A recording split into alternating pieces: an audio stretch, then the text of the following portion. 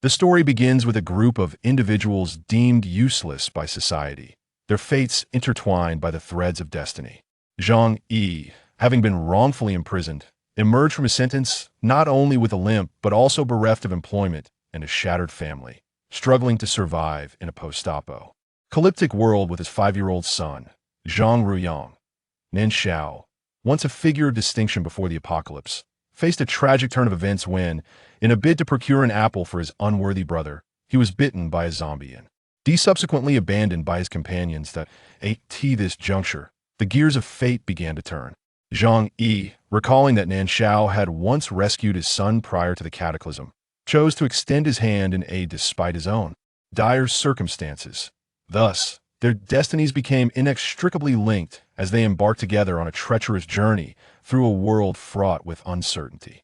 In this world, fairness has never been a reality otherwise. How could there exist both wealth and poverty, brilliance and ignorance? Even if the world were to be reshuffled, such inequities would persist. This narrative unfolds 6 months after the onset of the apocalypse. 5 months prior, the first case of a speed mutant emerged, leading humanity to be categorized into 3 distinct NCT tiers. The highest tier consists of those endowed with supernatural abilities, a minority that monopolizes the majority of survival resources. The second tier includes those with extraordinary powers, born from ordinary individuals, while the lowest tier comprises those without mutations, ordinary people who, regardless of their past capabilities, must now adhere to this new hierarchy. Each tier possesses its own nuances of status and privilege, yet it is undeniable that those at the bottom endure the harshest struggles at all times. Zhang Ruiyang sat within a makeshift shelter supported by woven bags, plastic sheeting, and wooden sticks, absorbed in the play of a grimy Ultraman. Despite the stifling heat inside the shelter, he showed no inclination to venture outside. Without his father's company, he felt unable to step into the world beyond. It had always been this way when he was with his grandmother, and the other children were seldom inclined to engage with him. He had grown accustomed to solitude. He found himself reminiscing about his grandmother. With his small hand propping up his chin, Zhang Ruiyang swayed the Ultraman by one of its hands, gradually succumbing to a daydream. Behind the shelter loomed a 5-meter-thick earthen wall, where a small hole, barely reaching the height of an adult's knee, had been excavated near the base. Concealed by the shelter, it remained unseen from the outside, yet was ample enough to accommodate the frail, not quite 5-year-old Zhang Ruiyang. Nestled deep within the earthen burrow, his dirty little hands pressed against his nose and mouth as he strained to listen to the sounds outside. Footsteps halted at the entrance of the shelter, followed by the rustling of a burlap sack being lifted. A figure entered, rummaging through the contents with a flurry, only to erupt in a coarse curse as an object was kicked out, clattering against the adjacent earthen wall. Zhang Ruiyang held his breath, his dark, shining eyes glimmering in the shadows like 2 radiant black gems. As silence enveloped the outside, Zhang Ruiyang remained motionless. His keen ears detected the faint sound of breathing. He understood that the person had not departed. After an extended pause, the commotion resumed, and the footsteps gradually receded. "Daddy." Upon hearing that familiar call, Zhang Ruiyang sleepily crawled out from his hiding place. Zhang Yi was smeared with dark, putrid blood. He picked up a somewhat cleaner t-shirt from the ground to replace his tattered and filthy shirt. From his pocket, he retrieved half a pack of biscuits and 2 palm-sized cakes of coarse flour wrapped in white plastic bags. He handed the biscuits to Zhang Ruiyang and, through the plastic, broke off a small piece of the flour cake for him. Although the coarse cake was rough on the throat, one had to adapt sooner or later, perhaps in the future. Even the coarse cakes would be a luxury. Upon seeing the bowl of water that had scarcely been touched, Zhang Yi felt a twinge of discomfort in his eyes. Before he could utter a word, Zhang Ruiyang had already dashed over to retrieve the Ultraman that had fallen haphazardly in the corner of their makeshift shelter, causing all the RDS he wished to express to be swallowed back down. It required 2 pieces of corpse crystals to exchange for a bottle of water containing 250 milliliters of mineral water. In comparison, the coarse cakes were significantly cheaper, with 1 piece of corpse crystal able to procure 2. For an ordinary person, hunting a single zombie amidst the horde often meant risking their life, and many had perished in the attempt. Those who could earn enough for a day's worth of food and water were exceedingly rare. Here lies Wanyang town, embraced by water on one side and mountains on two others, with but a single road leading to Ziyun County, flanked by fields of crops. At the onset of the apocalypse, the potato blossoms had just begun to bloom, delicate white flowers scattered amidst vibrant green leaves, brimming with life. Due to the unique geographical conditions after the outbreak, 15 Earth-based psychics united to erect a formidable earthen wall, 5 meters thick and 7 meters high, sealing off the opening towards the county town over the course of 10 arduous days. Subsequently, these psychics and mutated beings meticulously purged the town of its zombies, establishing a modest survivor camp. In addition to the local inhabitants, numerous outsiders seeking refuge were also taken in. The lost home. Zhang Yi observed, yearning to speak, yet his lips merely moved without uttering a sound. Every water source had succumbed to contamination. He would rather his son consume dirt than risk using that water to wash his hands. However, he was unprepared for the child to present the biscuit to him first. "Daddy, eat." The child had been well taught by his grandmother, displaying remarkable obedience, unlike most children of his age who would hoard their food and cry out for more. Since the day Zhang Yi first laid eyes on him, the boy had only shed tears once, during his mother's cremation, a silent weeping that tugged painfully at the heartstrings, leaving. I'm wishing the child could express his grief like an ordinary child, without restraint. "Daddy doesn't like biscuits, you should eat it, Yang." Zhang Yi gently ruffled the child's hair, his heart aching at the sight of his son's malnourished form, filling him with a deep sense of helplessness. The conclusion of the autopsy revealed that his mother had succumbed to a sudden cerebral hemorrhage. Confronted with this outcome, he dared not dwell on it any longer. After enduring the ordeal of cremating and burying her, he felt as though the strength that had sustained him dissipated entirely, leading him to succumb to illness and collapse onto his bed. When he finally awoke, the world outside had transformed, and the streets below were now plagued by shading zombies. That impressive uncle driving the grand vehicle, the one who is exceptionally handsome? Zhang Ruiyang's eyes sparkled with curiosity as he inquired. "Indeed, it is that remarkably handsome uncle," Zhang Yi affirmed, nodding as he picked up a coarse grain cake and began to nibble at it slowly. The cake was exceedingly dry and rough, necessitating water to aid in swallowing. "Dad is the most handsome," Zhang Ruiyang suddenly declared, reaching into a pocket on his leg to produce a photograph, which he pressed into Zhang Yi's embrace, extending it beneath his father's eyes. "Dad, you are the most handsome." In the photograph, Zhang Yi donned a crisp police uniform, topped with a broad-brimmed cap. He was in the prime of his youth, with refined features that exuded an undeniable scholarly charm, indeed making him quite striking. "How did you manage to bring this out?"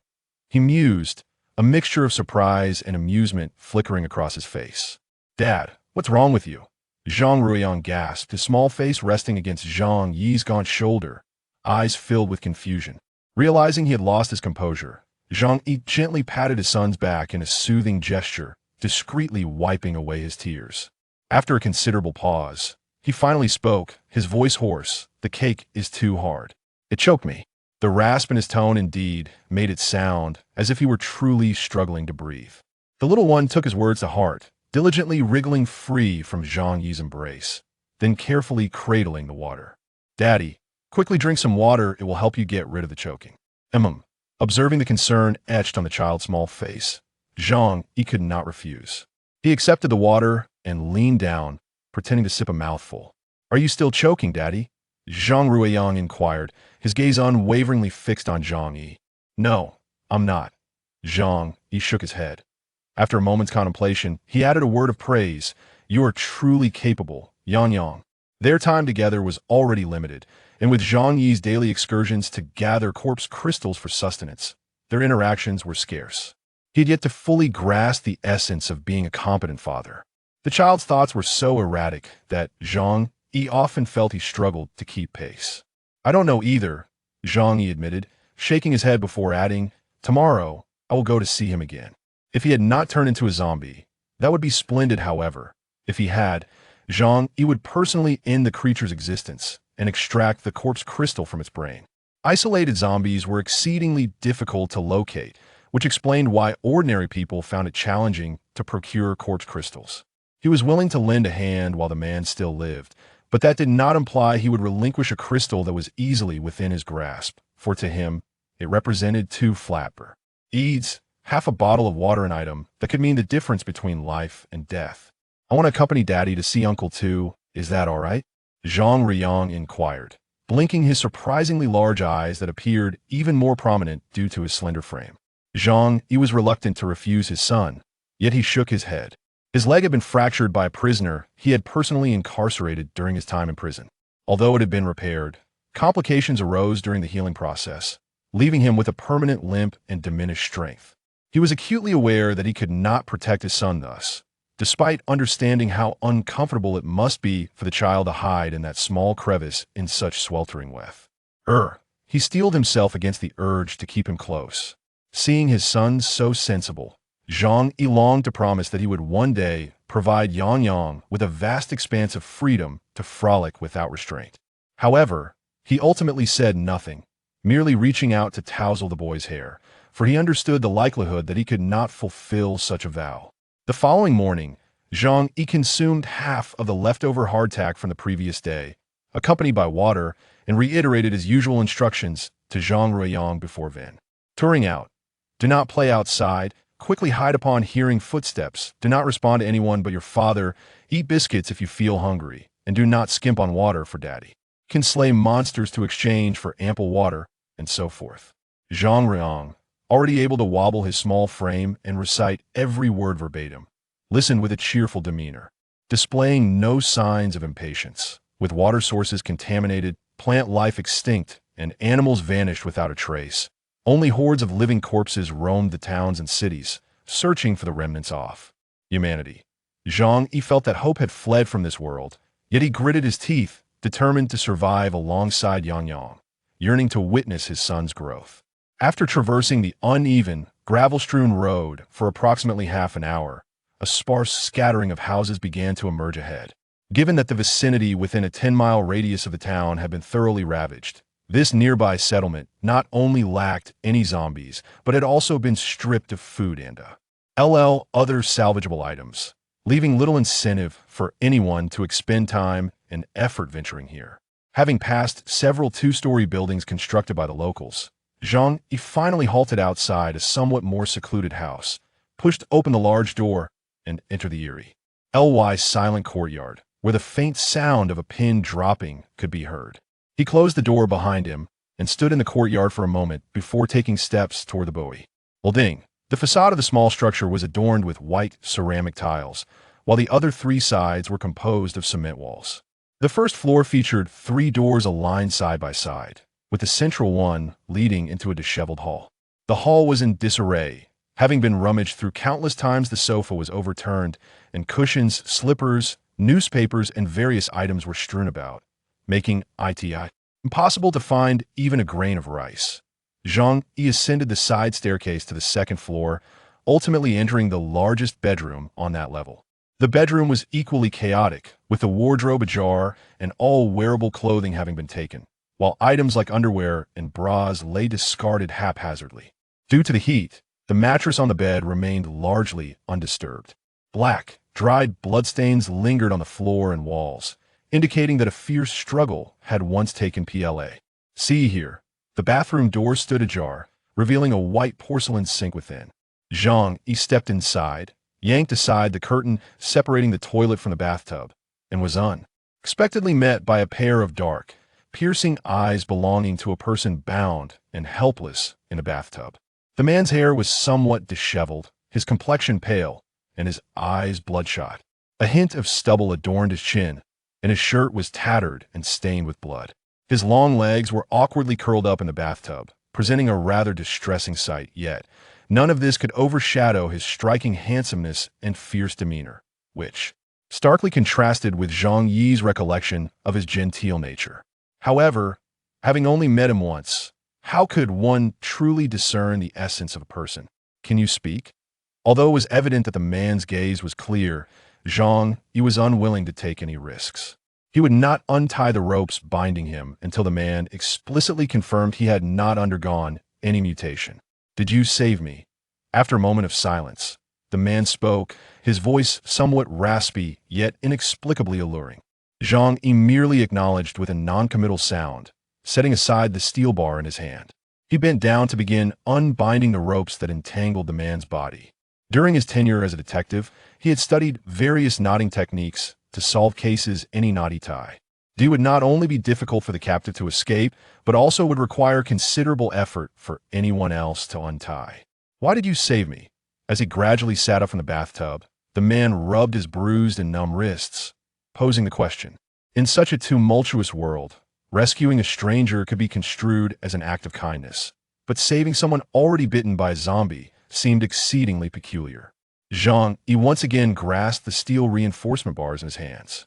Upon hearing the man's words, he cast a glance at him, realizing that the man had already forgotten him. Indeed, how could someone who would unhesitatingly instruct a chauffeur to ram a lengthy Maybach into a Ferrari that was recklessly overtaking and running a red light possibly remember? Be someone whose shadow might never have graced his eyes? The other party bore no intention of repaying kindness. Yet Zhang Yi could not simply dismiss the incident as though never occurred. That my son was nearly struck by a vehicle you saved him, he stated succinctly. The man, indeed, did not recall the event and fell silent once more. Sensing that his body had grown less rigid, he leaned against the wall and gradually rose from the bathtub before. Stepping out, he was quite tall. Zhang Yi, standing at 1.8 meters, still found himself several centimeters shorter in comparison. "I am Nan Shao," the man said instinctively as he followed Zhang Yi outside.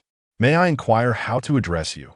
Nan Shao accepted the water without offering thanks. After all, a life had been saved, and he was indifferent to accruing further debts. He took a sip, wrinkling his brow at the peculiar taste of the water. Yet he continued to drink, taking 2 more gulps. As for the dry biscuit, although he found it harsh on his throat, he had subsisted on a single moldy piece of bread for several days. The previous night, in an effort to combat a virus, he had expended considerable energy and was now drenched in sweat, his legs trembling from hunger. He had no luxury of being particular, swallowing half the biscuit with the water.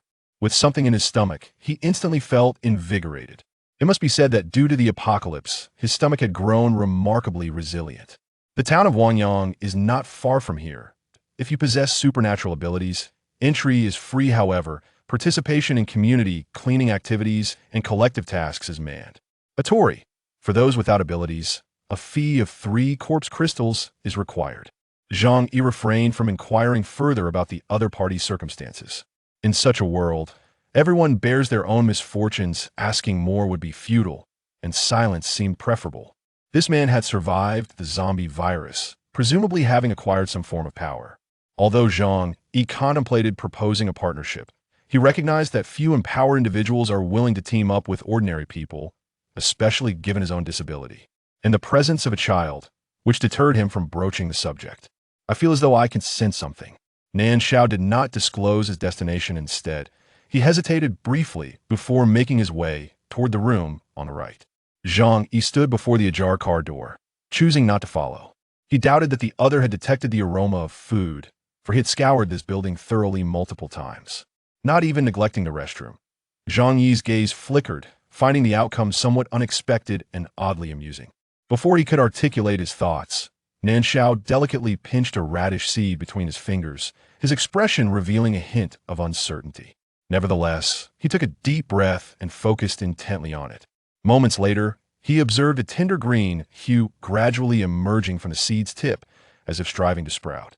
Zhang Yi held his breath in anticipation. It had been over half a year since he had witnessed the vibrant green of life, a sight he longed to see.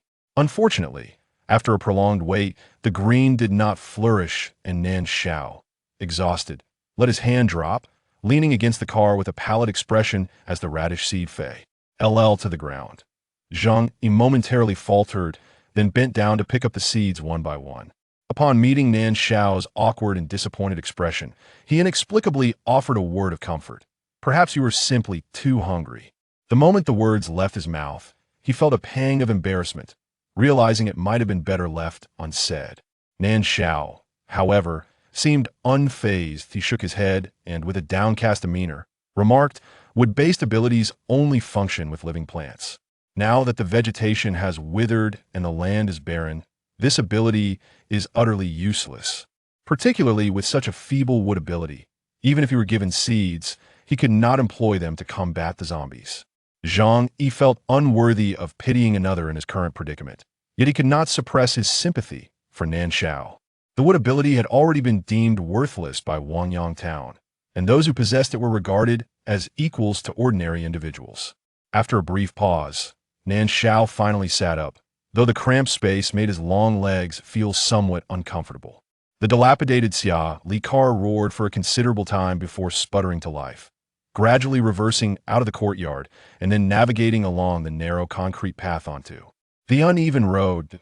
As they neared the county road, Zhang Yi glanced at the man who had been staring downward since entering the vehicle, lost in thought, and inquired, "Have you made up your mind? What are your plans?"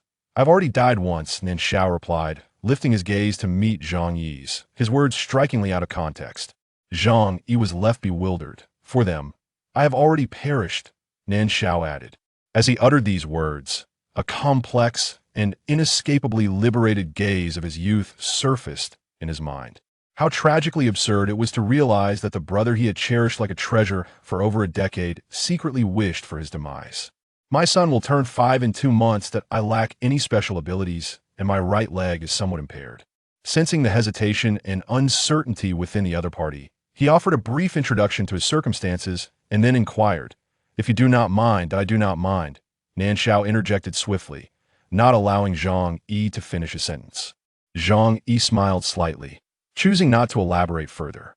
Despite the possibility that the other man's abilities were rather ineffectual, he was, after all, a tall and robust LT male. He had only to benefit from the situation and certainly would not refuse. Even if the man turned out to be the type to falter in the presence of zombies, he at least could keep an eye on Yang, which would grant Zhang Yi a greater sense of security. And he ventured out. The vehicle drove along the county road, heading towards the city of Ziyun. "Had you ever fought zombies?" Zhang Yi inquired. Today, they needed to acquire at least 6 pieces of corpse crystals to barely make it through to tomorrow. 3 pieces for Nan Shao's entry fee into the town, 2 to exchange for water, and 1 for food. Nan Shao emitted a sound of acknowledgement, unfazed by the disdainful gaze directed at him. The apocalypse arrived with alarming abruptness. Even with some substantial resources, they proved of little consequence in such dire times. Initially, he thrived, bolstered by an array of firearms amassed from his passion, the presence of bodyguards, and a gathering of friends, over 20 able-bodied individuals, albeit accompanied by a few elderly and vulnerable. Life, while far from the comforts of the pre-apocalyptic era, was relatively tolerable among the survivors. However, as humanity began to manifest supernatural abilities and ammunition ran scarce, the quest for sustenance became increasingly treacherous, relegating them from their former status as the strong to mere participants in the struggle for survival. As their bodyguards gradually exhibited supernatural abilities, the discord simmering beneath the surface among the employers intensified, ultimately leading to a schism. When the bodyguards, under the leadership of a powerful metal-based ability wielder, severed ties with the group, their situation deteriorated further. Although the majority still regarded him as their leader, discontent brewed regarding his indulgent protection of Shao Wei. This dissatisfaction became more pronounced as food dwindled, culminating in an incident where he was bitten by a zombie while attempting to procure a meager apple for Shao Wei. Little did he anticipate that in his darkest hour, the one to extend a helping hand would not be the cherished Shao Wei or the friends who had weathered the storm alongside him, but rather a complete stranger whose face he could not recall, even if it meant merely guiding him to a tranquil place devoid of zombies and disturbances to complete his final journey. It was a gesture he never expected. He had indeed faced zombies before and had even vanquished a considerable number of them. "Beyond this point lies the safety zone," Zhang Yi remarked, gazing at a massive billboard advertising Cloudwater feed. "Today we must procure 6 shards of corpse crystal, otherwise you'll have no choice but to continue sleeping outside." He then briefly elucidated some fundamental knowledge regarding the town, primarily focusing on the exchange of food and water for crystal shards, along with land rental fees. It was also noted that every ordinary individual must surrender a shard of corpse crystal as an entrance tax each time they exit the town, a fee Zhang Yi had recently paid, thus spa. Ring him from immediate concern regarding this obligation. Renting land and erecting a shelter incurs additional costs for now. You can just squeeze in with us, Zhang Yi added, recalling his own cramped dwelling that barely allowed him to stand upright, and he couldn't help but let out a silent sigh. 5 offerings to the god of wealth. The location mentioned by Nan Shao was a public bathhouse. When Zhang Yi saw the glass door adorned with red-painted characters stating that a shower cost 10 yuan, a bucket bath 20, and a milk bath 50, his expression twisted momentarily. He could not fathom what business the other party had here. Was it for bathing? The zombies inside had been vanquished by me.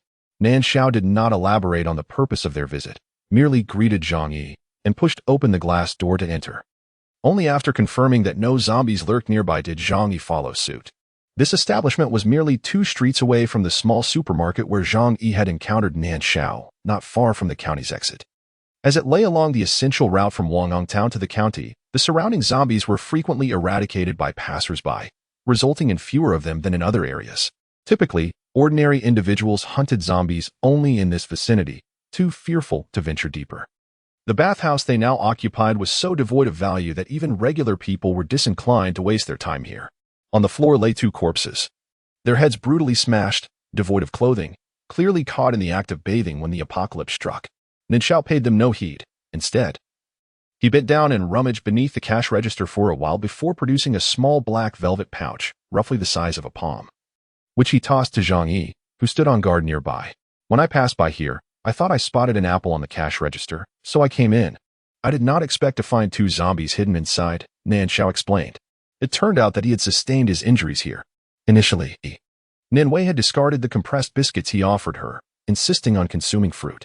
However, considering how much time had elapsed since the onset of the apocalypse, any remaining fruit would surely have rotted by now. Where could he possibly find any?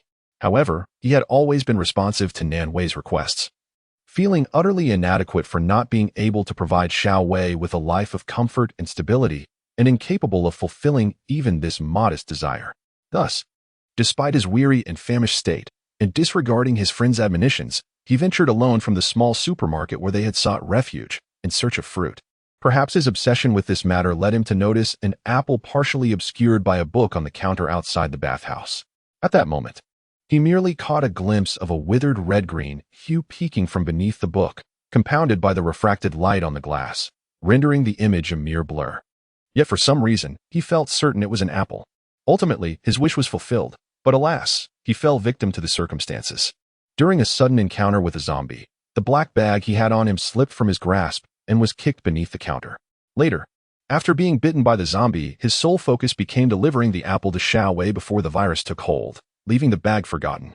In the corner of the bathhouse, with its back to the door, stood a statue of the god of wealth, positioned high and obscured by a beam, making it nearly unnoticed by passers-by. Right before the deity, there lay a plate of apples, stacked 5 high. Despite their slight shriveling, they were surprisingly unspoiled. Alongside them rested a plate of mung bean cakes, 2 unopened packets of Oreos, and a thoroughly dehydrated, hard-boiled chicken leg, as well as half a bottle of Wulyongye liquor and a sealed 500-milliliter bottle of cola. 2 empty glass cups were present, one still faintly carrying the scent of alcohol, while the other was presumably intended for the cola, though the offering individual had not yet had the chance to pour it, likely delayed by other matters. Zhang Yi tossed an apple and a pack of biscuits to Nan Shao, then found a pack of tissues at the checkout counter. He carefully wiped away the dust from the mung bean cake and chicken leg, and without hesitation, swept the remaining items into a plastic bag. He rummaged through the clothing locker and retrieved 2 sets of clean men's attire, which he collected and prepared to take away. A horde was approaching, more than a dozen. A half piece of cornbread would only provide a slight boost to morale, as it served little purpose otherwise. Nan Shao opened the biscuits and began to eat, all the while remaining vigilant of the surroundings. They needed to conceal themselves. Zhang Yi signaled to Nan Shao to secure the glass door with a chain from the inside, while he placed the gathered items into the bathing area stall and commenced the grim task of dragging the bodies from the floor. Nan Shao locked the door, refraining from pulling down the shutter for fear that the noise would attract the attention of the approaching horde. He hurried over to assist Zhang Yi in transporting the 2 corpses outside the bathing stall. The zombies had poor vision but were acutely sensitive to sound and human scent. So those who had managed to survive until now were generally adept at concealing themselves. The two men slipped into the stall, gently closed the door, and held their breath as they listened to the dragging, muffled footsteps outside, reminiscent of an elderly soul nearing the end. They instinctively paused, awaiting the distance to grow between them and the ominous sounds. When the noise finally faded, and the door to the bathing area remained undisturbed, they exhaled deeply in relief. If it were only 2 or 3, it might have been manageable, but with so many at once, even if they could dispatch them all, sustaining injuries would be inevitable. Avoiding confrontation altogether was the best course of action. Let us depart, Zhang Yi urged, feeling the weight of their significant haul. He was wary of encountering others who might have ventured into the city to scavenge for corpses and supplies. Wait a moment, hand me your iron rod. Stepping out of the compartment, Nan Shao crouched before the 2 lifeless bodies and spoke. Without hesitation, Zhang Yi handed over the steel rod in his hand and proceeded to survey the surroundings. Nan Shao seized the steel rod, plunging its sharp end into the shattered skull of the zombie. After a brief tumult, he extracted a milky white crystal.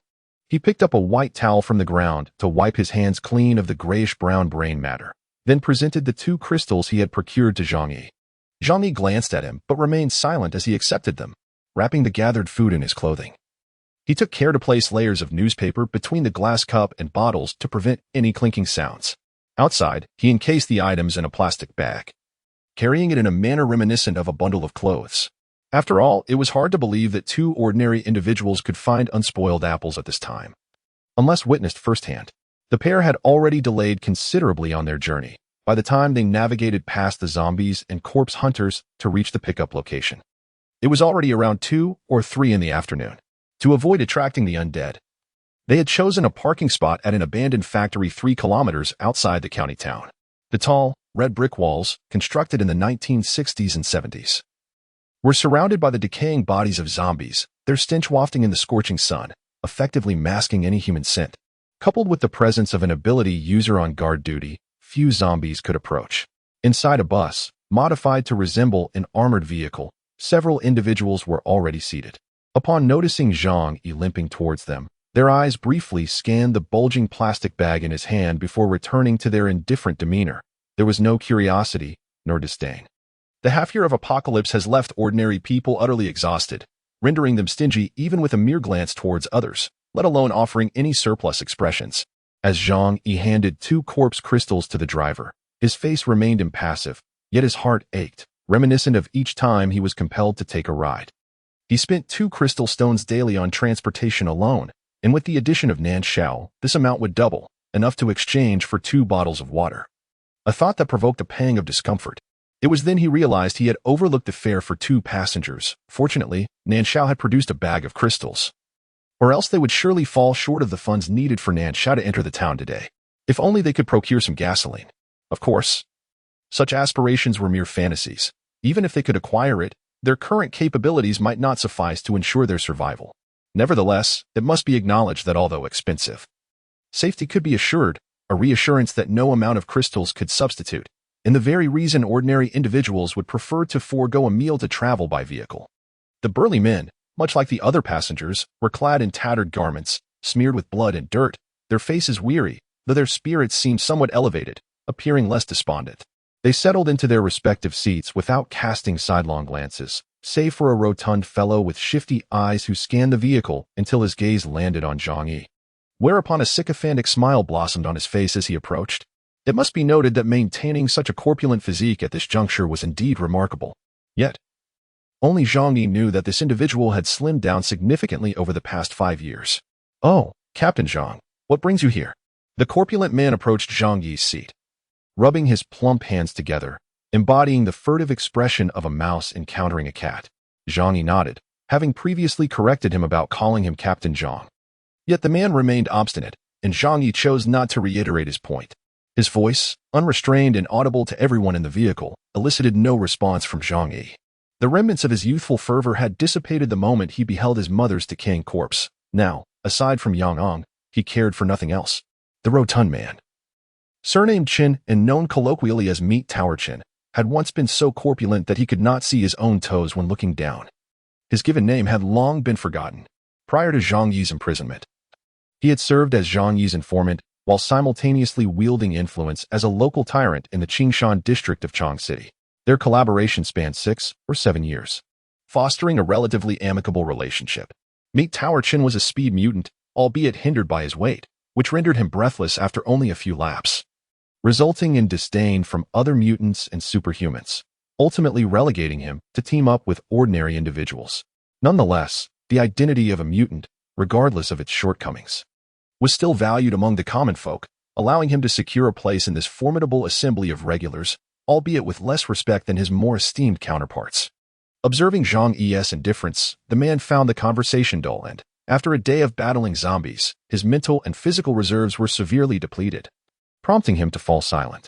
The vehicle was filled with individuals of all ages and genders, though predominantly young and middle-aged men, all striving to survive and maintain their dignity. Regardless of their backgrounds, each person was compelled to fight for their lives. Apart from team members, there existed a palpable atmosphere of indifference and wariness among the passengers. With no superhumans in sight, the individuals endowed with extraordinary abilities have the means to procure vehicles and fuel, primarily forming teams to drive in search of corpses and essential supplies. As another vehicle arrives, several guardians approach, and the journey finally commences. Along the way, they eliminate 2 waves of minor-scale zombies drawn by sound, as well as countless scattered undead. They reach the small town before sunset. Nan Shao's wounds had completely healed while he endured the viral infection. Thus, after surrendering 3 crystallized corpses and undergoing a thorough examination, he smoothly followed Zhang Yi into the town. Wangyang Town, due to its remote location, originally boasted a modest population, with 19 villages in total. The population did not exceed 30,000, and only a little over 3,000 resided and worked within the town, while the remaining 20,000 inhabitants were dispersed among the villages. Consequently, aside from schools, various administrative institutions, a health clinic, and a cement factory employing around 400 workers, there were few habitable houses available. Thus, when a large influx of survivors arrived, even the extraordinary individuals found themselves with only a single room to inhabit. Living comfortably was a distant dream, especially for ordinary people. Currently, the town harbors over 5,000 survivors, the vast majority of whom have constructed makeshift shelters from scavenged materials. Zhang Yi's shelter is situated on the outskirts of the town, adjacent to the earthen wall that seals off the area. The residents here are predominantly the weakest, the elderly, women, young children, timid men, and those like Zhang Yi, burdened by disabilities or family obligations, essentially a slum within the survivors' camp. Zhang Yi greeted and promptly slipped inside. Nan Shao hesitated briefly but ultimately followed, only to find a filthy little child emerging from behind the shelter.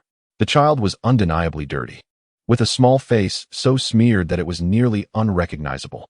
Sweat-drenched hair clung messily to the scalp, and he was clad in a short-sleeved t-shirt adorned with an indecipherable cartoon pattern, paired with tiny shorts. His exposed thin arms and slender legs were equally grimy. However, for reasons unknown, when the little one's bright, round eyes turned towards Nan Shao, he found him to be rather endearing.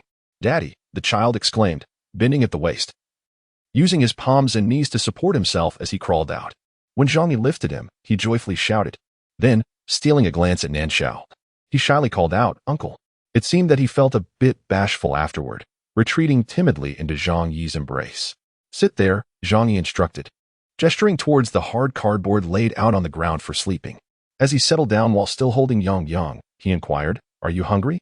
Zhang Ruiyang's eyes instantly sparkled with excitement as he exclaimed, "Apple." But as soon as he shouted, he hurriedly covered his mouth with his small hands. Nan Shao, puzzled by this peculiar reaction, then heard the little one whispering to Zhang Yi, "Daddy, will the bad people who might steal our things hear us?" It dawned on him then that the child was concerned about being overheard by outsiders. The harshness of the past 6 months had imparted a sense of caution even to such a young child, teaching him the importance of keeping one's wealth concealed. "Don't worry, Daddy is here. Go ahead and eat." Zhang Yi affectionately ruffled his son's hair. Unlike other children, Zhang Ruiyang had never made any demands regarding food. He could even gnaw on the coarsest of grain cakes without complaint. This situation originated from the days following his mother's untimely demise, during which the door was locked, preventing the child from venturing outside. Left without anyone to prepare meals for him, he resorted to consuming leftover food, cookies, and snacks until he ultimately found himself subsisting on raw rice to quell his hunger. Even Zhang Yi, after unexpectedly falling ill, was fed raw rice by the young one. "Daddy, take a bite." Although Zhang Ruiyang was already swallowing hard, he first placed the apple near Zhang Yi's lips. "There's more in the bag. I'll eat some myself." A faint smile graced Zhang Yi's face, for he felt that all the hardships endured were worth it. The remaining apple, with the exception of the portion meant for Nan Shao, was naturally reserved for the child. "Daddy, take a bite." Zhang Ruiyang was quite insistent, as he believed that good things should be shared with the ones he cherished most. The question of whether there was more to share did not concern him. With a sense of helplessness, Zhang Yi took a small bite of the apple skin at the child's urging. "Daddy has eaten, now you should eat, Yang." Zhang Ruiyang inspected the apple, confirming that there was indeed a bite mark before he relented. However, he still furrowed his brow and muttered as he crawled over to Nan Shao, "Daddy's bite is so small, so very small. Uncle, you eat." The shed was not large, and the little one reached Nan Shao, who was quietly observing the interaction between father and son, in just 2 steps, offering the bitten apple. Nan Shao was momentarily taken aback. He anticipated being included. He instinctively glanced at Zhang Yi. "Go ahead, if you don't eat, he won't either." Zhang Yi replied with a hint of resignation, acknowledging his son's generosity.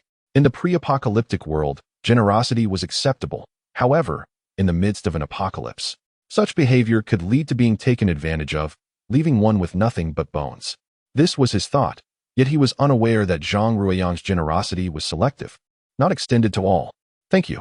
Nan Shao grasped Zhang Ruiyang's frail hand, resembling a chicken's claw, and without any aversion to dirt, took a gentle bite of the apple. Much like Zhang Yi would. As the sweet and sour flavor enveloped his palate, he felt an inexplicable sting in his eyes. Recalling the apple he had procured for Nan Wei at the cost of being infected with the zombie virus, a gesture that had gone unappreciated. Lacking even a simple thank you, let alone sharing the fruit. Looking at the unfamiliar face before him, he felt a surge of emotion. Yet it was accompanied by a sense of disillusionment. Nan Shao knew that should he encounter Nan Wei again, he would likely be unable to indulge him as he once had. "You stay with Yang. I will go fetch water and food." Zhang Yi remarked upon observing Zhang Ruiyang take a small bite of the apple, his eyes narrowing in satisfaction, which made him smile as he spoke to Nan Shao. Without waiting for a response, he retrieved 8 corpse crystals from the black velvet bag, affectionately ruffled his son's hair, and stepped outside. At that moment, the sun had already set, yet the shelter remained stiflingly hot, akin to a steamer. Zhang Ruiyang huddled in the corner, nibbling on the apple like a little mouse, the soft crunching sounds evoking a peculiar sense of tranquility in Nan Shao. "Uncle, here," Zhang Ruiyang said, having finished the apple peel and then offering a generous chunk of fruit to Nan Shao. The pale yellow flesh of the fruit was smeared with saliva, sweat, and the dark stains of a child's hands. Had it been before today, even if Nan Shao were ravenous, he would likely have been repulsed to the point of vomiting. Yet now, gazing into the child's clear, innocent eyes, he found this piece of apple more precious than any gift he had ever received. With gratitude, he reached out to accept the fruit, took a small bite, and then pulled from his pocket the apple that Zhang Yi had previously given him, placing it into Zhang Ruiyang's hands. The child froze, a look of conflict crossing his face as he recalled his grandmother's warning about not taking things that belonged to others. Grandma said we shouldn't take, he thought, grappling with the irony of having consumed something belonging to Nan Shao. Amused by the little one's moral dilemma, Nan Shao shook the remaining apple flesh in his hand and inquired, "Where has your grandmother gone?" He had not been informed of an elderly lady when Zhang Yi had invited him earlier that morning, leaving him somewhat puzzled. Chuckling softly, he ruffled the child's small head, appreciating the principled nature of this little fellow. 8 crystal shards had been exchanged for 3 bottles of water and 4 grain cakes. Zhang Yi took 2 bottles of water and 2 cakes to give to Nan Shao, acknowledging that the crystals belonged to him. Upon seeing his 2 bottles of water, Nan Shao hesitated before asking, "Do you have a basin?" Zhang Yi, unsure of his intentions, glanced around before finally retrieving an aluminum soup basin from a corner of the makeshift shelter. Nan Shao twisted off the bottle cap and poured a little less than half of the water into the basin, gently taking Zhang Ruiyang's small hands and submerging them to wash. Though he was not one to shy away from dirt, he found it intolerable that the child's hands were so grimy, especially since they would soon be used to eat. Observing this, Zhang Yi opened his mouth to speak, but ultimately refrained from making a sound. He felt a twinge of shame, yet how could a father and son, with only a single bottle of water for the entire day, afford such waste? Grandmother always insisted on washing hands before meals and after relieving oneself. Zhang Ruiyang evidently relished the sensation of water, obediently extending his tiny hands for Nan Shao to wash, murmuring softly. However, when Nan Shao poured away the murky water, preparing to refill from the bottle, the child protested. "Uncle, it takes 2 shiny gems for a bottle of water." At times, when Zhang Yi fell short of gems, he had to forego water in exchange for food, enduring hunger for an entire day. Zhang Ruiyang kept this in mind, which is why he was so frugal with water.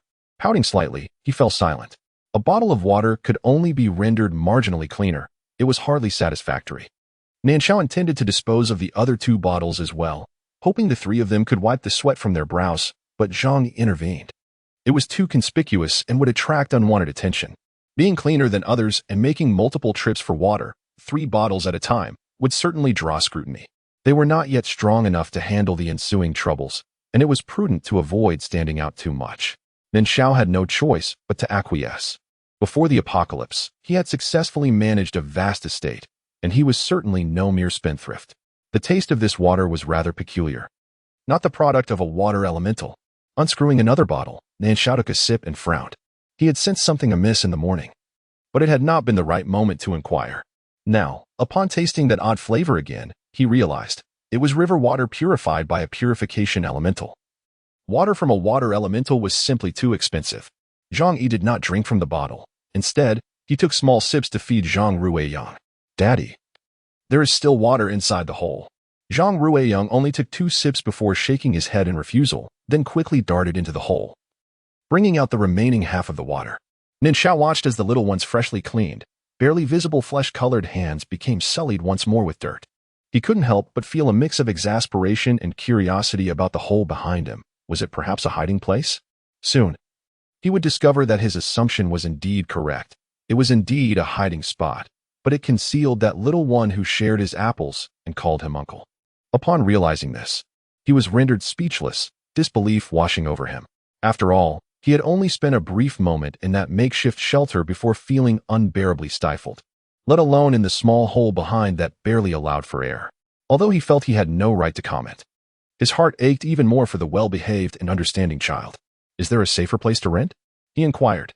The need to hide within was ultimately due to the chaotic environment. Lacking the capability and courage to combat zombies, one would resort to facing their own kind.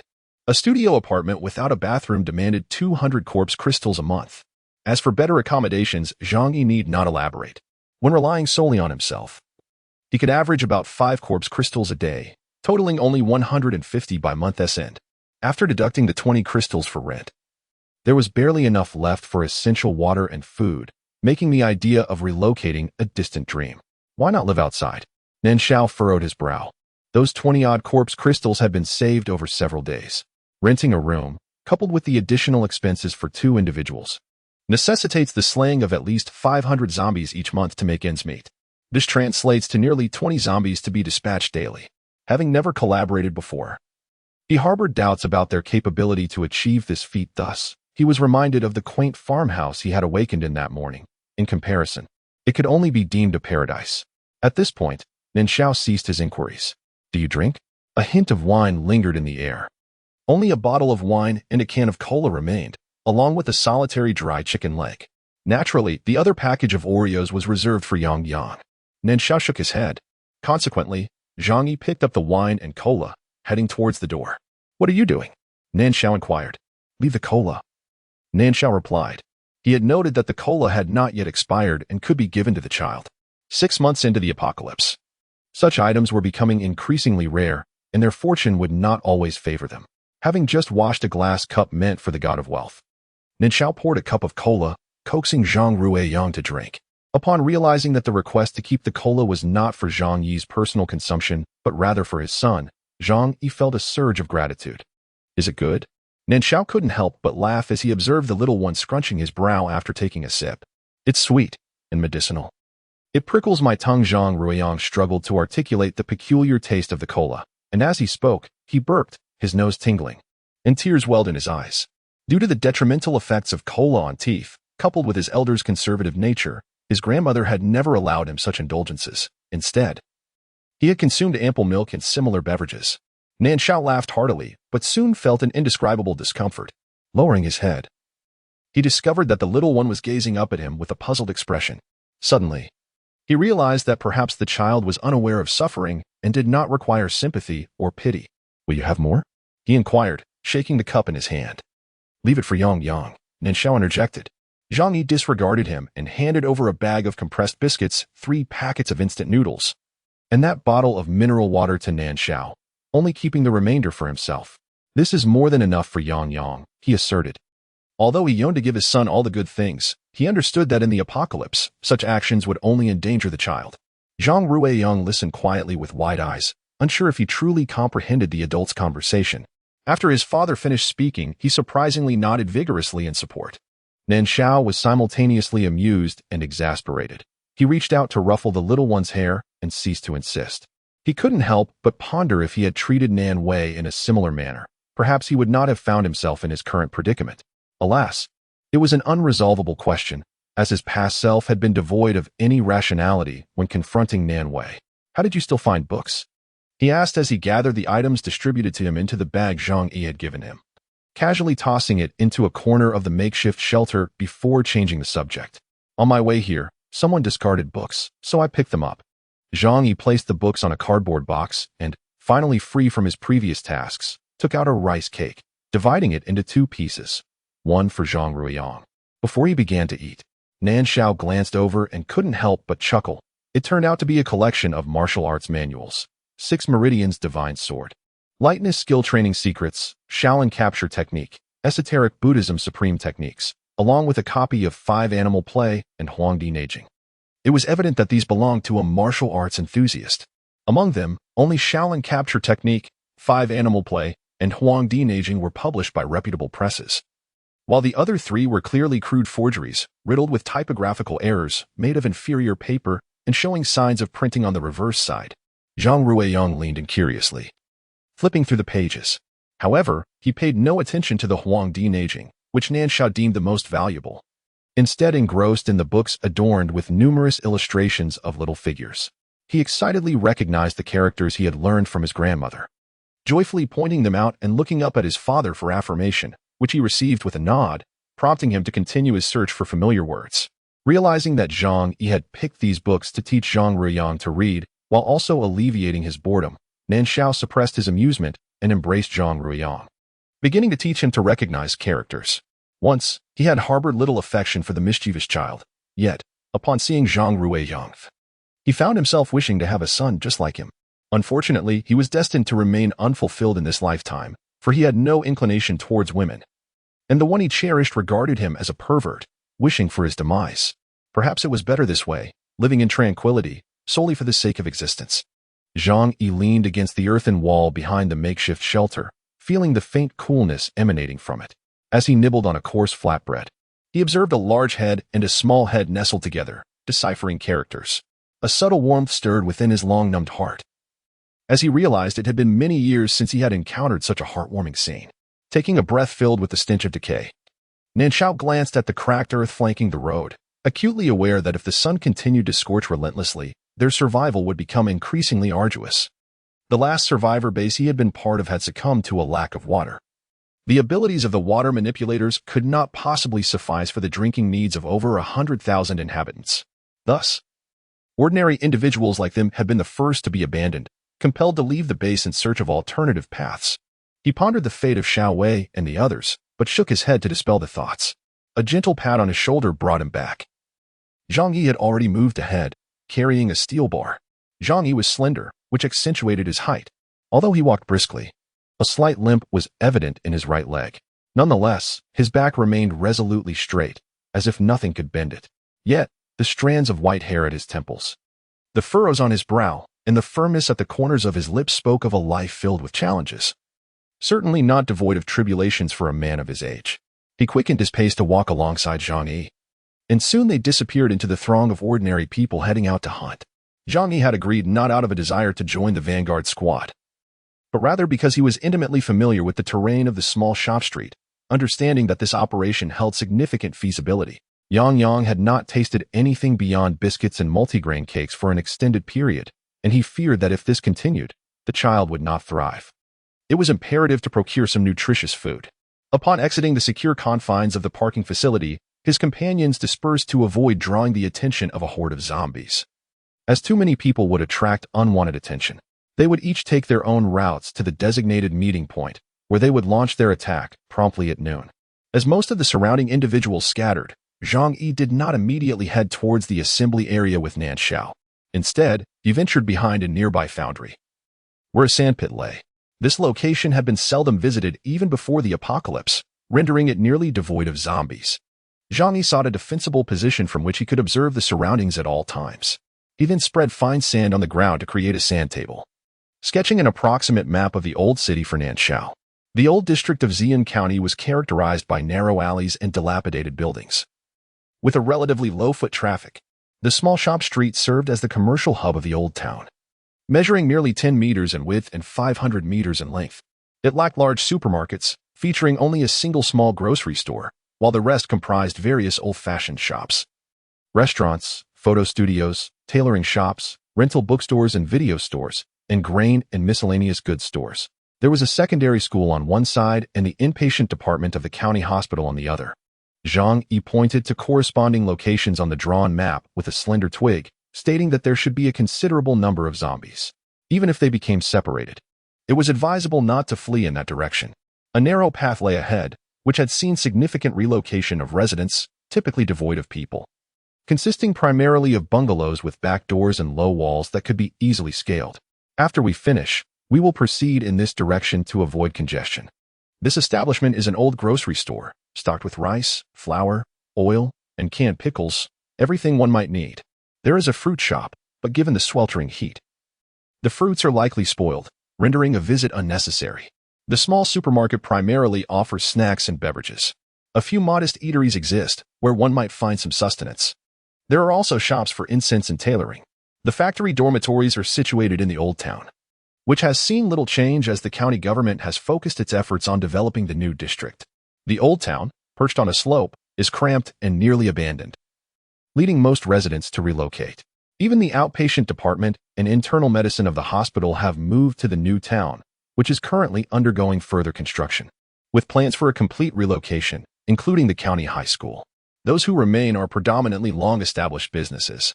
This is why, after 5 years, Zhang Yi remains intimately familiar with this place. We cannot carry too much, otherwise it will hinder our mobility. Zhang Yi pondered, the furrows on his brow deepening, advising against taking water, vegetable oil, or seasonings. A couple of bags of salt will suffice, no more than that. As for rice and flour, he hesitated. Rice typically comes in bags weighing dozens of pounds, though there are also 5 and 10-pound options, contingent upon luck. If there are smaller bags, we shall take one. If not, we shall forego it. If there are noodles, we can take a handful. Canned goods are to be taken sparingly. Greed should be avoided. Our burden must not exceed 10 kilograms. While the two of us could carry more, doing so would compromise our speed and reaction time, which could lead to dire consequences if we encounter more than 2 zombies. As Nan Shao listened attentively, he silently memorized the terrain, harboring no objections to Zhang Yi's arrangements. Although items like biscuits and instant noodles were light, they could be substituted with the coarse grain cakes available in the town. Water, despite its necessity, could not be carried in substantial quantity, thus their primary objective remained the procurement of canned goods such as pickled vegetables and fish that could replenish their nutrition. In this vicinity, there existed a blacksmith's workshop. They planned to pass by it, hoping to uncover something of value. Zhang Yi pointed towards a secluded alley. Fortunately, this was the old city, and the economic stagnation of Ziyun County had allowed such traditional workshops to endure. Nan Shao wielded a makeshift thick wooden stick, which possessed limited lethality and was prone to breaking, compelling him to seek a more suitable weapon. Remember, we must be swift. Do not linger in any location, even if it appears devoid of danger. Refrain from pausing to extract corpse crystals, he reiterated emphatically. Nan Shao acknowledged with a sound, remaining silent. Zhang Yi glanced at him, finding it somewhat surprising that this man was willing to submit to guidance, for his impression was that he should be one accustomed to commanding from a position of authority. Shaking his head, Zhang Yi stood up and said, "Let us proceed." Regardless of the reasons, the fact that he is willing to cooperate unconditionally is sufficient. As the two exited the sand warehouse, they encountered a zombie that had emerged from an unknown source, dispatching it and extracting the corpse crystal. By the time they reached the main road, they noticed that the area was relatively deserted. Zhang Yi led Nan Shao along a shortcut, and it wasn't long before they realized they were being followed by someone behind them. The two exchanged a glance, and as they rounded the corner, they suddenly separated, concealing their forms behind miscellaneous objects.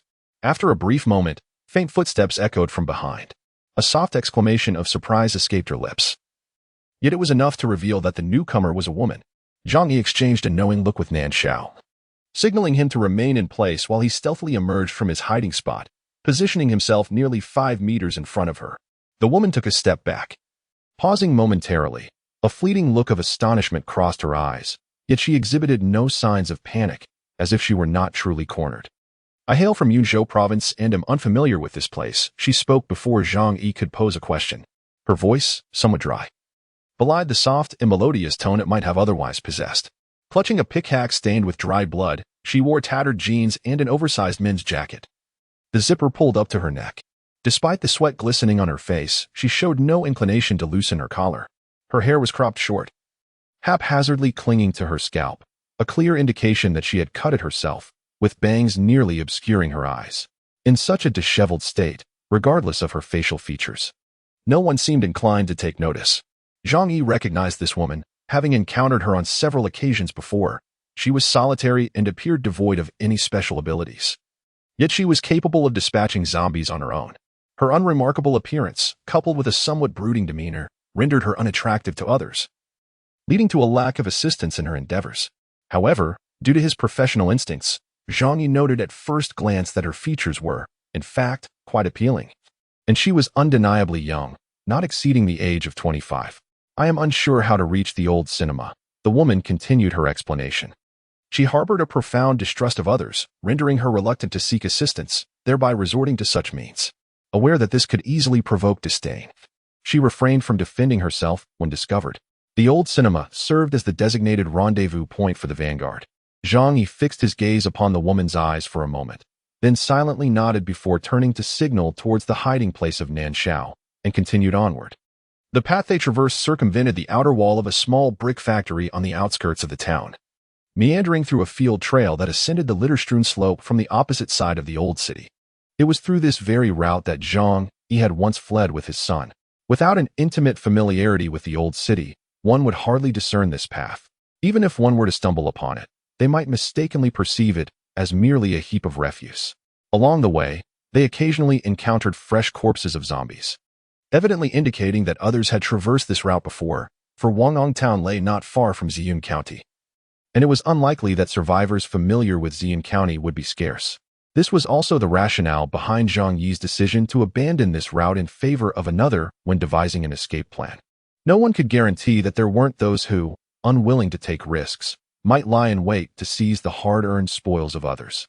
Zhang Yi understood clearly that the vanguard had summoned them not for their combat prowess, but rather to serve as expendable resources when necessary. Thus, he had initially conferred with Nan Shao regarding their operational and retreat strategies, rather than placing all his hopes in the vanguard. It was merely a relationship of mutual exploitation, with no one owing anything to the other, and naturally, one must prioritize their own survival. As they entered the small shop street, numerous factories gradually collapsed, and the new district began its planning and construction. Those with a semblance of capability mostly relocated, causing the area to slowly descend into desolation. The grand cinema, adorned with red bricks and yellow tiles, fell into disuse, while only a few children occasionally ran to the court to play after school. After securing employment, Zhang Yi's income was substantial, allowing him to purchase a residence in the city. He initially intended to invite his mother to live with him. Yet she could not bear to part from the place imbued with memories of his father, thus she declined. This very decision afforded him and Yang an avenue of retreat. Upon their arrival at the illuminated court, they found a considerable number of individuals already present.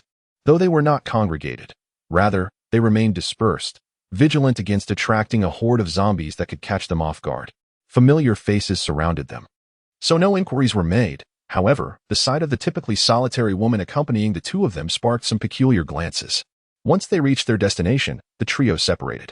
The woman offered no words of gratitude, and Zhang Yi and his companion held no expectation of hearing thanks. In such turbulent times, it was far better to avoid a dagger in the back. As the two settled into a spot, Meat Tower Chen approached, but said nothing before moving away again. Zhang Yi bent down to inspect the rebar for bluntness, while Nan Shao found the situation odd until he heard Zhang Yi quietly advise, "Stay alert." Once we acquire what we need, we leave immediately as planned, no delays. Nan Shao paused, taken aback. Originally, it was agreed that after capturing the small shop street, they would rendezvous with those individuals, awaiting the instructions of the vanguard before dispersing together. The recent alteration in plans must undoubtedly be linked to the portly figure who had just arrived. However, he refrained from inquiring further, as he was not yet so naive as to overlook the situation. His silence was mirrored by Zhang Yi, who would not offer any explanations. Over the years of collaboration with Meet Towerchin, a tacit understanding had developed between them. Even the most seemingly casual gesture could carry profound implications. Just moments ago, Meet Towerchin had issued him a subtle warning through such a means.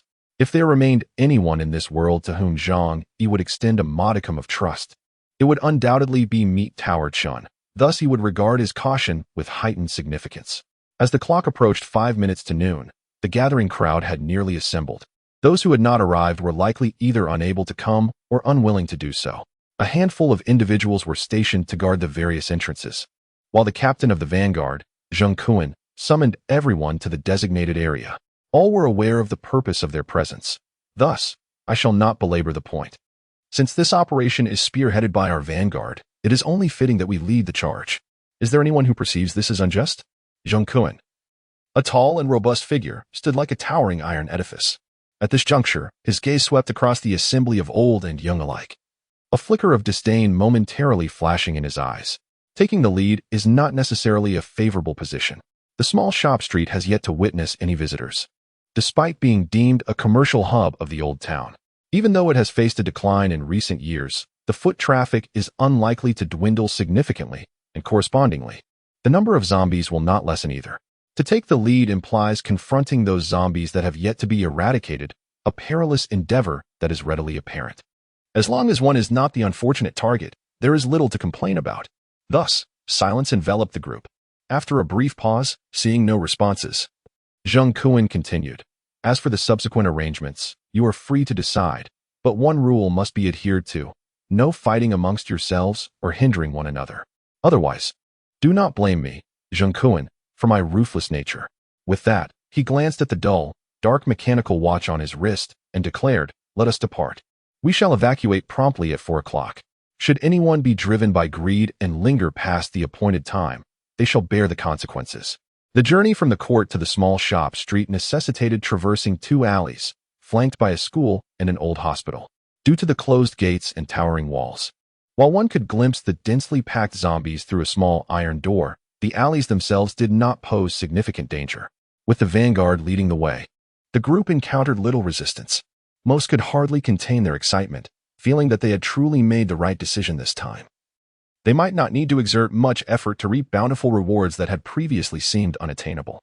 Zhang Yi and Nan Shao brought up the rear, and not far behind them was the woman who had accompanied them earlier. It appeared that the woman did not intentionally walk alongside them, but rather had a tendency to linger at the back of the crowd. The first alley was traversed with ease, while the second, flanked by residences, occasionally yielded 1 or 2 zombies. The vanguard was solely responsible for advancing forward, leaving the task of dispatching the scattered undead to those behind them. Upon reaching the small shop street, the individuals at the forefront had already begun to tackle the zombies, while frantically stuffing their woven bags and backpacks with various items. The 2 companions, not wishing to linger, followed closely behind, one gathering supplies while the other remained vigilant. As previously arranged, they refrained from greedily hoarding more than necessary. Once they acquired what they needed, they prepared to depart. Initially met with hostility upon their arrival, the other survivors soon disregarded them upon assessing their numbers and the goods they carried. The rice in the grocery store had been significantly depleted, with no small bags remaining. Zhang Yi collected some loose rice, secured 2 bundles of noodles, and gathered a few neglected pickles and preserved peppers. As he scanned for further items, ready to signal Nan Shao stationed at the entrance to leave, his gaze fell upon scattered bags of vegetable seeds. After a moment's contemplation, he decided to gather them all into his bag. Within the only small supermarket on the street, a considerable number of survivors had congregated, clamoring for every easily preserved bagged and canned food item. Fortunately, remembering Zhang Ruiyang's words, despite the underlying animosity, they dared not resort to violence. Zhang Yi wished to avoid entanglements that might squander time. However, Nan Shao boldly ventured inside.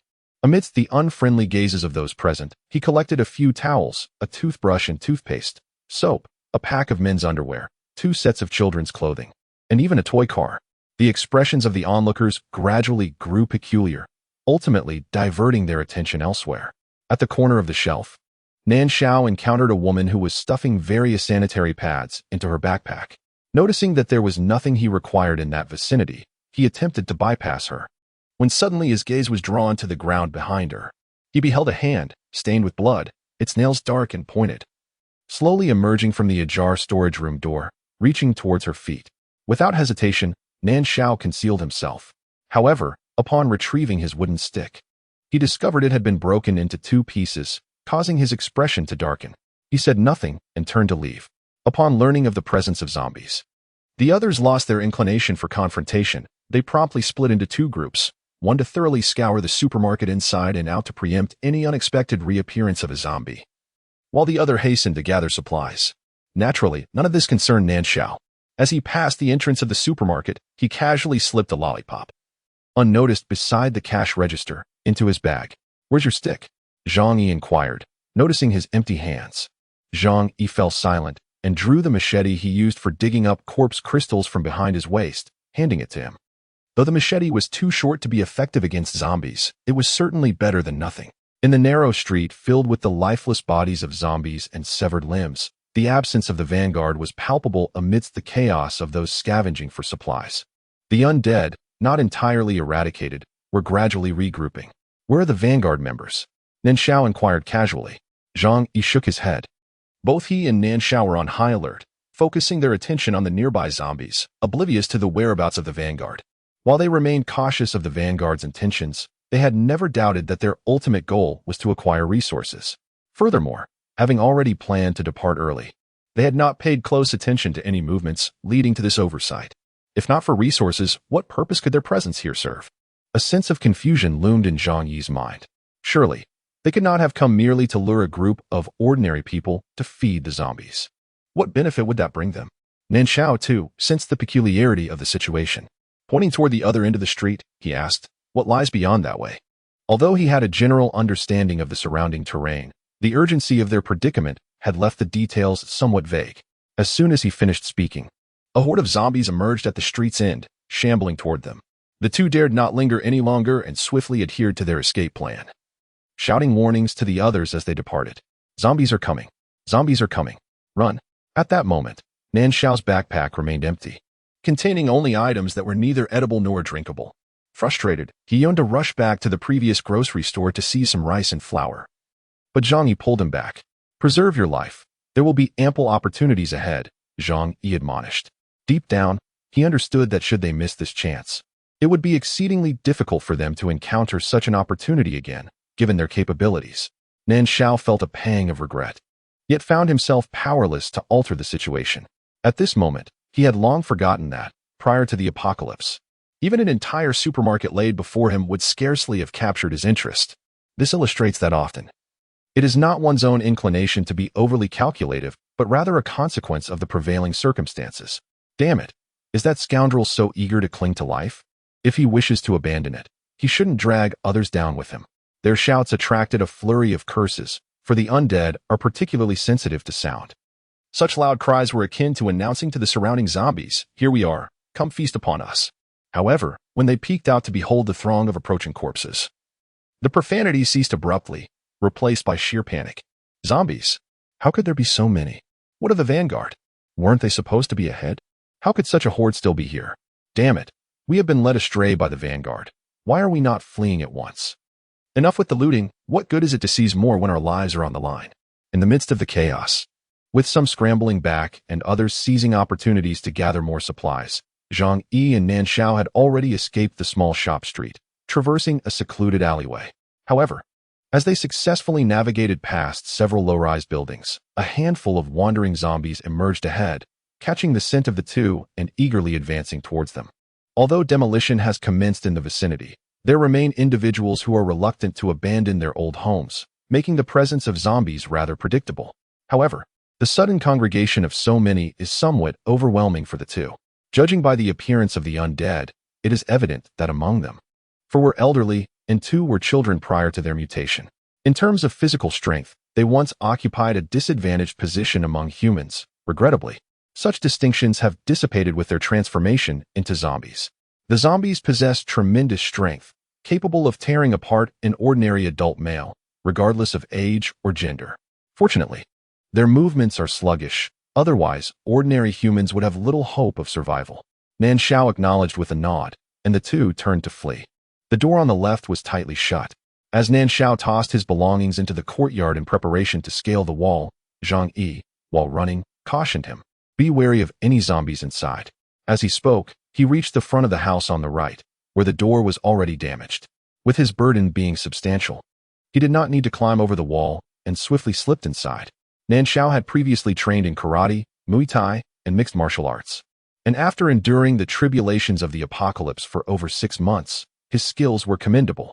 Had he not devoted most of his provisions to Nan Wei, his physical condition would not have deteriorated to such an extent, even struggling against the 2 zombies in the bathhouse. However, after being rescued by Zhang Yi, he managed to intermittently consume some sustenance, which, while not comparable to his peak condition, at least granted him some strength. To his surprise, the small zombie appeared more agile than its older counterpart, suddenly seizing the shovel with remarkable force, nearly causing Nan Shao to lose his grip on it. He was taken aback, abruptly thrusting the shovel forward while simultaneously releasing his grip to execute a spinning kick with his right leg, sending the small zombie flying, crashing heavily against the adjacent wall and raising a cloud of dust. When Nan Shao arrived at the courtyard where Zhang Yi was located, he found 3 lifeless corpses of zombies sprawled on the ground, yet 2 others were still energetically pursuing Zhang Yi from behind.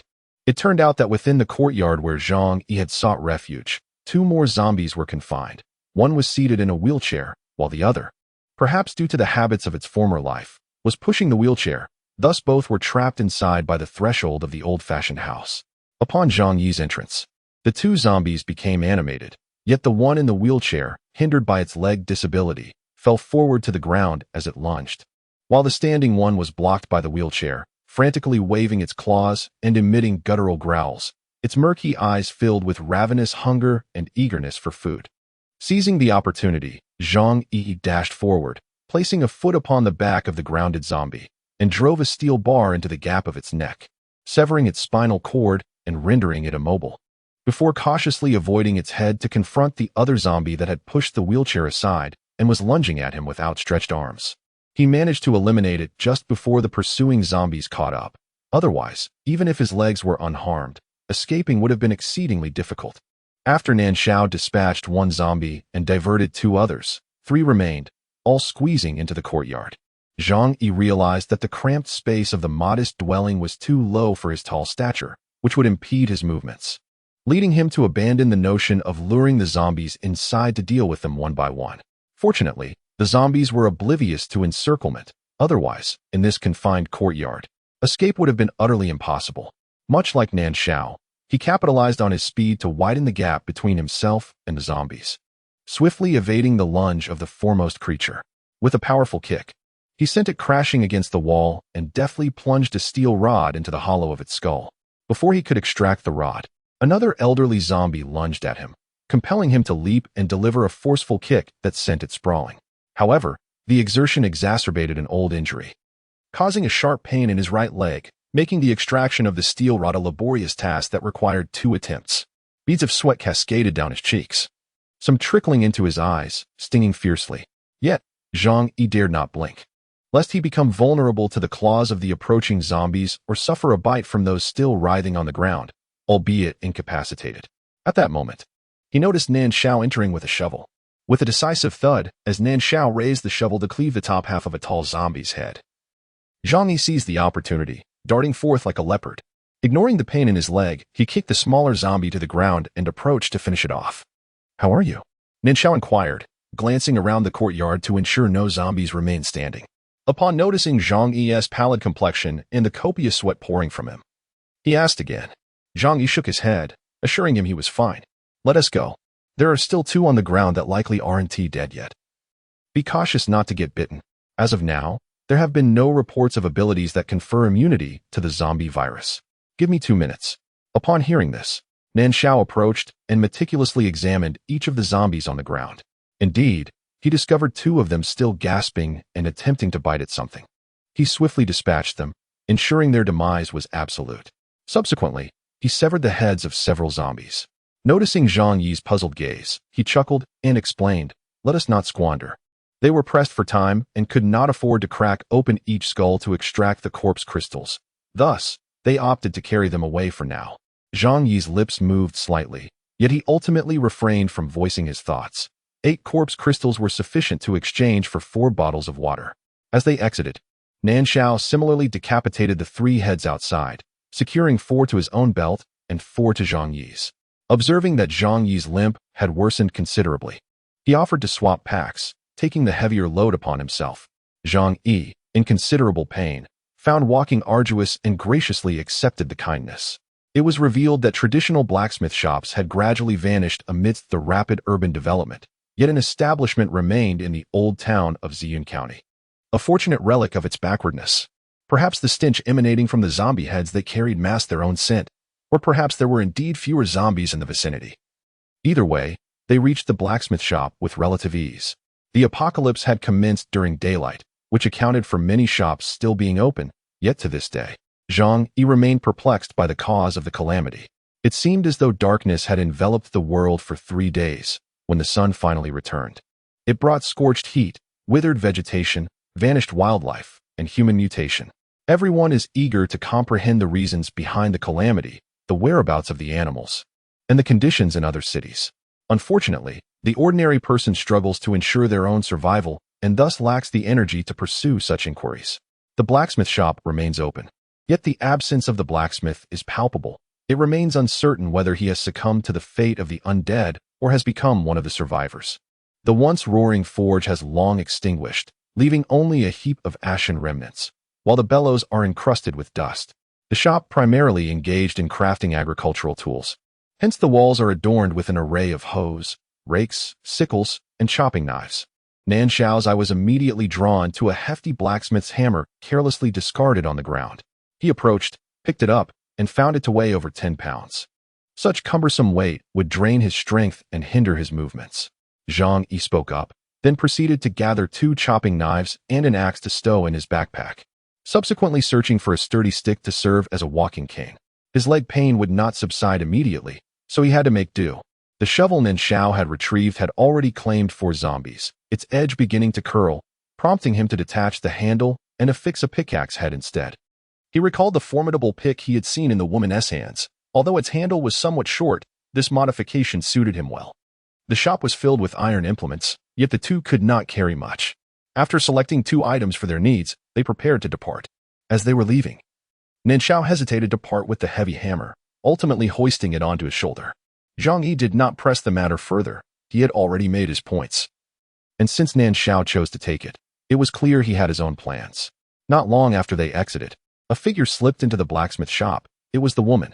It turns out she had been trailing behind them, reluctant to reveal herself due to her skepticism.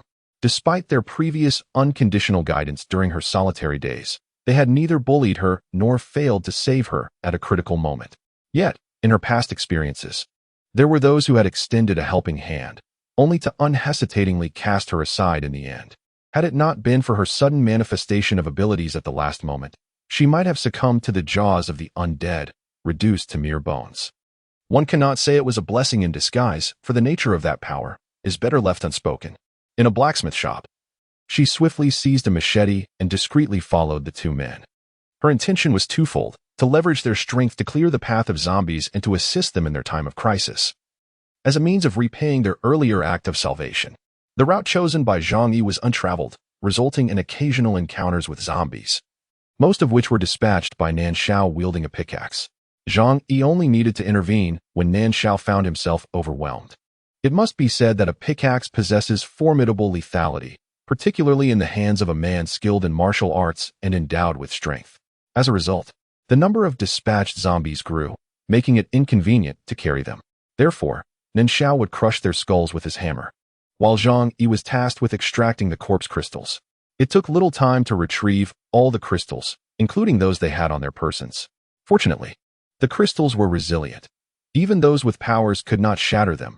Otherwise, they would not have dared to act in such a manner. Are you still able to go on? Nan Shao observed Zhang Yi, who was propped up by a wooden stick. After an afternoon of collaboration, he discerned that this man possessed remarkable skills. Both his insight and timing were not attributes of an ordinary individual. His strikes were fierce and resolute, devoid of any flamboyance. Had it not been for his leg injury, he could have thrived even while carrying a child. Yet, Nan Shao was left wondering what his past profession had been. He cast a silent glance at Zhang Yi, refraining from voicing any objections. Though he felt a pang of sympathy for the child, they had only known each other for a day, and it was not yet time to jeopardize their lives for the sake of a child, especially when the child's father had already chosen to abandon the journey. It was commendable enough that he could even mention it. Before nightfall, they located the office building within the factory area and confirmed that there were no zombies in any of the rooms upstairs or downstairs. They selected a room located between the old-fashioned heating pipes, with a window facing the opposite building, and secured the doors and windows to rest. After enduring a day of relentless sun, the interior felt akin to a steam chamber. However, they dared not hope for a breeze, as it would carry their scent far and wide, attracting the keen-nosed zombies. They still had some water and biscuits left from their earlier supplies, and they shared a meager meal before collapsing into a restless slumber. Although they had planned to take turns keeping watch, that night proved impossible for anyone to sleep. I don't recall when I saved your son. Nan Shao finally broke the silence, sitting up against the wall and directing his gaze toward the man seated by the window, who was attentively observing the outside world illuminated by starlight. The other party appeared remarkably adept at such matters, sitting there for nearly 2 hours without so much as a twitch or a whisper. The Ferrari was damaged, yet the individual sustained only minor scrapes. When the owner, brimming with indignation, approached, a man emerged from the back seat, adorned with gold-rimmed spectacles, exuding an air of refinement coupled with an imposing presence. He strode directly to Zhang Ruiyang, who stood dazed in the middle of the road, blissfully unaware that he had narrowly escaped a brush with death, and kindly ushered the child to the roadside. As Zhang Yi hurried over, repeatedly expressing his gratitude, the man merely dismissed him with a single remark before turning on his heel and returning to his vehicle, never casting a glance at the Ferrari owner throughout the encounter. Strangely, the once boisterous owner fell silent at the very sight of the man, as if his voice had been snatched away. Reflecting on the man's prior bravado and haughty demeanor, contrasted with the disheveled figure before him, Zhang Yi felt a wave of melancholy wash over him. Recognizing the unpredictable nature of life, in light of his own experiences, he found himself feeling a newfound kinship with Nan Shao. Suddenly, realization dawned on Nan Shao, and he sighed, no longer delving into the matter. He had previously feared that he might have mistaken the individual for someone else, but now that he was certain otherwise, there was little left to be said. How many corpse crystals did you manage to gather today? Nan Shao inquired. I haven't counted yet, Zhang Yi replied, lifting his backpack and tossing it over. They're all inside. I'm not accustomed to multitasking while on alert. Nan Shao received the bag and began to empty its contents. The bag he carried previously contained nothing but a multitude of lollipops, with the remainder filled with various supplies. Habits cultivated over 2 to 3 decades cannot be altered with mere words. Previously, due to the presence of a water-based ability user in the team, a semblance of cleanliness was maintained. Now, although reduced to the point where even water is rationed, he still unhesitatingly gathered these items, knowing he could always fight off a couple more zombies if necessary. As for the provisions for the little one, it stemmed from an inability to bear the sight of their plight. He tidied up the scattered items on the ground, organizing them to free up considerable space. Upon collecting all the corpse crystals, he counted a total of 25. A thought crossed his mind, and he reached into his pocket, retrieving another crystal given to him by a woman at the supermarket. What is the cost for a relatively safe shelter with a bathroom? He remained undeterred. The mere thought of that child having to hide in a cramped and stifling hole in such sweltering weather filled him with discomfort. Moreover, the makeshift shelter was far too small for 2 grown men, leaving them unable to stretch out their bodies. This implied that securing an apartment would provide them with a basic level of safety. Grasping this insight from the other party's words, his mind began to race with possibilities. After a day of hunting, he found collaborating with Zhang Yi to be remarkably effortless. There was no need for excessive dialogue, as the latter intuitively understood his intentions, promptly and accurately filling in any gaps. This allowed him to focus entirely on the offensive significantly enhancing their efficiency in dispatching zombies. If such a collaborative synergy could be maintained, leasing a one-bedroom apartment with a bathroom would not be an impossible endeavor. He conveyed his thoughts to Zhang Yi, who remained silent for a considerable time before responding. With your abilities, you could undoubtedly join a more formidable team. Zhang Yi did not intend to push him away, but merely stated a fact. He would not hastily agree to what might be a fleeting notion from the other party, believing he had found a partner for long-term collaboration. Accompanied by Yang, every step he took required careful consideration. Otherwise, if the other party were to abruptly withdraw, it could plunge them into a predicament far more dire than their current situation. Nan Shao seemed to sense his apprehensions, smiled softly, and remarked, "At present, I am alone and have no attachments. Strength is of little consequence to me now. I merely seek peace of mind." Though his tone was light and breezy, it inexplicably carried an undertone of a hero facing his twilight, disheartened and despondent. Without becoming stronger, one would only edge closer to a path of demise. He stated this matter-of-factly, then gestured towards another bag, saying, "I have collected quite a few vegetable seeds in there. If you are not inclined to sleep, you might as well give it a try. Perhaps one day we will enjoy fresh vegetables." Zhang Yi, were you once a police officer or in the military? With his hand, still holding the vegetable sprouts, resting at his side, he intended to take a moment's respite before continuing. Corpse crystals are ineffective for ordinary individuals, yet they can enhance the abilities of those with supernatural powers or mutations. This is also why corpse crystals have emerged as a primary medium of currency circulation. In this era, where the scarcity of sustenance renders the power to survive paramount, gold and paper currency have become indistinguishable, having long since lost the allure that once captivated the world, now rendered worthless. People prefer barter over the acceptance of gold, silver, or paper bills. The first to discover the existence of corpse crystals was a fire-based supernatural being. After incinerating the remains of a loved one, he beheld the milky white crystals that remained, impervious to the flames. Through extensive searching among the various parts of slain zombies, he ultimately deduced that the corpse crystals were solely located within the brains of the undead, precisely where the pineal gland resides. The specific utility of these crystals, however, was uncovered by a psychic. The particulars of this discovery remain shrouded in mystery. As a substance capable of galvanizing individuals to combat the undead while simultaneously enhancing personal abilities, its emergence as a circulating currency was inevitable. Nan Shao, having awakened his powers merely 2 days prior, found himself lacking ambition due to the perceived ineffectiveness of his abilities, and thus had yet to attempt the absorption of a corpse crystal. Upon hearing Zhang Yi's words, he felt a flicker of intrigue and took a crystal in hand. Employing a method well known to the masses, he concentrated his mind between his brows. As he sensed a minute point of white light rotating incessantly, he aligned his thoughts with its motion, gradually forgetting all that surrounded him, including his own existence.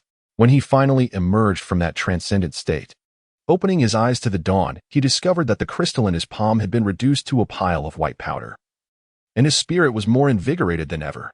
Zhang Yi remained seated in the same position as the previous night, his gaze fixed upon the outside world, as if he had never moved. The rising sun streamed through the glass window, illuminating the contours of his fatigued face with clarity. It was at that moment that Nan Shao realized the man possessed a notably prominent nose and resolute lips, revealing a rather handsome visage, particularly after a night's rest. The faint stubble emerging between his chin and upper lip endowed him with a distinct, masculine allure.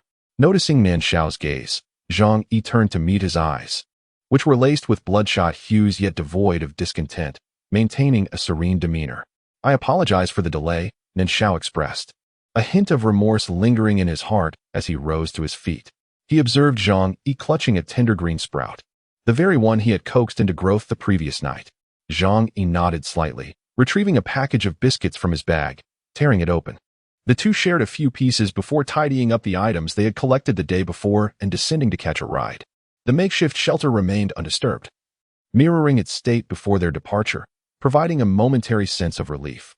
However, when Zhang Yi called out several times without receiving a response, a sudden dread gripped him, as if all the blood within him had been drained, leaving his mind numb and limbs rigid. In contrast, Nan Shao swiftly placed his belongings on the ground and approached. Lifting the woven sack that concealed the earthen hole, he knelt down, lowering his body to reach inside, and after a brief moment, emerged with a child whose face was flushed, lips cracked, and clothes drenched in sweat.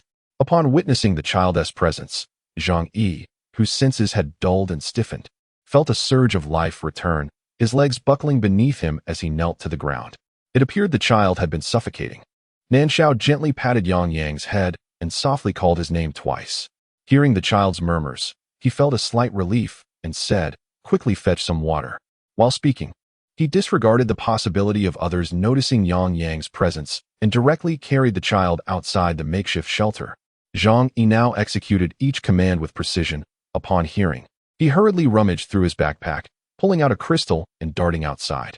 However, after just a few steps, he turned back, grabbed a bottle, and ran off again. Observing the limping figure of the man receding into the distance, Nan Shao inwardly sighed. It appeared that when faced with someone he held dear, maintaining composure was a challenge for anyone, even for this man who seemed unfazed by the collapse of the heavens. Here, as the somewhat familiar voice of a woman resonated in his ears, a mineral water bottle containing half a bottle of water was extended toward Nan Shao. He looked up to see the woman from the same vehicle. Without hesitation, he accepted the bottle, unscrewed the cap, and first offered a sip to Zhang Ruiyang. The remainder was splashed on his forehead, neck, and armpits. Before long, the child opened his eyes. "Handsome uncle." After a moment of confusion, the little one finally recognized the person holding him. Yes, a smile appeared on Nan Shao's face, and the anxiety that had been lingering finally settled. Falling ill at such a time was far from ideal. The child moved his head, glancing around as if searching for something. Upon spotting the woman, a look of confusion crossed his features, yet he obediently called out, "Auntie." The woman paused for a moment, and after a brief hesitation, managed to force a stiff smile. Clearly having not engaged in such ordinary exchanges since the world had changed, Zhang Ruiyang shook his head. What he truly longed for was his father. "Behold, what is this?" Colorfully wrapped paper adorned with a green apple, an irresistible allure for children. Yet, Zhang Ruiyang merely cast a languid glance before mustering the energy to respond, "Lollipop." "Father." As if sensing a connection, Zhang Ruiyang suddenly lifted his gaze, precisely locating Zhang Yi's presence. A radiant smile, brighter than the sun, illuminated his small face as he sprang to his feet and dashed towards him. Zhang Yi bent down, arms wide open, ready to embrace his child, enveloping him tightly, burying his face in his son's neck. After a moment of trembling, he lifted his head, his eyes slightly reddened, overwhelmed by the emotional surge of their reunion. "Father, what is wrong?" A small hand wrapped around Zhang Yi's neck while the other gently touched his eyes. Zhang Ruiyang, puzzled, could not fathom why his father appeared sorrowful when all seemed well. "I'm fine seeing you, Yang, brings me immense joy." Zhang Yi's lips curled into a broad smile as he spoke, planting 2 fervent kisses on the child's face. The stubble prickled against the boy's skin, prompting him to giggle while trying to evade the affectionate assault, attracting the attention of many onlookers. Zhang Yi turned slightly, kissing his son's hair, fragrant with sweat. Regaining his usual composure. "Then let us rest together, my dear. I want to be going out today." "How wonderful. Will you wait for me to wake up, father?" "Yes. When you awaken, I shall prepare a delightful meal for you." Zhang Ruiyang felt a sense of relief as he rested his head upon Zhang Yi's shoulder, soon drifting into a peaceful slumber, accompanied by soft snores. Nan Shao approached and took the water bottle from his hands, suggesting, "While the sun is still mild, let us linger outside a little longer." Zhang Yi nodded in agreement. The child spent his days either confined within the shelter or hidden away in a burrow, and it was high time he breathed in the fresh air. The earlier commotion had likely reached the ears of those who needed to know, and there was little point in further hiding away. As for what lay ahead, they would cross that bridge when they came to it. Once Nan Shao set the water down and ventured into the shelter to retrieve a few woven sacks to create a shade from the sun, they suddenly noticed a woman standing quietly nearby. Her name was Li Muron, and she lived not far from them. As a solitary individual, she struggled to afford rent, often returning with just enough crystal to last a day or two. Any excess was left behind, as she had no place to store it and could not carry it with her, thus rendering it a boon for others. In the past, someone had dared to intrude upon her shelter in the dead of night, only to meet their demise at her hands, their remains discarded outside. Since that incident, no one had dared to provoke her. After all, those capable of defending themselves were not interested in her appearance, while those too timid to confront even the undead were far too fearful of death, allowing her a semblance of peace. In such a harsh world, It was exceedingly difficult for a single woman to navigate, especially one without formidable abilities. Nevertheless, she had never considered joining forces with others until she encountered Yang Yang. Upon meeting his pure gaze and hearing him address her as auntie, she resolutely made a decision. I wish to join your group. She spoke without a trace of hesitation. Before the apocalypse, she was merely a student, and her lack of social skills only intensified in the aftermath. After a moment's reflection, she added, I will not be a burden to you. Zhang Yi and his companion had witnessed her dispatching zombies. Fully aware that her words held true, cooperation was mutually advantageous. Given her initiative, they had no reason to decline. As for trust, it was a luxury in these tumultuous times, even between Zhang Yi and Nan Shao. Absolute trust was a rare commodity. As long as there were shared interests, they could unite. Furthermore, being female, they were inclined to offer assistance within their mates. Very well. Li Muran replied without hesitation. Thus, the matter was settled. Tomorrow, I will take Yang Yang with me, Zhang Yi declared, not as a suggestion but as an announcement. When they decided to join forces with him, they should have understood the possibility of Yang Yang accompanying him at any moment. If they were unwilling, it was not too late to part ways now. Upon hearing his words, Nan Shao acknowledged with a hum, while Li Muran sat cross-legged, her head bowed in silence. Seemingly indifferent, each had their own burdens, and no one should resent another for being a burden. Now that they had resolved to stick together, it would be prudent to swiftly devise a plan to rent a dwelling, allowing them to store more food. If the weather persisted in this manner, it would not be long before provisions ran scarce. Nan Shao inserted a stick into the gap of the makeshift shelter, propping it up with a woven bag, thus creating a shaded area from the sun before settling down beside Zhang Yi. In truth, the three of them were acutely aware that no matter how much they conserved, it would be impossible to sustain their efforts for long. The absence of rain had caused the river separating Wangong town from the opposite bank to diminish to 1/3 of its original level. If this continued, not only would they be unable to cultivate crops or vegetables, but even access to potable water would become a dire challenge. Relying solely on water manipulators would not suffice to address the drinking needs of tens of thousands in Wangong town. It was feared that a second wave of mortality would follow the initial human mutations. Yet, despite their grim understanding of the situation, they felt compelled to devise plans. For even the efforts of an ant shaking a tree were preferable to inaction. Don't question my intentions, simply do as you see fit, Li Muran stated decisively. She held no attachments, nor did she harbor any ambitions. Her singular goal was to survive, as long as her boundaries were respected, namely, not having to share a bed with a man and avoiding situations that could lead to her demise. She was indifferent to everything else. For the first time, Nan Shao found himself contemplating that collaborating with this woman might not be such a bad idea. Help me with this, Zhang Yi said, handing a marinated egg to Nan Shao.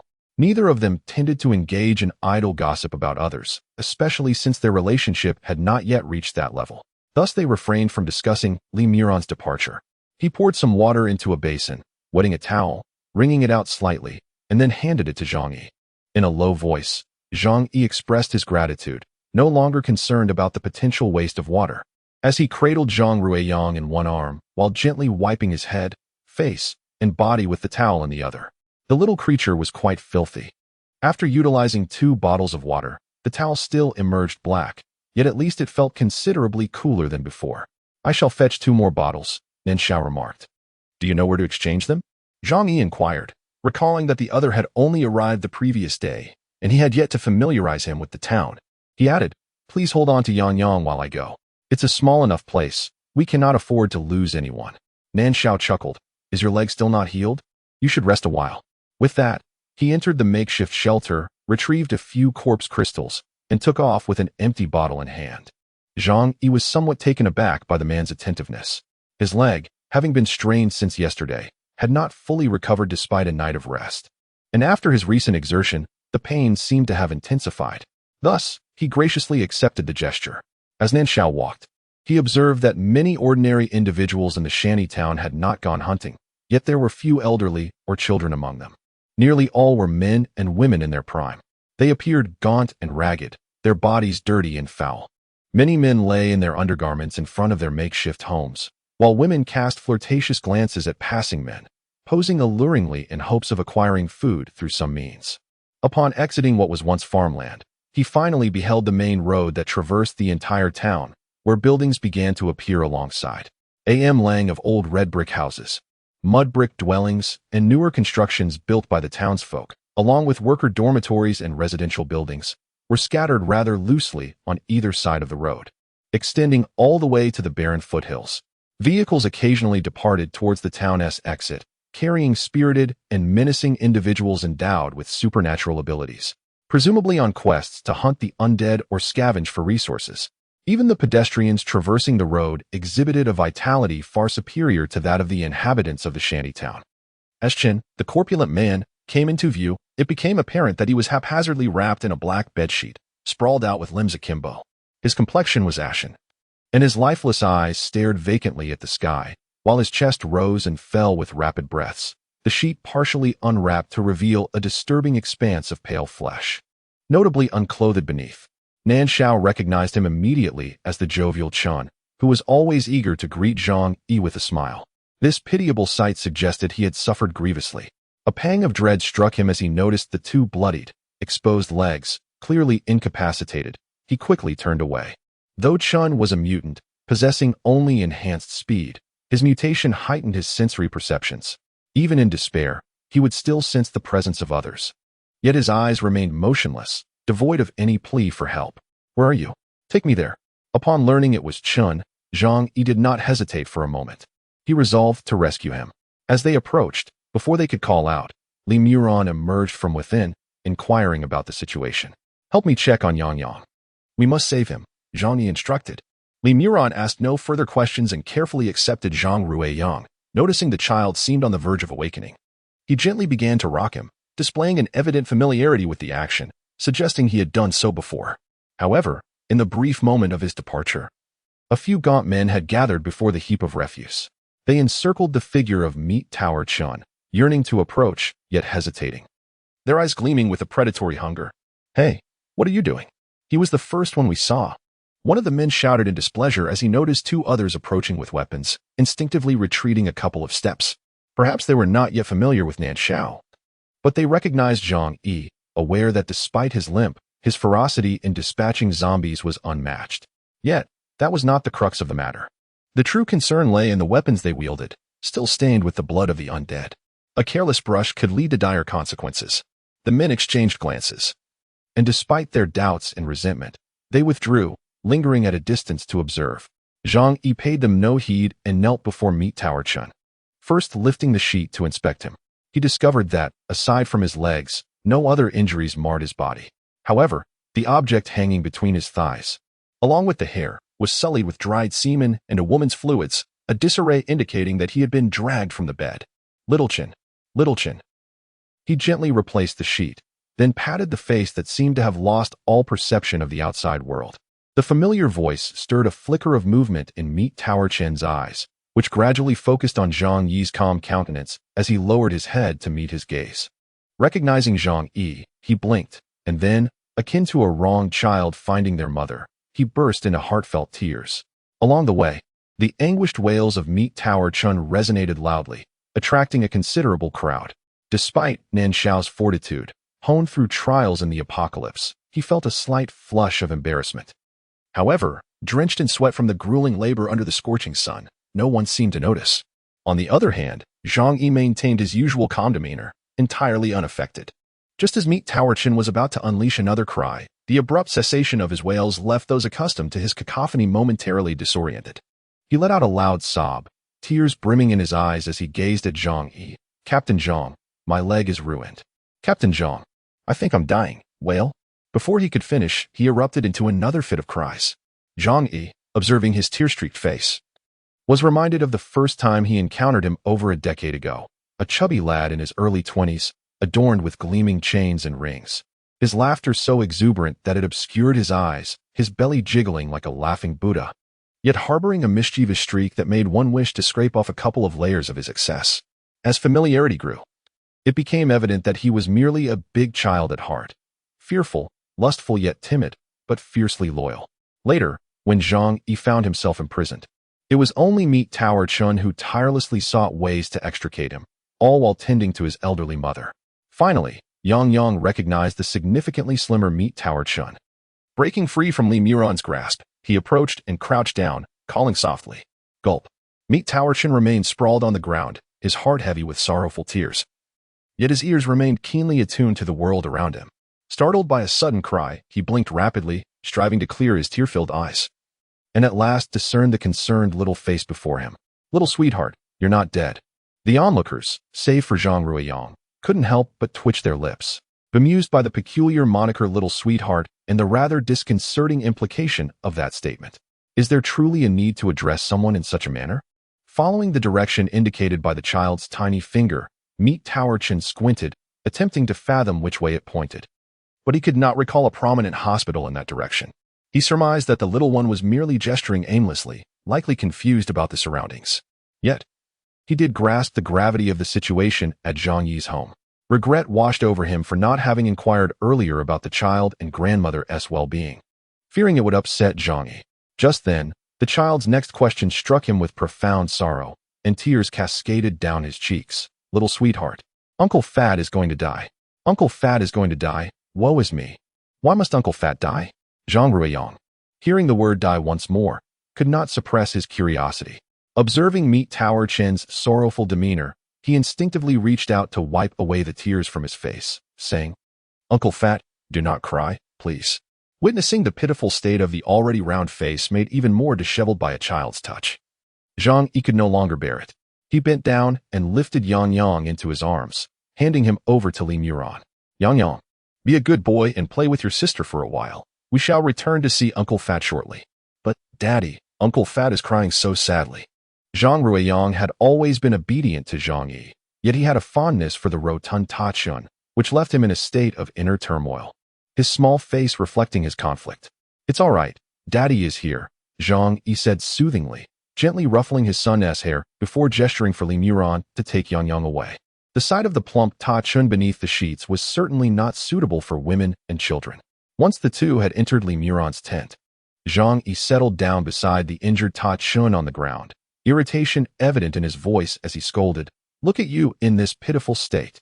As he spoke, he lifted a corner of the bedding to inspect the wounds, discovering 2 injuries above the knees, one gaping and gruesome, having penetrated the outer thigh, while the other, smaller and closer to the bone, continued to bleed profusely, likely harboring a bullet within. A chill coursed through Zhang Yi's heart. Yet his expression remained unfazed as he calmly stated, "You won't die from this." Nan Shao shot him a surprised glance, but refrained from interjecting.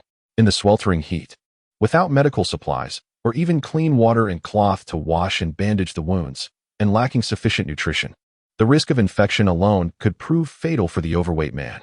Nevertheless, Ta Chun placed his trust in Zhang Yi, halting his cries and looking at him with hopeful eyes. "Really?" "Indeed," Zhang Yi replied with unwavering certainty, then turned to Nan Shao, saying, "Bring me 2 towels." He noticed Nan Shao had retrieved several towels, yet only one appeared somewhat clean at this moment. For now, they needed to staunch the bleeding. Upon the mention of this matter, the countenance of Meat Tower Chun, previously marked by sorrow, instantly contorted into a grotesque expression. The flesh that had been huddled together expanded, and within his small eyes blazed an inferno of fury and hatred, momentarily oblivious to the pain in his legs. "Curse that wretched Zheng Kuan, the son of a dog!" he erupted, unleashing a torrent of vulgarities. Zhang Yi did not intervene. Instead, he tore 2 bed sheets with a ripping sound. At that moment, Nan Shao emerged holding 3 towels. Zhang Yi took one, folded it meticulously, and pressed it against the wound that bled profusely, subsequently binding it tightly with a bed sheet. As for the other leg, due to the severity of the injury, 2 towels were layered and wrapped around the area for added support. Nan Shao squatted nearby to assist. "According to your assertions, she is as beautiful as a celestial being. How is it that she has taken a liking to you? In Wanyang Town, there are not just hundreds, but possibly 800 capable supernatural beings. Who could not overpower Zheng Kuan?" Zhang Yi scoffed, aiding Nan Shao and guiding Meat Tower Chun into the makeshift shelter before they leaned against the wall to rest. The garments were ill-fitting for Meat Tower Chun, thus he had no choice but to remain swathed in the bedsheets. Aware of his intelligence, Zhang Yi refrained from unnecessary chatter, simply handing him a bottle of water. Meat Tower Chun extended his hand from the sheets to accept it, unscrewing the cap to take a couple of sips, his expression faltering. "Zhang Dui, my leg." "Call me by my name," Zhang Yi interjected. "You need not worry about your leg. I will find a solution." He then introduced Nan Shao to him. "This is Nan Shao. You may call him Brother Shao." Meat Tower Chen complied obediently. Please keep an eye on him. I shall step out for a moment. Zhang Yi addressed Nan Shao, then seized a corpse crystal and picked up his steel machete, striding towards the exit. Where are you going? Nan Shao followed him outside. I'm going to inquire if there are any surgeons among those people, Zhang Yi replied. Due to the fact that practitioners of supernatural abilities seldom require conventional physicians, the town's original health clinic had been dismantled during the cleanup of the settlement. Essential medical supplies and equipment had been looted, and no new medical institutions had been established since. Consequently, he was compelled to seek alternative means. In truth, even if there were hospitals or clinics, the costs associated with surgeries and medications were beyond their reach. Presently, the value of pharmaceuticals could rival that of gold in the pre-apocalyptic world. Why are you carrying that? Nan Shao, no longer simply acquiescing to Zhang Yi's words, probed with a hint of tenacity. Zhang Yi regarded him, hesitating to speak, ultimately uttering a soft thank you, a genuine smile gracing his face, lending him an air of warmth and shyness. He had only ever smiled at Zhang Ruiyang in such a manner, and an inexplicable sensation stirred within Nan Shao's heart, realizing that he was now truly accepted by him. Zhang Yi responded with a knowing smile. The two approached Li Muron's tent and called out.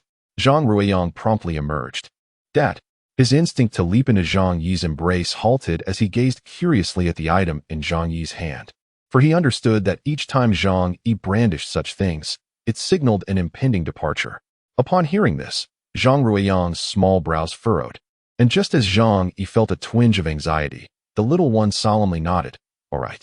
After speaking, he cradled Zhang Yi's face in both hands and planted a resounding kiss on his nose, declaring that he would procure an abundance of medicine for Uncle Pang. Zhang Yi gently nudged his face against his son's, feeling a sense of comfort, yet also a deeper sense of indebtedness.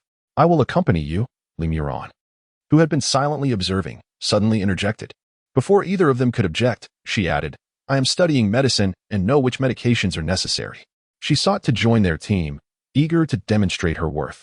Remaining in the background would only lead to her abandonment in times of crisis. Zhang Yi and Nan Shao were momentarily taken aback, surprised to discover a doctor so close at hand, even though Li Muron later clarified that she was merely an intern and had yet to graduate. This revelation gave them no reason to oppose her, as their resources were limited.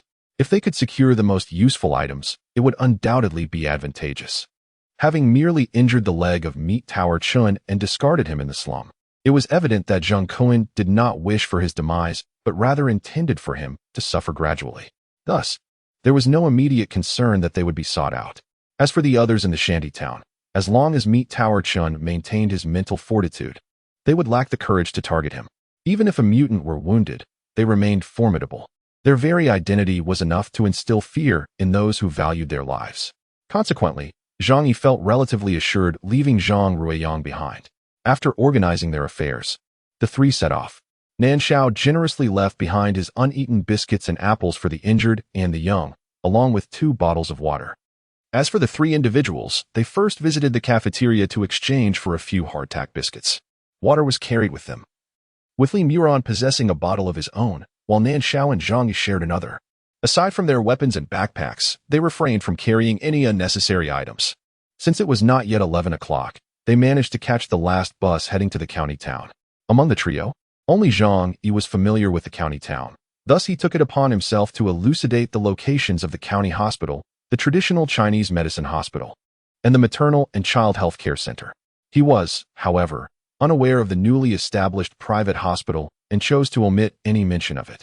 Although the outpatient pharmacy boasted a comprehensive range of medications, much like the traditional Chinese medicine hospital, it too was situated in the new town where foot traffic was heavy, making it a less than ideal choice.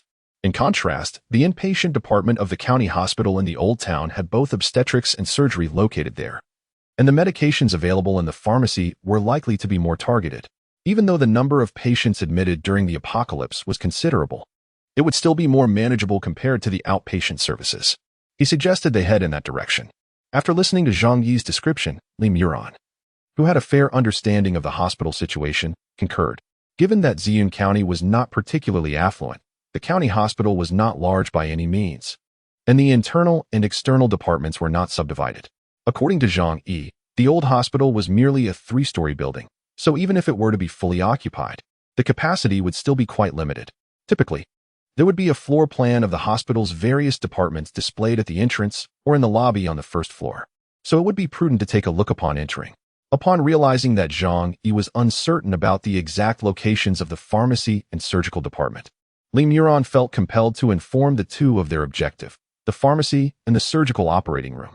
As she spoke, her brow furrowed slightly as she turned to Zhang Yi. Could it be that someone has already been here? Zhang Yi shook his head. To my knowledge, the ability users have not scoured the old city. They deem it a futile expenditure of energy. As for ordinary folks, that is an entirely different matter. Were it not for the Vanguard organization yesterday, none would have ventured deep into this area. Perhaps we might discover a vehicle here. Suddenly interjecting, Nan Shao remarked. That possibility is quite substantial. Limeuron cast a glance at him. To transport patients from the outpatient department to the inpatient ward, an ambulance will surely be required. She refrained from mentioning another point. In large hospitals, many doctors drive themselves to work. While it might be true that the county hospital's physicians do not earn to that extent, one cannot dismiss the possibility that the hospital director and chief specialists possess such means. Let us hope fortune favors us. Zhang Yi chuckled, though his mind raced, contemplating other potential locations in the old city where a vehicle might be found. The trio had hastily consumed their meal in the car, but in an effort to avoid attracting attention, they only discussed their action plan after exiting the vehicle. With their destination determined, they wasted no time, and Zhang Yi led the way, hastening toward their objective. Upon reaching the back entrance of the hospital, they encountered a small iron gate embedded in the surrounding wall, which was immovable, likely locked from the inside. The wall stood about 2 meters high, constructed from concrete bricks, obscuring the view of what lay beyond. Nan Shao, could you give me a boost? Zhang Yi requested, locating a higher vantage point and asking Limeuron to hold the rebar for him. In the past, he required no assistance to scale such heights. With merely a few strides and a leap onto the wall, he could effortlessly vault over it. However, now his legs could not support him, and he had to rely on external help. Nan Shao glanced at him, pondered for a moment, then placed the pickaxe on the ground, half squatting and interlocking his fingers. Come on up. Zhang Yi grasped the wall, placing his left foot atop it, pushing off the ground with his right foot. As he exerted force on Nan Shao's hands, he sprang upward, successfully settling himself atop the wall. Quite agile, Nan Shao remarked with a smile, retreating 2 steps for a running start before also leaping over. Zhang Yi was somewhat taken aback by his following. Yet upon observing the absence of zombies in the backyard, he refrained from further comment, accepting the rebar handed to him by Limeuron, then leaping down. Upon landing, his feet slipped, but he executed a roll on the ground, dissipating the impact and sparing his injured leg from shock. As he stood up, he found Nan Shao already beside him. The backyard was modest in size, cluttered with discarded hospital beds for stands and various tools such as brooms and shovels. The door leading forward was likewise firmly shut, likely explaining the absence of zombies in the yard. Securing the small gate in the wall was an old, sturdy iron lock. Zhang Yi pried it open with the rebar, allowing Limeuron to enter.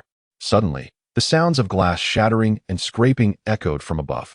They looked up to discover a few grotesque and repulsive zombies pressing against the windows of the 2nd and 3rd floors, their murky eyes and decayed faces exuding an aura of death. Yet, the drool at the corners of their mouths, their labored breaths, and the flailing arms that battered the windows conveyed a palpable eagerness and an insatiable hunger for fresh prey. The 1st floor exuded an eerie stillness, with only a solitary room in the corner housing a grotesque figure, a pregnant zombie, its bulging belly a testament to its former humanity. Its nails scraped against the glass, producing a chilling sound that sent shivers down one's spine. This led to the inference that the 1st floor might be dedicated to obstetrics. Hurry, open the door. The window is about to shatter, Limeuron urged. No sooner had her words left her lips than a sharp clang resonated through the air. A window pane, along with the glass affixed to it, plummeted to the ground, shattering into a million glimmering shards that reflected the sunlight, blindingly piercing one's eyes. Following this, a dull thud echoed as a zombie that had been wedged behind the window collapsed, its head striking the ground, after which it flailed momentarily before falling still. This is a necessary task, Zhang Yi remarked awkwardly, clearing his throat in a hushed tone. As a detective, he had encountered a myriad of criminals, and in pursuit of justice, one sometimes had to acquire skills that were less than palatable to discuss. Lockpicking was among them. Cautiously, he pried open a narrow gap, ensuring no zombies lurked nearby. The trio swiftly slipped inside just as the undead began to tumble down the staircase like dumplings and promptly secured the door behind them. The door was situated beneath the staircase, leading directly into the hospital's lobby. To their astonishment, the lobby lay desolate, cluttered with 2 discarded stretchers, several forced stands, and a deflated oxygen bag. 2 stands lay toppled on the floor, their shattered 4 bottles dangling precariously, surrounded by a stain of dried liquid. The floor and walls bore the remnants of desiccated blood, and in a corner, a white nurse's shoe lay abandoned, now cloaked in a layer of dust. It is evident that chaos once reigned here, albeit without the dismembered limbs and exposed entrails that are often found elsewhere, suggesting a relatively low casualty rate at that time. The sound of a series of knocks on the door echoed from behind, prompting Zhang Yi and his companion to exchange a silent signal. 2 men moved ahead, with Li positioned at the rear, the trio cautiously advancing back-to-back until they confirmed that the corridors and staircase on either side were devoid of zombies. In unison, Zhang Yi and Nan Shao lunged forward, closing the hall's door before the wandering zombies in the courtyard could take notice, securing it with all 3 bolts before exhaling in relief. The antiquated wooden door featured only 2 narrow glass windows at the top, and once shut, the light within the hall dimmed considerably. Within the right corridor lay a corpse, completely decayed.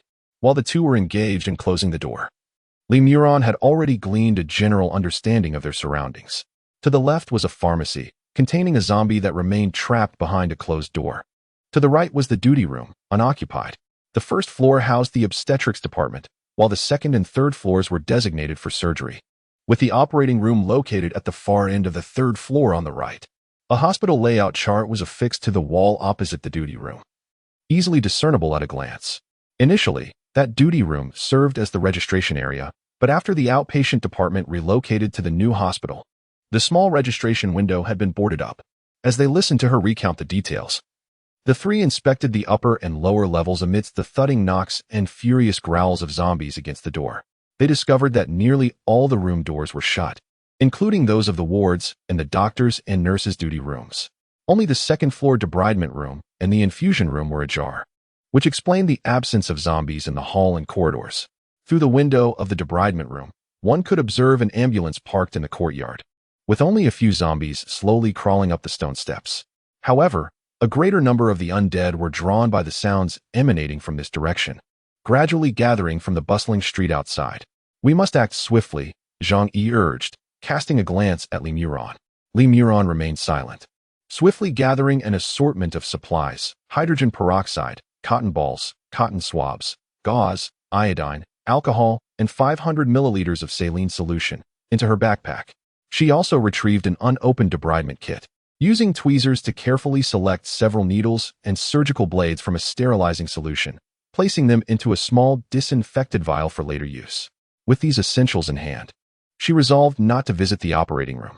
Handing the bulging bag to Nan Shao, she promptly turned towards the nearby infusion room.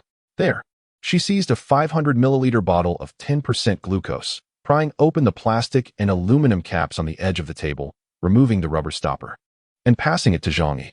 She proceeded to open 2 more bottles, one for Nan Shao and one for herself, indulging in the refreshing liquid after an extended period without the luxury of such hydration, consuming nearly half a bottle in one gulp.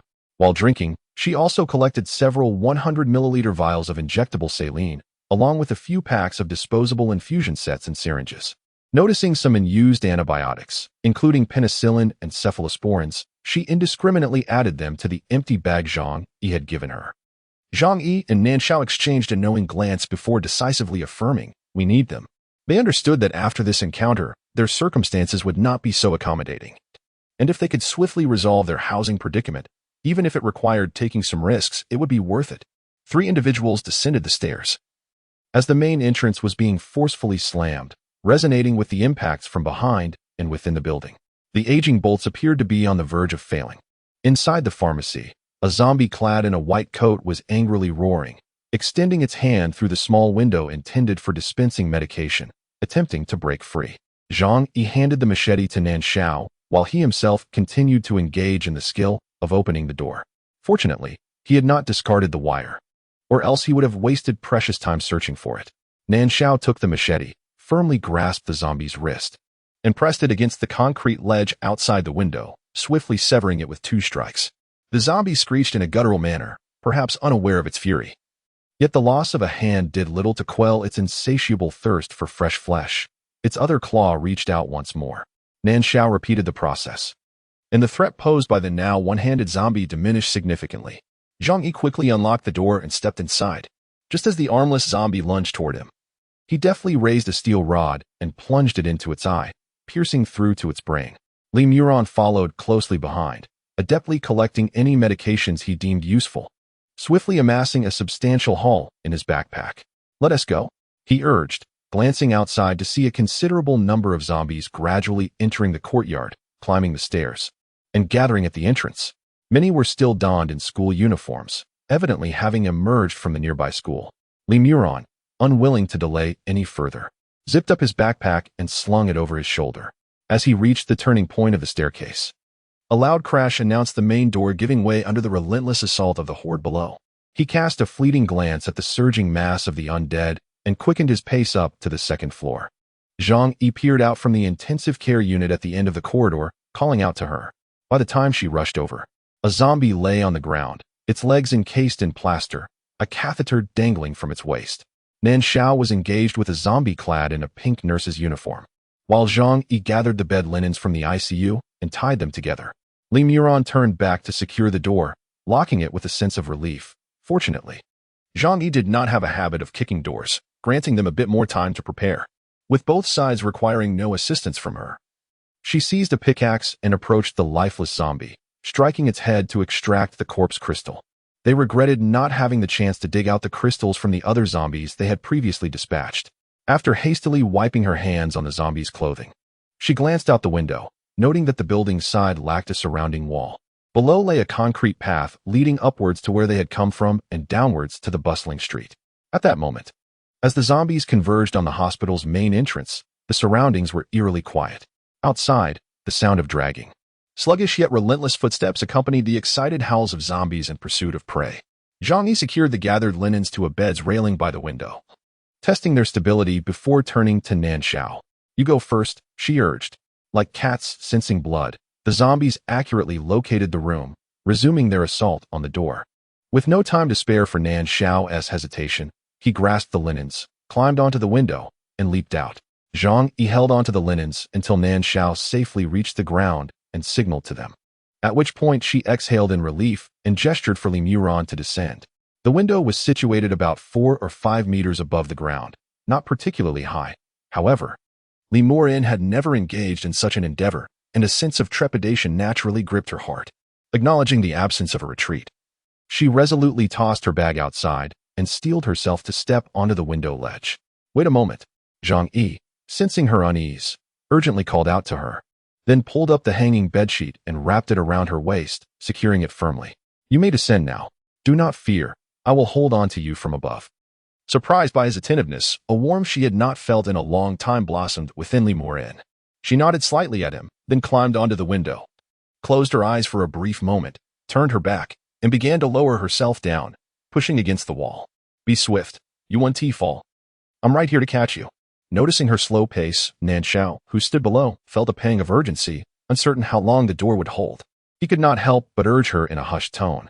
Li Muron was acutely aware that the longer she delayed, the greater Zhang Yi's peril became. Gritting her teeth, she relaxed her grip, allowing her feet to slip into the void, and she swiftly descended. Just as her heart raced, threatening to leap from her throat, she felt a supportive grip from behind, stabilizing her descent. "Why are you hesitating? There is nothing to fear." Nan Shao's voice, laced with laughter, reached her ears. And then she felt the bedsheet loosen as he pulled it away from her waist. Li Muron glanced at him without uttering a word, yet in her heart, she thought that battling zombies had never been this exhilarating. Only upon setting her feet firmly on the ground did she exhale deeply, retrieving her bag, dusting off the grime, and slinging it over her shoulder. Due to the fact that the majority of the medications were packaged in boxes or plastic bottles, there was little concern about them being damaged.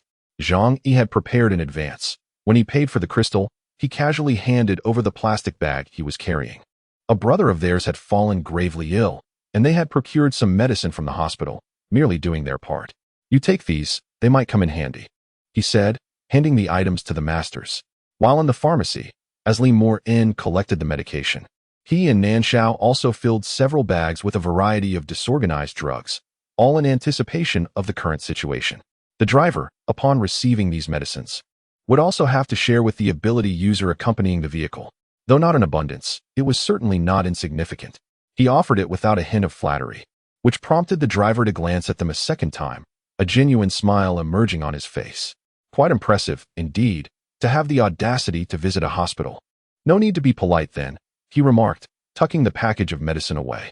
The onlookers in the vehicle observed this exchange, their gazes revealing envy and greed. Had they not heard Zhang Yi explicitly state that they had visited the hospital and appeared to return unscathed, it was likely some would have already set their sights on them. The trio chose seats at the back, with Li Mo-in sitting furthest inside, followed by Nan Shao and Zhang Yi in order, their backpacks stowed beneath the seats. Only the bag filled with bottles was cradled by Li Mo-in to prevent any damage. It was only upon sitting down that Zhang Yi felt a wave of fatigue wash over him, finding it increasingly difficult to endure.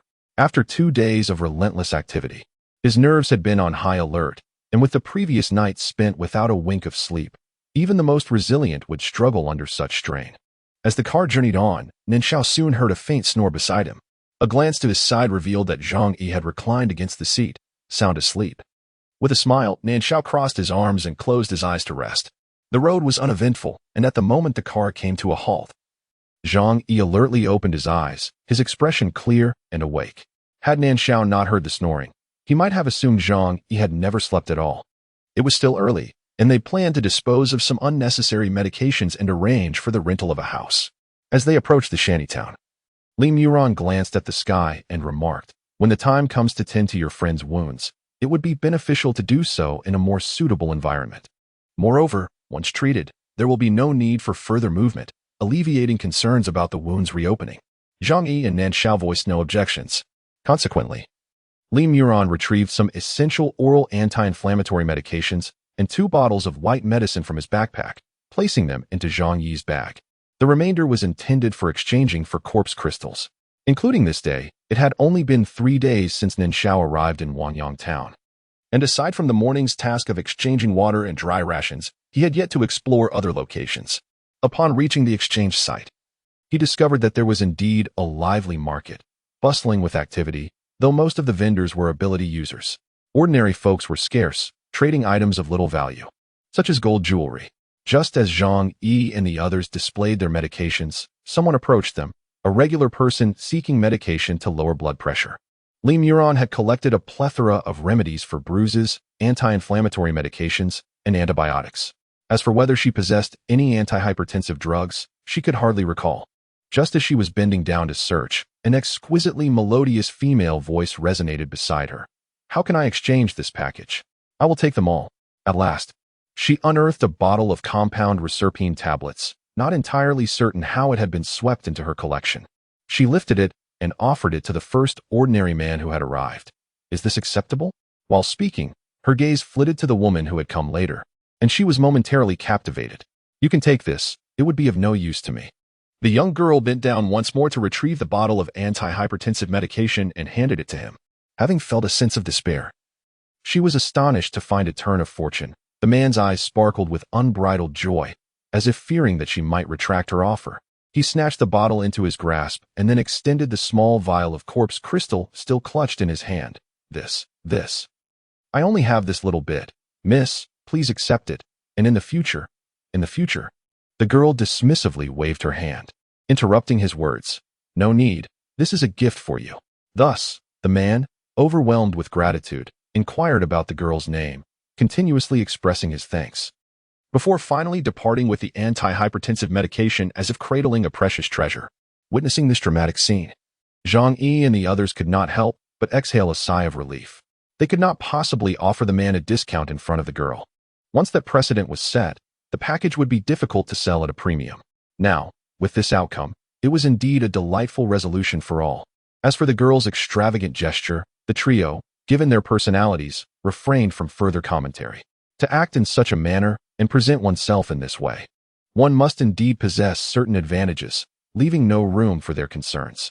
"I have nothing to pack. Please allow me to take this bag." It was only after the men had departed that the young girl spoke to them, her gaze fixed upon Nan Shao.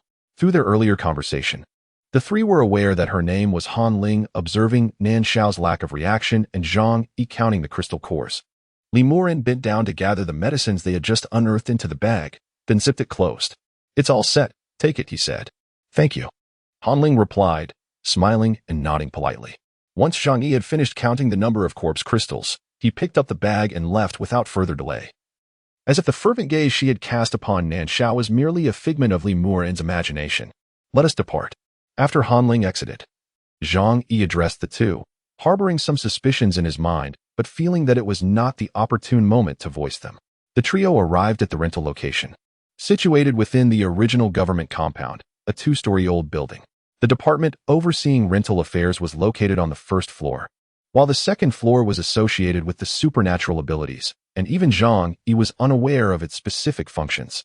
They were greeted by a plump middle-aged man, whose girth, though considerable, paled in comparison to that of the infamous Meat Tower Chin Sun.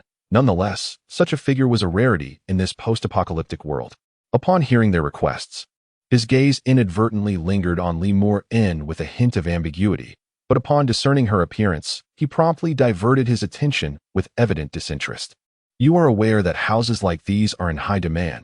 Confirming that the three were merely ordinary individuals, he remained seated, sporting a smile that did not conceal the disdain beneath. "Thus, I must trouble you for assistance. You see, we still have women among us, and it is hardly tenable for them to reside in such a place." Before he could finish speaking, Zhang Yi reached out and placed a handful of corpse crystals onto the table before him. Without uttering a word, Li Muren turned and departed. Nan Shao lowered his gaze, suppressing his unkind expression, and with a slight acknowledgement, he too took his leave. Even though he had long fallen from grace, he began to learn the acceptance of reality, bowing his head in humility. Yet, after toiling all day, he found himself subjected to incessant exploitation, leaving him unable to contain the rage that simmered within. Bah! A pauper daring to rent a room? Does he still believe we are in the pre-apocalyptic era? The middle-aged man watched Nan Shao's retreating figure, disdain evident in his voice, which he did not bother to lower. Zhang Yi, seething internally, maintained a facade of civility as he gathered another handful of corpse crystals to add to the previous ones. He then placed a steel rebar, still smeared with the dark red blood and brain matter of zombies, on the table. "Please, be magnanimous and do not hold this against him. We need sufficient corpse crystals to rent a place. Today, we ventured to the hospital, and he became rather heated while slaying zombies. Observe how this rebar has dulled. I was hoping to inquire where weapons might be procured." The man's gaze swept over the rebar, which emanated a strong stench of decay, causing him to recoil slightly, his eyes betraying a flicker of fear. "You place such filth upon it. How can I entertain others?" he exclaimed. "Quickly remove it, swiftly. I shall take you to select a house." He was fortunate. Being a resident of the town, and with a son possessing fire-related abilities, he had secured a respectable position, thus having never personally slain a zombie to this day. Despite his usual arrogance, he involuntarily shrank back when confronted with genuine menace. It became evident that mere enticement was insufficient. Zhang Yi let out a silent sigh. The one-bedroom apartment was located in the town's single dormitory area, nestled at the foot of the left mountain. It had originally been constructed for teachers and government employees. Naturally, the factories in the town also provided staff accommodations, but these were predominantly larger, two-bedroom apartments, situated on the opposite side of the mountain. By the time Zhang Yi and his companions arrived, the place was already quite occupied, with most opting for the upper floors. Surprisingly, the ground floor remained vacant, likely due to concerns about zombies and robbers. Look how splendid the ground floor is, with a yard connected to the rear mountain, spacious enough for planting vegetables or flowers.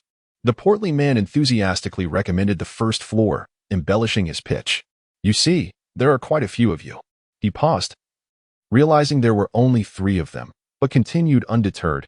"Even if you wish to indulge in some outdoor romance, the yard offers an ideal setting." Zhang Yi interrupted the increasingly inappropriate suggestions, aware that the man had misconstrued their relationship. However, given the nature of the individual, there was no need for clarification, and he merely wished for him to speak less. Consequently, the man left, satisfied. Once he departed, the 3 friends finally took a moment to assess the apartment. They found the door lock secure. Although it was a one-bedroom unit, the ample space in the rural town rendered the building quite spacious, including the bathroom and kitchen. It boasted an area of approximately 10 square meters. In the bedroom, there stood a solitary wooden bed, still adorned with a quilt, while the desk and bookshelf were cluttered with books, thickly coated in dust, indicating that the previous visitor had shown little interest in their contents. The door lock had presumably been replaced uniformly by someone from the town. In stark contrast to the bedroom, the living room and kitchen were in disarray, with empty bottles, jars, pots, spatulas, and chopsticks strewn haphazardly about. Li Muron pressed her lips together, feeling a twinge of discomfort, yet recognizing that their future interactions would be plentiful, making it inevitable to confront numerous matters. She remarked, "There's just a plastic bag. Everything is inside. Just bring it over." Within that bag lay sanitary napkins and undergarments, but it was wrapped in her outer coat, which provided her with a semblance of comfort. Zhang Yi acknowledged her, handing her a key while offering the spare one to Nan Shao, saying, "You keep this." Initially hesitant to accept, Nan Shao suddenly remembered Zhang Yi's prowess, realizing that a key was superfluous, and thus took it. "Teach me to pick locks sometime," he requested. Zhang Yi paused, then chuckled softly, "Sure." Mastering the art of lockpicking would indeed prove useful in a place where most homes lay vacant. The woven bag that served as a makeshift door was partially pushed aside, revealing a cramped interior. "Oh dear," Zhang Ruiyang exclaimed nervously. "Do not fear, your chubby uncle is quite formidable," Meat Tower reassured the little one. Zhang Yi and Nan Shao could not help but chuckle, their previously taught emotions easing at that moment. With the woven bag pushed open a bit more, the two of them crawled inside in succession. "Daddy." Upon seeing them, Zhang Ruiyang, who was seated cross-legged beside Meat Tower, immediately sprang up and dashed toward them. Zhang Yi bent down to catch his son, planting a kiss on his small face. "Yang, wait for Daddy outside. We are moving." Zhang Ruiyang blinked his large eyes, appearing to ponder a question, yet ultimately nodded obediently and climbed into the hole to retrieve his hidden treasures, an Ultraman figure, a bowl filled with water, 2 apples, half a pack of biscuits, and a small piece of cake. Watching him scurry out like a little mouse, Nan Shao was suddenly overwhelmed with an urge to scoop the little one into his arms for a hearty squeeze. "Where are we going?" the Meat Towerchin inquired, voicing the question the child had not dared to ask. At that moment, the little one, already burdened with an armful of belongings, peeked his head in from outside, his eyes sparkling with anticipation as they turned to Zhang Yi. "You will find out when we arrive," Zhang Yi replied, unable to suppress a chuckle, deliberately teasing the boy. Together with Nan Shao, he lifted the Meat Tower Chun and carried him out of the makeshift shelter, placing him in the cart of a tricycle. They gathered all the useful items and collected Li Muron's belongings, loading them onto the vehicle. Zhang Yi then picked up Zhang Ruiyang and, alongside Nan Shao, followed the tricycle towards their rented home. "Daddy, where are we moving to?" After twisting and turning on Zhang Yi's body for quite some time, the little one could no longer contain his curiosity and blurted out the question. Zhang Yi glanced around at the various curious gazes upon them and, placing a finger to his lips, shushed softly. The little boy's eyes widened in surprise, hastily covering his mouth with his small hand, nodding in understanding, blissfully unaware that he was being playfully teased by his most trusted father. As they walked alongside, Nan Shao could no longer bear to watch and extended his hand, saying, "Igu, your leg hurts. Allow me to carry Yang." He echoed the sentiments of the robust Chin, not out of age, but from a genuine respect. Though they had only known each other for 2 days, Zhang Yi's capabilities and conduct had completely won his admiration. He recognized that he was still unable to lower his head before those he once deemed unworthy of his attention. In the realm of humility and adaptability, Zhang Yi far surpassed him. Zhang Yi was taken aback by the way he addressed him, momentarily stunned, but upon reflecting that he was likely older, he accepted it with composure. Just as he was about to express that it was unnecessary, Zhang Ruiyang, upon hearing of his leg pain, immediately turned his small hand towards Nan Shao. Nan Shao leaned in to receive him. With no other choice, Zhang Yi released his hold. Once Nan Shao had the child in his arms, he whispered a few secret words into his ear, causing the child's eyes to light up with excitement as he asked, "Really?" Nan Shao nodded affirmatively, and in an instant, the little one planted a big kiss on his left cheek. Before Nan Shao could bask in the joy, he noticed the child twisting around to embrace Zhang Yi's neck, bestowing upon him a kiss as well, before covering his mouth with both tiny hands, reveling in his own delight. Consequently, a smile crept onto Zhang Yi's face as well. Nan Shao clicked his tongue, thinking to himself that they were indeed father and son, for even their laughter mirrored one another. Upon arriving at the rented house, Li Muron had already tidied the interior to a commendable standard. Apart from the absence of a water wash, it bore a semblance of orderliness. The town boasts its own modest hydroelectric power station, conveniently situated by the riverside. Consequently, buildings such as these are supplied with water, albeit unrefined, primarily utilized for flushing toilets. Should one wish to employ it for other purposes, it would go unnoticed. Electricity is rationed, available for just an hour each morning and evening, with water and electricity fees billed separately. Upon entering the dwelling, Zhang Ruiyang exuberantly dashed about, leaving no nook or cranny unexplored, even venturing into the courtyard, where he occasionally emitted joyful exclamations. His favorite spot was the expansive backyard, which featured an old, three-legged wicker chair. He nestled beneath the chair's wobbly leg, calling out to his father and playfully addressing Uncle Handsome, Uncle Fat, and Auntie. The only one response echoed back. Inside, Li Miran had begun tending to the injuries of Meat Tower, with Zhang Yi assisting nearby. Observing that he was of little help, Nan Shao stepped outside upon hearing Yang Yang's calls. Upon seeing the little one peeking out from beneath the wicker chair, grinning mischievously, he couldn't help but chuckle, then raised his gaze to survey the backyard. Spanning over 20 square meters, the yard was half paved with concrete, while the other half revealed sun-baked, cracked brown soil, scattered with withered plants that crumbled at the slightest touch, likely remnants of a previous occupant's gardening efforts. Aside from the dilapidated wicker chair, the yard held a few battered mops and nearly obsolete brooms among other miscellaneous items. The yard adjoined the foot of the mountain, accessible through a small, currently locked gate. Once, the mountain had likely been lush with shrubs, but now it lay in a state of decay, devoid of any trace of greenery. As he continued to gaze upward, he was met with a scene that filled him with astonishment. 3 2-meter-wide sky bridges connected the rooftop to the mountainside, leading directly to the mid-slope. It remained uncertain whether these structures had been established at the inception of the building or constructed in the aftermath of the apocalypse. No wonder so many sought to reside above. Such a hidden path existed. Inside, the anguished cries of ouch, emanated from Meat Tower, startling Zhang Ruiyang, who had been joyfully playing. He scrambled out from beneath the rattan chair, eager to rush inside, but was halted by Nan Shao's outstretched hand. Don't go in. Auntie and Daddy are attending to Uncle Fat's wounds. We mustn't disturb them. Let us play outside. But Uncle Fat is calling. Zhang Ruiyang hesitated, stretching his neck to peer past Nan Shao's shoulder into the room. It's all right, if he can call out. It means he's in good spirits and will recover swiftly. Nan Shao gently patted the little one's head, then crouched down to set him on the ground, asking, Are you hungry? Zhang Ruiyang's attention was immediately diverted. He shook his head and fished into the pocket of his trousers, producing an apple-flavored lollipop, which he held out to Nan Shao. Handsome uncle, I have a lollipop. Would you like some? With the candy in hand, Zhang Ruiyang hesitated, casting a glance toward the room as if contemplating whether to take it inside for his father to taste first. You can eat this one yourself. I'll bring one for Daddy, Uncle Fat, and Annie Muran later. Noticing his thoughts, Nan Shao sighed and assured him, Is there one for the handsome uncle?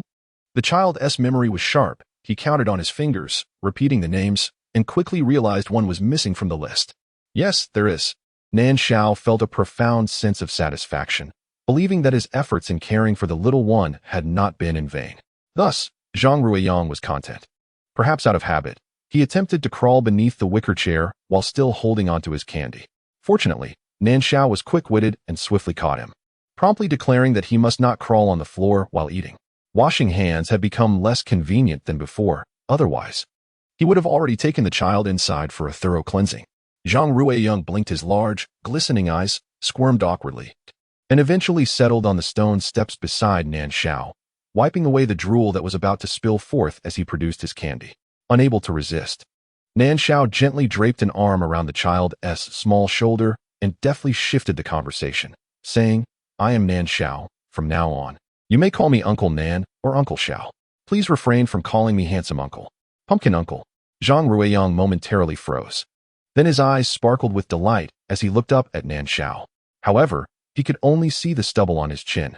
Unable to resist, he reached out with his small hand to touch it, only to find it prickly, which made him giggle. Just like Dad. Pumpkin Uncle Nan Shao's expression instantly stiffened, and after a pause, he slowly replied, It is Uncle Nan Shao. Using my full name is also acceptable. Inside the house, Li Miran, donning gloves, skillfully sutured the left wound of Meat Tower Chun. The left wound, caused by a bullet grazing the edge, bore no shell fragments, and had not damaged any major blood vessels. Although it appeared alarming, once thoroughly cleaned, it could be sutured and bandaged. The right side, comparatively, was far more troublesome and had been reserved for later treatment. As the apocalypse unfolded, Li Muran was interning at the People's Hospital in Zhengzhou Province.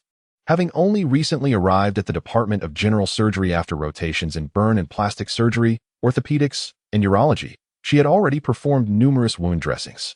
Although her role often involved assisting in various capacities, she had gained experience in suturing and tying knots, and when fortunate enough to have an instructor as the lead surgeon, she had the opportunity to wield the scalpel herself.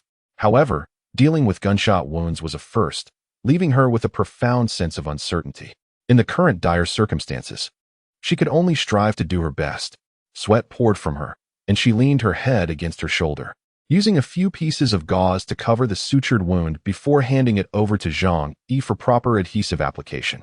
She then removed the dressing and carefully repositioned it over the injury on her right leg.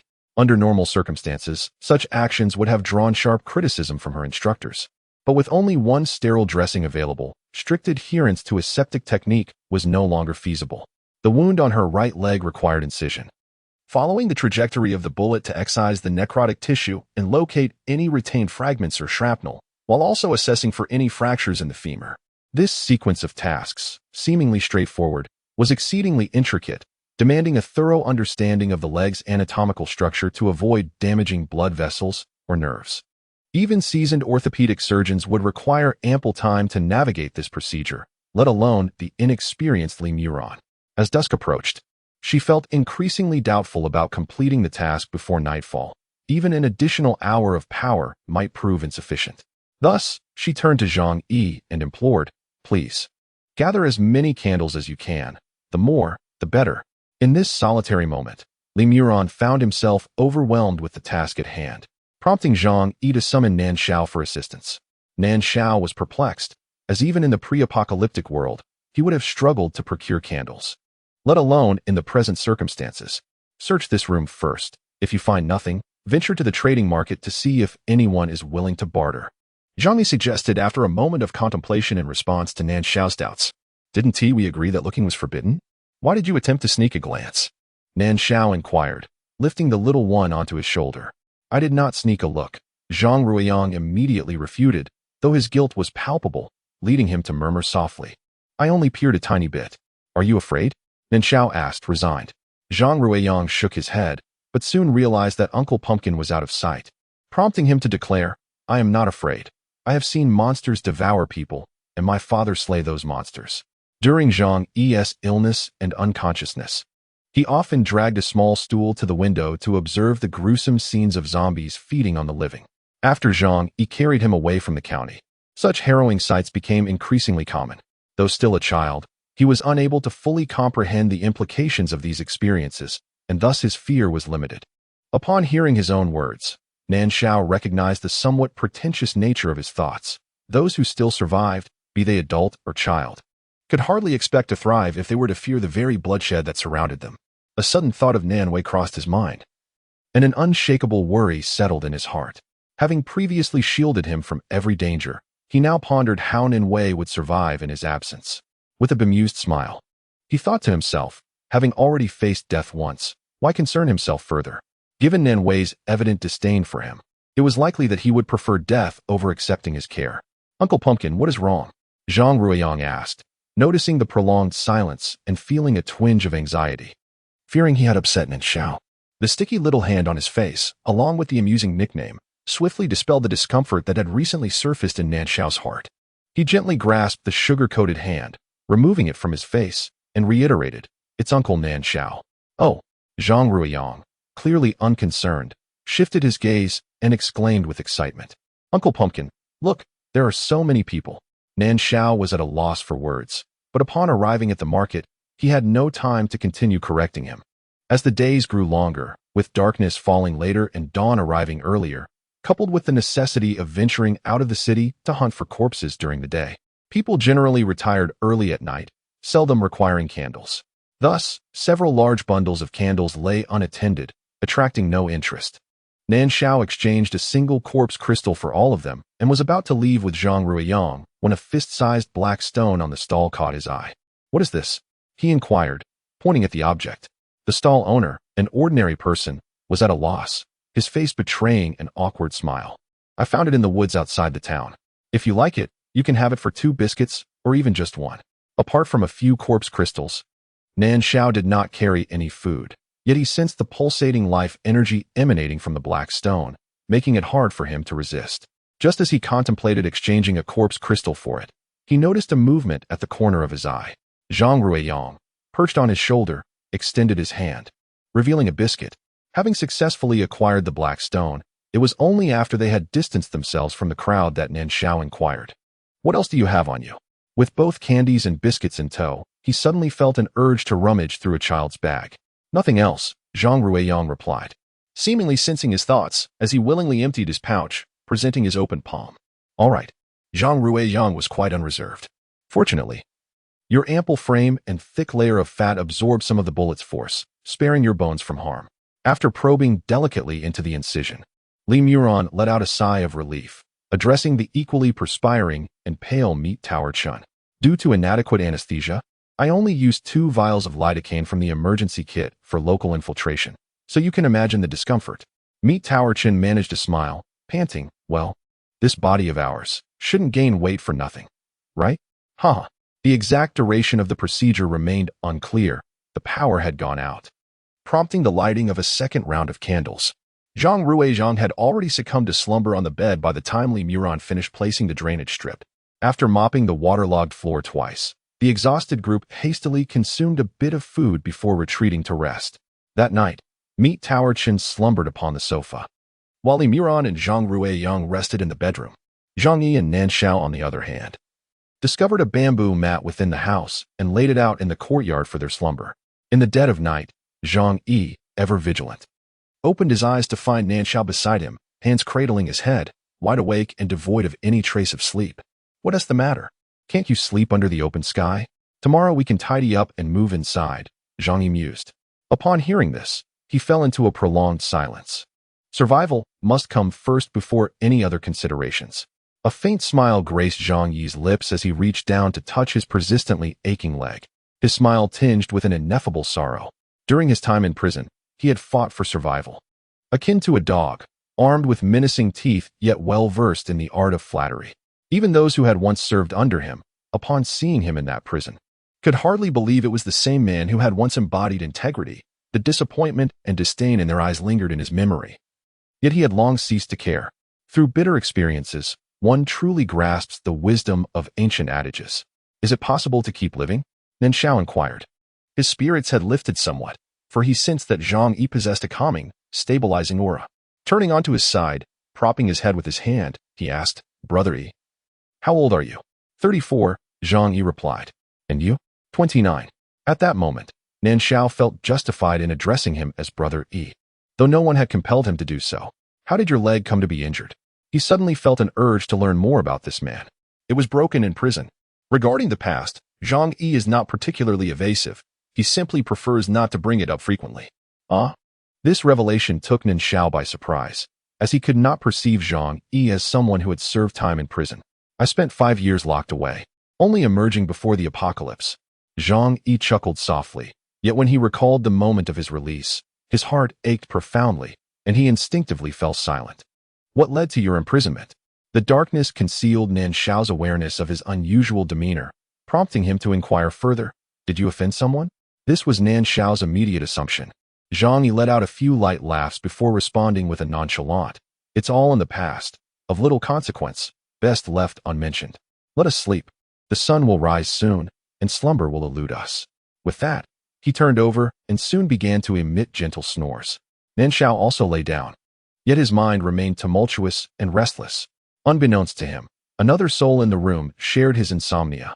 Li Muron had awakened alertly the moment their conversation commenced. Since her awakening to her extraordinary abilities, her senses had sharpened significantly, allowing her to hear every word spoken, despite their hushed tones. She raised her hand to shield her eyes, reluctant to dwell on the events that followed. The soft sound of Xiao Yangyang's breathing enveloped her, gradually soothing her troubled heart. reminding her of Zhang Yi's earlier words. First, survive, then we shall discuss the rest. Indeed, survival must come first. The following day, the group refrained from venturing out to hunt and instead devoted their time to thoroughly tidying their dwelling, as all three men needed to sleep in the living room. They moved the sofa and coffee table aside, laying cool mats and bedsheets retrieved from the cupboard directly on the floor for rest. The warm weather made this not only refreshing, but also allowed their bodies to stretch comfortably. Given Meat Tower Chen's physique, a night on the sofa left him groaning incessantly. Zhang Yi and Nan Shao, both tall, naturally preferred not to curl up on the small sofa. As for Yang Yang, he could sleep wherever he wished. As long as he did not wet the bed, no one would complain about him. Zhang Yi and Nan Shao sought out several relatively flat stones from the foot of the mountain behind the courtyard and constructed a small fire pit to cook meals. The previous owner had used a gas stove, but the gas canister had long since been taken away. Inevitably, it was primarily Zhang Yi who cooked, while Nan Shao, lacking skill in this area, could only lend a helping hand. They also gathered a considerable amount of dry firewood and straw from the back mountain, occupying almost half the courtyard. The house was equipped with pots and utensils, but they required a significant amount of water for cleaning, in addition to what was needed for cooking, which consumed quite a number of corpse crystals. If the rent hadn't been a mere 300 corpse crystals, along with the bribe of over 30 crystals to the rotund overseer, leaving them with only around 200 crystals after acquiring medicine, plus the 10 crystals they had previously earned, they would not have dared to waste so much. Dad, I'm full, Zhang Ruiyang remarked, eyeing the leftover white rice in his bowl and casting a furtive glance at Zhang Yi's empty bowl, pouting slightly. Save it for when you're hungry, Zhang Yi replied, preventing the others from offering to give Yang Yang their food, cautioning against indulging him. I still have some biscuits. Zhang Ruiyang shook his head, lifting a small bowl, poised to pour its contents into Zhang Yi's bowl. Zhang Yi hastily caught it, contemplating that with a few individuals collaborating, they should be able to prepare a meal, and thus he no longer felt the need to insist. We ought to plan meticulously, Zhang Yi remarked, handing a piece of coarse bread to Meat Tower Chen, aware that the meager bowl of rice was merely a token and certainly insufficient for him. Meat Tower Chen felt somewhat embarrassed, given that he was only consuming plain rice. He found it difficult to justify eating more than those who toiled diligently. Take it, eat well, recover quickly, and join me in vanquishing the zombies, Zhang Yi stated, placing the coarse bread directly into his bowl with a calm demeanor. Hearing this, Meat Tower Chen recognized that further refusal was futile, and thus he embraced the coarse bread, silently gnawing on it, a stark contrast to his chattiness from the previous day. With his head bowed, no one noticed the redness around his eyes. Of course, the appetites of the few could not be satiated by a mere small bowl of white rice, so they all took a piece of coarse bread, either nibbling it dry or breaking it into chunks to soak in water, savoring it slowly. Regardless of the method, it was universally understood that only with sufficient nourishment could one grow robust, and with a strong body, one could resist illness and possess the strength to combat more zombies and acquire greater resources. At the outskirts of the county town, although escape was relatively convenient, the majority of people congregated there, making it difficult to procure supplies, and the zombies they could confront were limited. While sipping water, Zhang Yi spoke, as he was most familiar with the county town, thus holding the most authority on the matter. Although places like commercial streets and farmers' markets were abundant in resources, they were also teeming with zombies, and entering such locations could easily lead to being cornered. Due to the significant harvest, this place has become a favored destination for those endowed with extraordinary abilities. We are few in number and lack any such powers. At this point, he paused briefly, casting a glance at Nan Shao, clearly reminded of his rather mediocre ability. We can only rely on the wisdom of our predecessors, engaging in guerrilla tactics against the zombies. Therefore, the chosen location need not be overly rich in resources, yet it must allow us the freedom to maneuver.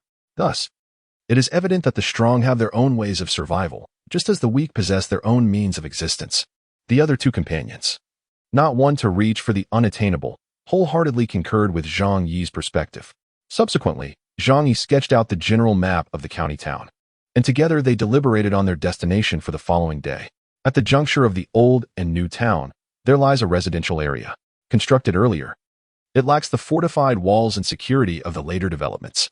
The buildings are not tall, positioned adjacent to the old town, with merely a narrow alley separating them from the old bungalows. If necessary, one could leap from the upper floors onto the rooftops of the old town and then choose a route for escape. Whether anyone has ventured there, Zhang Yi could not ascertain, but he deemed it worth the effort. Nan Shao had awakened his plant abilities, and Xiao Chun had undergone a mutation in speed. Zhang Yi contemplated extracting a portion of the crystal from the fallen corpses to enhance their capabilities. Ultimately, he proposed this, specifically addressing Li Muran. Only through the collective enhancement of their team's abilities could their chances of survival increase, thereby improving their quality of life. Nan Shao felt a faint warmth in his ears, pondering the seemingly ineffectual nature of his extraordinary ability. Yet, he was reluctant to dismiss it, as the desire to explore the potential of his powers lingered. After all, awakening such a gift was no small feat, and he yearned to discover whether its enhancement might yield unforeseen benefits. Just as he hesitated, he heard Li Muran speak. I also possess an extraordinary ability. Li Muran raised her hand to rub her face, finding the admission somewhat difficult. Upon hearing her words, the others were momentarily taken aback, their minds racing to the notion of a useless ability, for she had never demonstrated it before. Observing their expressions, Li Muran felt a twinge of embarrassment. I'm not quite sure what to classify it as. I was thrust into a horde of zombies, fully expecting my demise, but to my astonishment, I found myself here instead. At that time, I was in Yuzhou at the prayer market. Nan Shao paused mid-sip, while Zhang Yi turned his head to evade Zhang Ruiyang's exuberant kiss. Upon hearing her words, he froze, receiving an unexpected peck from his son, causing the meat tower's coarse pancake to tumble into his bowl. The distance from Yuzhou to Zhongzhou is over 1,000 kilometers, even by plane. It takes 1 or 2 hours. How could one possibly traverse such a distance in an instant? Goodness, muttered Meat Tower Chin, his gaze toward Li Muran filled with admiration. Wasn't that akin to traveling wherever one wished? Li Muran forced a smile. I don't know how to utilize it. I'm too afraid to even attempt it, lest my luck falters and I end up in another zombie horde, or, worse yet, in an entirely unfamiliar location. Thus, having an ability feels akin to having none at all. A glimmer of sympathy flickered in Nan Shao's eyes as he reflected on his own powers, which, at the very least, he could control, while hers appeared to rely solely on chance. Zhang Yi coughed lightly and remarked, then you should also cultivate alongside them. This extraordinary ability, once mastered, could prove to be immensely beneficial. Li Muran silently nodded, harboring little hope in his heart. After finalizing their discussion, they had nearly finished their meal. Each person rinsed their bowls and chopsticks with water, subsequently storing them away for future use. Li Muran took it upon himself to assist with the collection of the dishes for Meat Tower Chun. Given the limited resources, it was impractical to waste copious amounts of water on washing dishes each time. Zhang Ruiyang declined Zhang Yi's offer of assistance, wandering around the kitchen for quite some time with his small bowl and chopsticks, ultimately concealing them in what he believed to be a very secretive spot. As the hour was still early, Li Muran and Meat Tower Chin each took a corpse crystal and began to absorb its essence. Nan Shao had also considered doing the same, but upon seeing Zhang Yi carrying Yang towards the back mountain, he inexplicably followed suit. Familiarizing himself with the terrain would be prudent in case of any unforeseen circumstances. Upon noticing Nan Shao trailing him, Zhang Yi articulated his intentions. Nan Shao, of course, understood this rationale. He had previously adopted the same approach, ensuring that he surveyed his surroundings upon arriving at a new location to avoid panic and peril in times of danger. However, ever since encountering Zhang Yi, he had grown somewhat complacent, reluctant to engage his mind, simply following Zhang Yi's lead. He recognized that this complacency stemmed from Zhang Yi's meticulous arrangements, yet it also reflected his own dwindling motivation. Nonetheless, he was not entirely despondent, for he still contemplated enhancing his own extraordinary abilities. With a suppressed smile, Nan Shao glanced at the little one on Zhang Yi's back, who was singing with great enthusiasm, finding the song quite fitting for the moment. Zhang Ruiyang giggled shyly, burying his face in his father's back, but soon lifted his head with a look of pride, exclaiming, "Grandma taught me." "Grandma is amazing." Nan Shao continued to compliment him. It had been a long time since he had heard such a song filled with memories of the era, and encountering it now inevitably stirred a sense of nostalgia. Of course, Grandma can sing countless beautiful songs and craft many lovely flowers. Zhang Ruiyang began to sway his little body, utterly unaware of modesty, especially when it came to his beloved grandmother. Zhang Yi playfully slapped him on the backside, warning him that if he continued to squirm, he would have to walk on his own. Ah, children are indeed full of energy. Upon hearing this, he was eager to slide down. Zhang Yi's expression darkened as he glanced at his son's shoes, which revealed his big toe, realizing that the soles had worn thin. Walking on this mountainous path would surely be painful. Observing this, Nan Shao quickly reached out to lift the child and hoist him onto his shoulder, suggesting that he should sit there instead. Uncle Nan is so nice. The child immediately shifted his focus, wrapping his small hands around Nan Shao's head and planting a kiss on his forehead, clearly relishing this elevated position, especially since Nan Shao's hands and steps were steady. It provided a thrilling yet safe experience, unlike the jostling on Zhang Yi's back. No, it's Nan Shao, he sighed, attempting to correct the child with little success. Zhang Yi chuckled at the scene. The mountain behind was not particularly high, yet upon reaching its summit, they discovered that it continued to rise, layer upon layer. If the trees had not withered, it would have been a lush expanse stretching toward the horizon. Instead, it presented a dismal sight of dark browns and blacks. It seemed there was no need to worry about zombies approaching from this direction, Zhang Yi remarked, his eyes narrowing as he contemplated the area beyond. Suddenly, it dawned upon him that beyond lay the Jingnan Natural Scenic Area. During the onset of the apocalypse, the weather had been warm, and many would have been vacationing there. Nan Shao, however, paid little heed to this thought. While playfully engaging with Zhang Ruiyang, he absent-mindedly acknowledged it, only to be interrupted as he pointed toward a hollow in the mountain and exclaimed, "Look, there's a cave over there. Shall we go take a look?" Yes, Daddy, let us explore the cave." Zhang Ruiyang, perched on Nan Shao's shoulder, erupted with excitement and began to bounce. "Be still, or you'll fall." Nan Shao quickly grasped the squirming child, a bead of sweat breaking out on his forehead. Zhang Ruiyang immediately settled down. Yet his eager gaze remained fixed on Zhang Yi, his eyes, deepened by the sunlight, brimming with anticipation. "Let us go, but we can only look from the outside." Zhang Yi, softened by the child's gaze, conceded, also genuinely curious about the cave's depth. Zhang Ruiyang cheered and planted a kiss on Nan Shao's cheek. Though Nan Shao found it both amusing and exasperating, he could not deny the warmth that stirred within him. The path to the cave was not easy to traverse, overgrown with thorny shrubs and small beech and oak trees, showing no signs of human passage. The cave itself had only revealed itself due to the fallen, withered vegetation. The trio exerted considerable effort to reach their destination, with Zhang Ruiyang appearing the most at ease. His small face, flushed a bright red by the sun, still radiated exuberance. Occasionally, he would exclaim in a playful tone about Aunt Lou's peculiar dialect or boastfully declare, "A chicken in my left hand and a duck in my right." Eventually, even Zhang Yi could no longer maintain his composure. Since his release from prison, he had never witnessed such unrestrained excitement from the little one, nor had he been fortunate enough to hear such amusing cries. As for Nan Shao, he had already stifled his laughter to the point of discomfort, nearly dropping the child in the process. The little boy, oblivious to the adults' amusement, gazed at them in confusion, perhaps wondering why his spirited efforts had gone unacknowledged.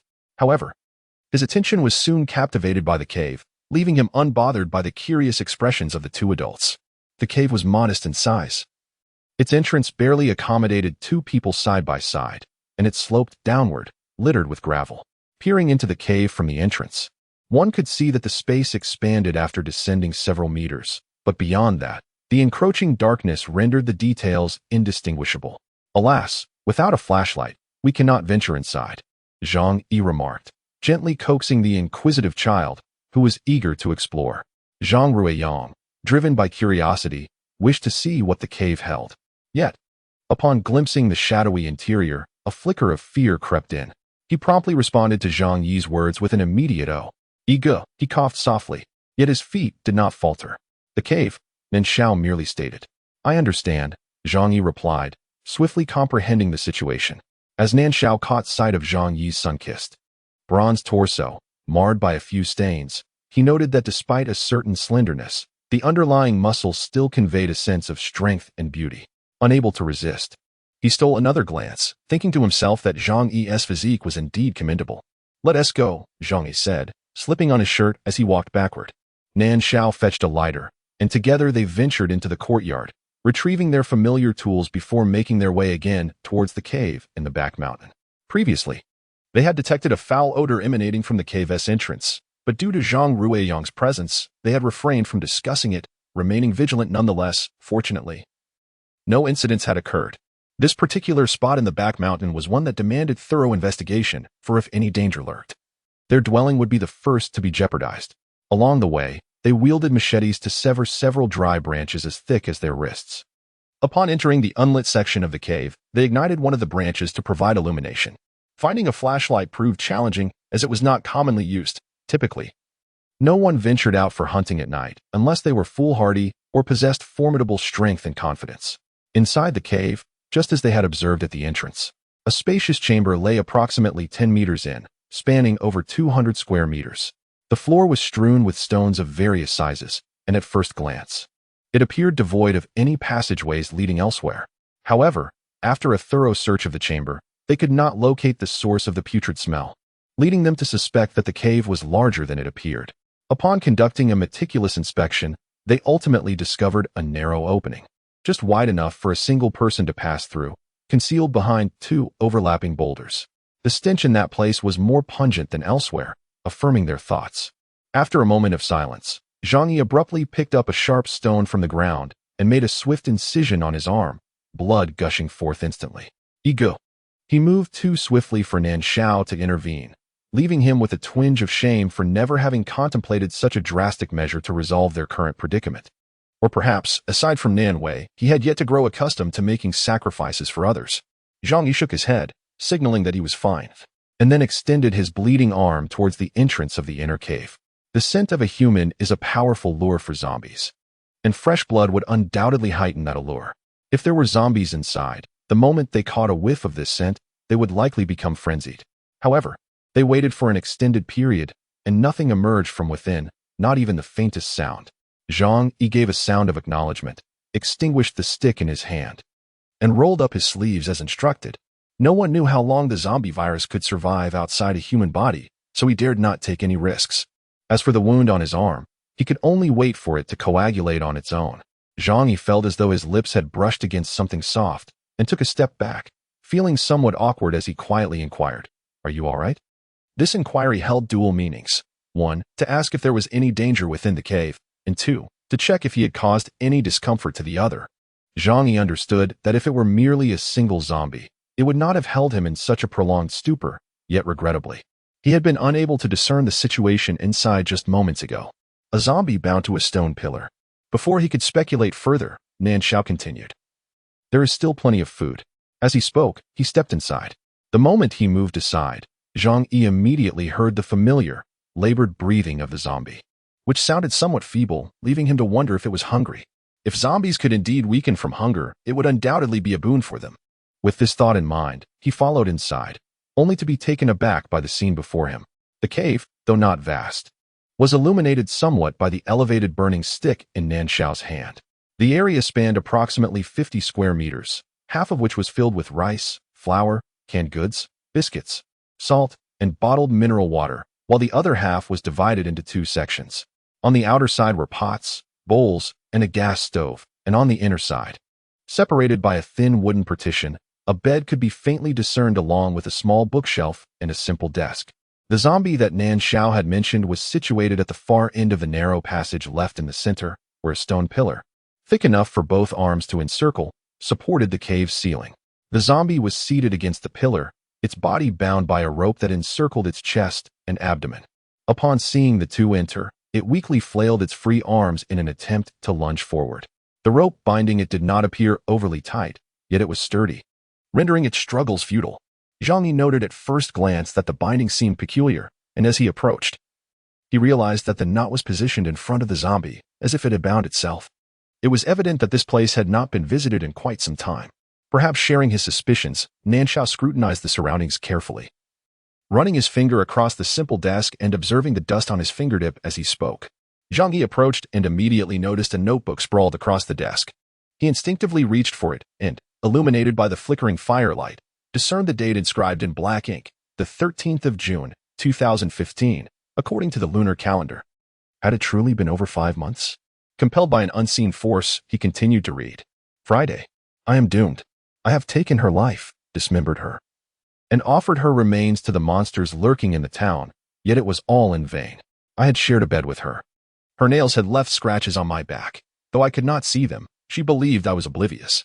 She thought me a fool. Damn. The deep, dark bruise on her leg, yet it bled not. Only a blind man could overlook such a sight.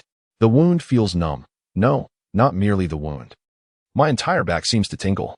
I am so hungry. I do not wish to perish. If I were to transform into one of those monsters and descend the mountain, I would surely be slain. I do not wish to die. Perhaps I could awaken some latent ability like those others. I must bind myself. Yes, bind myself. A rope. I shall use that nylon cord. I can barely hold on, the hunger gnawing at me. My mind is flooded with images of killing Adan. The blood and flesh appeared so delectable. If only I had not discarded them down the mountain, I would not have squandered such sustenance. No, that is not what I intended to convey. What was I trying to say? Ah, yes. If anyone should happen upon this diary, I implore you, in light of the abundance of food I have provided, do not take my life. I do not wish to die. The writing abruptly ceased, devoid of punctuation, only a few droplets of dark liquid smudging the text, rendering it indiscernible as tears or something else entirely. Zhang Yi exhaled deeply, gazing at Nan Shao, who was inspecting the surroundings within the cave. He pondered how long it had been since Nan Shao had inserted the burning torch into the crevice beside him. This place should have been untouched by others, save for the ill-fated cave's master. Upon hearing his voice, Nan Shao looked up and gestured towards the pot, indicating that there was still half a pot of spoiled rice within. Bloodstains adorned the knife, and the ground bore similar marks, yet the cutting board remained pristine. It appeared that everything documented in the diary was indeed true. Zhang Yi raised the diary in his hand, and after a moment of surprise, Nan Shao approached, took it, quickly glanced through its contents, flipped back to earlier pages, and returned it to Zhang Yi. He then walked over to the zombie seated on the ground, deftly avoiding its claws, and with a couple of swift strikes from his pickaxe, dispatched it. At the moment of its transformation into a zombie, it had ceased to be its own master. As Nan Shao extracted the corpse crystal from the zombie's brain, he looked up to find Zhang Yi observing him. Perhaps it was the flickering firelight that cast shadows, rendering his gaze somewhat somber. Compelled by an inexplicable urge, he felt the need to offer an explanation, not wishing Zhang Yi to perceive him as ungrateful. Had it not been for his ill intentions toward that woman, he would not have met his demise. Moreover, he had shown no mercy when dispatching the zombies that had once been his parents. Noticing Zhang Yi's continued silence, a wave of unease washed over him, prompting him to add, "Leaving it here is perpetually unsafe and could easily attract others." It turned out that this zombie had been an elementary school Chinese teacher prior to the apocalypse, residing in the very building where they currently dwelled, albeit on the top floor. In the confines of his home, he discovered a cave while searching for his dog, a reclusive individual. He preferred to spend his time online rather than engaging in social interactions, particularly fascinated by apocalyptic scenarios and extraterrestrial civilizations. He often envisioned how he would rise from his mundane existence should the apocalypse occur, gathering followers and establishing a harem to unify the world. His first intended recruit for this harem was his first love, Adan, who had left him despondent by marrying the town mayor's son. As natural disasters and calamities proliferated, fueling discussions of an impending apocalypse, he began stockpiling supplies and seeking refuge, even discreetly utilizing the funds his parents had set aside for their retirement and his future marriage. His actions were shrouded in secrecy, unbeknownst to his family. Remarkably, his fortune seemed to favor him. For just as he depleted his and his parents' savings to prepare for the worst, the apocalypse indeed arrived. However, his luck was not as fortuitous as that of protagonists in apocalyptic literature. Among the precious stones he had hoarded, not a single one could claim ownership or grant him a space to store provisions and cultivate strength. The disparity between his vivid imagination and the stark reality was painfully evident. How could a man who had been exceedingly timid and inept prior to the apocalypse suddenly become powerful with merely a stockpile of food? Upon witnessing the town overrun by zombies, a scene reminiscent of hell on earth, he promptly retreated, deeming it prudent to assess the situation. With nothing but time on his hands, he began to wield a dao he had acquired, practicing his strikes in the cavernous expanse outside, followed by leaps and tiger push-ups to enhance his physical strength and endurance. However, for an individual who had been lethargic in the days before the apocalypse, such training proved to be exceedingly tedious and arduous. Consequently, after a mere 2 days, he began to concoct excuses for himself and gradually ceased his training. Without a computer or the need for practice, reading and journaling became his means of passing the time. He even took pride in this, believing he possessed foresight, fully prepared for a year or two of residing in a cave without issue. In truth, Zhang Yi found it difficult to feel any sympathy for this person, even though they were about to benefit from his actions. Look at this sword. From the journal, it was revealed that there existed a Tang sword. After Nan Shao had vanquished the zombies, he commenced his search within the cave and ultimately discovered it beneath the bedding. At first glance, it appeared heavily corroded, casting doubts in his mind. Zhang Yi took it and tested its draw, noting its somewhat sluggish movement, indicating it was not its original sheath. Yet, as a portion of the blade emerged, the glint under the firelight shimmered like snowflakes, instantly revealing to both men that this was no ordinary weapon. With a swift motion, Zhang Yi fully unsheathed the sword. Then with a flick of his wrist, he sliced at the iron railing of the folding bed. The blade passed effortlessly through the hollow iron, leaving the structure unscathed.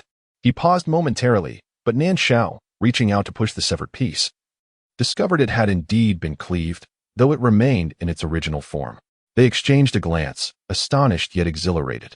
How remarkable that he had acquired such a fine sword. Nan Shao could not help but lament the irony of possessing such a splendid weapon while still being trapped in this cave. Zhang Yi carefully sheathed the sword and then declared, "Let us first move the bodies outside. As for these matters, what is your perspective? Do I appear to be the kind of selfless individual?" Zhang Yi was taken aback. Indeed. Nan Shao nodded. Zhang Yi felt a mixture of amusement and exasperation, bewildered as to how he had left such an impression. Had this been before his incarceration, he might have entertained such thoughts, for his sense of justice was fervent, always yearning to assist others. However, after enduring so much, it was impossible for him to retain that unwavering, altruistic disposition. He would not harm others. Yet under circumstances where his own interests were not safeguarded, he could no longer offer assistance without compensation. Regarding the management of supplies, there were 50 bags of rice, each weighing 20 pounds, an equal quantity of flour, over 100 packs of noodles weighing 5 kilograms each, various dried goods and vegetables, assorted fish, meat, and canned fruits, 50 boxes of chocolate, candies, compressed biscuits, and instant noodles, along with several units of salt, soy sauce, peanut oil, and spices, 50 barrels of bottled water, several sets of seasonal clothing, undergarments and socks counted by the dozen, and only 2 types of footwear, sports shoes and military boots, with 5 pairs of each. Additionally, there were 5 or 6 cotton and down comforters, alongside various toiletries, lighting equipment, and a selection of commonly used medications. Ultimately, as they departed, the two took only 2 cans of fruit, 5 packs of pickled vegetables, a radio, a box of batteries, a razor, and that tank sword. They chopped 2 bundles of firewood in the mountains and concealed their belongings within before descending. Prior to leaving, they disguised the cave, making it difficult to locate unless one was intentionally searching for it. This was not the first time Meat Tower Chin had utilized corpse crystals for cultivation. Although the enhancement of his abilities was gradual, the speed of absorption surpassed that of Li Muron during his initial experience. As he opened his eyes with a sense of invigorating vitality, Zhang Yi and Nan Shao were busy chopping wood in the courtyard, while Zhang Ruiyang trailed behind them like a little shadow, chattering away in an unintelligible manner.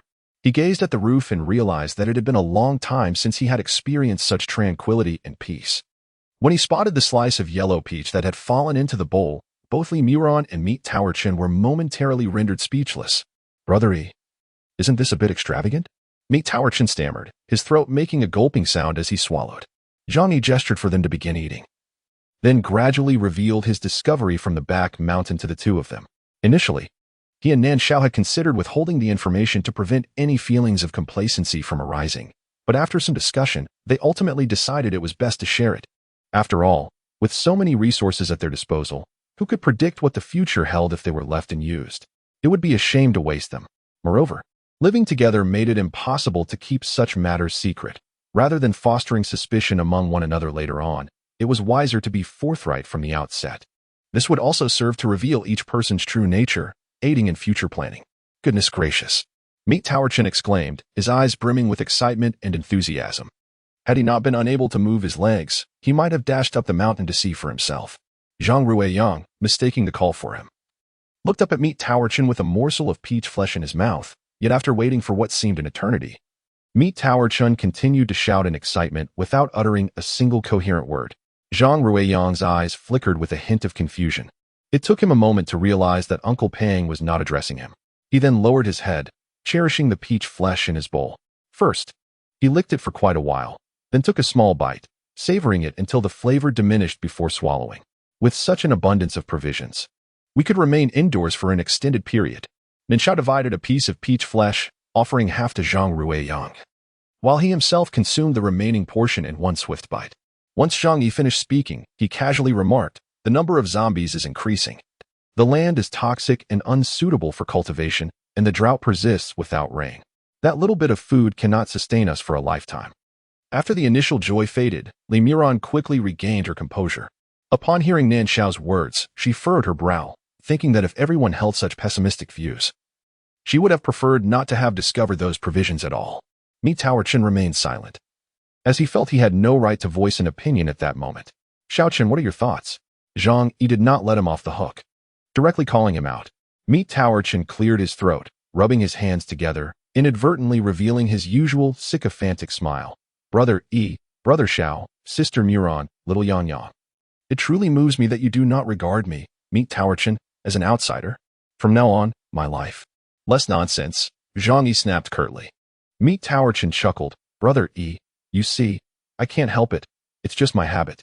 Upon mentioning this, his expression grew serious, shedding the previous air of frivolity. "I owe my presence here to all of you.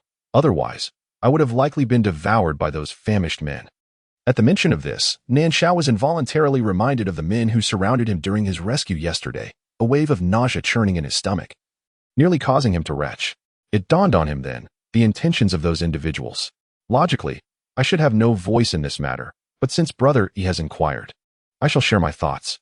Setting aside what Mu Ran has said, if we continue to refrain from hunting for an extended period while living better than the ability users, it will undoubtedly attract attention. What consequences may ensue, I trust everyone can surmise. Zhang Yi and Nan Shao exchanged a glance, sharing a knowing smile. Since you all have voiced your opinions, let us maintain our previous course of action.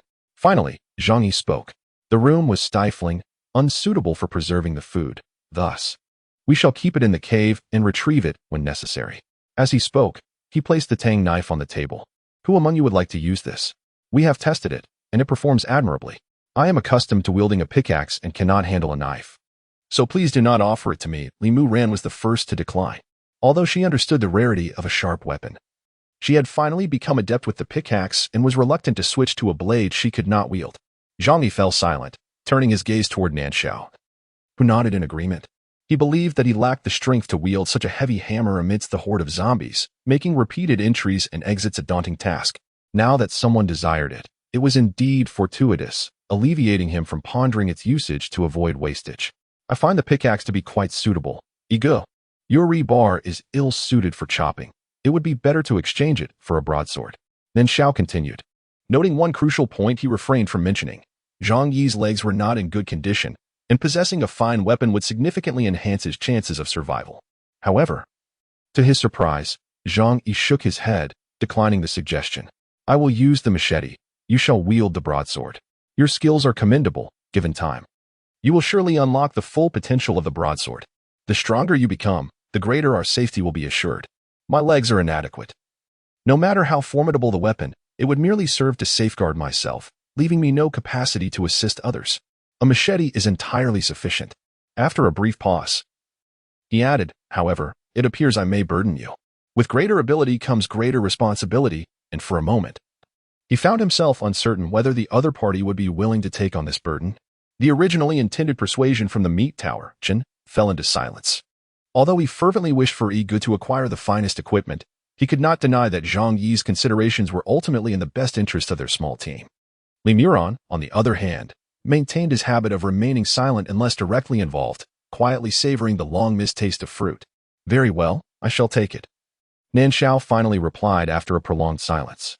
He gazed at the smile on Zhang Yi's face, his expression reflecting a complex mix of emotions. He certainly comprehended Zhang Yi's intentions. However, out of gratitude for having his life saved by the other party, he was unwilling to refuse, despite his reluctance to shoulder such a responsibility once more. After their conversation concluded, they dispersed. Nan Shao picked up a corpse crystal, intending to absorb it, but suddenly recalled the black stone that Yang Yang had exchanged for a biscuit the previous day. He took it out and showed it to Zhang Yi, Rota, and Chun Li Muran, but they exhibited no particular reaction. If it weren't for the increasingly palpable life force emanating from it when held in his palm, he might have doubted his own perception. Could this possibly be a seed? Once this notion arose, it became impossible to suppress, intensifying in strength. Being a person of action, he felt compelled to test his hypothesis. He promptly settled into a cross-legged position in the corner of the room, focusing his mind and channeling his abilities in an attempt to stimulate the stone. However, as soon as his power entered the black stone, he sensed something amiss. Akin to encountering a vast black hole where his energy vanished without a trace, devoid of the familiar sensation of seeds preparing to sprout. What chilled him to the bone was that once his ability entered the black stone, it slipped from his control and was entirely consumed in an instant. No matter how he struggled, he could not break free from that consuming force, until he found himself devoid of any trace of his powers. He opened his eyes, drenched in sweat, only to discover that the sun had yet to set, although it felt as if an eternity had passed. In the courtyard, Zhang Yi was practicing with a cleaver, while Zhang Ruiyang frolicked behind Li Muran, seemingly engaged in some activity.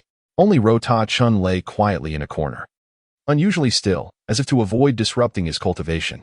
"Brother Shao, what troubles you?" As he opened his eyes, the momentous Jin immediately sensed something amiss.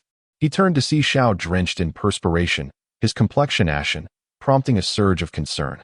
As he pondered the discrepancies and the causes behind them, he slowly opened his eyes, only to be startled by the sight of Zhang Yi and several others encircling him, their gazes fixed intently upon him. "Uncle Pumpkin," Zhang Ruiyang exclaimed, seemingly wanting to rush forward, yet hesitating. He took a couple of cautious steps before pausing again. "What is the matter?" Nan Shao found himself in a state of confusion due to their reactions. "Are you all right?" Zhang Yi inquired, scrutinizing his complexion in the flickering candlelight. "Everything is fine," Nan Shao replied, still bewildered. "You're looking rather unwell," Shao Chen began, to which Zhang Yi sighed in relief, explaining, "As long as you're okay." It was then that Nan Shao realized their concern for him, and warmth filled his heart as he chuckled. It was indeed a close call just now.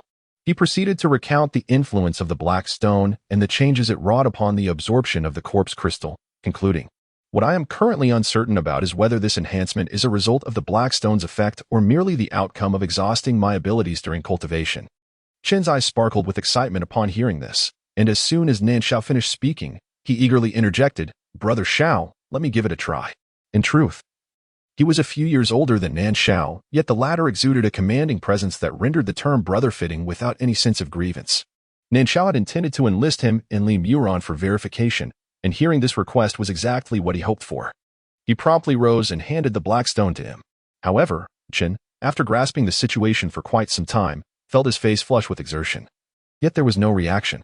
Ultimately, he reluctantly opened his eyes and remarked, "I am a mutation. Perhaps it is of no use. Let Murang give it a try." As he spoke, he called out to Li Murang with a louder voice. "Currently, it seems only effective for your abilities." After a brief silence, Zhang Yi stated, then patted Nan Shao on the shoulder, advising him to be cautious. "Better to proceed slowly than to rush. Stability is paramount." Nan Shao responded with a simple acknowledgement. He then dedicated the entire night to exploring the utility of the black stone, discovering that it could endlessly absorb external supernatural energy.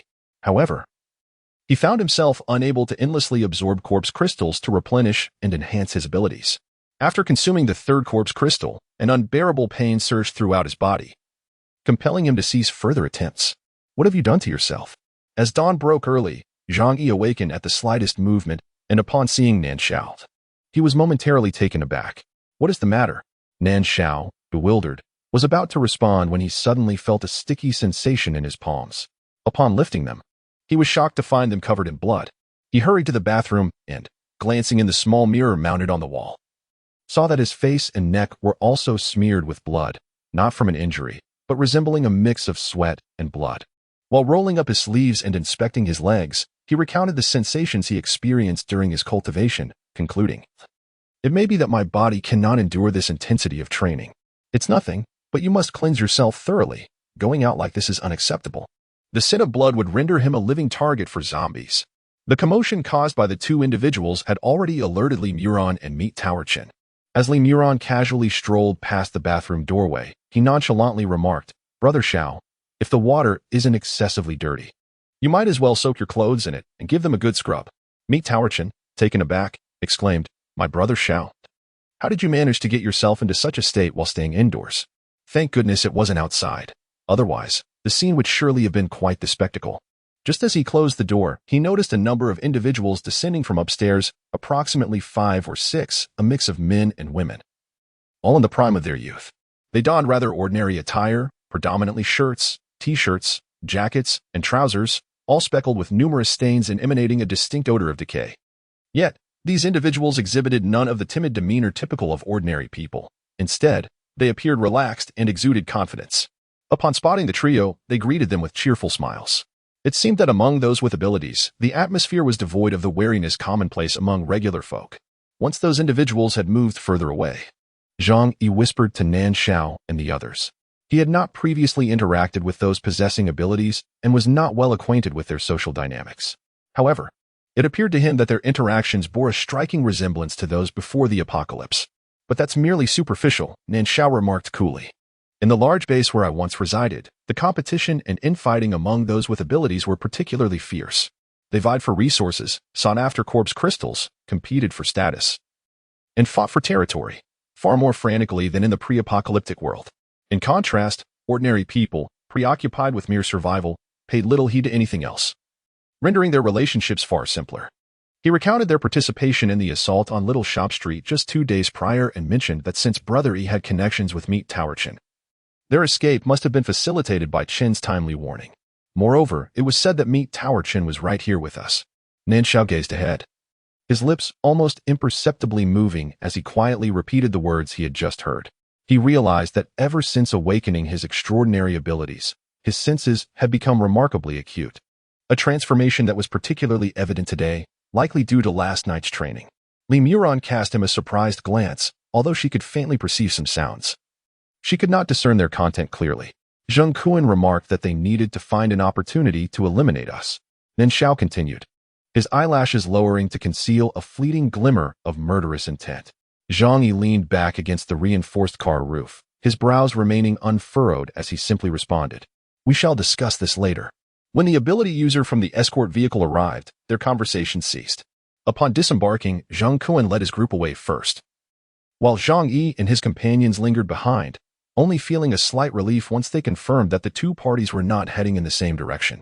It seemed they would have to exercise greater caution in the future. Zhang Yi furrowed his brow, feeling somewhat agitated. Facing the threat of zombies daily had already drained him, and now he had to remain vigilant against potential treachery. It was an unpleasant burden for anyone. They have guns. We cannot guard against both open and covert threats. Nan Shao stated calmly. Zhang Yi discerned the deeper meaning in his words and turned to look at him, while Li Muron continued to keep her head down, as though there was gold upon the ground. Dealing with Zheng Kuan will suffice. As the first zombies began to appear in the distance, Zhang Yi finally spoke. He had always been reluctant to stain his hands with the blood of his own kind. And the one who reports us, Nan Shao said with an unsettling tranquility, his thumb brushing against the scabbard of his tang knife. He had never taken a life, yet he was not averse to setting a precedent. Zhang Yi remained silent, tacitly agreeing. Li Muron interjected, count me in. This matter also involved her, leaving her no choice but to participate. Nan Shao turned to her, a smile gracing his lips. What a good girl. With that, he swiftly drew his tang sword and charged forward to confront the oncoming horde of zombies. The main road leading into the city had been cleared. The vehicles that once obstructed it were now towed to the side, creating a passage for incoming traffic. However, even those with abilities were generally hesitant to drive directly into the county town, as the roads within remained untouched and perilous. Becoming ensnared in the county would be akin to walking into a dead end. The higher-ups in Wanyang town were strategizing to open the roads further inward, with the ultimate goal of clearing the entire county. At that point, a wealth of supplies could be transported directly, perhaps even allowing for the reclamation of the county. Before this could be achieved, those who could venture into the inner city would naturally have access to greater treasures. Thus, capable individuals focused their attention on the major shopping centers in the heart of the county, while the surrounding areas, having been thoroughly ransacked, were largely overlooked. The destination of Nan Shao and his companions was no longer on the outskirts of the county, but had not yet delved too deeply. Along the way, they encountered abandoned vehicles, wandering zombies, and scattered corpses. The shops and restaurants that lined the streets had been stripped bare, tables and chairs lay overturned, and shards of glass sparkled in the sunlight, dazzling like diamonds. Leading the charge was Nan Shao, with Zhang Yi to his left and Li Muron to his right. As they advanced step by step, they swiftly dispatched any zombies they encountered, provided their numbers were not overwhelming. Certainly, avoiding extermination is imperative for otherwise. one may easily find themselves ensnared within an encirclement, unable to safeguard both the front and the rear. However, this predicament leaves insufficient time to procure the crystal from the corpses, as they lack the extraordinary ability to swiftly claim and extract. "We must advance to the residential complex and then drag the bodies," Nan Shao decisively proclaimed. The tang knife in his hand felt increasingly fluid in its use, effortlessly severing the heads of zombies with a single stroke. He realized that his physical stamina had more than doubled compared to before, and his agility had also improved significantly. He understood this enhancement stemmed from the elevation of his abilities, leading him to appreciate that even a seemingly useless power held some utility. Zhang Yi and Li Muran were not strangers to facing zombies, and they quickly grasped his intent. If no other zombies were attracted from elsewhere, they would have ample time to drag the slain zombies to the entrance of any unit in the complex, thus not only masking their own scent with the stench of the corpses, but also allowing them to calmly extract the crystals. Of course, if they had inadvertently drawn the attention of other zombies, they would have to forego the crystals. The previous collaboration among the three had fostered a tacit understanding. Amidst their silence, blades flashed and picks soared, swiftly revealing the first residential building. This edifice stood 7 stories tall, its exterior adorned with red ceramic tiles. The stairwell entrance was fitted with a security door, all tightly sealed, rendering it impossible to discern if anyone had recently passed through. As the wandering zombies within the community were drawn by the commotion, their numbers swelled. Zhang Yi, unwilling to delay any further, swiftly produced a slender wire he had on his person to unlock the door. Li Muran stood guard, vigilant, while Nan Shao seized the opportunity to sever the heads of the nearby zombies that Li Muran had dispatched, holding them aloft. By the time he had felled the third one, Zhang Yi had successfully opened the door. They wasted no time, slipping inside one by one before slamming the door shut with a resounding thud. Nan Shao, clutching the 3 zombie crystals, attempted to wipe them on the relatively clean clothing of one of the corpses. To his dismay, the fabric tore apart with a sharp rip, prompting him to furrow his brow. If this continues under the sun, we'll inevitably end up as desiccated husks. His companions were reluctant to engage in this grim discourse, for should the situation truly unfold in such a manner, their only recourse would be to seek out other habitable locales. However, with communication networks severed, how could they ascertain where refuge might lie? Upon opening the door, they found the interior devoid of both occupants and zombies, though it was permeated by an overwhelming stench of excrement, a clear indication that the family had lived through the onset of the apocalypse. With the county's water and electricity cut off, waste had accumulated. Despite the disarray of the room, the absence of blood suggested that none had succumbed to the zombie plague. After a brief search, they discovered that no edible provisions remained. Clean clothing was non-existent, while filthy garments littered the area. Ultimately, Zhang Yi unearthed a collection of tools, screwdrivers, and wrenches, which he tossed into his backpack, remarking that they might prove useful. In the house across the way, 2 zombies lurked, an elderly woman and a child who appeared to be merely 3 or 4 years of age. Upon witnessing the scene within, Zhang Yi momentarily closed his eyes, unbidden thoughts of his mother and son flooding his mind. His hand, clutching the machete, faltered, unable to strike, but was fortuitously pulled aside by Nan Shao, thus averting a grim fate of becoming one of the undead. "Why are you dawdling at this moment?" Nan Shao barked in fury, swiftly severing the head of the old zombie with a single stroke. Only upon seeing the child zombie dispatched by Li Muran did he unleash a torrent of curses, for reasons inexplicable, as the old zombie's claw neared Zhang Yi. An overwhelming sense of dread surged through him, leaving him in a state of lingering apprehension. "Apologies," Zhang Yi murmured, raising a hand to wipe his face. Observing his dazed expression, Nan Shao, exasperated, kicked the door and entered the house. Li Muran pressed his lips together and remarked, "Brother Yi, how could you commit such a grave blunder? If you perish, no one will be left to care for Xiaoyangyang." With that, he too followed inside. Zhang Yi cast his gaze downward at the decaying corpses of the elderly and the child, their bodies blackened and reeking. He shut his eyes once more, squatting to crack open their skulls and extract the precious corpse crystals, subsequently dragging the bodies aside to lay them in repose. After completing this grim task, he felt an unbearable dryness in his throat, yet his gaze had hardened, becoming even more indifferent than before. The family had been relatively well off, and due to the typical inclination of the elderly to hoard provisions, a considerable amount of food remained. Setting aside the inedible rot, he gathered some rice, flour, mung beans, dried goods, pickles, and snacks suitable for children. A good deal of clothing, shoes, and socks for the child were also found, which Zhang Yi selected for Zhang Ruiyang. In total, the three companions' backpacks were filled to the brim. Seeing him finally return to normal, Nan Shao let out a silent sigh of relief. In the following 2 floors, they encountered 7 zombies. Fortunately, they were separated, making them easier to handle. Regrettably, most of the occupants were young people, and aside from retrieving a few articles of clothing, there was little to show for their efforts, not even enough to fill a bag. It was no wonder that this place was neglected. The abilities users dismiss such meager rewards, while for ordinary individuals, the danger outweighed the potential gains, making it far from the optimal choice. Otherwise, Zhang Yi and his companions would not have come here. When they reached the 4th floor, Zhang Yi was about to force open the door on the left when the door on the right suddenly swung open, revealing a young man. The 3 were startled and instinctively regarded him with caution. First, they needed to ascertain if there were any weapons available. After a brief moment, Zhang Yi spoke, refraining from uttering words of comfort. As a man, he understood that at such a time, any attempt at consolation would likely sound like mockery. It was far better to contemplate a solution. Nan Shao, recognizing his sentiment, responded affirmatively. The trio stepped into the open room, discovering the lifeless body of a female zombie sprawled on the floor. It appeared to have been killed not long ago, certainly within the last 2 days. There was a small hole in the center of the zombie's forehead, with no other signs of injury, indicating it was part of the initial batch of mutations from the apocalypse. Zhang Yi crouched down and smashed the zombie's skull, yet after a prolonged search, he was unable to retrieve the corpse crystal.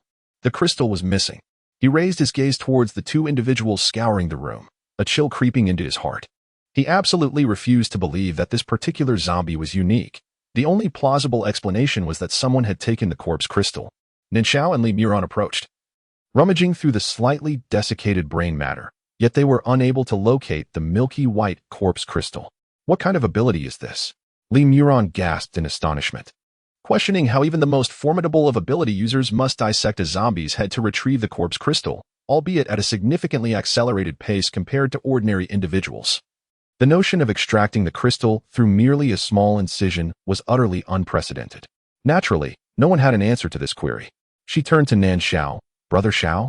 I believe that the young man taking the Tang Dao is not necessarily a misfortune. Otherwise, it might have brought us dire consequences. Although he possesses a certain arrogance, he harbors little malice towards us. Otherwise, the 3 of us combined would not suffice to face him. He does not reside here. It is implausible to conduct extensive research on a zombie whose brain matter has been disturbed twice, Zhang Yi concluded after surveying the room. Aside from the traces of recent occupancy on the guest room's bed, every other surface was coated in dust, clearly indicating that the young man had merely sought temporary refuge here. Most of the items in the room remained untouched, including some rice, flour, convenience foods. Snacks such as plum-flavored spicy chicken feet, which barely filled the backpacks of the 3. Li Muran stumbled upon a pack of women's underwear and several packages of sanitary napkins, which she also collected. However, she did not take any clothing. Unable to find any usable weapons, Nan Shao settled for a kitchen knife, fully aware that its sole purpose was to offer himself a semblance of comfort. Let's explore other houses, Zhang Yi suggested, harboring a sense of guilt towards Nan Shao, as his lack of foresight had nearly led to a catastrophe. An apology now seems insufficient. It would be wiser to seek a means of compensation. The zombies are approaching. Li Muran suddenly widened his eyes, pointing towards the open door with a hint of panic in his voice, interrupting Zhang Yi's words. Zhang Yi and Nan Shao turned to look and were indeed startled to see a slow-moving figure of a zombie climbing the stairs, immediately deducing that the departure of that young man had inadvertently allowed these creatures to infiltrate. Quickly, to the rooftop, Zhang Yi urged, disregarding all else. With that, he urged Nan Shao, who was unarmed, to run ahead, followed by Li Muran, who took up the rear. Fortunately, the zombies' sluggish movements allowed them to escape after ascending 2 flights of stairs. The path to the rooftop on the 7th floor was obstructed by an iron door.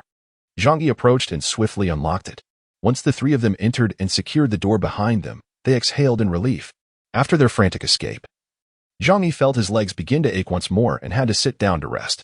Although Li Muran had awakened his supernatural abilities, his stamina still paled in comparison to that of an average man, and he too lay down, panting heavily. Only Nan Shao took the initiative to circle the rooftop, ensuring that the iron doors of the other stairwells were locked tight, then cautiously peered down to assess the situation below. After a moment of contemplation, Zhang Yi nodded in agreement with a plan that had formed in his mind. Li Muron, as usual, had no objections. The three quickly devised a strategy. And just before the zombies could ascend, Zhang Yi opened another iron door, not the one they had come through, but the last unit door, enabling a swift escape should the need arise. They believed that even if zombies were to emerge from that direction, they would be manageable. We will take turns resting, and our weapons will be rotated as well. Zhang Yi cast a glance at the zombie, which had lunged against the iron gate, drooling and hissing at them. Nan Shao, you go first, he said, flipping the machete in his hand and offering the hilt forward. His leg ached, and he refrained from showing off his strength. Nan Shao accepted the weapon, advancing toward the iron gate. He raised his right hand, the blade reflecting the sunlight, creating a dazzling arc as it struck down. The zombie's outstretched claws fell to the ground with a resounding thud, and then the blade pierced through the gaps in the iron bars, cleaving the zombie in two as effortlessly as splitting firewood. Prepare yourself. Do not waste your energy, Zhang Yi cautioned, fully aware that Nan Shao was harboring a surge of pent-up frustration that needed to be released. However, he felt compelled to remind him, lest he exhaust his strength and find himself in a predicament. How I wish you had brought the rebar, she lamented, her voice tinged with exasperation.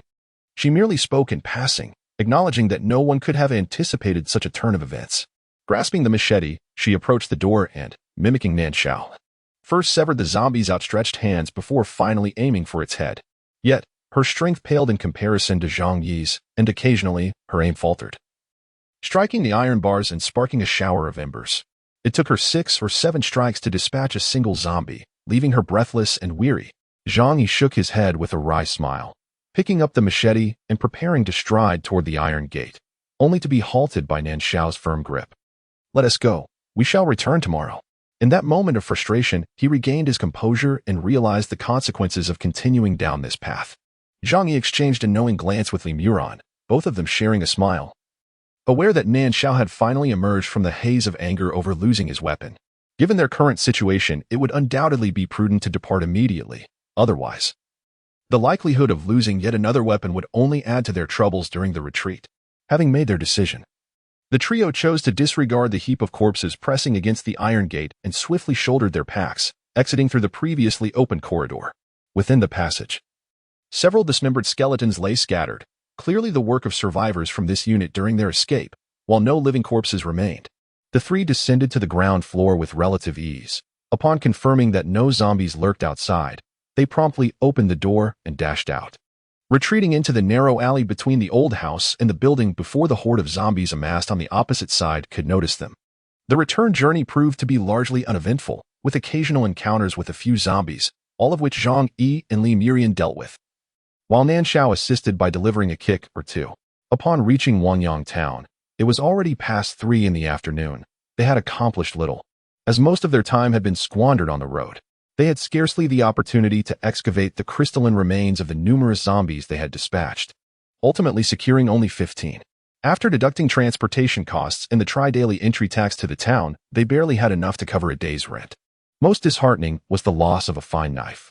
The trio felt somewhat disheartened, had it not been for their visit to the hospital the previous day to procure some medicine, followed by a fortunate encounter with a wealthy woman that yielded a considerable sum, not to mention the discovery of supplies in the cave behind.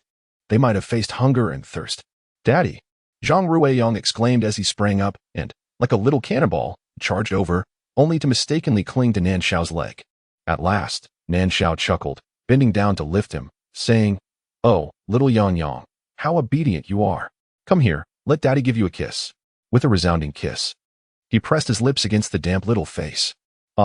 Zhang Ruiyang suddenly realized he had called out to the wrong person, and he immediately felt embarrassed, shyly burying his head into Nan Shao's embrace, then wriggling into his armpit, only to emerge from behind it in search of his father, softly pleading, "Dad."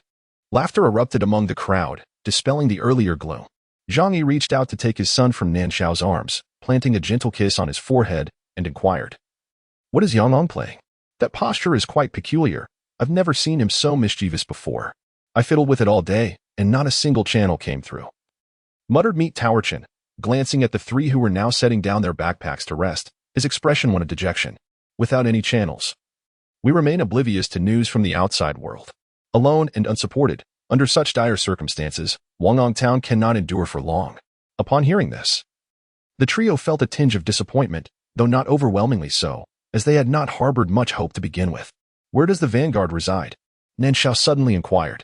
Meet Towerchen paused, puzzled by the question, yet he answered sincerely, the vanguard consists of over 30 individuals. So they have taken over a locally built house at the end of the town. Brother Shao, what about this?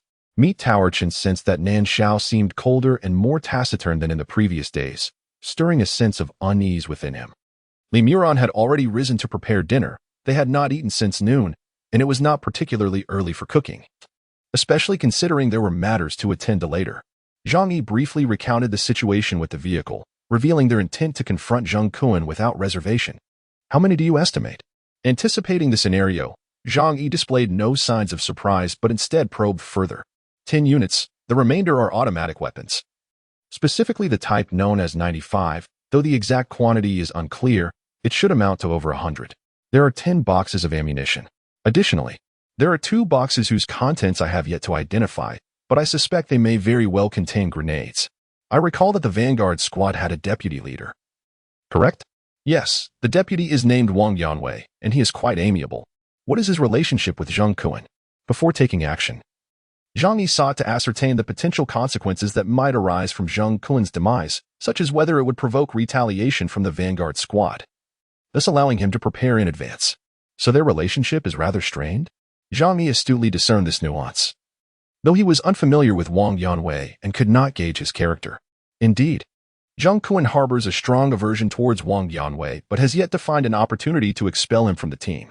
Meet Towerchen nodded and then shook his head, his eyes reflecting a sense of regret, evidently feeling that Wang Yanwei was undeserving of such treatment. There is a significant likelihood. Upon hearing this, Meet Towerchen's eyes brightened immediately in that instant. He yearned for his legs to heal swiftly so that he could partake in the operation to eliminate Zhang that night. If Zhang Kuan and Wang Yanwei truly had the discord that Meet Towerchen suggested, then upon Zhang's demise, Wang Yanwei, assuming the role of captain, would undoubtedly be less inclined to seek vengeance on his behalf. Of course, this was merely one possibility, and for Zhang Yi, the most favorable outcome would be Zhang Kuan's death followed by the disbandment of the Vanguard squad, thus alleviating any concerns regarding their retribution.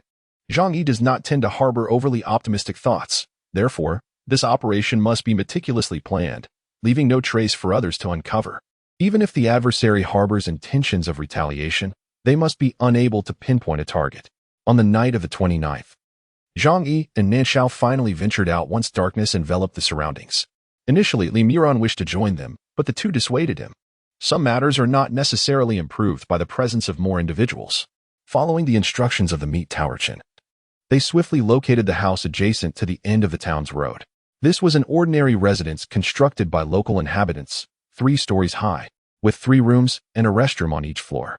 The stairway was situated at the side in front of the building, and with over 30 residents, it felt somewhat cramped, particularly since Zhang Kuan occupied an entire room. At this moment, only the central hall on the first floor and the room in the middle of the second floor were illuminated, with sounds of merriment emanating from the hall, indicating that many were still awake. Given that the town was fortified with tall defensive walls and patrolled by supernatural beings taking turns during the night, it was relatively secure. And thus, the vanguard had not arranged for night watch. Nan Shao and Zhang Yi stealthily approached the rear of the house.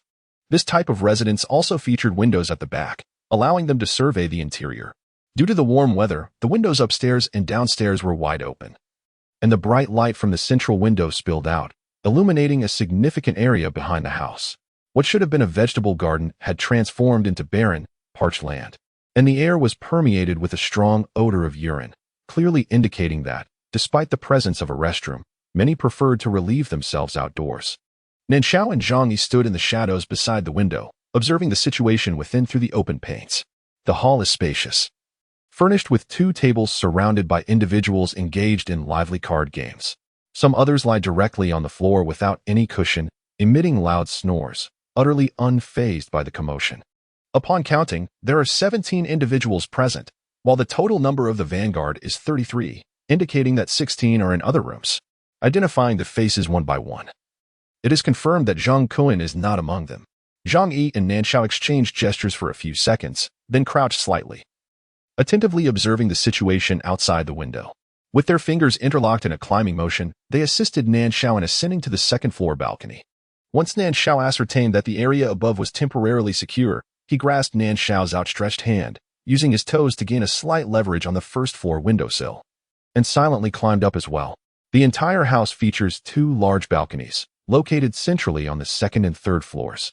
With Zhang Kuen's room situated on the second floor, the only room, apart from the hall, illuminated by light. As soon as Zhang Yi ascended, he was pulled aside by Nan Shao, who ensured that the curtains concealed their figures. The door leading to the balcony stood ajar, with the curtains drawn halfway, allowing a clear view of the interior. Inside, Zhang Kuen was awake, his upper body bare and clad in shorts, seated on a lounge chair conversing with an underling. On the opposite side, a woman with voluminous curls, draped in a long dress, languidly reclined on the sofa, flipping through a magazine with an expression of utter indifference, seemingly apathetic to her surroundings. And there was a child? Zhang Kuen appeared somewhat taken aback. Indeed, when they moved into the bridge building that day, someone had witnessed the child, who seemed to be around 3 or 4 years old.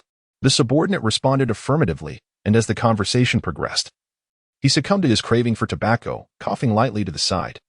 Zhang Yi and his companion immediately recognized him as the informant who had reported on Zhang Kuen while in the car, and they instinctively grew wary of his words. Was the hefty man's leg broken? Could it be that they had managed to heal him? Or were they merely biding their time, raising a pig to slaughter once food ran out? Zhang Kuen casually inquired, reaching through his shorts to scratch himself. Upon hearing this, Zhang Yi and Nan Shao would have to be exceptionally dull not to realize that the subject of their discussion was indeed themselves. Consequently, they shifted slightly, holding their breaths, intent on not missing a single word. The hefty man seemed to share a good rapport with someone surnamed Zhang, who was rumored to have been part of the criminal police team, although now he limped. Zhang Yi could no longer absorb the unfolding conversation. Had it not been for Nan Shao's hurried embrace from behind, clamping a hand over his mouth, he might have been unable to contain his fury and charged in. For Zhang Yi, he could tolerate any insult directed at himself, but should anyone dare to lay a finger on Yang, he would not hesitate to fight with every ounce of his being. What? Are you feeling sympathetic towards that deceased glutton? Zhang Kuen's words reached their ears once more, at which point they realized that the subordinate had left without them noticing, leaving only Zhang Kuen and the woman in the room. This statement was clearly directed at her. I have told you countless times, it was I who approached Brother Chen. It was I who sought him out. What does he have to do with this? Why must you pursue absolute destruction? The woman exclaimed, throwing a magazine to the floor, her expression icy. She possessed a striking beauty, yet at that moment, a layer of frost seemed to cloak her features, imbuing her with an intriguing allure. It is evident without a moment's thought that she is the white rose spoken of by Meat Tower Chen. Angered with me? A dangerous glint flickered across Zhang Kuen's face as he abruptly rose from the cool chair, striding over to seize the woman's long hair, sneering. I intend to let everyone know that anyone who dares to touch a woman of mine will find themselves begging for their demise at my hands. Is it not true that you covet that rotund fellow for his speed mutation? I shall break both his legs and witness how he boasts of his speed. I will ensure he lives like a maggot, one that anyone can trample upon. Pervert. The woman spat in disgust. I am indeed a pervert. Is it not that which you find alluring about me? Zhang Kuen replied with a mocking smile, suddenly yanking her hair back to compel her to tilt her head up, then lowering his own to brutally nibble at her lips. At this moment, Zhang Yi regained his composure, contemplating whether to exchange opinions with Nan Shao about seizing the opportunity to act, only to realize he was still being embraced by him. The two men, of nearly equal height, found themselves in a rather absurd and uncomfortably warm embrace. He shifted uneasily, subtly nudging the chest of the man behind him with his elbow, signaling him to release him. However, at that very instant, something brushed against his groove, ultimately pressing against his lower back. The hard, warm sensation was unmistakable, and as a man who had already fathered a child, he was certainly aware of what it was. The atmosphere shifted palpably, yet Zhang Yi thought little of it, attributing Nan Shao's reaction to the fervor of youth and the prolonged absence of female companionship, deeming it a natural response to the provocative scene unfolding in the room. However, being pressed against by a man's presence is undoubtedly an embarrassing situation. Nan Shao appeared equally uncomfortable, contemplating whether to release his grip and step back slightly.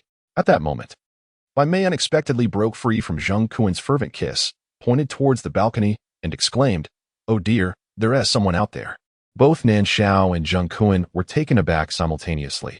Zhang Kuen released Bai Mei and retrieved a handgun from beneath the pillow, striding towards the balcony. They could not fathom how Bai Mei had detected their presence, but confronting Zhang Kuan was not an option, and hesitation could not be afforded. Nan Shao leaped onto the balcony railing, with Zhang Yi providing a silent boost, effortlessly scaling to the third floor. He then grasped the railing of the third floor and reached out, seizing Zhang Yi's hands to pull him up. Meanwhile, Zhang Kuan had approached the entrance of the second floor balcony. "Who is there?" Zhang Kuan's voice echoed from below, followed by the sound of his footsteps patrolling the balcony. Zhang Yi and Nan Shao crouched on the ground, pressing their backs against the wall, attempting to steady their breathing to avoid detection by those below. The previous embarrassment had long been forgotten. A woman's voice drifted up from downstairs, muffled by distance. Zhang Kuan muttered a curse, dismissing it as a bothersome woman, and entered without summoning others to search, evidently concluding that Bai Mei's startled reaction was merely a prank rather than a genuine discovery of Zhang Yi and the others. In the darkness, the two exchanged glances, caught between laughter and despair. Just then, they heard voices from inside the room, causing their hearts to skip a beat. Realizing their negligence, "Wei go, it seems Zhang Kuan is looking for someone downstairs. Should we go take a look?" Zhang Yi and Nan Shao refrained from making any further moves, deciding to wait until the power outage had passed before descending. The room fell into a momentary silence, only for the previous voice to resound once more. "Brother Wei, I feel uneasy. For the sake of a woman, Zhang Kuan has reduced the fatty to such a state, leaving us all somewhat disheartened. The woman is indeed attractive, yet her heart belongs to the fatty. What purpose does it serve to possess her?" The man referred to as Brother Wei remained silent, yet another voice interjected. "Do you really think that Bai Gong is anything special? If she genuinely cared for the fatty, she would constantly parade him around, only to attract trouble." After being toyed with by Zhang Kuan for several days, aside from her icy demeanor as a so-called princess, where's the evidence of her discontent? Humph, that foolish fatty, with his disposition, why would a beautiful woman be utterly devoted to him? He has merely become a stepping stone, all the while believing he possesses some allure. He deserves his misfortune. If I were him, I would rather perish than allow those two scoundrels to go unpunished. Enough, let's refrain from further discussion. We have a hunt tomorrow. It's best to rest early to avoid any mishaps. Brother Wei finally spoke, halting their conversation. His authority was evident. As soon as he spoke, the other two voices quieted. Aside from the distant shouts from below, the surroundings turned remarkably tranquil. Before long, the room was filled with the sounds of deep slumber.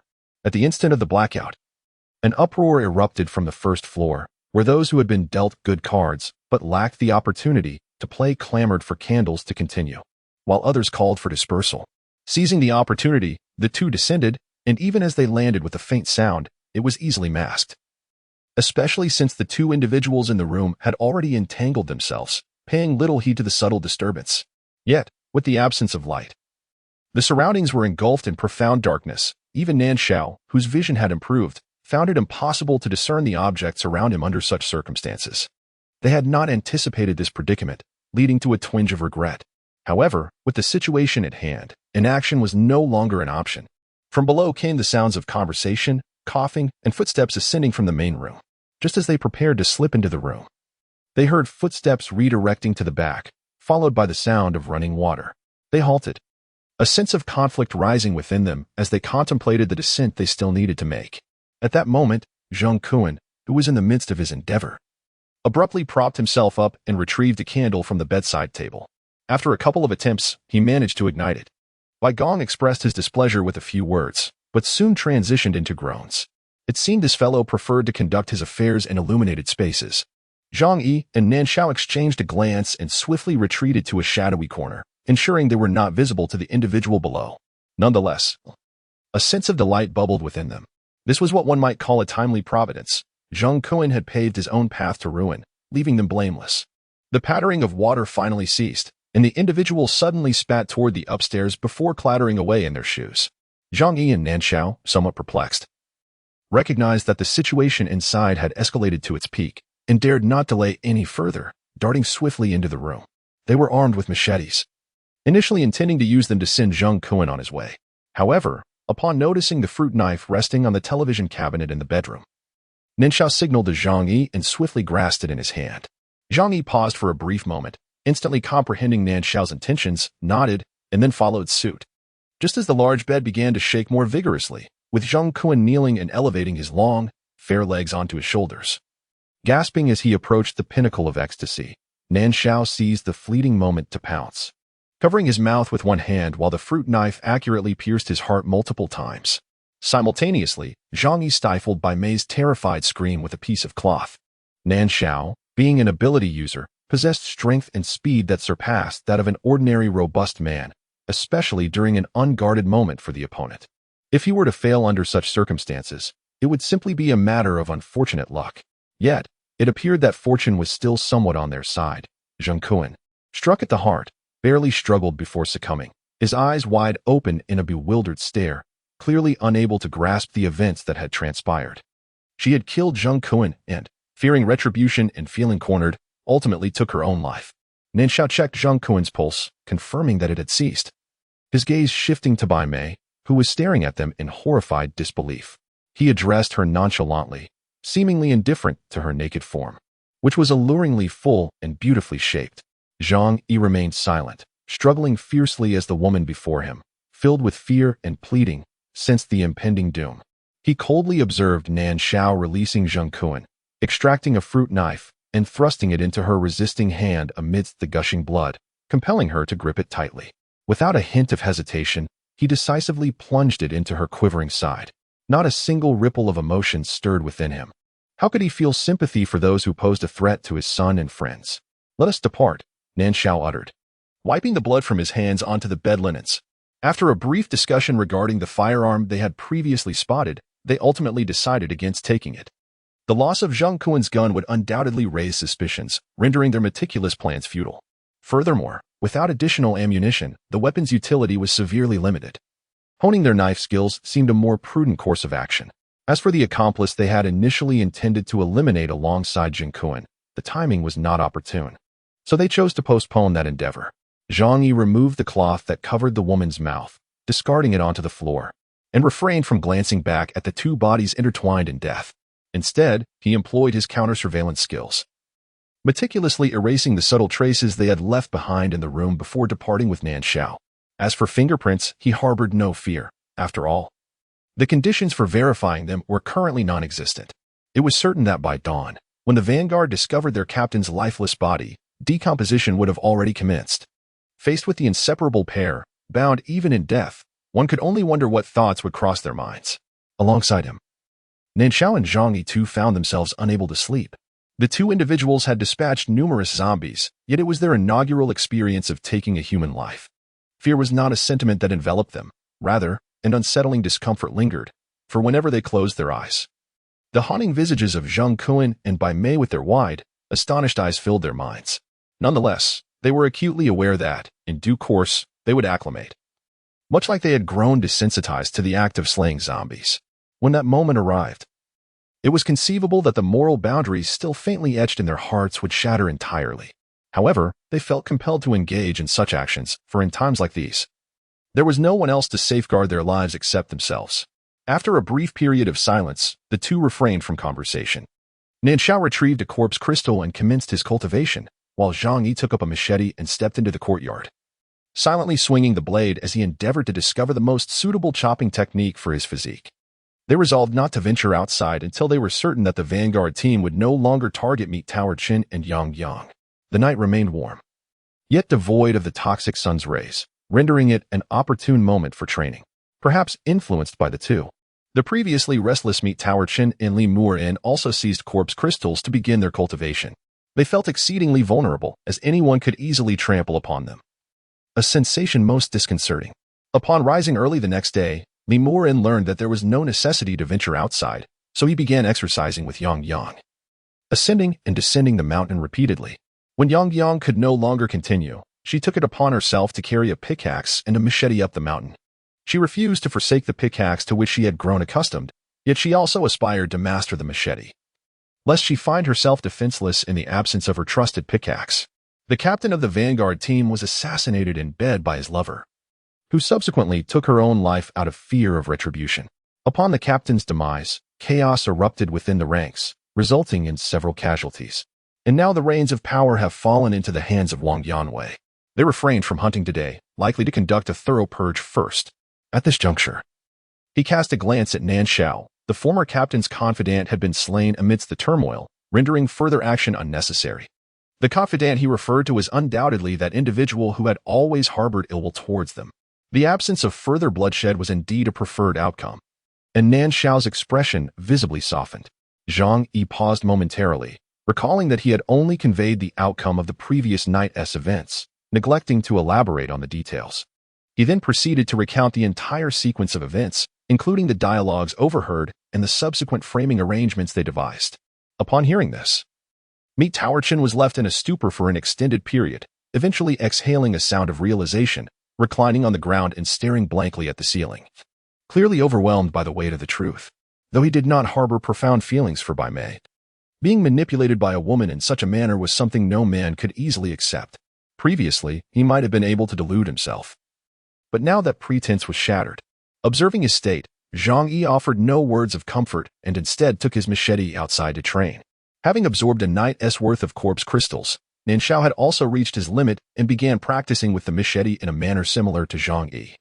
In truth, Zhang Yi possessed considerable skill. However, he bore a significant weakness. His right leg could not withstand excessive strain, and prolonged standing or running would induce excruciating pain. He understood that if he continued to allow his injury to impede him, the disparity in strength between himself and the others would only widen, ultimately rendering him a burden. Therefore, this issue must be addressed. During his training, he began to keenly sense the pressure exerted on his right leg while wielding the knife, as well as the impact of various stances on this dynamic. Furthermore, he pondered how to achieve both speed and minimal strain on his injured leg while running. He tirelessly explored these thoughts until lunchtime, when, despite lacking a clear direction, he recognized that his ideas were not unfeasible. A glimmer of hope ignited within him, filling his spirit with determination, which in turn inspired the other three participants. Nan Shao, unburdened by such concerns, focused solely on honing his speed of strike, ensuring optimal angles without wasting an ounce of energy or time. He devoted his mornings to vigorous chopping, exhausting himself, only to spend the afternoons absorbing the essence from corpses. Once his body had reached a state of energy saturation, he would rise again to practice his knife techniques. Hurry up, he thought, witnessing their relentless efforts. Mi Taochen felt a surge of urgency, momentarily setting aside his own dismal sentiments and fixating on his two legs. Li Muron administered 2 days' worth of intravenous fluids. Once the injections were depleted, he transitioned to oral medication for inflammation. Remarkably, due to the resilience of his enhanced physique, he did not suffer from any infections, and his wounds showed promising signs of healing. The drainage tube was removed. Given that his leg bones remained intact, and considering his recovery progress, it was likely that he would be able to have the stitches removed within 10 days, while he might still be unable to exert significant force. Walking posed no issues whatsoever. Zhang Ruiyang was diligently practicing the crane dance as instructed in the book, balancing precariously on one leg, his arms outstretched to mimic wings, flapping joyfully. Suddenly, with a swift motion, he resembled a little bird, fluttering over to meet Taochen. With a gentle touch, he poked at the bandaged wound, blew softly twice, and exclaimed, "Hurry and get better. Once you're well, Uncle Fat can learn the Great Bear Dance." Meet Taochen felt a shiver run down his spine. Recalling the bizarre postures depicted in the book, and unexpectedly found comfort in his current state of repose. The day passed swiftly, and as night fell, the vanguard had yet to arrive. The group finally relaxed, realizing that either their involvement had gone unnoticed or the adversaries had decided against avenging Zheng Kuan. Nonetheless, they remained at home for another 2 days, ensuring that their foes would not trouble them again before venturing out to scavenge for corpses. The blade shimmered under the sunlight before it plunged with a thud into the decayed neck of a zombie. With a deft twist, the severed head soared through the air, tumbling to the ground. Nan Shao approached, grasping the straw-like hair and tossing it into the open corridor. Meanwhile, Zhang Yi defended Li Muron from 2 encroaching zombies. Once she dispatched her foe, she allowed one to pass while swiftly maneuvering around to the back of another zombie, raising her blade to sever its neck. Glancing around, she noted that no other zombies had yet approached, and she effortlessly decapitated the zombie Li Muron had slain, discarding both heads into the entryway. To facilitate a swift retreat and avoid being encircled by zombies, they dared not stray more than 10 meters from the open corridor door. However, should a solitary zombie appear, and others be unable to converge in a timely manner, they occasionally ventured beyond this distance. Yet, they adhered to a strict policy of immediate action followed by retreat, lingering not a moment longer than necessary. The 2 households on the first floor had already cleared the area, dispatching 5 zombies in total. They transported the severed heads of the zombies, discarding them in the corridor, into the right-hand residence using a large bucket, making 4 or 5 trips to complete the task. Subsequently, the trio, amidst the sounds of zombies colliding against the security door, sat calmly on the floor to extract the crystal from the corpses. Nan Shao exchanged a glance with Li Mu'erin but refrained from pressing the matter further. Li Mu'erin, silent and unyielding, picked up the head thrown her way by Nan Shao to extract the crystal. As long as her life was not endangered, she seldom voiced objections. Working in unison, they completed the extraction of the crystals in a remarkably short span of time, totaling an impressive 23. This demonstrated that with careful planning and seamless cooperation, the 3 of them could indeed wield significant power. Zhang Yi sensed his displeasure and felt inexplicably perplexed. Mu'erin asked me to come and tell you to wash your hands. They had collaborated numerous times before. It was either he stood behind her, or she stood behind him. He had never exhibited such a reaction previously. Why was today different? Understood. Nan Shao could perceive the questions swirling in his mind, but offered no elaboration, merely responding hurriedly as she brushed past him. She was washing her hands, caked with congealed blood and brain matter, in a basin filled with a small portion of mineral water found in the house. After such an extended period, it was uncertain whether the water was still safe to drink, so she opted to use it for cleansing her hands. Sensing Zhang Yi's gaze upon him, he momentarily stiffened before regaining his composure. This situation was undeniably awkward, ever since that night when he had found himself reacting to Zhang Yi's embrace. He realized he could no longer face this man, several years his senior, with the same ease as before. He was attracted to men, yet in such circumstances, developing feelings for a man of such conventional orientation was hardly a source of joy. He did not believe he had genuinely fallen for Zhang Yi. Rather than viewing him as a mere sexual partner, he preferred to regard him as a trustworthy friend. Thus, until he could adjust his emotions, he sought to avoid him as much as possible. Have you discussed it? He asked, his tone less than pleasant. Both Zhang Yi and Li Mu'erin stared at him in astonishment, and at that moment, Nan Shao sensed a discord within his own emotions, which only heightened his agitation. However, he refrained from apologizing and instead picked up a machete, heading outside. I'll go kill a couple of zombies. Igu, what is wrong with Xiaogu? Li Mu'erin inquired, knowing Nan Shao had keen hearing, so she merely formed the words silently. Zhang Yi shook his head, still puzzled by the sudden shift in Nan Shao's demeanor, as if he had sprouted thorns, pricking everyone he encountered. Could it be that he experienced something akin to a woman's menstrual cycle? Let us go too, lest Nan Shao struggle alone, he suggested, rising to his feet. Upon detecting the concern in his tone, Nan Shao's previously frayed emotions unexpectedly brightened. I'm not in the mood, he said, his lips curling slightly, though his tone remained somewhat unnatural. Since you're so idle, help me dispose of these corpses and heads, so I won't be mistakenly harmed again next time. Interacting as before is, in fact, not as daunting as one might presume, he mused. Of course, he would never admit it. He feared that if he continued to act awkwardly, Zhang Yi would grow closer to others. Regardless of the circumstances, he would never relinquish his position as the best partner. Observing him return to normalcy, Zhang Yi couldn't help but smile, puzzled by how a man who appeared so composed could exhibit such fluctuating moods. How much longer? Nan Shao inquired after waiting an eternity for a single zombie to appear, unable to restrain his curiosity. Li Mu'erin nodded. I observed from the window. The outside seems quite deserted. There should be none left, but it's prudent to remain cautious. Upon hearing this, Nan Shao could no longer contain himself and dragged the table slightly towards the staircase, widening the gap of the door. Despite this action, no zombies surged inside. The 3 of them were instantly filled with exuberance, for they were accustomed to being chased by zombies. Never before had they anticipated their appearance with such eagerness. Though their hands felt somewhat weary from the exertion, it must be said that this was the most triumphant moment they had experienced since the onset of the apocalypse. Why are there so few? Nan Shao questioned, perplexed. Not so few, actually. Including the ones we dispatched last time, it should exceed 200. This community is rather desolate. With few inhabitants, I suspect these 200 are all newcomers from outside, Zhang Yi explained. Although zombies from other areas could be drawn by the sounds made by their kind in search of sustenance, even the most acute senses of hearing and smell have their limits. Beyond a certain distance, they naturally could no longer receive relevant signals. The surrounding area of the community is quite sparsely populated, and it has been the site of several fatal encounters with survivors scavenging for supplies. Thus, this number is not particularly surprising. Could it be that there are no zombies left in that corridor? Nan Shao gestured towards the location they had first entered, his mind whirling with possibilities. We shall ascertain the truth only by investigating, Zhang Yi replied with a smile. There are still plenty of corpse crystals left unharvested on the streets outside, Li Muran interjected suddenly, having remained silent until now. They expressed their profound gratitude for the rocket launcher tossed by Qi Lan Rua, the grenades thrown by Ri Mu Chigui, and the landmines deployed by Yuan Che Linlin and Yen Yen. On this day, they had amassed a considerable bounty, acquiring nearly 200 corpse crystals, which not only enriched their resources but also endowed them with invaluable experience in confronting and dispatching zombies.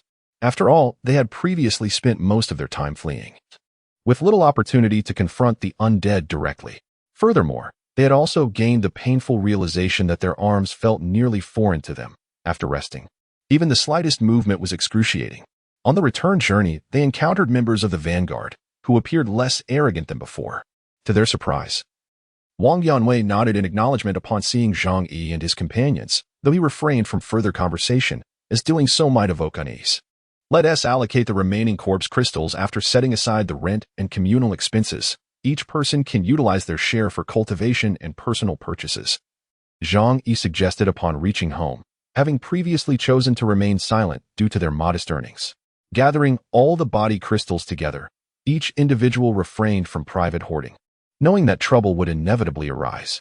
Moreover, he was unable to cultivate but felt the necessity to reserve something for himself and Yang Yang, in case their partnership dissolved or Yang Yang awakened extraordinary abilities, plunging them back into dire circumstances. This proposal resonated with the group, and there was no opposition. They emptied the body crystals acquired that day from their bags, counting a total of 189. Considering the rent, they required at least 40 body crystals daily. So they set aside 89, dividing the remaining 100 equally among the three. Meat Towerchin had not participated in hunting corpses, thus had no share.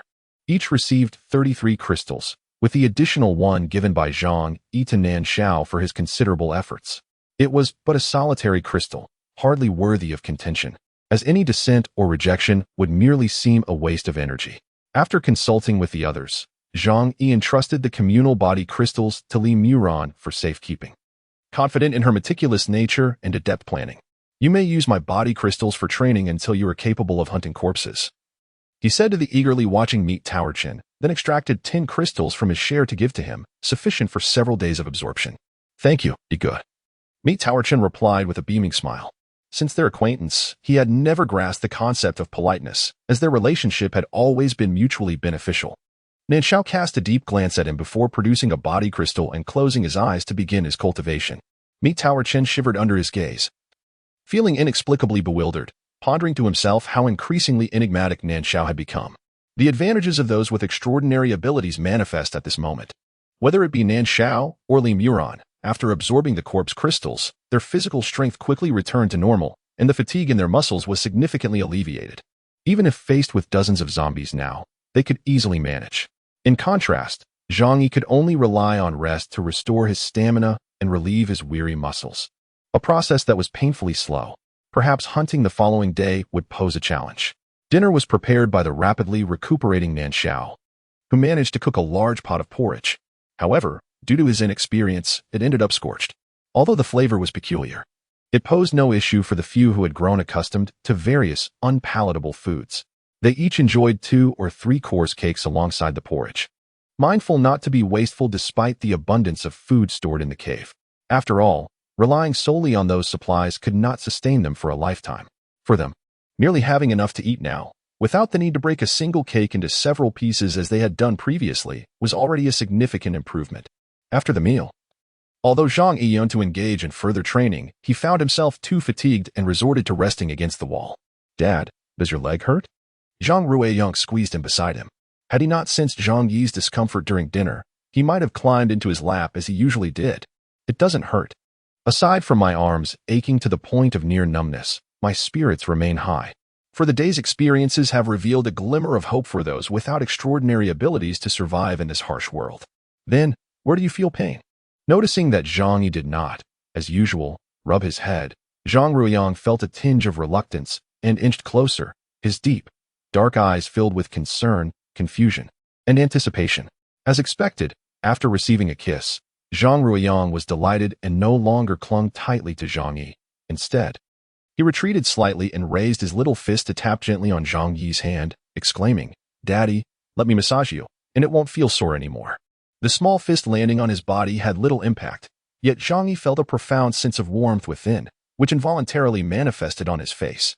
The other three watched with envy, pondering why they did not possess such a dutiful and obedient son. Little Yang, with such a feeble strength. You couldn't even scratch your father's back. Let the chubby uncle take care of that. As the tiny hand continued its rhythmic tapping, Zhang Yi simply smiled indulgently, aware that it was of little practical use beyond eliciting envy. Unable to restrain himself, the portly Chun suggested, "Brother Yi, come over here. Let me give you a massage. Or tomorrow you won't even be able to lift your hand." Zhang Yi, cognizant of this truth, was about to agree when Nan Shao, who had been resting with his eyes closed at the other end, suddenly stood and approached. "I'll do it." He uttered just 2 words, then effortlessly lifted the increasingly fatigued Zhang Ruiyang to the side, signaling for Zhang Yi to lie down on the bamboo mat. Zhang Yi paused for a moment, smiled, and without any pretense of refusal, slowly laid himself down. At the moment his body stretched and lay flat. An overwhelming sense of fatigue emanated from the muscles and bones of his shoulders and back, evoking in him a poignant awareness of the relentless passage of time. Indeed, age was beginning to take its toll. Nan Shao had initially intended to sit upon his waist, but hesitated and ultimately chose to kneel beside him instead. Zhang Ruiyang, filled with curiosity, squatted on the opposite side, his gaze unwavering as he observed his father's movements. "Dad, are you feeling unwell?" Hearing his father's muffled groans, Zhang Ruiyang transitioned from squatting to standing, then back to squatting again, finally leaning over to study his father's peculiar expression. Unable to contain his intrigue any longer, he discreetly glanced at the focused Nan Shao and then leaned closer to his father's ear, whispering softly. Just then, Zhang Yi had his eyes closed, basking in an overwhelming sensation of comfort. Completely oblivious to his son's inquiry, he merely responded with a casual acknowledgement. Unexpectedly, this response prompted a sudden increase in the pressure being applied to his aching arm muscles, causing him to cry out in pain. Yet following the pain came an indescribable wave of relief, prompting him to emit soft sounds of satisfaction once more. Zhang Ruiyang was startled but noted that his father showed no signs of resisting Nan Shao's relentless ministrations, prompting him to ask again, "Dad, is it feeling good?" "Yes," Zhang Yi replied absently. Was it truly comfortable or uncomfortable? Zhang Ruiyang's little mind became thoroughly perplexed as he stared blankly at his father's conflicted expression, his own face mirroring that confusion. Nan Shao glanced at him and suddenly remarked, "Your father experiences both pain and pleasure." Before he could finish his sentence, vivid and inappropriate images surged into his mind, causing his voice to falter. His gaze, however, instinctively wandered towards Zhang Yi's well-defined and shapely posterior, and he struggled to suppress the urge to reach out and pinch it. It had been far too long since he had indulged in such desires. He raised a hand to wipe the sweat from his brow, contemplating his thoughts, and made a concerted effort to rein in his wandering gaze. He quickened his pace, hoping to complete the massage swiftly. Pain and pleasure? Zhang Ruiyang found himself in a state of turmoil. On December 5, 2015, in the lunar calendar, Wangyang County issued an announcement, mobilizing the entire town to commence the reclamation of Ziyun County on the 6th. At the moment he received this news, Mi Tower Chun had just recovered from his injuries and was preparing to join Nan Shao and the others in their quest for corpses. They had not anticipated that this time, not only would the ability users be involved, but ordinary people would also be compelled to participate. This revelation came as a shock, as no prior hints had been given. Those under 60 and over 14, damn it, were they truly sending ordinary people to their demise? Meet Tower Chin stood in the living room, twisting from side to side while cursing vehemently, having been bedridden for so long. He was eager to move about like in the old days, resolutely refusing to sit if he could stand, despite losing weight due to his injuries. The flesh on his abdomen still jiggled as he turned, prompting Zhang Ruiyang to involuntarily extend a small hand and gently pat it twice. "Oh dear, my little darling. Uncle Fat has but a little flesh remaining. You surely do not feel sorrow as you pat me." Meet Towerchin lifted Zhang Ruiyang and playfully nudged his large head against the boy's chest. Zhang Ruiyang erupted into giggles, squirming to evade but ultimately seizing the long-neglected hair of Meet Tower Chin and tugging it back. Nan Shao cast a disdainful glance at Meet Tower Chin before closing his eyes to absorb the corpse crystals. The black stone continued to inexhaustibly draw upon the abilities he provided, creating an impression that it could never be satiated. Yet, It must be acknowledged that this significantly aided his cultivation of abilities. The quantity of corpse crystals he consumed was several times that of Lemuron and the others. And the results were evidently remarkable. The minuscule white spot that once resided in the depths of his brow had expanded to the size of a grain of rice. And he was now able to coax a single cabbage seed into sprouting into a small cabbage, although he still lacked combat capabilities. Being able to add a touch of green to everyone's bowl was already quite commendable. I intend to bring Yang Yang along. Zhang Yi disregarded the playful antics of the large and small. What, brothery, have you lost your mind?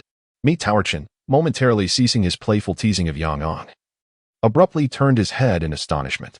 Conversely, Nan Shao and Lemuron exhibited no reaction, as if Zhang Yi's statement were nothing of significance. Upon hearing this, Meet Towerchen found himself unable to voice any dissent, merely giving Yang Yang's head, which he held by the neck, a couple of affectionate rubs, saying, "All right. Do not be afraid, little darling. Uncle Fat will protect you." Yang Yang is not afraid. Zhang Ruiyang nodded vigorously, seemingly grasping the situation, likely understanding that he could accompany his father to slay the monsters. There was no trace of fear in his eyes, rather, they sparkled with excitement. He couldn't resist adding a remark that would provoke a reaction from Meet Towerchen, declaring, "With Dad here, it's all good." Thus, his earnestness was completely disregarded by the little one. Meet Towerchen, filled with resentment, slapped Zhang Ruiyang's slightly plump backside. But he was soon overwhelmed by the child's bewildered and innocent gaze, as if asking, "I followed your words, so why do you still hit me?" Instantly, Chen felt a pang of guilt and, grabbing Yang Yang's small hand, playfully smacked it against his own face. On this day, no one was permitted to leave Wangyang Town. Everyone gathered at the playground of Yuan Middle School for registration and arrangement. Since the town kept meticulous records of its residents, there was little fear of anyone attempting to escape.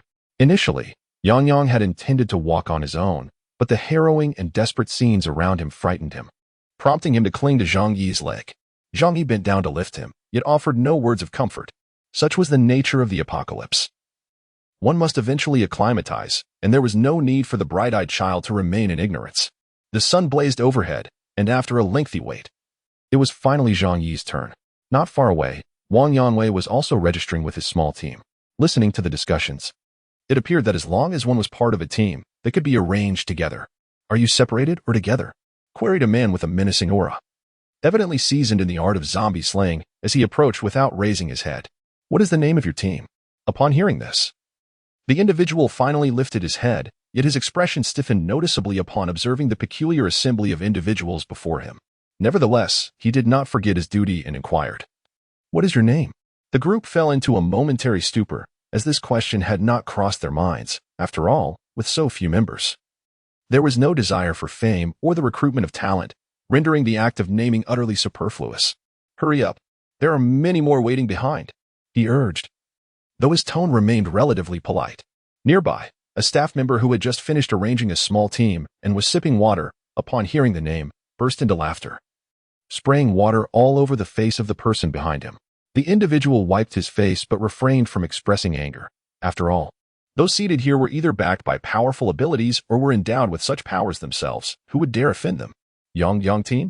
The man taking the registration momentarily contorted his face, almost squeezing the words out through clenched teeth, while internally he mused, "Why not just name yourselves the Pleasant Goat Team?" Indeed, the Sun's Yang. Chubby Uncle Chen nodded repeatedly, grinning without concern for the bewildered gazes of others. "Yes, the Sun's Yang. The left is for ears. The right is for the sun and moon."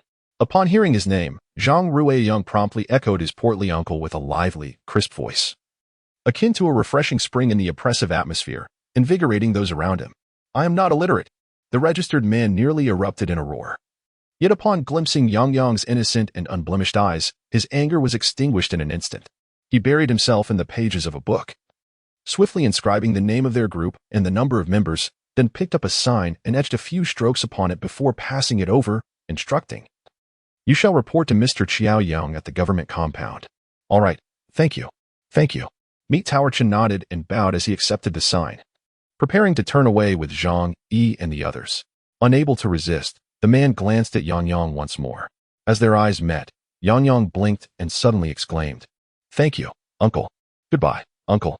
The man's expression stiffened once again, clearly taken aback by such an encounter after a long time. By the time he managed to force a strained smile, the child had already nestled against his father's shoulder, drifting away. Laughter erupted from his companions, followed by a sigh. That child was rather endearing, alas, born in such a time. A wave of melancholy brushed through his heart. Indeed, what use is cuteness in such an era? In that moment, he felt an unexpected relief at not having children of his own. Zhang Yi and the others, following the instructions, arrived at the government compound, where they found a considerable gathering of people, including Wang Yanwei's team. As they entered, the onlookers displayed expressions of surprise. Which group are you from? The receptionist at the entrance, upon noticing their varying physiques, some plump, some slender, some female, some limping, could not suppress a flicker of disdain and impatiently inquired, Hello. We are from the Yangyang team, here to report to Mr. Qiaoyang. With a jovial expression, Meat Tower Chen presented a sign, cradling it with both hands as he extended it towards the other party. He seemed to relish the respectful demeanor, and the man's expression softened slightly as he accepted the sign, casting a brief glance before saying, Qiaoyang is over there. No need to call him Mr. He is the head of the third group, so simply refer to him as Group Leader Qiao. Following the direction indicated by the man's finger, they beheld a short, lean figure sporting two prominent whiskers, standing amidst a gathering of over a dozen individuals. Upon hearing this, several exchanged glances. Only then realizing that the courtyard was predominantly filled with robust young men, there were hardly any like them, which explained the peculiar expressions of those they encountered upon entry. To be part of Qiaoyang's group signifies that you are among the strongest of the strong. Even ordinary individuals like us could easily overpower one of the ability users from another group. As they approached, the small-whiskered Qiaoyang was loudly boasting to those in front of him, entirely oblivious to the ire his words had provoked among members of other groups. However, his voice abruptly ceased. Who are you looking for? Head to the clinic and walk another 200 meters ahead. The white two-story building is the one you seek. He waved his hands repeatedly at Zhang Yi and the others, urging them to depart without delaying his efforts to instill confidence in the new arrivals. Hello. You must be Group Leader Qiaoyang.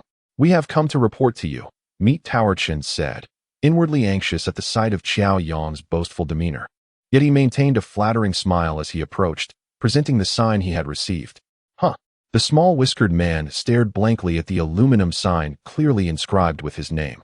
The name Qiaoyang was inscribed in a solemn and clear manner on the plaque, accompanied by the designation of the Yangyang squad. The familiarity of the handwriting incited an outburst of expletives from him, directed toward Shi Pengsan, who perpetually seemed to embroil him in trouble. In a fit of irritation, he hurled the plaque back at Meat Tower Chen and impatiently urged them to move aside. They shuffled into the ranks as if swatted like flies. And while it was impossible to deny the simmering frustration within, they had long surpassed the fervent stage of their emotions and would not engage in conflict over such trivial matters. The gazes of those in the line turned slightly hostile, clearly displeased with the notion of someone hindering their progress. Today was merely an opportunity for you to take a good look at my face. Do not mistake my identity. For should you fail to call upon me correctly, do not expect leniency from me. Be at the town's gate by 7 o'clock tomorrow morning, bringing your own provisions of food and water. Should you fail to appear, know that there will no longer be a place for you in this town. As more individuals gathered, the courtyard began to reach its capacity, prompting Qiaoyang to hastily issue a few casual instructions before dispersing those who had reported to him, while he himself remained to await the arrivals. As he prepared to leave, Zhang Yi sensed impending danger and attempted to sidestep, yet was unable to move far due to the throng of people. In the next instant, a sharp pain shot through his shoulder as he was thrust forward, colliding headfirst into Nan Shao's back.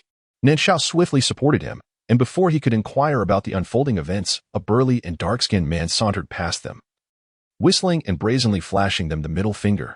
Beside the muscular figure, a man with small eyes sneered, "You can't even stand properly, yet you dream of slaying zombies. You might as well hide beneath a woman's skirt." Fury surged within Nan Shao, and he was ready to teach the insulter a lesson, but Zhang Yi restrained him. Instantly, the atmosphere thickened with jeers and mocking laughter. Nan Shao's face darkened with rage, while even the usually mild-tempered Li Muron and the jovial Ro Tachin felt a spark of anger ignite within them. One maintained an inscrutable expression, while the other's smile grew ever brighter. Since those eyes serve no purpose, why not render them useless? Zhang Yi murmured, his tone as calm as ever, but the menace in his gaze made it clear he was not jesting. The previously boisterous courtyard fell into an eerie silence, as no one anticipated that this seemingly affable limping man would exhibit such ferocity. The burly man, with both arms dislocated, found himself unable to turn over, staring at a knife poised perilously close to his eye. Cold sweat cascaded down his brow, yet he dared not tremble. The mere thought of being blinded or suffering a cut from the blade tainted with zombie blood was more than enough to terrify him.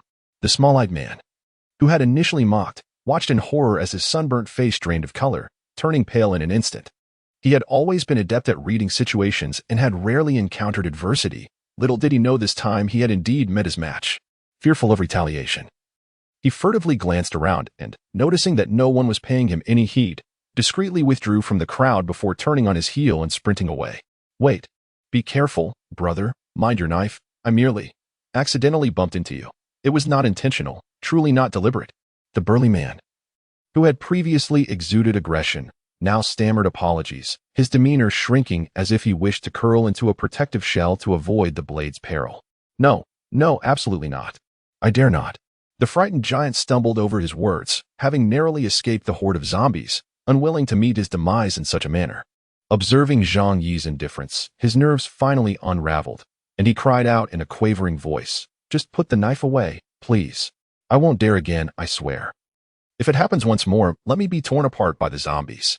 Seeing that the lesson had been sufficiently imparted, Zhang Yi sheathed his knife.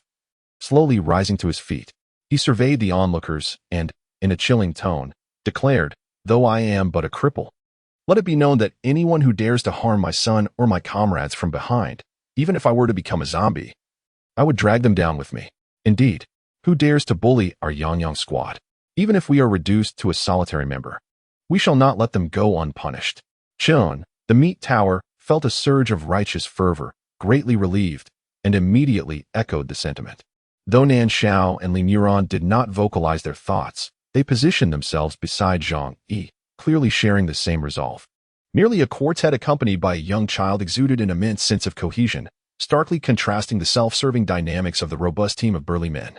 Despite their abilities being deemed insignificant by the adept and even some formidable ordinary individuals, no one dared to provoke them. After all, there existed no profound enmity nor any entangling interests. Why would one seek to antagonize a group that, if not entirely eradicated at once, would become an incessant source of vexation? After greeting Nan Shao and the others, Zhang Yi finally removed his foot from the back of the muscular man and turned to exit. As the four passed, others instinctively stepped aside. They appeared formidable, alas. What a pity, observed Xiaohuzi Qiaoyong, who, stroking his mustache with a thumb, smiled knowingly. What he found regrettable remained a mystery to all but himself. The burly man, now dust-covered and disheveled, managed to rise from the ground, fortunate that a companion lent him a hand. Otherwise, with a dislocated arm, he would have become the subject of ridicule for an even longer duration. Once they were out of sight, Nan Shao suddenly reached out to support Zhang Yi, remarking, "There is no need for bravado. Allow me to assist." He had noticed that Zhang Yi had used his right foot to kick under the man's armpit. Even though it was a clever maneuver, it placed considerable strain on his injured leg. He had refrained from speaking earlier to avoid drawing attention, but as he had anticipated, the exertion had reignited the pain in Zhang Yi's leg, leaving it trembling and unsteady. Unable to suppress a wry smile, he accepted Nan Shao's support, determined to show that no matter who it was within their small team, they were not to be trifled with. As he spoke, he cast a glance at Zhang Ruiyang, who was staring at him in a daze, and inwardly sighed.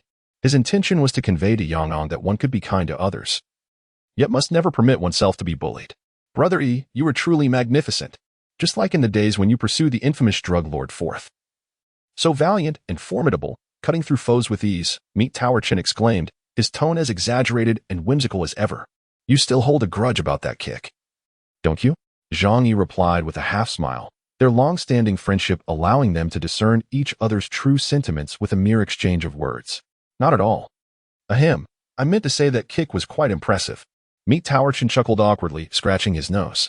Their first encounter had occurred during Zhang Yi's pursuit of the drug dealer Forth, when he was flirting with a girl and, upon recognizing the situation, had inadvertently aided Zhang Yi by blocking Forth's escape, only to be sent flying by a well-aimed kick from Zhang Yi. He could only imagine the dramatic impact of his fall, which had startled the girl away, and he had since held a lingering resentment, often attempting to trip Zhang Yi up. It was only when he found himself in trouble that Zhang Yi came to his rescue, easing the tensions between them and fostering their enduring bond. Observing their cryptic exchange, Nan Shao felt a twinge of discomfort and turned to the quietly contemplative Li Muran, asking, "What would you do in this situation?" Nan Shao shook his head, outright dismissing her suggestion. You could simply kill him. As a woman, even if you took a life, no one could truly blame you for it. As for the teammate of the slain individual, we are here. What is there to fear? Nan Shao's words compelled Zhang Yi to glance at his son, who obediently listened to the adult's conversation. A flicker of anxiety stirred within him. Would there come a day when Yang Yang's small hands would also be stained with the blood of his own kind? The journey commenced in Ziyun County, a jurisdiction under Chang City in Zhangzhou Province. To the east, it bordered Minshui District. To the south, it was adjacent to Wushan District.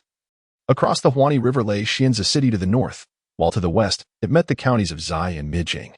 The county town is a mere 40 kilometers from the administrative center of Chang City, and the total population of the county exceeds 500,000. In the aftermath of the apocalypse, the survivors dwindled to almost none. Those with the means fled Ziyun County for other locales. What remained congregated in Wanyang Town, numbering merely a few hundred, until subsequently, individuals from surrounding counties and even neighboring provinces began to arrive, swelling the population to over 5,000. Naturally, this influx also brought with it an increase in zombies and complications.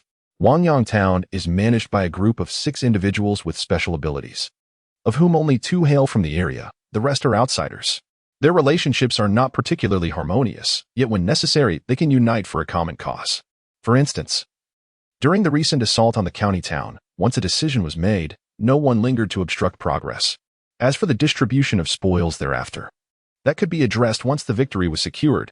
Discussing such matters prematurely would only sow discord. Their objective in initiating this action was not the few large supermarkets within the county, but rather Chang City, located 40 kilometers away. Only by securing the county road could they venture into the city to scavenge for resources. Could 5,000 individuals conquer a county city that once boasted a population exceeding 300,000 prior to the apocalypse? Even if victory seems unlikely, they must still attempt it. Moreover, prior to this, a considerable number of zombies in the county had already been eradicated, making it improbable for the population to again reach that daunting figure. Had everyone initially focused their efforts on the city, it is likely that the area would have been thoroughly cleared by now. Unfortunately, most were preoccupied with their own affairs, particularly the ability users who, possessing vehicles, preferred to gather resources from nearby towns and villages rather than venture into the heavily infested city center, as the latter offered both greater safety and more plentiful rewards. Xiao Yang, the leader of Zhang Yi's group, hailed from another region and, as a result of his capabilities, had earned his position. It wasn't until the following day, when the team had fully assembled, that he revealed to everyone his status as a fire-type ability user. However, few were aware of the extent of his powers, as only a handful had recently been assigned to his command. Given the early hour, Zhang Ruiyang made his way on foot, holding his father's hand as he walked amidst the adults, making it impossible for him to remain inconspicuous. Upon hearing Xiaoyang's call, a few individuals merely acknowledged him with a nod, completely disregarding his words. Following Zhang Yi's counterattack the previous day, those who had arrived first concealed their disdain, managing to maintain a neutral expression as they passed by. Seeing that no one paid him any mind, Xiaoyang's frustration was evident as his mustache bristled in indignation. However, upon noticing Yang Yang, who had timidly hidden behind Zhang Yi's leg, peeking out to meet his gaze, he chose not to pursue the matter further. Instead, he merely pointed a finger at them and warned, "Do not seek trouble, or you shall not escape the consequences." He then turned back to converse with his companions. Initially, I believed it would require considerable persuasion to convince him to bring Yang Yang along. However, to my surprise, the approval came rather effortlessly.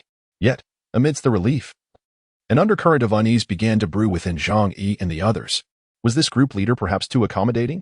Upon arrival in the county town, they reminded themselves to remain together and not disperse. Zhang Yi, with a grave expression, whispered a hasty warning. The others simply acknowledged his words, falling into a contemplative silence thereafter. Influenced by the serious atmosphere and startled by Xiao Yang, Zhang Ruiyang was no longer his boisterous self as he was at home. Instead, he obediently nestled beside Zhang Yi's leg, his large, glistening eyes betraying an insatiable curiosity as he scanned his surroundings. This was his first venture outside Wanyang Town since his arrival, and he was filled with wonder. With 10 minutes to 7, everyone had gathered. It was then that Zhang Yi and his companions realized their group indeed comprised both supernatural beings and mutants. Out of 50 members, there were a dozen or so endowed individuals, which was a considerable proportion for Wanyang Town, which housed merely around 1,000 such entities. They were particularly astonished to find the man who had registered them the previous day among their ranks. Upon spotting him, Yang eagerly called out uncle, eliciting a stiff smile from the man in response. Xiao Yong recited the names from the roster, pausing to scrutinize Zhang Yi when his name was mentioned, evidently still preoccupied with the fact that he had brought a child along. However, he refrained from further comment and addressed the group, stating, "As the first batch to enter the city, you should take pride in this achievement. Do you comprehend the reason behind your acquisition of this rare opportunity? It is entirely due to my presence, the sagacious and formidable leader, Xiao. Thus, I implore you to cherish this chance to vanquish more zombies. For when the time comes for rewards and recognition, you shall not find yourselves enviously observing others." This individual, regardless of the topic at hand, cannot resist the temptation to boast, leaving those familiar with him utterly numb, while newcomers are left speechless. Naturally, this undertaking requires a certain level of recklessness, and the town shall not allow you to toil in vain. In addition to the previously promised supplies from the territories you have conquered, a rather splendid lunch has been prepared for each of you. He possesses a talent for timing his words. Just as he mentioned this, a cart laden with items and plastic bags was delivered. He instructed 2 individuals to distribute the provisions, then continued, "You may find it perplexing that, despite the town's intention to distribute food, I still urged you to bring your own. This is, of course, to prevent you from being reluctant to consume your rations and secretly reserving them, thereby lacking the strength to battle zombies later."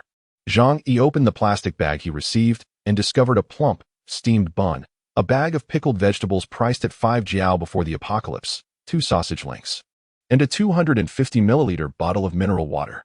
In comparison to their usual fare, this indeed qualifies as quite decent. However, the portion is certainly insufficient for a grown man, which explains why the mustachioed fellow had previously advised them to carry additional food and water.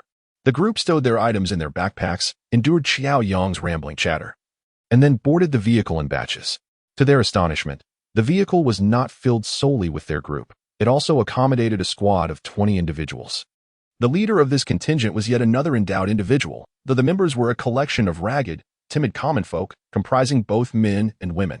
They huddled in the narrow aisle, their expressions a blend of anticipation and trepidation.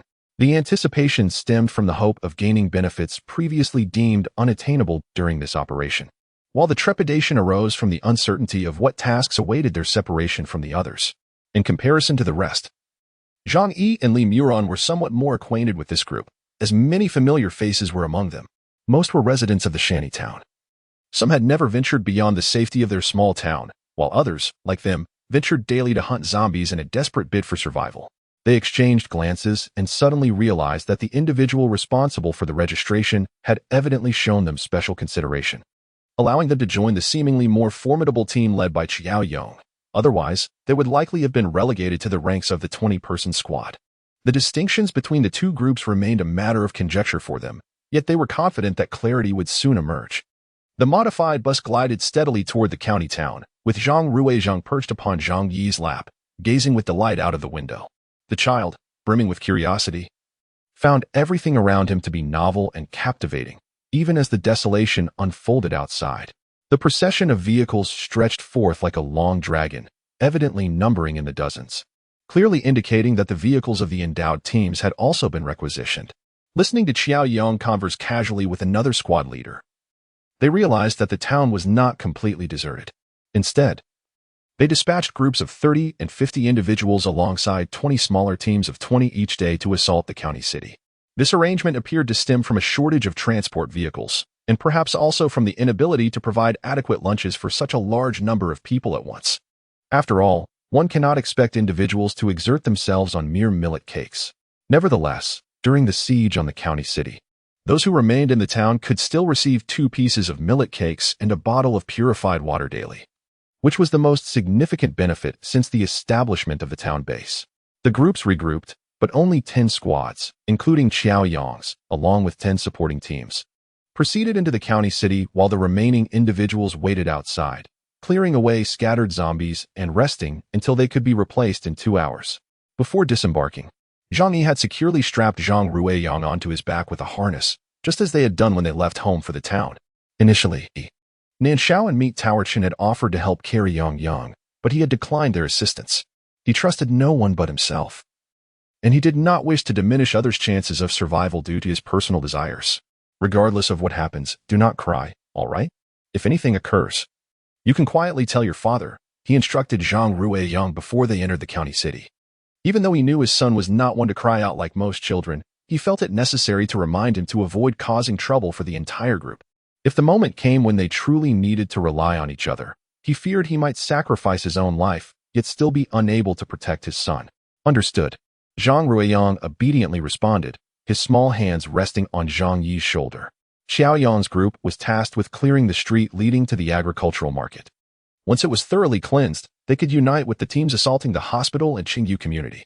Together, they would then work in concert to clear the main thoroughfare of the county, employing Earth ability users to erect formidable barriers, thereby securing half of the county's territory.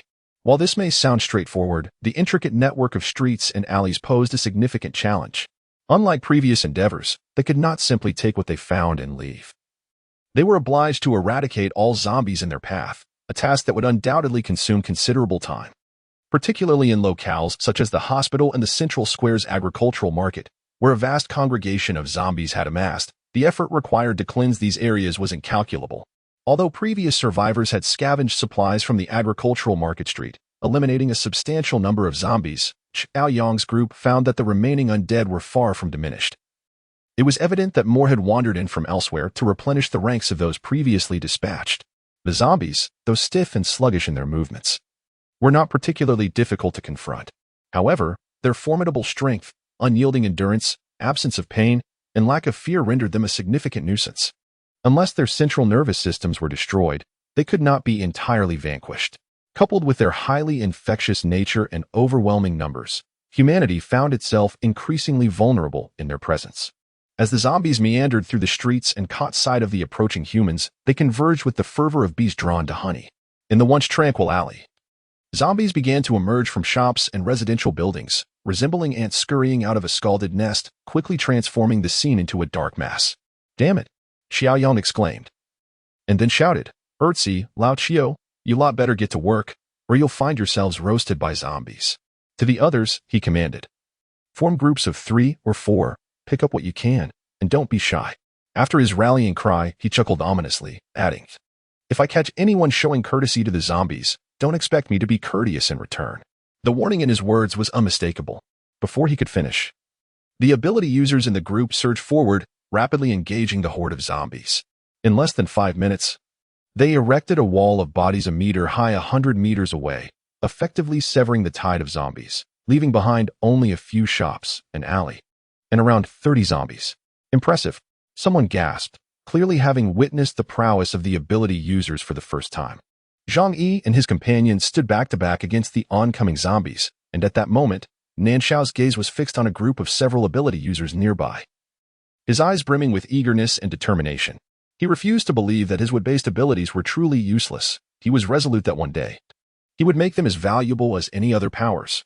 The earth-based ability users constructing the wall were seated at its base, absorbing corpse crystals, while the others stood guard around them, preventing the zombies from getting too close. This demonstrated that the abilities of the users were not infinite. Once exhausted, their combat effectiveness would vanish entirely. Evidently, during the prolonged skirmishes, they discerned this fatal flaw and devised a resolution.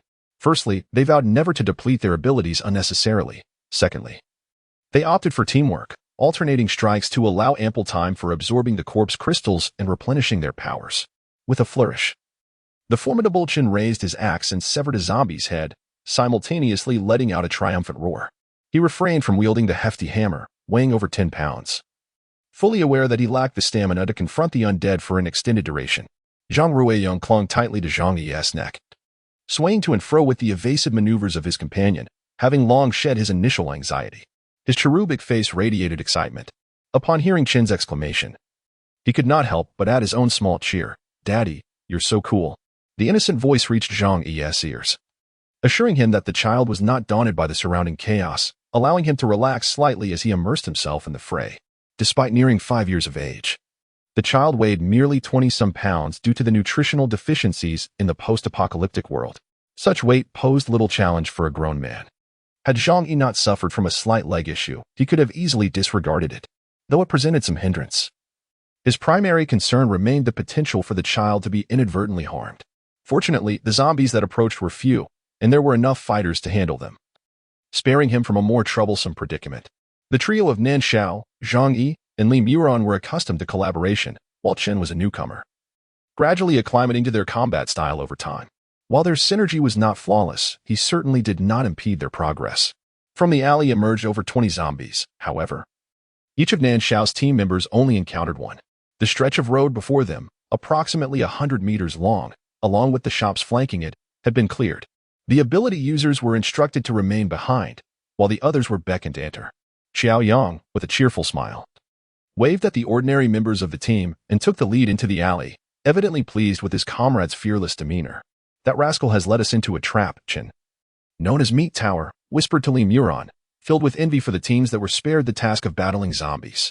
Inside the alley stood several adjacent residential buildings, secured by an iron gate, which was now wide open, revealing an empty reception area devoid of both people and zombies, suggesting that they had been lured away previously.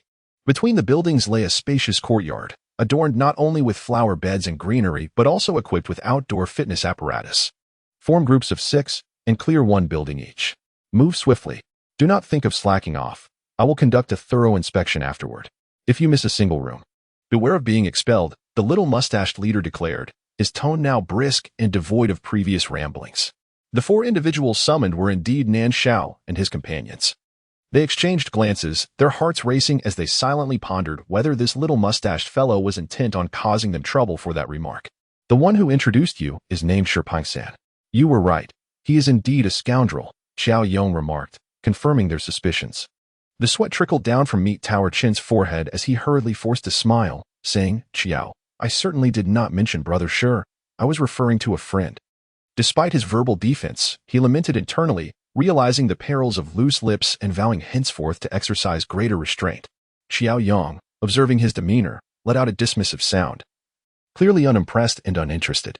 That scoundrel Shi-san, a wielder of lightning abilities, perpetually wore a sullen expression, as if everyone owed him a fortune. Yet, no one dared to provoke him. Chen had hoped to encounter someone audacious. However, disappointment hung heavily in the air. Sighing, he shook his head. A visage of regret etched upon his features. Meat Tower Chun continued to smile cautiously, while inwardly, he cursed vehemently, thinking to himself that this little mustached fellow was utterly foolish. Did he not realize that Shi-san was a formidable adversary?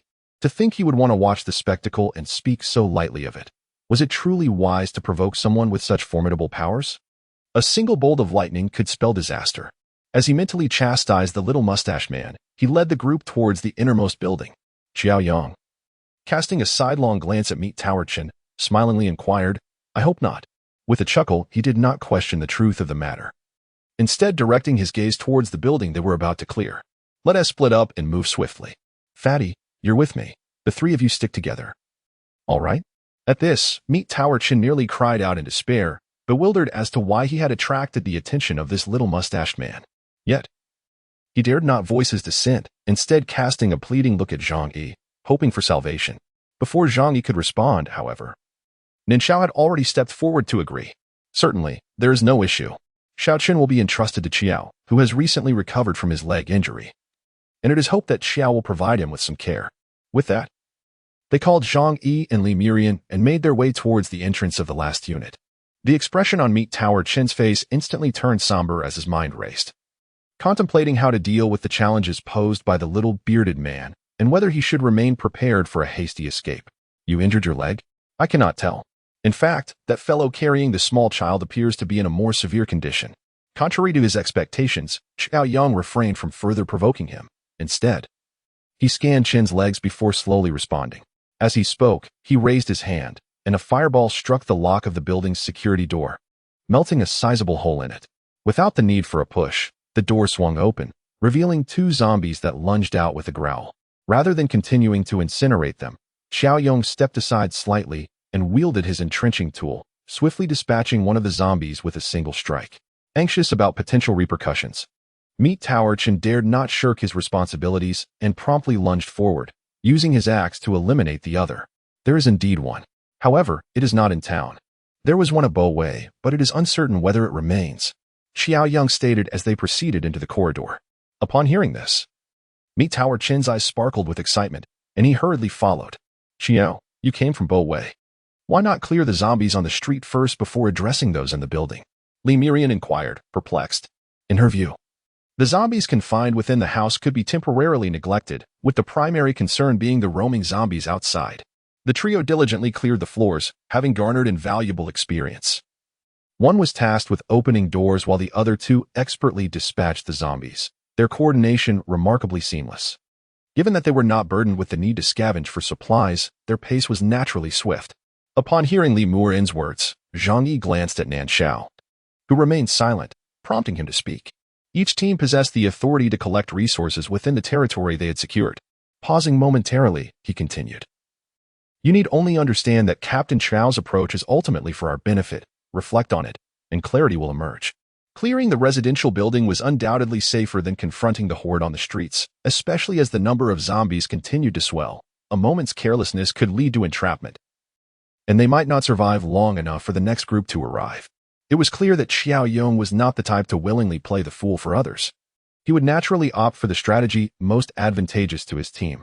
Li Mirian seemed to grasp this to some extent, yet refrained from further inquiries. After meticulously cleaning 3 apartments on the first floor, Zhang Yi allowed Zhang Ruiyang to descend, permitting the child to follow them at his own pace as he ascended the stairs.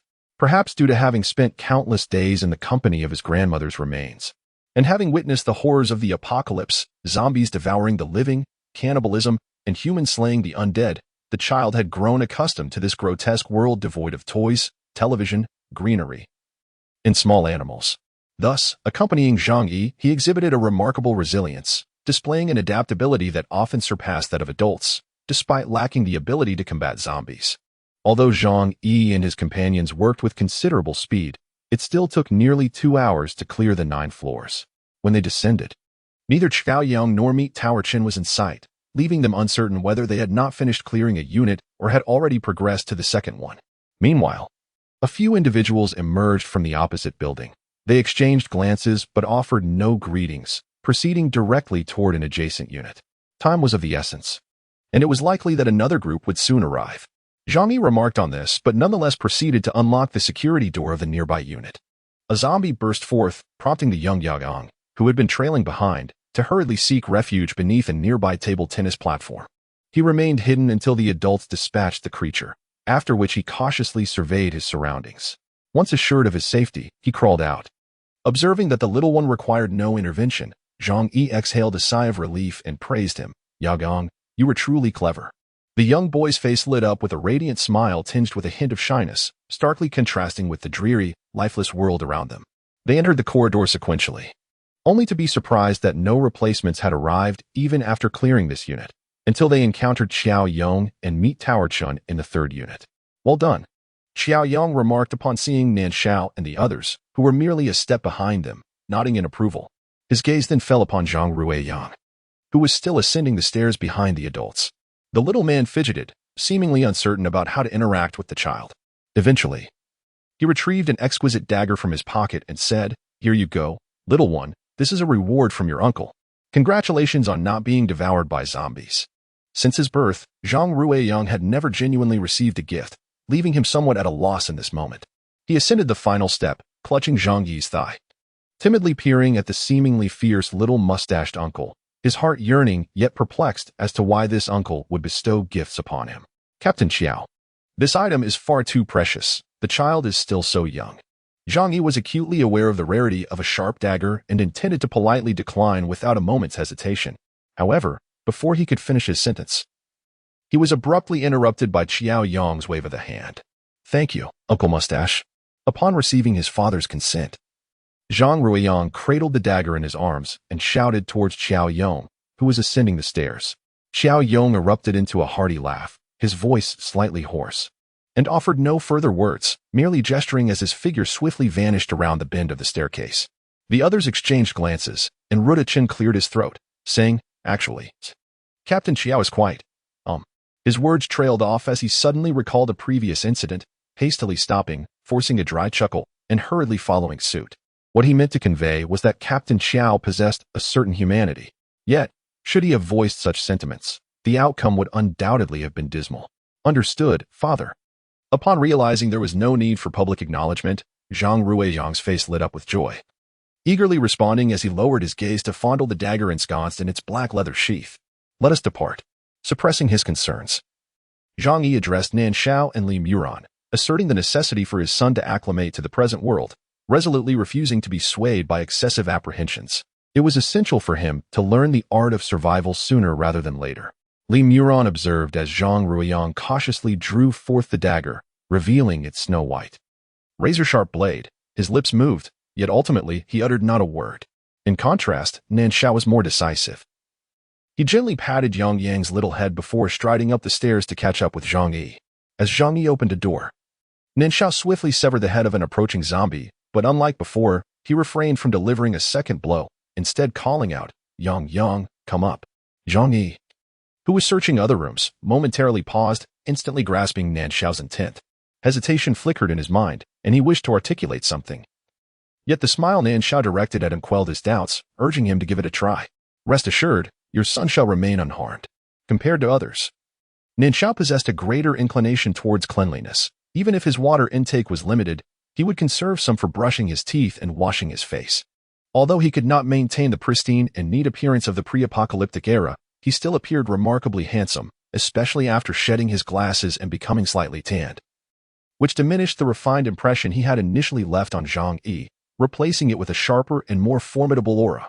Typically, Zhang Yi would firmly imprint the distinctive features of others in his mind due to his professional habits, seldom paying heed to their appearances afterward.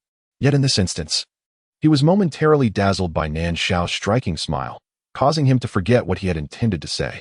It was only upon hearing Nan Shao's voice that he regained his composure, promptly dismissing his earlier lapse and nodding before slipping into the room to prevent Yang Yang from becoming weak and reliant due to his presence. Just as he entered, Zhang Ruiyang appeared at the doorway, one hand gripping a leather sheath and the other wielding a dagger. Upon hearing his soft voice, Nan Shao felt a fleeting softness within his heart, yet it was but a momentary sensation. Recalling his purpose, he quickly steeled himself once more. Come here, he commanded. Zhang Ruiyang obediently trotted over, carefully navigating around the corpses and severed heads strewn across the ground, and then looked up at Nan Shao, exclaiming, I'm here. Is there something you need? Faced with the child's innocent visage and puzzled gaze, Nan Shao suddenly felt as though he were a malevolent demon, tainting the solitary purity with darkness. However, this thought vanished as swiftly as it appeared. He glanced out at the cloudless sky, inhaled deeply, and steadied his tone to a calm, composed demeanor. Eliminate it, he instructed, pointing towards the zombie head that was still gaping, helplessly yearning for the fresh flesh mere inches away. Ah, Zhang Ruiyang froze, instinctively taking a couple of steps back. Are you afraid? Upon witnessing his reaction, Nan Shao could not help but question whether he had been too hasty. Logically, the affairs of the child should not concern him, and he was not one to meddle in others' business. Yet, for reasons unbeknownst to him, he felt an overwhelming desire to take action, both for Zhang Yi and for this endearing little one. Had Zhang Yi voiced his disapproval, he would have refrained from intruding further. Yet, Zhang Yi said nothing, bestowing upon him the utmost trust. This ignited a flicker of joy within him, accompanied by an inexplicable urge not to betray that trust. Yang Yang is truly brave. Nan Shao feigned ignorance of the tremor in the child's voice and offered a commendation, then said, Come here, uncle will teach you how to slay monsters. Once Yang Yang is learned, he will be able to protect his father. If previously Zhang Ruiyang had been so frightened that he felt the need to relieve himself, upon hearing the last sentence, all his fear was instantly transformed into courage. All right, I must protect my father, and also my grandmother. At this point, he glanced at Nan Shao, feeling compelled to add, and I must also protect Uncle Pumpkin. As for Aunt Muran and Uncle Fat, they were entirely forgotten. Although he was aware that he was merely an afterthought, and his tone was evidently somewhat perfunctory, Nan Shao could not help but feel uplifted. After all, this child would not render his kindness in vain. To vanquish the monster completely, one must surely destroy its brain. If your strength is insufficient to cleave through the skull, then stab through the eyes. Hand me the sheath, use both hands, and be careful not to get bitten. As he patiently instructed the child on the art of dispatching zombies, he remained vigilant to ensure that neither the zombie's mouth nor the blade of the dagger came into contact with the child's hands. In the harsh reality of the apocalypse, Zhang Ruiyang shuddered. He had never witnessed such a fearsome aspect of Nan Shao, and a sense of trepidation washed over him. He dared not glance about any longer. His little head hung down, standing silently and still, as if in quiet rebellion. As disappointment surged within Nan Shao, he beheld the small hand brandishing a dagger. soon followed by another tiny hand grasping it tightly. With a sudden cry, the child arched his small body and plunged the dagger into the left eye of the zombie. Yet, due to insufficient strength, the tip of the dagger became lodged against the thin bony plate at the bottom of the eye socket, failing to penetrate fully. Black blood and murky ocular fluid splattered across the backs of the child's dirty hands. The not yet dead zombie, provoked by the attack, roared more ferociously, its teeth grinding ominously. As if eager to devour, Nan Shao extended his hand to envelop the child's hand holding the dagger, applying a gentle force, which silenced the putrid, rancid howls. The creature ceased its cries. He gently nudged the zombie's head, noticing that its mouth no longer opened and closed menacingly, nor did it emit any further unpleasant sounds. Zhang Ruiyang, in a daze, spoke without lifting his gaze to Nan Shao. Is this okay? Nan Shao's heart tightened. He did not feel relieved by the child's actions. He was acutely aware of his fear, fearing that he might lose the child's dependence and trust from this moment forth. Upon hearing the response, Zhang Ruiyang finally straightened up, his anxious and frightened eyes locking onto Nan Shao. Uncle Pumpkin, I killed the monster. Please don't be angry. In that instant, Nan Shao felt his heart soften, a wave of indescribable pain washing over him. He swallowed hard, extending his arms to embrace the child. Uncle is not angry. In that moment, he realized that there were still those in this world who cared about his emotions. Zhang Ruiyang nestled against Nan Shao's chest. Suddenly realizing that Uncle Pumpkin's embrace bore a striking resemblance to his father's, comforting and warm, a sensation he cherished deeply. Are you afraid? Nan Shao inquired. Not afraid. Zhang Ruiyang replied, shaking his head. Even as his entire body trembled gently from fear, he stubbornly clung to his answer. Do you dislike Uncle Pumpkin? Instead of prying into the child's fragile exterior, Nan Shao shifted to another question of concern, unwittingly adopting the title of Uncle Pumpkin. Upon hearing this, Nan Shao exhaled a heavy sigh, a faint smile of relief gracing his features. Sharing a smile from the shadows of the room was Zhang Yi, who raised a hand to his face, filled with gratitude towards Nan Shao. He understood that, if it were him, he would rather endure greater hardships than force his young son to confront the gruesome task of slaying zombies. What a remarkable boy, a promising future. Xiao Yong's hearty laughter echoed, evidently having witnessed the child's brave endeavor. It matters not if he lacks strength. What is paramount is his courage. With those words, he urged. Hurry up, get to work. Before turning to leave, Nan Shao, you truly are audacious. In stark contrast, Chen Ruta's expression darkened as he pointed at Nan Shao, indignantly exclaiming, had Zhang Yi not tacitly approved of Nan Shao's actions and needed to follow Xiao Yong upstairs, he might have charged at that scoundrel in a fit of rage. He simply could not bear the thought of his beloved little one being coerced into such a brutal act. Upon hearing these words, Zhang Yi found himself unable to steady his resolve. He reached for the doorknob, yet hesitated. Outside, Nan Shao had received Zhang Yi's photograph. Gazing at the strikingly handsome young man depicted therein, he found it difficult to reconcile that image with the man before him, whose hair bore strands of white and whose eyes reflected a profound weariness and melancholy. The harrowing experiences of the intervening years had wrought significant changes upon him. Nan Shao rubbed his forehead, suddenly realizing that he had been led astray by the child's line of thought, forgetting the initial topic of conversation. He hesitated to ask the child to repeat himself, feeling a pang of reluctance, and ultimately decided to let it be, contemplating that the adults could not possibly lose sight of the child. Such matters required patience and could not be rushed. The sound of the door creaking open drew their attention, and they turned to see Zhang Yi stepping out of the room, appearing blissfully unaware of the previous exchange. Daddy! Zhang Ruiyang exclaimed, immediately breaking free from Nan Shao's embrace and rushing over. Nan Shao touched his nose, bemused, as he noted that each time Zhang Yi appeared, he was decisively abandoned, leaving no room for any feelings of melancholy or resentment. Daddy, look, I've defeated a monster too, Zhang Ruiyang exclaimed, tugging at Zhang Yi's hand and leading him to the entrance, proudly pointing at the zombie's severed head on the ground, his previous fears seemingly forgotten. Yin Yang is so impressive. Zhang Yi smiled, ruffling his son's hair and offering the praise he yearned to hear, though his voice was somewhat hoarse, attracting Nan Shao's curious gaze. I will slay many more monsters in the future, just like you, Daddy, Zhang Ruiyang declared, his eyes crescent-shaped with delight as he gestured grandly before his father. Good. Zhang Yi clasped his son's hand, feeling the frailness, almost entirely composed of bones, and suddenly realized that he was indeed looking forward to that day's arrival. Whether naive or benevolent, all of this must rest upon the fundamental premise of survival. Without the ability to live, what significance does it hold? even if one is as endearing as an angel? Where is team leader Qiao? The sound of hurried footsteps ascending the stairs echoed as Sherpa-san appeared before Nan Shao and his companions, who were just about to ascend. After scanning their faces and not spotting Xiao Yang, he couldn't help but furrow his brow and inquire. Nan Shao and Zhang Yi were somewhat bewildered. Nan Shao promptly turned to head toward the windows of the apartment they had previously cleared. Out of nowhere, Li Muron emerged, exclaiming, "A multitude has entered downstairs. A significant number. They are human, not zombies, perhaps 100 or 200. Before they could grasp the situation, Sherpa-san had already located Xiao Yang, who was hurriedly descending while listening to Shi's detailed account. As he passed by the group, he urged, "You all should come down quickly. Those scoundrels from the other team have caused havoc." Meat Tower Chin did not follow Xiao Yang but chose to stay behind, for he possessed more knowledge. Amidst his furious tirade, a flicker of fear was evident in his eyes. It turned out that the replacement team had arrived long ago, and Xiao Yang would not relinquish the residential buildings his team had secured. Thus, the other team was compelled to continue clearing the streets.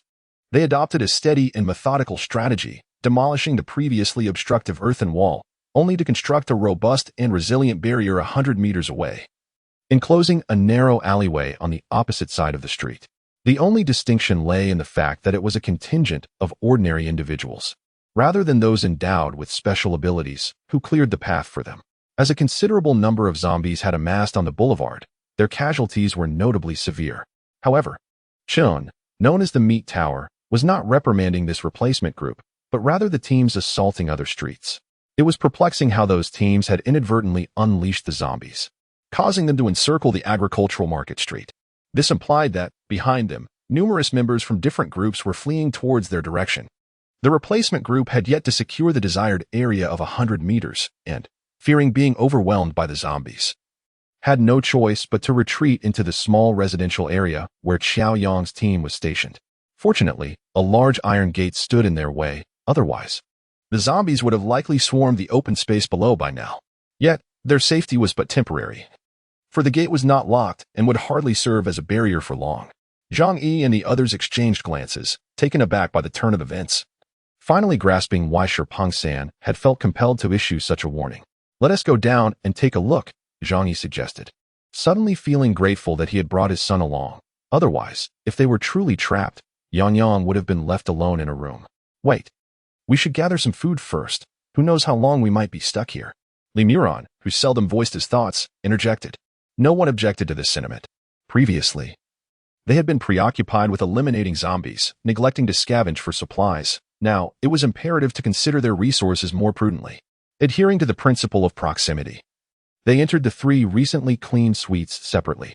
Since ingredients like rice and flour would be difficult to procure, they sought after items such as biscuits, instant noodles, and packaged pastries.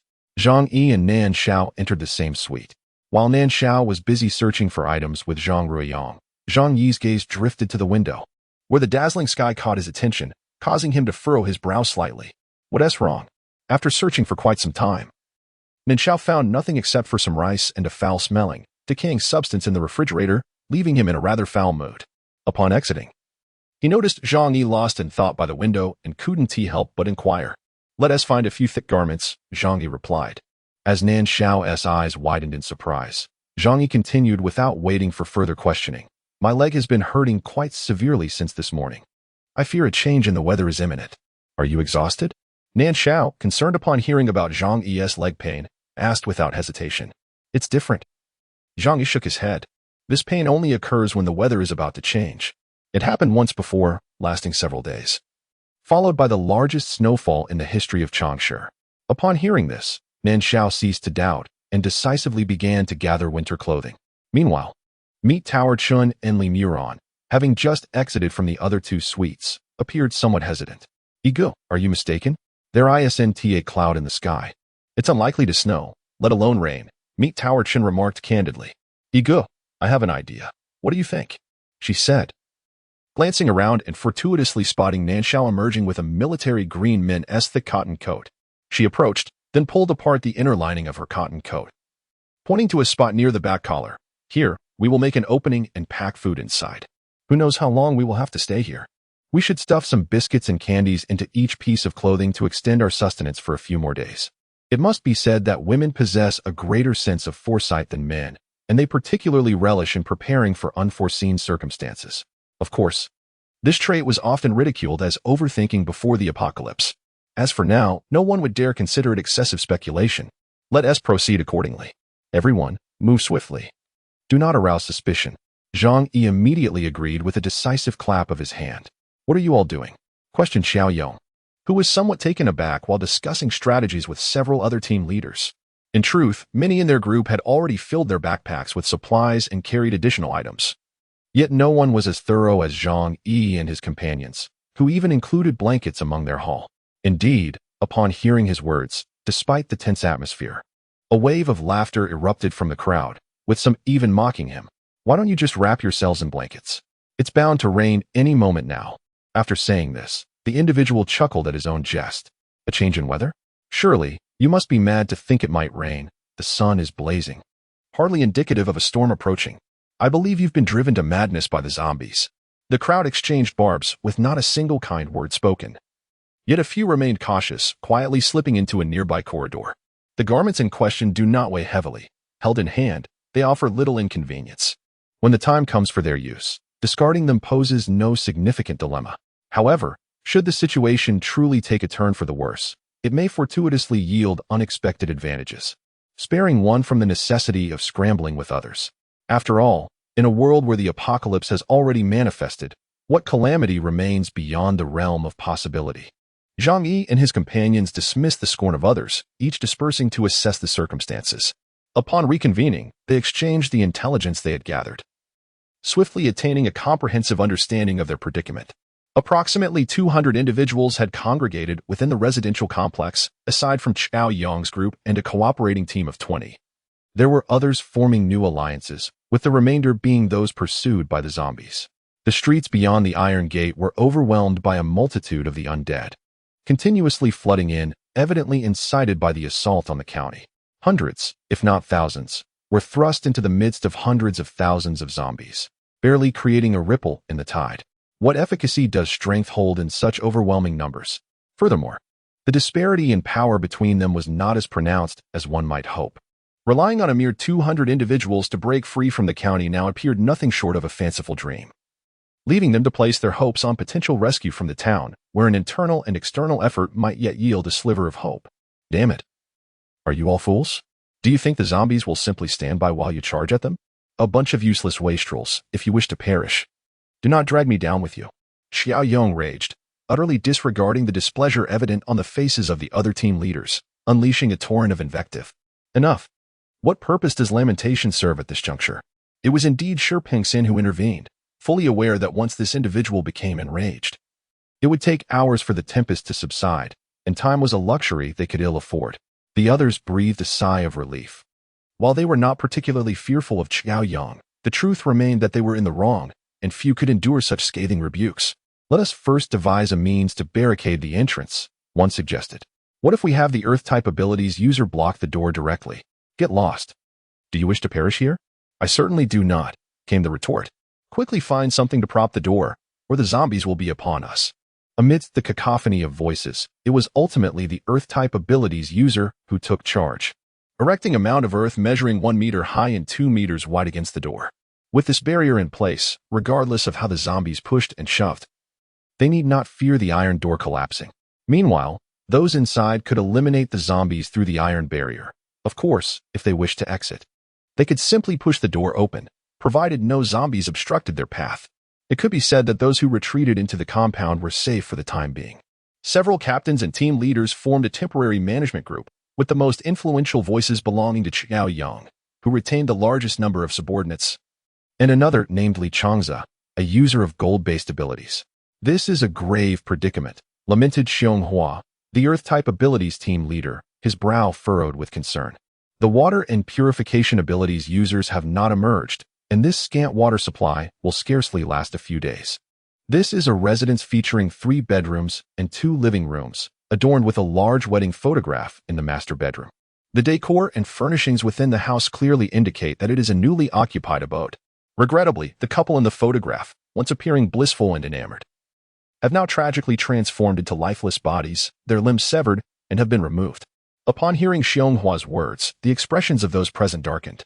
Due to the rarity of water and purification abilities, they need not venture out to exterminate zombies, as an abundance of corpse crystals is available for their cultivation. Historically, no one deemed this arrangement unfavorable. However, now Xiao Yong and his companions find themselves bearing the consequences. It is one thing that the water supply in the county has long ceased, but even if running water were available, who would dare to drink it unpurified? Old Li, isn't there still a community on your side? Find a way to take it down first. Xiao Yong reclined on the sofa with arms outstretched, his brow furrowed deeply. And even his typically spirited companion, Xiao Huzi, appeared dispirited. How could they confront the horde of zombies outside? Li Changza, a balding middle-aged man, was taken aback by this suggestion. Let us revert to our old methods. Xiao Yong's eyes narrowed as he gazed at the bright sky outside. Yet he was inexplicably reminded of Nan Shao's remark about an impending change in weather. The earth-based abilities could seal off the street on the other side. The number of zombies trapped between the two walls would be limited, and they would eventually be cleared. If it were to rain, it might not be so bad, however. Judging by the items they had gathered, it seemed as though they were preparing for winter, which felt rather excessive. The method he proposed is somewhat challenging to implement. Yet it stands as the most feasible option currently imaginable. If they can establish a connection between the two neighborhoods, they may be able to prolong their survival for a few more days.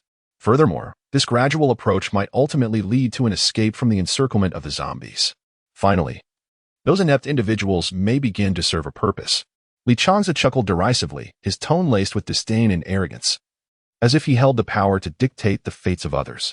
Upon hearing his words, several individuals displayed expressions of discomfort, while others remained indifferent. Yet none dared to voice a rebuttal.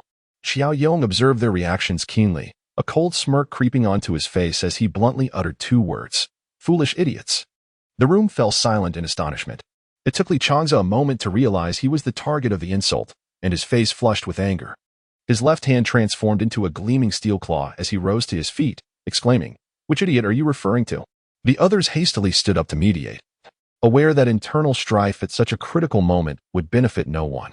Meanwhile, Xiao Yong remained languidly reclined on the sofa, nonchalantly resting one foot on the glass coffee table, completely unfazed by Li Changza's fury. He enunciated clearly, "Foolish idiot. I'm talking about you." With that, the atmosphere ignited like pouring oil on a fire. Had it not been for someone restraining him, Li Changza would have lunged forward. Even the others furrowed their brows, questioning. "Xiao Yong, can't you speak properly? If he is not a fool, then who is? How many people remain in Wangyang Town, in Chashi, in Zhangzhou Province, or even throughout the entirety of Huagua? Did he truly believe that by sending others to become cannon fodder, he could comfortably nestle beneath a woman's skirt and prolong his existence? Damn you, Li Changza, whether you seek immortality or extinction, do not drag me into your schemes." Initially, Xiao Yong appeared relaxed. However, as his words escalated, his temper flared, and he forcefully kicked the small table before him. The individuals surrounding the table hurriedly stepped aside. As long as you do not use them as shields, they can survive on their own. The apocalypse has persisted for 6 months. How many among us have not slain a zombie to endure this long? Or has anyone among you ever extended a helping hand to them? In stark contrast to his disdainful attitude towards Li Changza, Xiao Yong exhibited a much more courteous demeanor towards Chang Han. After all, who among us was not once an ordinary person? One should not forget their origins so swiftly. With that said, he abruptly stood up, declaring that anyone who dared to treat others as expendable would find him the first to object. Without sparing Li Changza a glance, he exited the room. Xiao Ge was right. Xianghua cast a glance at the contemplative crowd, uttered a brief remark, and also made his exit. His 20-member team had collaborated with Xiao Yong's group with minimal losses. For that alone, he felt immense gratitude towards Xiao Yong. "You three stay here. I will reside opposite Xiao Yong and his team." Another individual departed, the team leader Lu Xia, who was aligned with Li Changza, with very few subordinates remaining. It would be a lie to claim he bore no resentment towards Li Changza, even though he understood that such tactics were dictated by the town as higher-ups and that Li Changza was merely a puppet executing their orders. He found it impossible to feel at ease. Chang Han and another individual named Wei Zhonghua remained behind. They were tasked with assaulting Central Street. However, due to being betrayed by another group, they found themselves unable to withdraw from the county town, ultimately cornered to this location. Damn Xiao Yong. Cursed. Li Changza vented his frustration by smashing objects for a considerable duration before finally ceasing. Chang Han exchanged glances with his companion, choosing not to utter another word. They were certainly not foolish enough to involve themselves in such a trivial conflict. As several ability leaders engaged in disputes, the others sought refuge in various rooms. With 7 or 8 9-story buildings available, there was ample space to accommodate over 200 individuals. Yet, for the sake of efficient communication, all 200 were housed in a single building. Given that each household comprised 3 or more residents, the building was not entirely filled. However, most room locks were either burned through or damaged, necessitating barricading from within while sleeping. According to the consensus of the 6-member ability team, they could collect daily rations of food and water, but the condition remained that they must slay zombies. Both ability users and ordinary individuals were required to eliminate zombies to receive food allocations. The zombie crystals acquired from these kills, however, were not to be surrendered, as this area had been secured through the joint efforts of both ability users and common folk. Although doors provided some barrier, slaying zombies was not particularly arduous. The challenge lay in acquiring the crystals. Without obtaining these crystals, one could not substantiate their zombie kills or quantify their efforts, thus leaving those seeking temporary lodgings to ponder ways to secure them. It is important to note that while the food on the first day was available for free due to their prior efforts, this would not be the case on the following day. As for those who already possess corpse crystals, they should not harbor any illusions of taking advantage of the situation, for numerous vigilant eyes are watching. It must be said that in this matter, Nan Shao and his companions have bestowed upon Zhang Yi an immense trust. This can be interpreted as a burgeoning cohesion that is essential for the formation of a team, and it is only through such unity and trust that they can venture further on their journey. The supply of canned biscuits is rather meager. Thus they are all dividing this meager resource. Chan, from Meat Tower, expressed that he has grown somewhat numb to their current predicament, even too lethargic to utter his usual curses. The group found themselves staring blankly at a pot of dry flour, fully aware of the preciousness of water at this moment. Unlike in the town where one could easily exchange corpse crystals for it, now every drop counts. Those containers of bottled water that have already been opened are no longer scrutinized for their age. Having any to drink is a blessing in itself. If they were in the town, they could spend a bit more corpse crystals to procure water, allowing them to make a hearty meal of flour dumplings.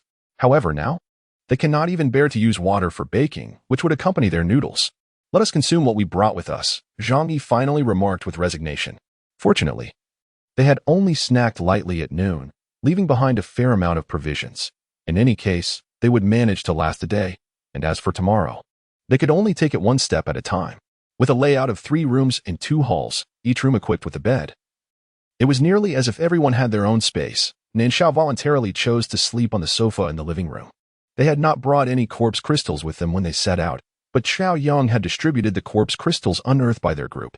Certainly, the distribution is based on the output, and no one harbors discontent. Thus, Li Muran and her companions are diligently absorbing the corpse crystals to enhance their abilities. Especially Li Muran, who, if unable to venture outside, may have to take the risk of employing her extraordinary powers. Zhang Yi, suffering from leg pain, finds it difficult to fall asleep. Just as he begins to drift off, he is abruptly awakened by the cries of Zhang Ruiyang. Upon rousing the child to inquire about his distress, the little one merely whimpers without articulating the cause. Seemingly unbothered by the heat as he curls into Zhang Yi's embrace and soon falls back asleep. Zhang Yi tenderly strokes his head, finding it not feverish.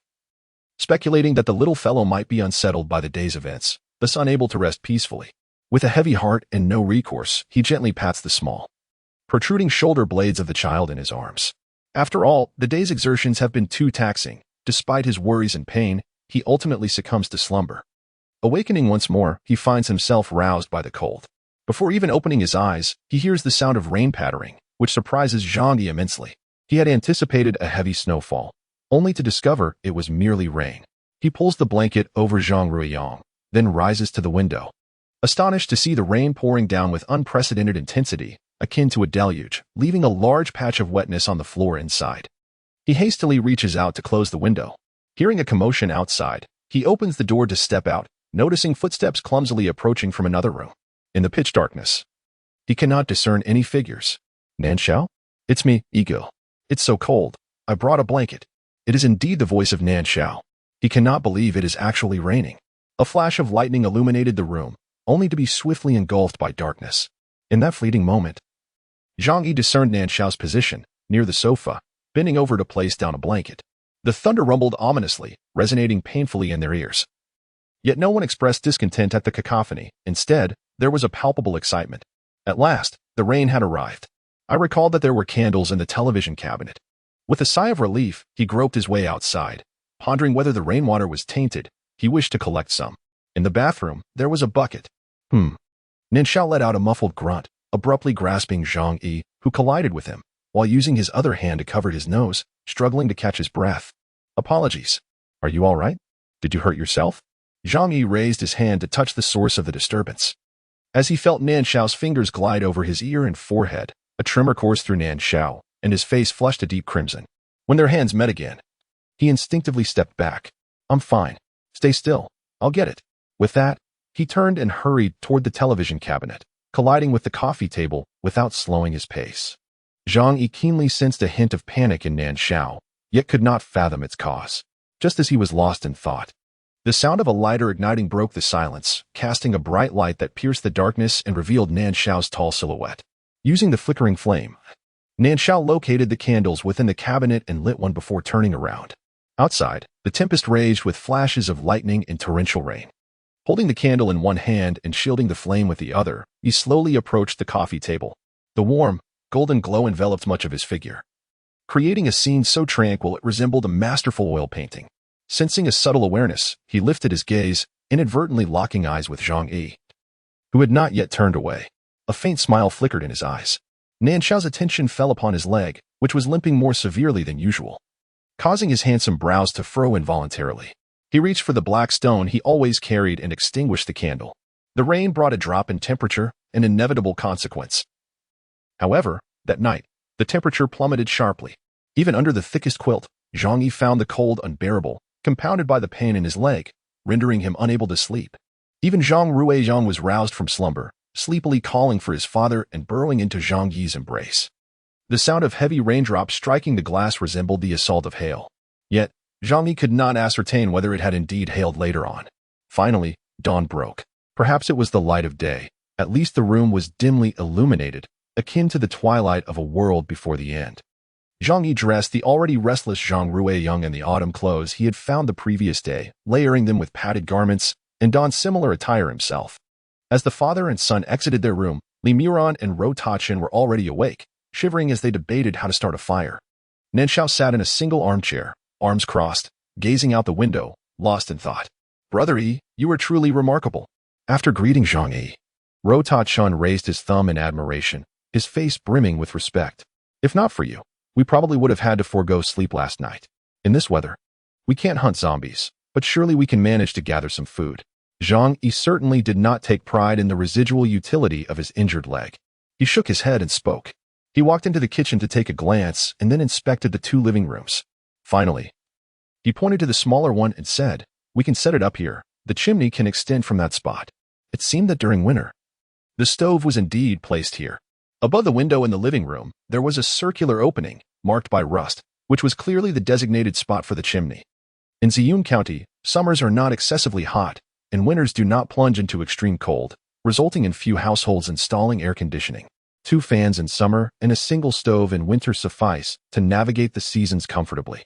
Before Zhang Yi commenced his work in Changsha, his family had always relied on a coal stove, rendering him quite familiar with such apparatuses. At this moment, Nan Shao approached as well, and without requiring Zhang Yi's assistance, he and Meat Towerchin effortlessly positioned the iron stove in its designated spot. However, the installation of the chimney necessitated Zhang Yi's personal involvement. After spending a considerable portion of the day, the stove was finally lit. Although the temperature in the room had yet to rise, smiles began to emerge on the faces of the group. Compared to others, they could be deemed quite fortunate, for at least they no longer had to brave the rain in search of warmth. "Where's the umbrella?" "I shall investigate the situation," Meat Towerchin inquired. "I am uncertain about this rain. Perhaps we should wait until it lightens before venturing out," Zhang Yi responded, feeling uneasy, given the intensity of the downpour. Even with an umbrella, it was likely their clothes would still become drenched. "No worries, I shall don a raincoat," Meat Towerchin chuckled, producing a black raincoat from seemingly nowhere and waving it towards Zhang Yi. Thus, Zhang Yi fell silent. Outside the stairwell, a row of buckets and basins was positioned, most of them filled with rainwater. As Meat Towerchin stepped outside, he carelessly nearly kicked one over. The rain-soaked streets were largely deserted. The only individual he encountered while descending the second floor was bundled in several layers of clothing, shivering as they ascended, presumably to collect rainwater.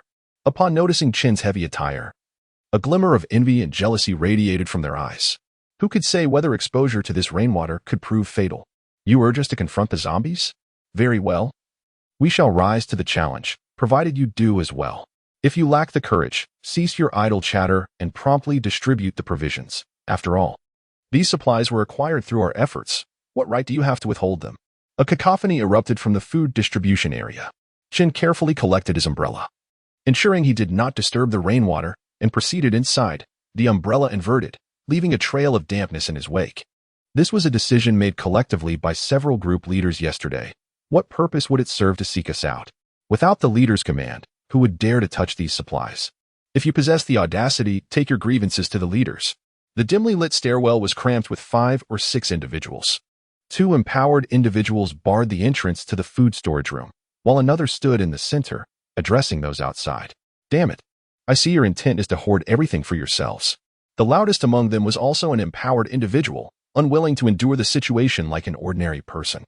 Ultimately, he conceded, acknowledging the validity of their argument. They would approach the leaders instead of engaging in further fruitless discourse with the others. His companion managed to quell his frustration, and after a brief discussion, they resolutely ascended the stairs. After the others had departed, Meat Tower Chin approached with a forced smile, saying, "Buddy, look at the rain today. We can't fight zombies, but we still need to eat, right? All you think about is food, isn't it? Haven't you got ears? Go find the group leader. Go find the group leader." The irritable speaker waved his hand dismissively, as though swatting away a fly. Without waiting for Meat Tower Chin to respond, he turned with 2 companions and retreated indoors, slamming the door behind them. Ugh. Meat Tower Chin wiped the smile from his face, spat at the door, and then slowly made his way upstairs. Upon reaching the second floor, he spotted several individuals crowding around the stout figure of Zhou Yang, who was wrapped in a puffy jacket. He quickly greeted him, "Boss Zhou."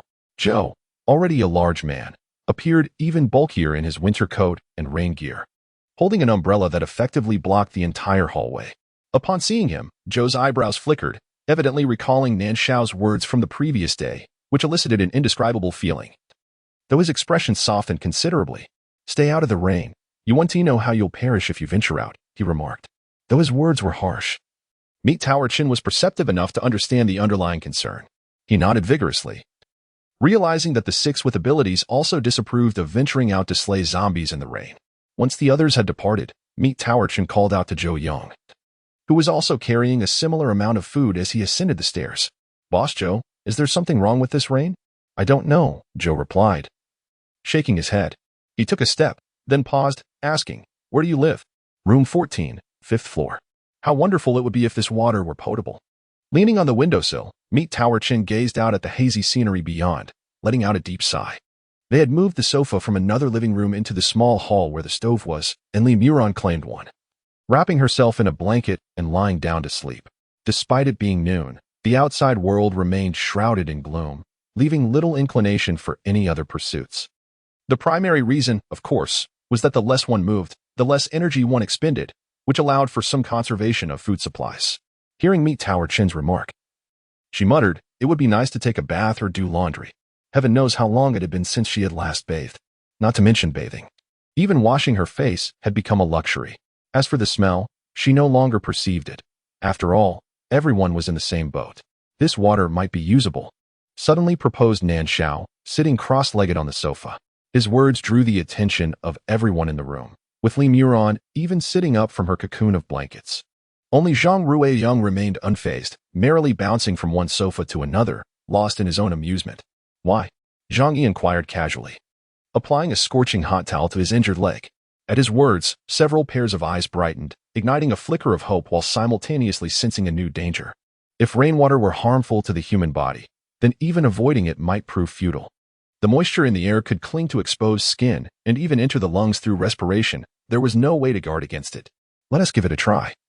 Zhang Yi chuckled, his demeanor uncharacteristically less cautious than usual. In his view, if even the moisture in the air could induce mutations in humans, then waiting a few more days would serve no purpose. Perhaps they could wrap their entire bodies in bread, but they could not forego breathing. In truth, their options were limited. Either rely on distilled water or await death. It may have been the realization of what the torrential rain signified for them, or perhaps a genuine weariness of life without water that prompted several individuals to spring into action, including Nan Shao. Since no one could ascertain the fundamental cause of human transformation into zombies, they exercised additional caution, opting for the more laborious method of boiling the water rather than hastily attempting to use it directly.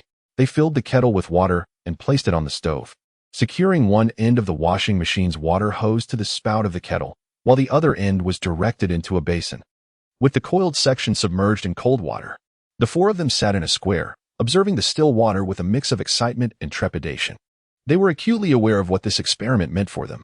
Even Zhang Ruiyang was influenced by the tense atmosphere, obediently climbing onto Zhang Yi's lap.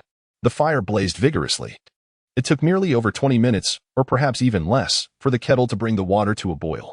Yet for these individuals, each passing moment felt like an eternity, as the other end of the white hose began to drip steadily into the basin. Rotachin had already crouched by the basin, murmuring to himself, appearing as if he wished to plunge his head into the tube itself.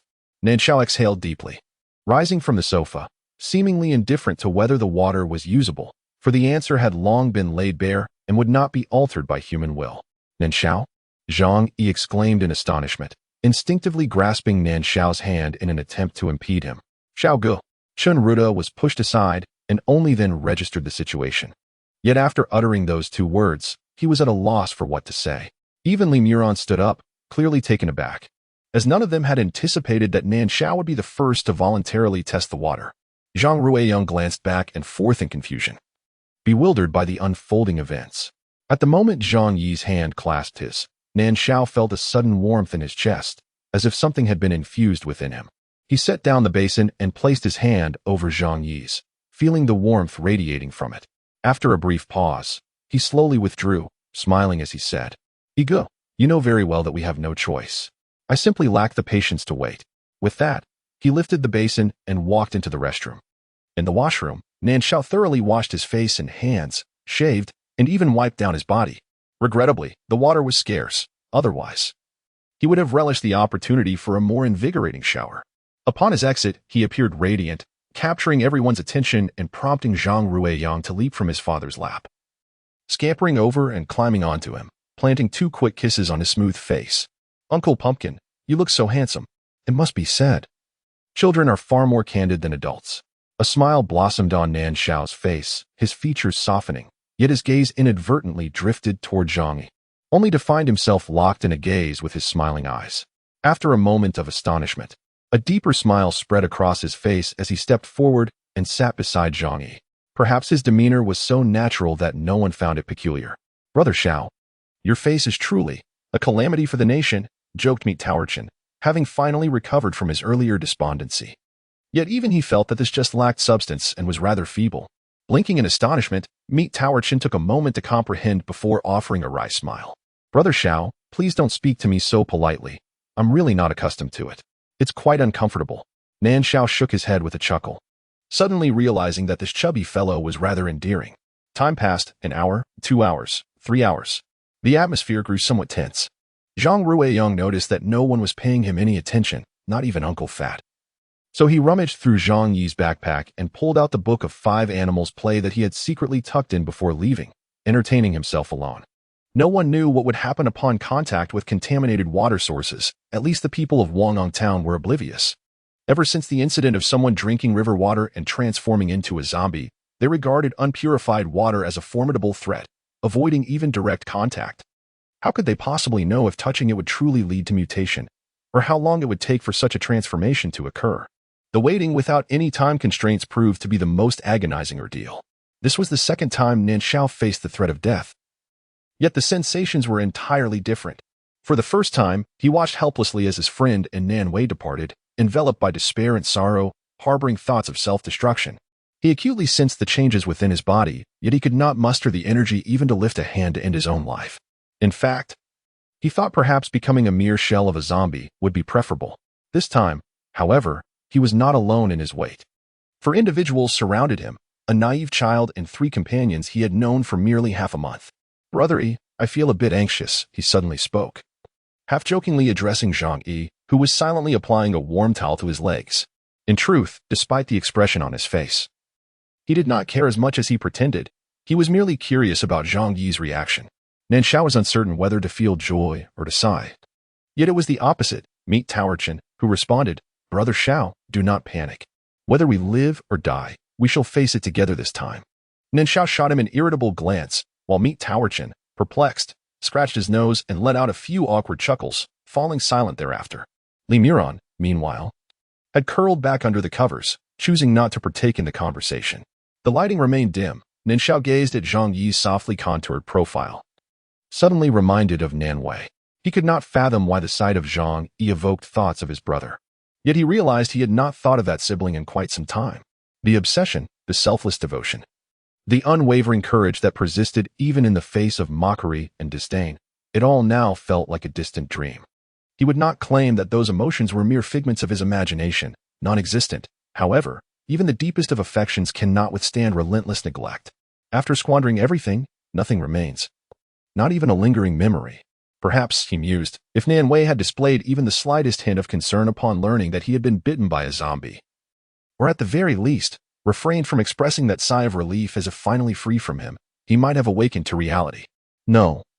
It merely reminded him of his brother. Nan Shao chuckled self-deprecatingly and turned his gaze away. "Your brother?" Zhang Yi exclaimed, taken aback. It was the first time he had heard Nan Shao mention his family. He intended to inquire about his brother's whereabouts but swiftly restrained himself. After the onset of the apocalypse, asking about each other's family had seemingly become a taboo. Noticing Zhang Yi's reaction, Nan Shao chuckled softly. "There's nothing you can't ask. He's doing just fine. At least, he was well when I was bitten. As for what happened afterward, I no longer care. If you wish to seek him out." Zhang Yi, thinking that Nan Shao was sentimentally missing his brother, contemplated suggesting that if they managed to escape this place safely, perhaps he could assist in the search. However, he was abruptly interrupted by Nan Shao. "I have no desire to do so," Nan Shao stated resolutely. "He is my father's illegitimate son and harbors a strong dislike for me. I once held great affection for him, but now it is of no consequence. He is unlikely to be pleased to see me, so let it be." Upon hearing this, those present could surmise that some incident had transpired between Nan Shao and his brother, leading to their estrangement. Such matters were deeply personal, and thus, no one pursued the topic further. "When I was in elementary school, my father and mother divorced. My father did not want me, so I stayed with my mother. In truth, my mother did not desire my presence either, as having me made it difficult for her to remarry." After a moment of silence, Li Miran suddenly spoke. "The few of us had lived together for more than half a month, yet we had never discussed our pasts. However, once Nan Shao opened the conversation, it prompted the others to share as well. Perhaps it was the uncertainty of how long they could endure this reign that made the barriers within their hearts dissolve in the face of mortality. "Damn it.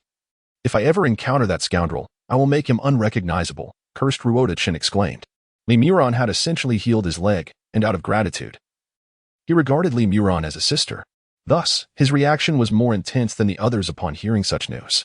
In the presence of death, many previously incomprehensible matters suddenly seemed simple. "It appears that I am the fortunate one, devoid of parents or siblings, living freely and unencumbered." Ruodachin had always been troubled by his ignorance of his parents' identities, yet after hearing their words, he suddenly found solace in his situation. At least he could still retain the power of imagination, rather than having his longing for familial love diminished by harsh realities. 3 individuals had shared their thoughts, leaving only Zhang Yi in silence. After waiting for a while without hearing him speak, Ruodachin was the first to break the silence. "Brother E was once the captain of the city's criminal police team, and I had known him since his days as a junior officer. The bond between the two of us can be likened to mountains soaring high and seas plunging deep." Nan Shao let out a snort, deeming the conversation overly verbose. Meet Towerchin chuckled, a spark of realization igniting in his mind. He suddenly surmised that Nan Shao must be envious of his camaraderie with Zhang Yi, which explained the perpetual disdain directed towards him. Though he felt a surge of pride, he lacked the courage to voice his thoughts. "I spent time in prison, and just as I was released, the apocalypse began." Zhang Yi believed his experiences were not worth recounting, or rather, there were matters that remained untouchable, such as the death of his mother. As for other concerns, he had long since dismissed them from his heart, feeling no need to revisit them now. "Let us discuss your sister-in-law," Nan Shao interjected, sensing Zhang Yi's impending silence. He quickly added, albeit awkwardly, "I am quite curious about the type of woman who could give birth to such a well-behaved child as Yang Yang." It would serve as a reference when I eventually seek a bride. He was aware that this inquiry was rather abrupt and had mentally prepared himself for a possible rejection. Yet he could not suppress his yearning to understand Zhang Yi's emotional landscape. Huh, marrying such a woman? Brother Shao, I reckon it would be better for you to marry Yi Ge directly. Mi Taochen interjected dismissively. Though it was a mere jest, Nan Shao felt a jolt within, his peripheral vision unconsciously drifting towards Zhang Yi. Shaochen, Zhang Yi admonished, his tone laced with a strong warning. See what my foul mouth has wrought. Mi Taochen hastily raised his hand, theatrically slapping his own cheek twice, and with a forced smile, he replied, I shall refrain from speaking further, ego. Zhang Yi certainly would not harbor any ill feelings towards Sha Chun regarding such trivial matters, for the latter bore no malicious intent. To prevent any further unkind words from escaping that mouth, he resolved it would be best to speak for himself. Do you still have feelings for her? If previously he felt a twinge of jealousy towards that woman, now Nan Shao held her in complete disdain. Such a woman was utterly unworthy of Zhang Yi. Zhang Yi shook his head and smiled, choosing silence. Were it not for the inquiry, he wouldn't have even bothered to mention her. Their lives had diverged completely the moment he signed the divorce papers, and she had callously abandoned their child, young, just 2 or 3 months later. As the torrential rain cascaded from morning to noon, and from noon to afternoon, silence gave way to casual conversation. And the previously arduous passage of time began to slip away unnoticed. The rain continued to fall, the sky growing ever darker, yet Nan Shao felt no unusual physical response. A bite from a zombie would typically lead to itching and numbness within 2 hours, accompanied by a high fever and overwhelming drowsiness. Drinking unpurified water would almost instantaneously lead to zombification. The reason for such a disparity remained a mystery to Nan Shao. However, after washing his face and hands with distilled water, approximately 5 or 6 hours had elapsed without any ill effects. Perhaps, shaking his head, he dismissed such hopeful thoughts. He observed Sha Chen carrying a basin of water to the wall and remarked, I will check which household still has large barrels. Given the cold weather, the coal fire continued to burn, allowing for the continuous distillation of water. Yet, the containers for storing water could not always be mere basins, as they were woefully inadequate in capacity. The bucket for collecting rainwater is unfit for use, as it has already been utilized for that purpose and must continue to serve it. Thus, we must seek alternative containers. I shall accompany you. Zhang Yi also rose to his feet, perhaps sensing that Nan Shao feared an impending transformation and was therefore seeking an excuse to depart from the gathering. Nan Shao glanced at him, a glimmer of light flickering in his eyes. I too shall procure some food, he declared as Mi Taochen placed the basin down, straightened his posture, and clapped his hands. Sister Mu Ran, I leave this in your capable hands. Li Mu Ran extended her hand from the warmth of her bedding and waved at him, acknowledging her understanding. Zhang Ruiyang, who had been playing, glanced over in their direction, contemplated for a moment, then climbed onto the sofa, executed a somersault, and collapsed there, panting heavily. He had grown accustomed to the routine of remaining obediently at home while Zhang Yi was out, rarely voicing a desire to venture outside unless Zhang Yi expressly invited him. However, Brother Yi, there is but one raincoat. The umbrella is utterly inadequate against the rain, Mi Taochen objected. The building is not completely occupied, surely. There must be at least one bucket available. You need not venture out at all. Do not concern yourself, just keep an eye on Yang. Zhang Yi replied as he stepped outside. The two of them, armed with raincoats and umbrellas, exited but did not descend directly. Instead, they followed Mi Taochen's advice and searched several unoccupied apartments in their unit, only to discover that they had been ransacked, leaving no trace of wooden materials behind.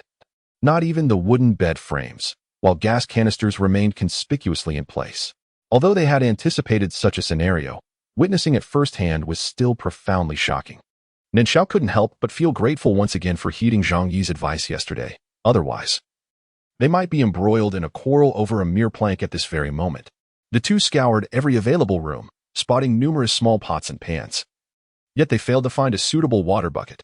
Fortunately, behind one of the doors, they stumbled upon a raincoat that someone had carelessly left behind, sparing them the trouble of devising another means to shield themselves from the rain. Adorning the raincoat as they approached the stairwell, Nan Shao suddenly fished out 2 pairs of rubber gloves from his bag, which appeared to be intended for washing dishes and laundry. Zhang Yi took a pair and, while putting them on, inquired with a chuckle, when did you acquire these? I didn't notice at all. I simply grabbed them while I was in the kitchen, replied Nan Shao, setting down the umbrella, donning the raincoat, and slipping on the gloves. It seemed unlikely that anyone else had thought of this. Otherwise, they surely would have missed out. Tightening the cuffs of his trousers, he pulled open the stairwell door, and a deluge of rain swept in instantaneously. Nan Shao quickly shielded himself with the umbrella, and the two stepped out in succession, first heading to collect their rations, scattered peanuts, dried dates, mung beans, and cloud peas. Each received a bowl, though Zhang Ruiyang was certainly left out. So they filled a supermarket plastic bag with half a bag's worth from what they had found in the house. They could only fetch half a bottle of water each day. They had taken their share in the morning, leaving none for the afternoon. There were those arguing with the distributors about the beans, claiming that without water, they were utterly inedible. Zhang Yi and Nan Shao, unwilling to linger, tightened the plastic bag and turned back into the rain. Two large men huddled beneath a single umbrella, which proved rather cramped. Nan Shao, slightly taller and wielding the umbrella, instinctively drew Zhang Yi close to shield him from the splattering rain. Zhang Yi, with one hand clutching the food they had gathered against his chest, wrapped the other around Nan Shao's waist. In a world before the apocalypse, Zhang Yi would have preferred to brave the rain rather than share such intimate proximity with another man. However, in this dire time, to mitigate any potential peril, he found himself unconcerned with propriety, whether it be in the company of a man or a woman. Survival took precedence. "Is your face wet?" he asked, retreating under the shelter of the doorway and retracting the umbrella. "No. Are you all right?" Zhang Yi retrieved a flashlight from his inner pocket, illuminating Nan Shao's face to assess his condition. Satisfied to find him well, he exhaled in relief. "I'm fine." Nan Shao squinted, raising a hand to shield his eyes from the light. "Hey, Ego, it's quite rude to shine a flashlight in someone's face." Zhang Yi merely hummed in response, switching off the flashlight.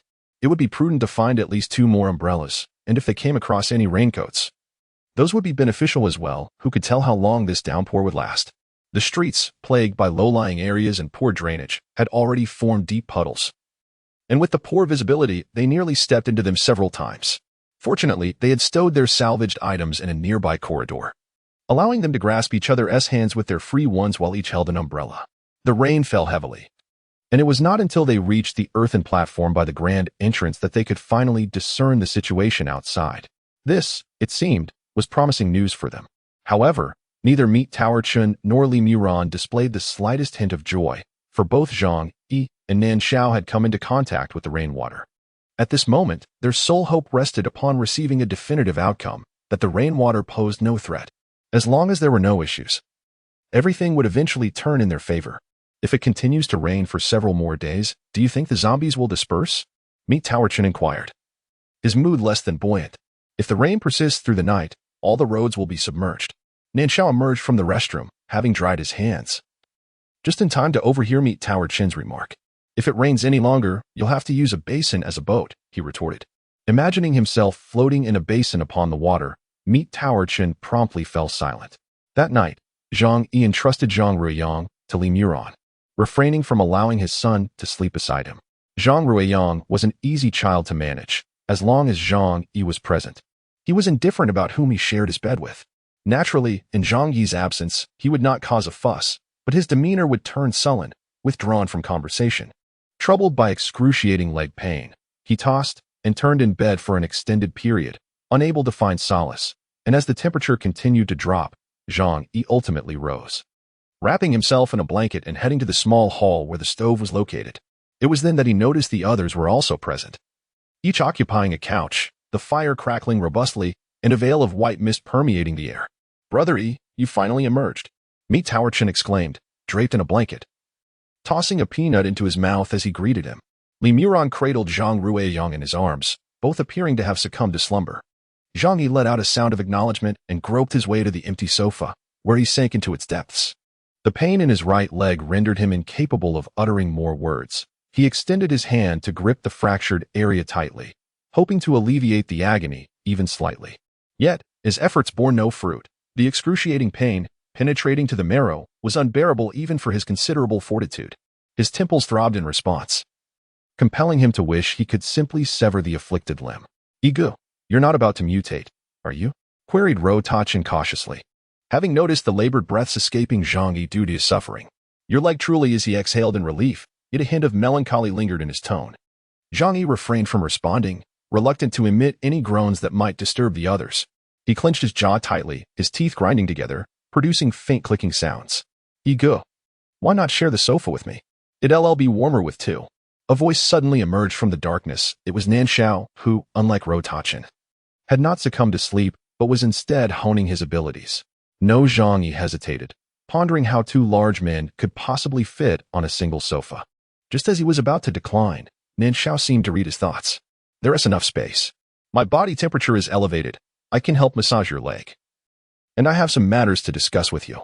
This Nan Shao lad certainly cares for Ige, Rotachin mused, yet found the proposition agreeable.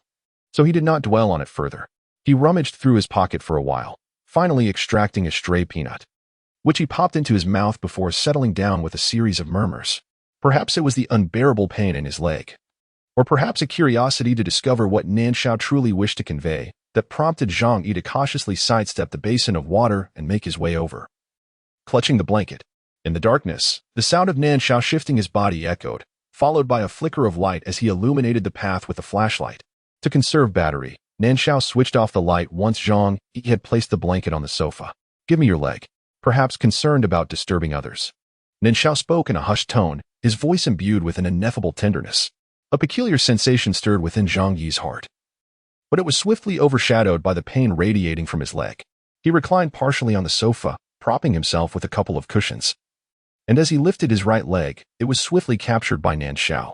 Sitting cross-legged on the sofa, Nan Shao positioned Zhang Yi's leg against his thigh, close to his abdomen, and then draped the blanket over both of them. Zhang Yi had donned only a pair of autumn pants to sleep, making it easy for him to roll up the pant leg. When Nan Shao's hand rested upon his icy calf, an intense warmth surged through him, causing a momentary discomfort. Yet he soon exhaled in relief. Indeed, the youth possessed a remarkable vigor, he mused, feeling entirely content with just this warmth from Nan Shao's touch. Rather than requiring a massage, if all goes well tomorrow, I intend to try drinking distilled water, Nan Shao remarked, his palm gently kneading Zhang Yi's somewhat deformed right calf. Zhang Yi did not object and shared his own thoughts. Perhaps rainwater, unrefined, might also suffice. As evening descended, they ventured out, endeavoring to envelop their bodies warmly. Yet, water seeped into their shoes, and the prolonged inhalation of the cold, damp air was scarcely different from being caught in a downpour. If they could endure such conditions, what hesitation remained? Should this deluge persist for another 2 days, perhaps an escape would be feasible. Nan Shao acknowledged with a sound, momentarily taken aback as realization struck him. He had been preoccupied with thoughts of their escape, neglecting the profound impact that such weather would impose on the survivors of Wanghong Town. The rudimentary shelters of the ordinary folk could scarcely withstand such torrential rain, even if the town's authorities permitted everyone to seek refuge indoors without any preparation. The challenge of keeping warm would be daunting, compounded by the ever-present threat of the river that could unleash floods at any moment. Just as Zhang Yi surmised. Even if the rain posed no direct harm to the body, the likelihood of the survivor base in Wanghong Town remaining intact seemed exceedingly slim. In contrast, although they were trapped in this location, they appeared somewhat more fortunate than the inhabitants of Wanghong Town. This thought weighed heavily on his heart. While he seldom paid heed to the fates of unrelated individuals and was disinclined to meddle in others' affairs, he found it impossible to remain indifferent in the face of so many potential calamities. A silence enveloped them, the atmosphere growing increasingly oppressive. The warmth of Nan Shao's palm and the massage began to take effect. Zhang Yi's taut nerves, strained from pain, gradually eased, his eyelids becoming irresistibly heavy. Just as he was on the brink of slumber, he felt Nan Shao lower his leg and rise to leave. He stirred slightly, cocooning himself completely within the blankets, mindful to leave space for Nan Shao, thus shifting further in and leaning entirely against the back of the sofa. A faint rustling sound reached his ears, seemingly the noise of the kettle being moved, followed by the addition of coal and the covering of the fire. This was to prevent everyone from drifting into slumber, risking the extinguishing of the flames once the coal burned out, or the water in the kettle evaporating, leading to potential gas poisoning. These were lessons he had imparted to Nan Shao before sleeping, indicating that Nan Shao must also be preparing for rest. Indeed, just as this thought flitted through his hazy mind, he felt a weight upon him, a blanket draped over him, and then the corner lifted as a body nestled closely against his back. How warm! He sighed inwardly, sleepiness washing over him, and he swiftly sank into slumber. In stark contrast, Nan Shao found himself unable to find rest. He felt a pang of regret. Despite knowing his attraction to men, he willingly subjected himself to this predicament. Now, with a man in his embrace, one whom he greatly admired, how could he not feel stirred? His hand twitched. And just as he was about to touch Zhang Yi's waist, he swiftly grasped the black stone tucked beneath the pillow. The aversion that straight men have towards same-sex affection was all too clear to him through Nan Wei. He did not wish to jeopardize his relationship with Zhang Yi due to a moment of impulse, nor did he want to see disdain reflected in those tranquil eyes. So he endeavored to restrain himself. After considerable effort to rein in his tumultuous thoughts, he gradually channeled his abilities into the black stone. The corpse crystal had been fully absorbed, and now he could only rely on the slow process of expelling his powers and allowing them to recuperate on their own to enhance his abilities. He had a premonition that the black stone's capacity for absorbing his powers was nearing its saturation point. What transpires after saturation is something he anticipates with a modicum of eagerness, uncertain of when slumber overtook him. He found himself enveloped in a cocoon of white light within his dreams. It felt as if he witnessed the flourishing of all creation. The earth was awash with verdant vitality, yet paradoxically, it seemed devoid of everything, an expansive void where only he remained. The profound solitude incited a sense of panic, compelling him to flail his arms in an instinctive attempt to grasp something tangible. What kind of dream is this? Suddenly, a soothing voice penetrated his consciousness, rousing him from his reverie. Upon opening his eyes, a strikingly handsome visage met his gaze, leaving him momentarily bewildered. As he emerged from the dreamscape, he realized, to his bewilderment, that he had inadvertently pinned Zhang Yi beneath him. In the warm glow of the candlelight, the man's expression oscillated between amusement and subtle concern, devoid of any revulsion. "Brother Shao, I never knew your sleeping posture was so poor. TSK, confess honestly, were you indulging in some inappropriate dreams?" Mistaking our ego for a woman? Came the teasing voice of Meat Towerchin. Yet, as South Shao lifted his head, it was not the familiar rotund face of Meat Towerchin that he encountered, but rather the inquisitive eyes of Zhang Ruiyang. To his astonishment, everyone was awake. His cheeks flushed with embarrassment, and before he could formulate a response, he felt the person beneath him stir. "Hey, I say, you're still on top of me. You know, while I appreciate your warmth, I do prefer not to be treated as a cushion," Zhang Yi chuckled, adding with a playful tone, "since Muran is absent. You might want to take care of your business in the restroom." South Shao scrambled up in a flurry, hastily retreating into the restroom as laughter from Meat Tower Chun and Zhang Yi echoed behind him. Truly, Zhang Yi is a breath of fresh air. He leaned against the bathroom door, a bitter smile gracing his lips as the frigid air enveloped him, waiting for the tension within him to gradually subside, refraining from making any attempt to touch it. The memory of the sensation against the other's thigh sent a shiver through his lower back, causing the previously softened object to harden once more. Cursing inwardly, he endeavored to cast aside the fanciful thoughts swirling in his mind, ultimately managing to regain his composure just as Zhang Ruiyang's footsteps echoed closer.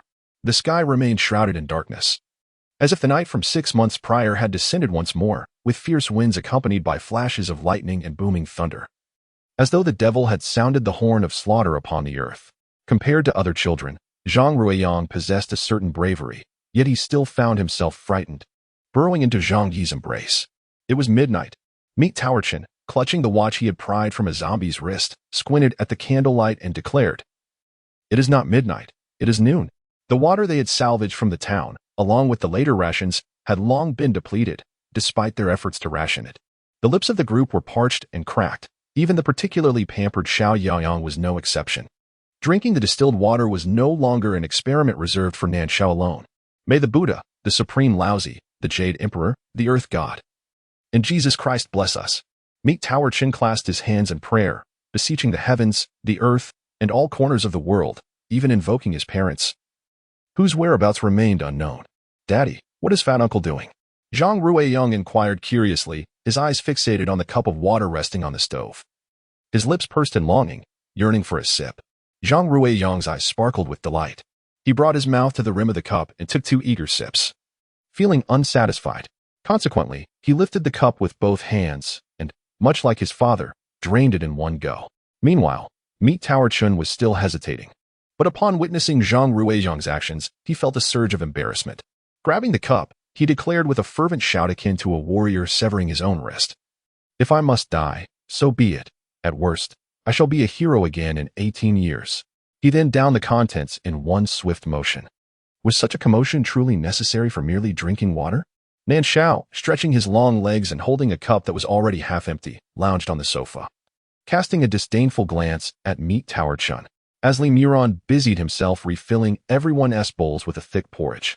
He seized the opportunity to finish his own cup of water. Each person received a sausage, a meat floss pastry, a few slices of kiwi or banana, along with a bowl of salted fried porridge and an ample supply of water. Though modest in quantity, it constituted a bountiful meal.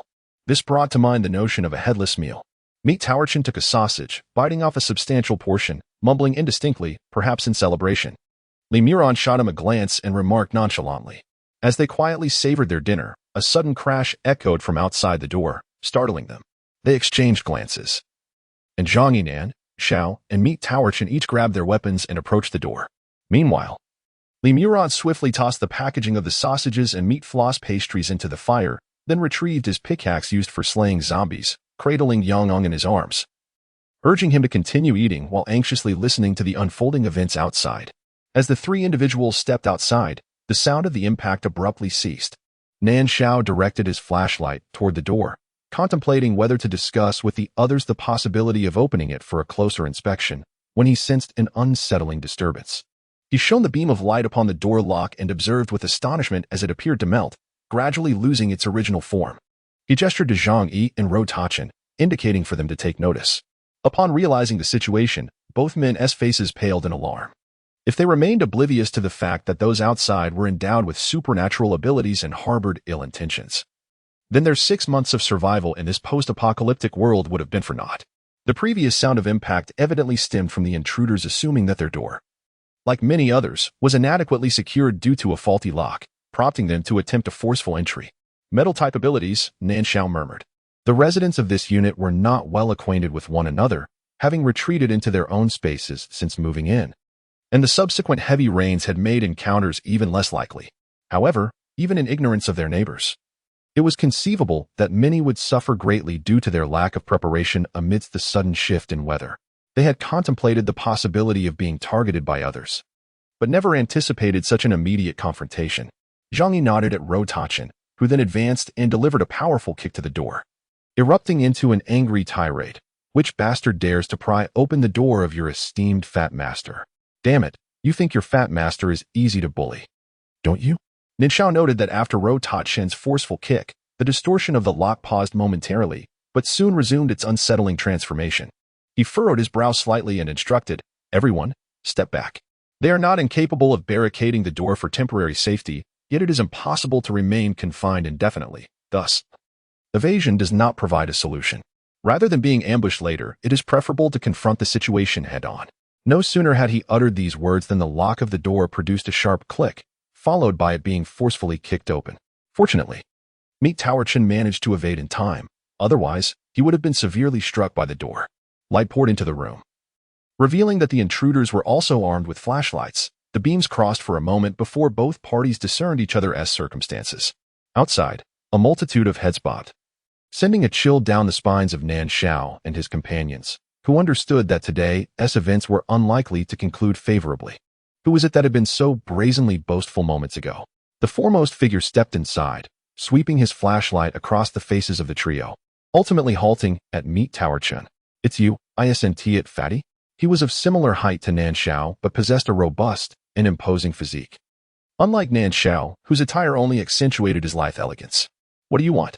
Zhang Yi interjected, positioning himself to obstruct the man's gaze, his demeanor remarkably calm, betraying no hint of fear. "No need to rush. It's not your turn yet, limping one. Step aside." The man reached out to shove Zhang Yi aside, underestimating him due to his slender and limping appearance, but in that very moment, he felt a sharp pain in his wrist and let out a cry of agony.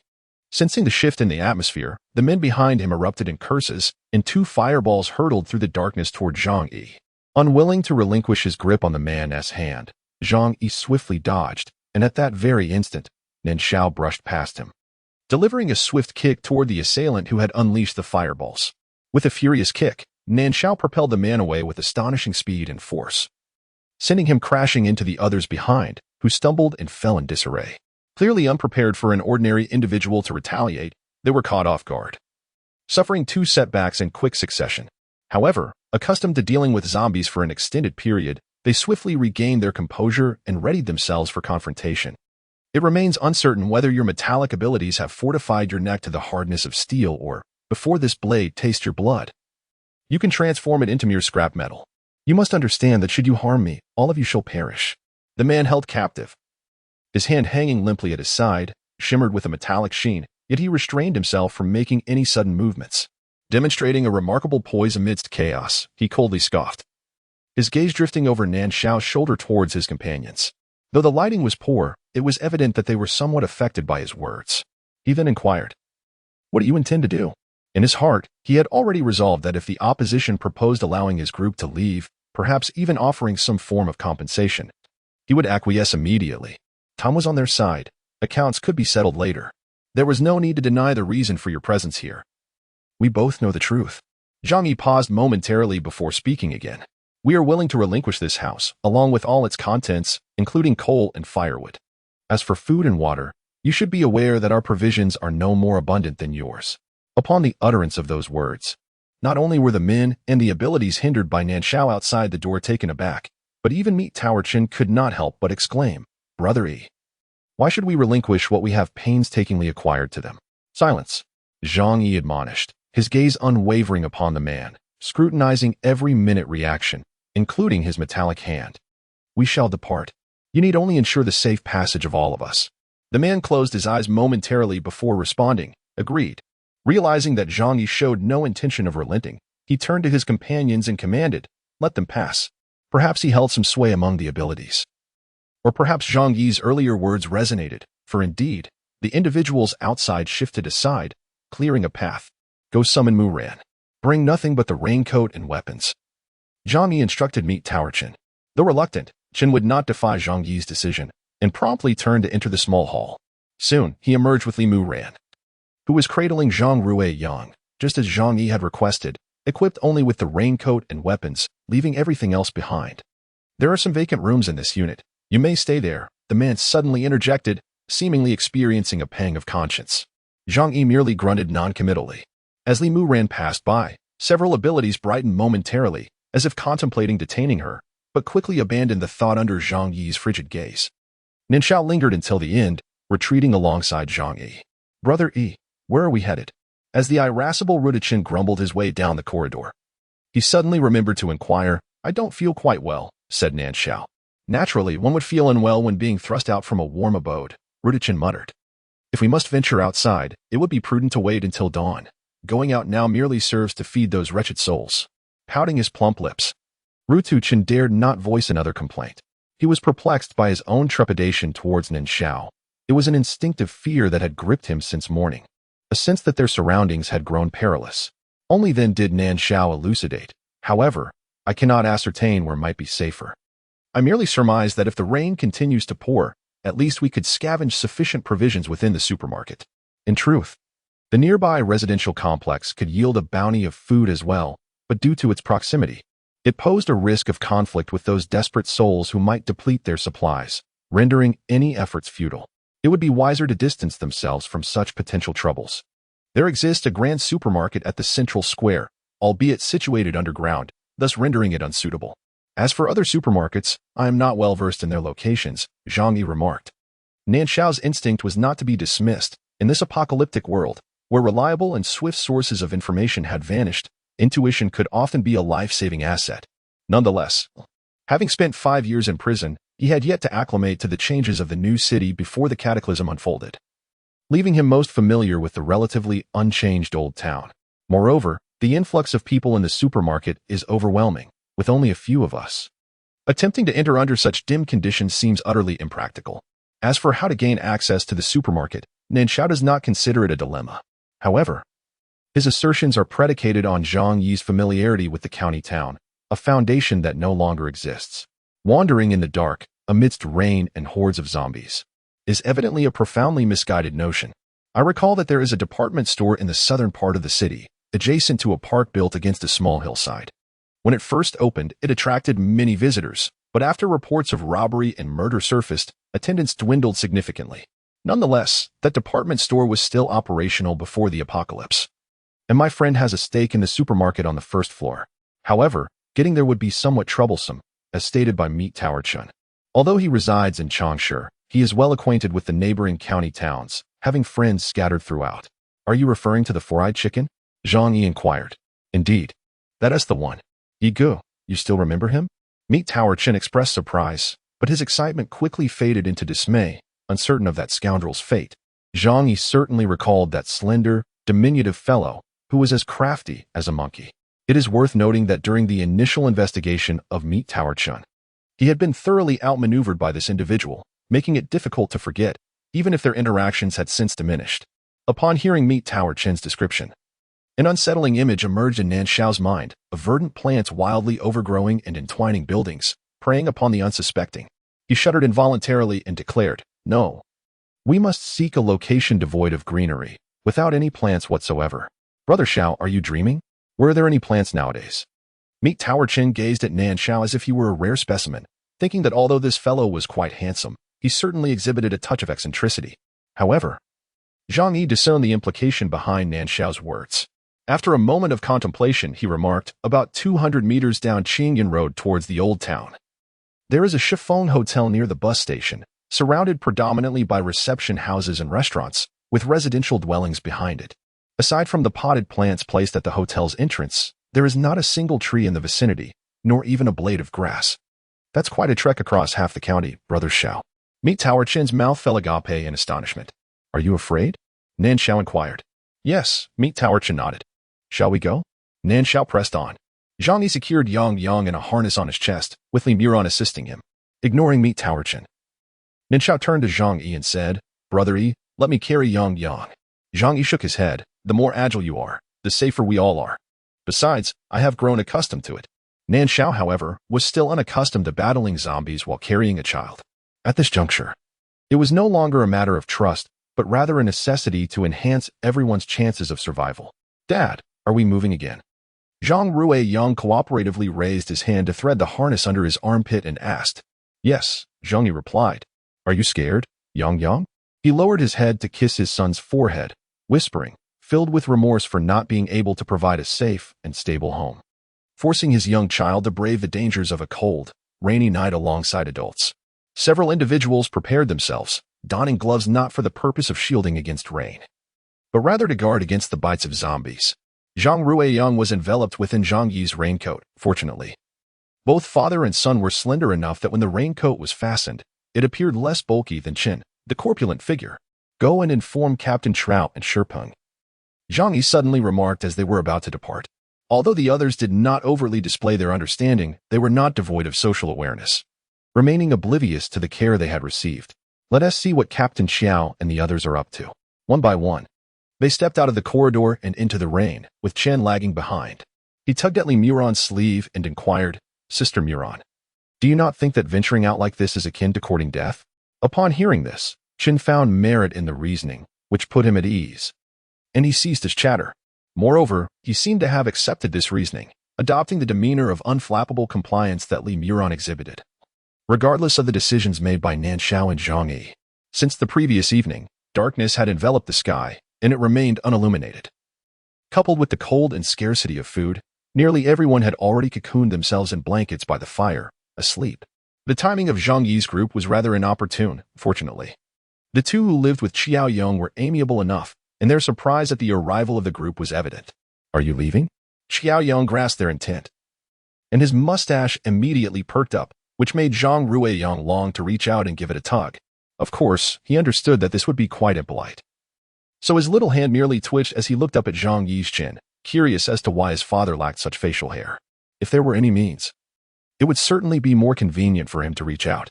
However, given that the area is besieged by zombies, venturing out under such circumstances is nothing short of a death wish.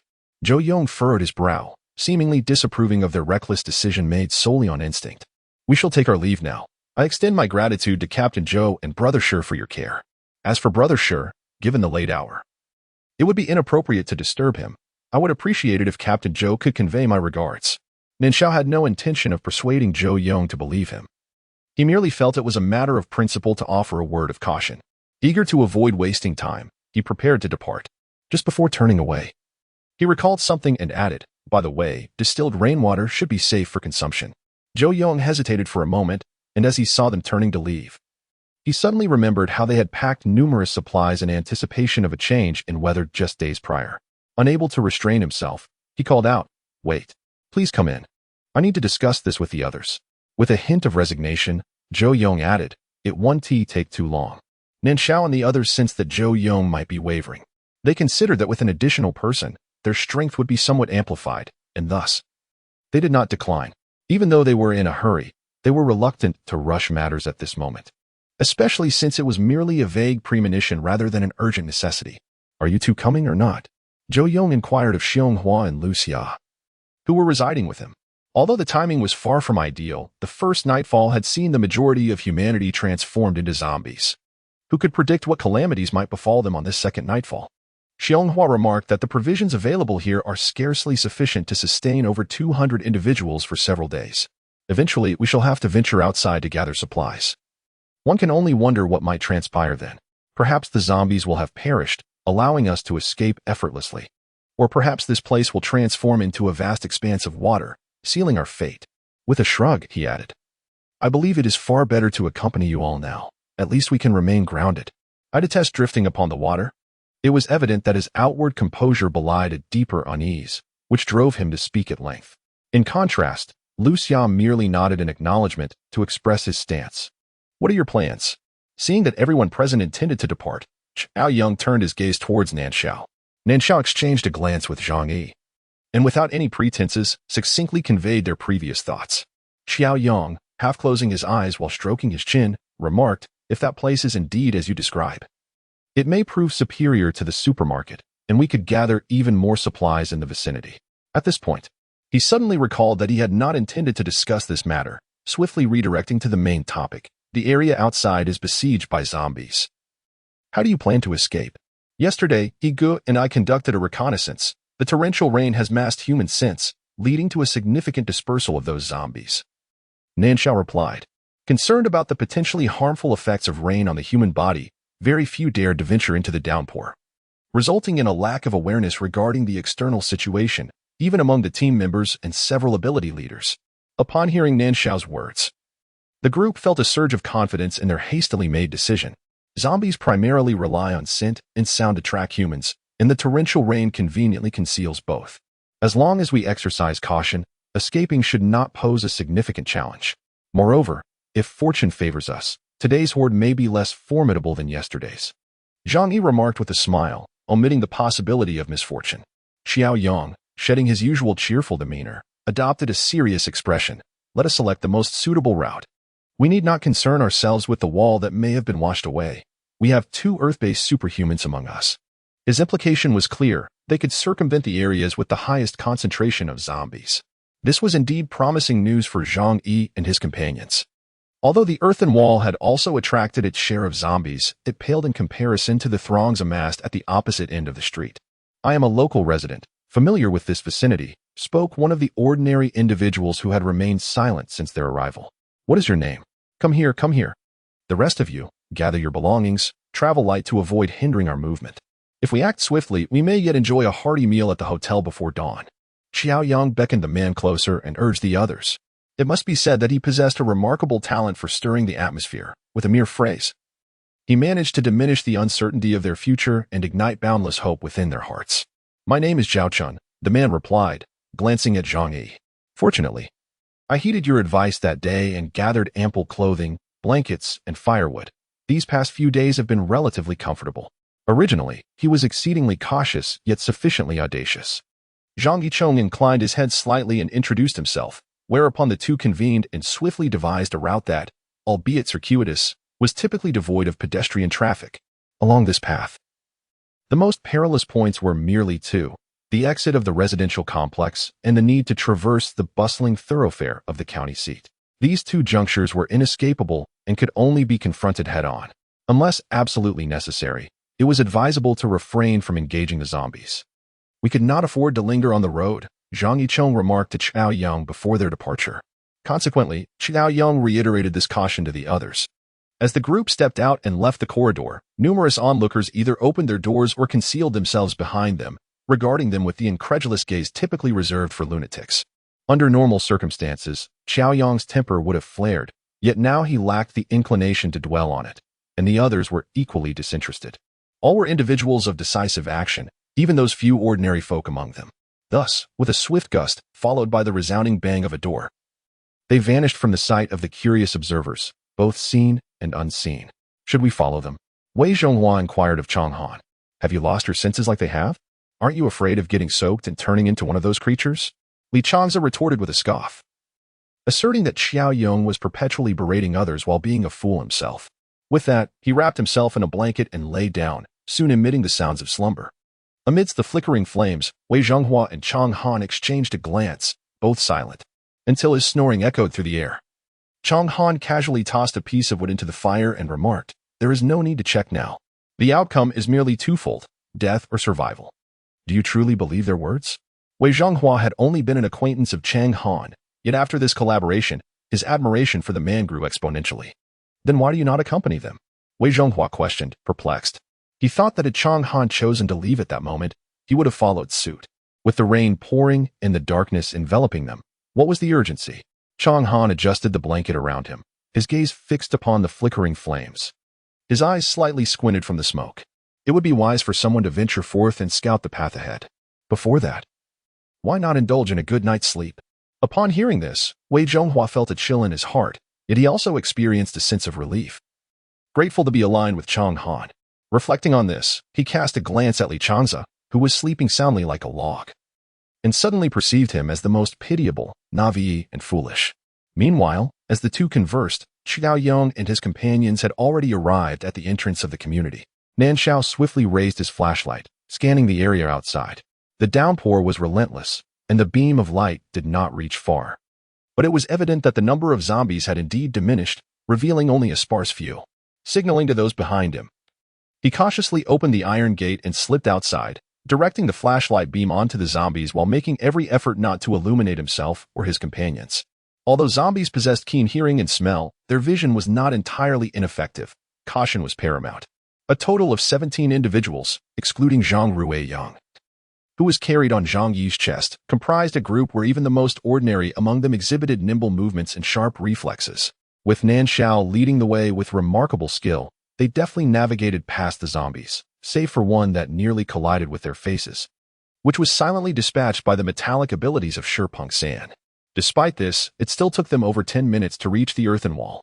As anticipated, part of the wall had collapsed but remained sufficiently intact to impede their progress. Two earth-based abilities were employed to carve out an opening just large enough for one person to pass through. Once again, Nan Shao took the lead, confirming the absence of zombies ahead, followed by Zhang Yi and the familiar local, with the others trailing behind. With the onset of heavy rain, the sin of humans dissipated, causing the zombies that had gathered near the wall to disperse in search of new prey, restoring the path to its pre-attack condition. Once the density of zombies diminished, navigating stealthily through the rain-soaked night became significantly easier. The torrential downpour pounded against them, even clad in thick cotton coats or down jackets. It felt as though they were being struck relentlessly. No one wielded an umbrella. In such a deluge, holding one would only hinder their movement. Those who had brought an umbrella discarded it before even exiting the complex. They sought ways to clear a path. Zhang Yi's legs, now numb with pain, could only rely on Nan Shao and Zhao Chun for support after pausing. He tightened his grip around the shivering Zhang Ruiyang and urged, if anyone has a solution, speak up quickly. The longer we delay, the more likely we all perish here. Nan Shao sensed Zhang Yi trembling violently, and feeling a surge of urgency, he shouted. Without considering anything else, he reached out and embraced both Zhang Yi and Zhang Ruiyang, pressing them tightly against his chest, hoping to offer some warmth to the father and son. Zhang Yi was taken aback for a moment, but ultimately did not refuse the kindness extended to him.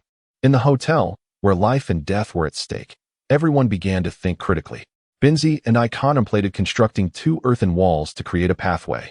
However, the zombies situated between the 2 paths would still need to be eliminated, and our strength was only sufficient to raise the walls to a height of half a meter.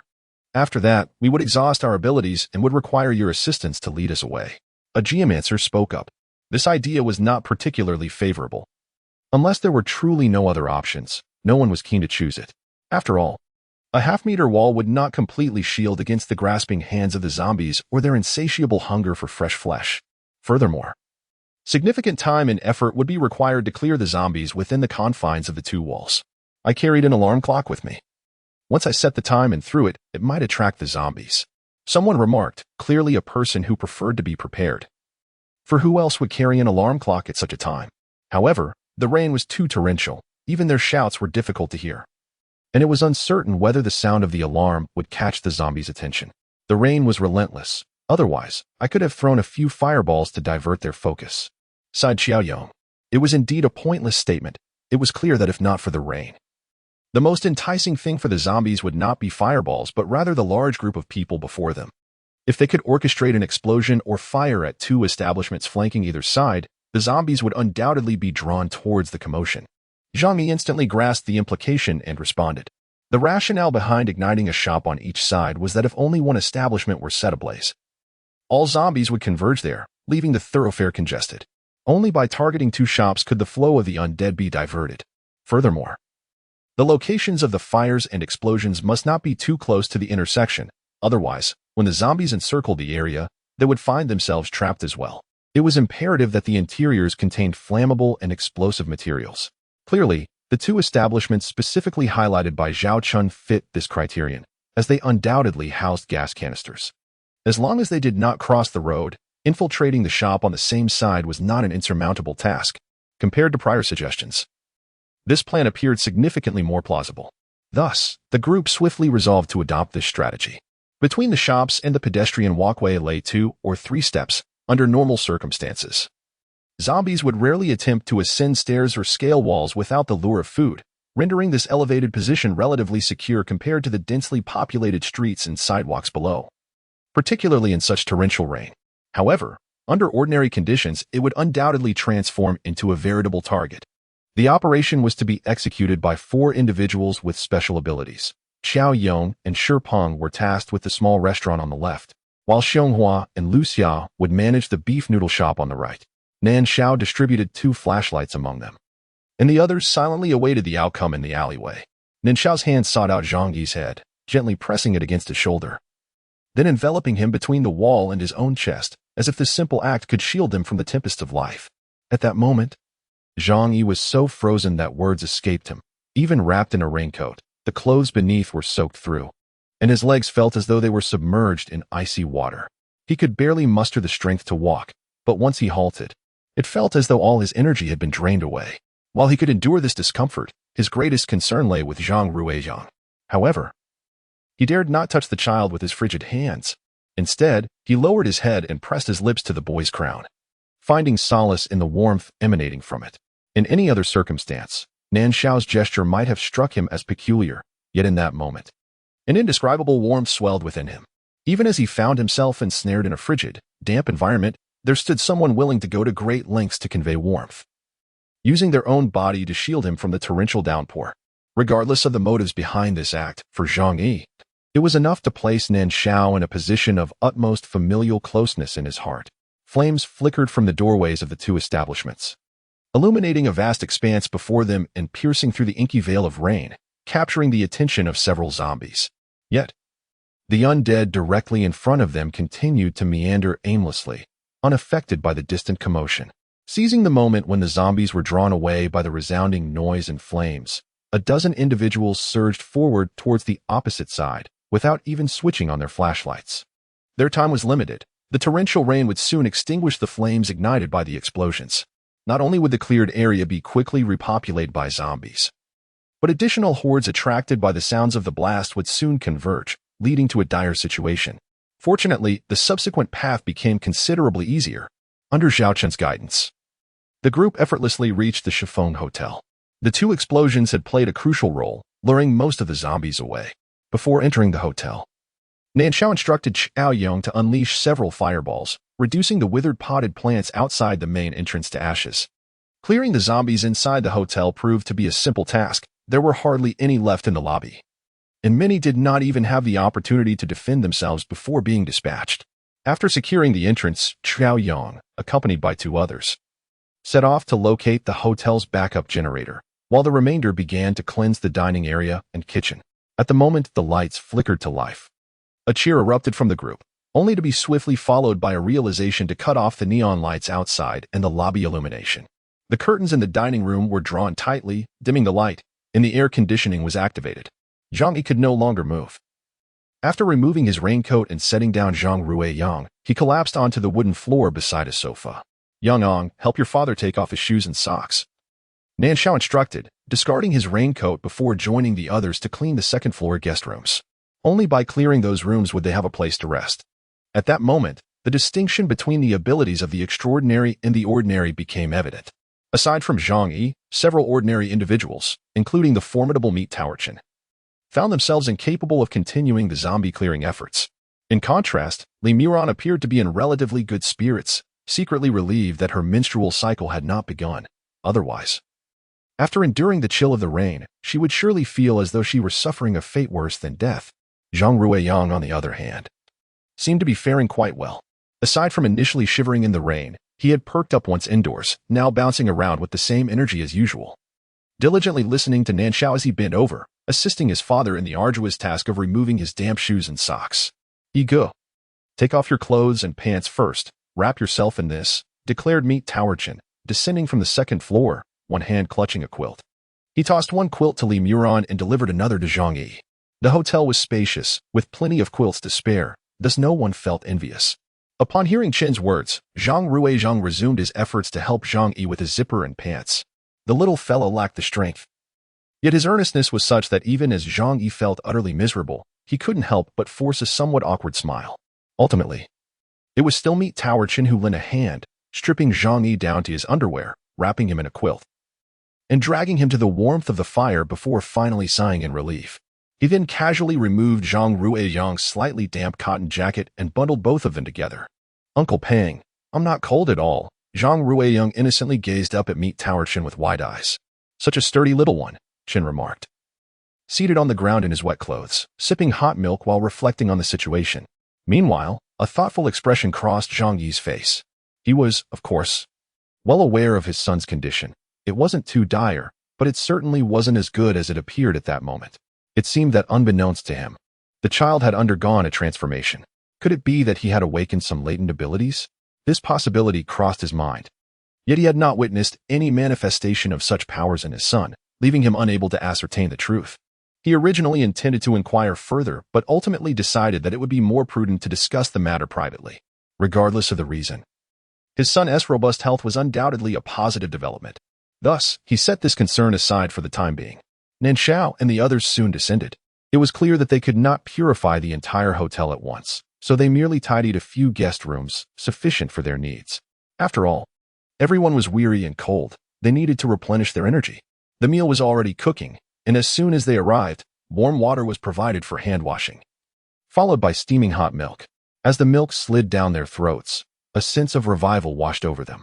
They shed their damp clothes, with most wrapping themselves in blankets or sheets, collapsing onto sofas or chairs. The task of cooking naturally fell to a few of the ordinary individuals who had already rested, which was expected. No one complained or shirked their responsibilities. As for Zhang Yi, everyone acknowledged his condition and would not hold it against him, especially since he had played an indispensable role in their arrival. Brother Yi, give me your leg, Nan Shao said, having finished a cup of milk and seated himself beside Zhang Yi.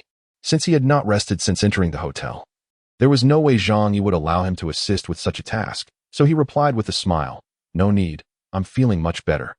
Didn't he bring down a sheet? Quickly change out of those wet clothes. Nan Shao, however, did not believe him and reached under the blanket to tug at Zhang Yi's right leg. Zhang Yi was taken aback. Before he could retract his legs, they were seized by his hand. "Hey, Nan Shao, I'm not wearing anything underneath. It would be inappropriate for Mu Ran to see." Though he protested verbally, he could not deny the comfort brought by that scorching palm gripping his calf.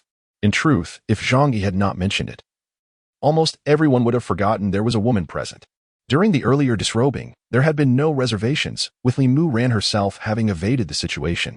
At that moment, she was engaged in culinary endeavors in the kitchen, prompting Nan Shao to lazily remain in place, like the others, clad only in his underwear. He was draped in a thin sheet, as the air conditioning rendered the dining area quite bearable. Zhang Yi's gaze roamed over his nearly exposed physique, complimenting. "You have a fine build.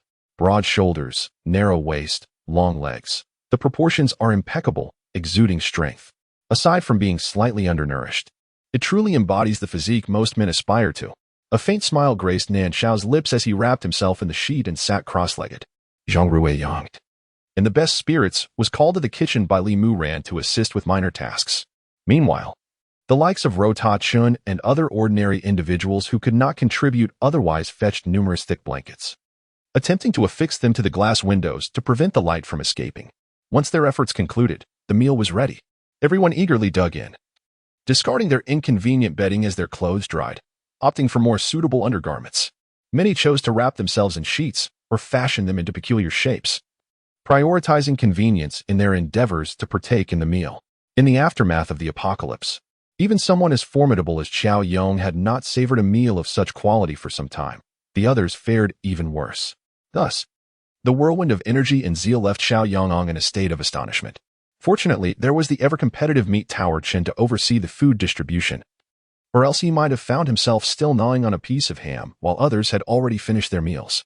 As for Zhang Yi, although he was commanded by Nan Shao not to remove his blanket, the contents of his bowl never seemed to diminish. The moment he took a bite, Nan Shao would deftly replenish it, his movements so swift and graceful that one could hardly perceive he was competing for food. This remarkable skill left not only Zhang Yi but also the others both astonished and in admiration. The air conditioning in the client room kept the atmosphere comfortable. Yet out of a prior commitment, Nan Shao still arranged for Zhang Yi to have a room with a king-sized bed. Zhang Ruiyang, upon hearing that Uncle Pumpkin was to massage his father's legs, obediently followed Aunt Muran.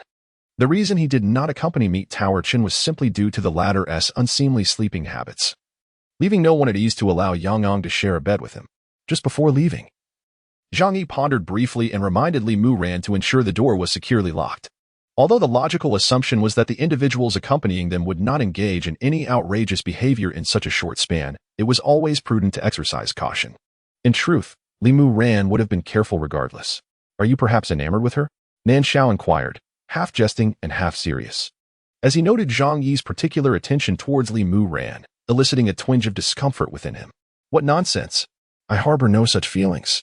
She is but a young girl, and such jokes are hardly appropriate." Zhang Yi shook his head, acknowledging the hardships everyone faces in this world, particularly women. "There's no need for you to massage my legs. Just warm them for me," he said. "Do you truly have no thoughts at all?" Nan Shao, not wanting to press further, reached out to switch off the light, pulled back the covers, and lay beside Zhang Yi, enveloping his right leg between her own, using her body heat to soothe him. "Well, what thoughts could I possibly have?" Zhang Yi mused. Perhaps his feelings and perceptions of Nan Shao had shifted.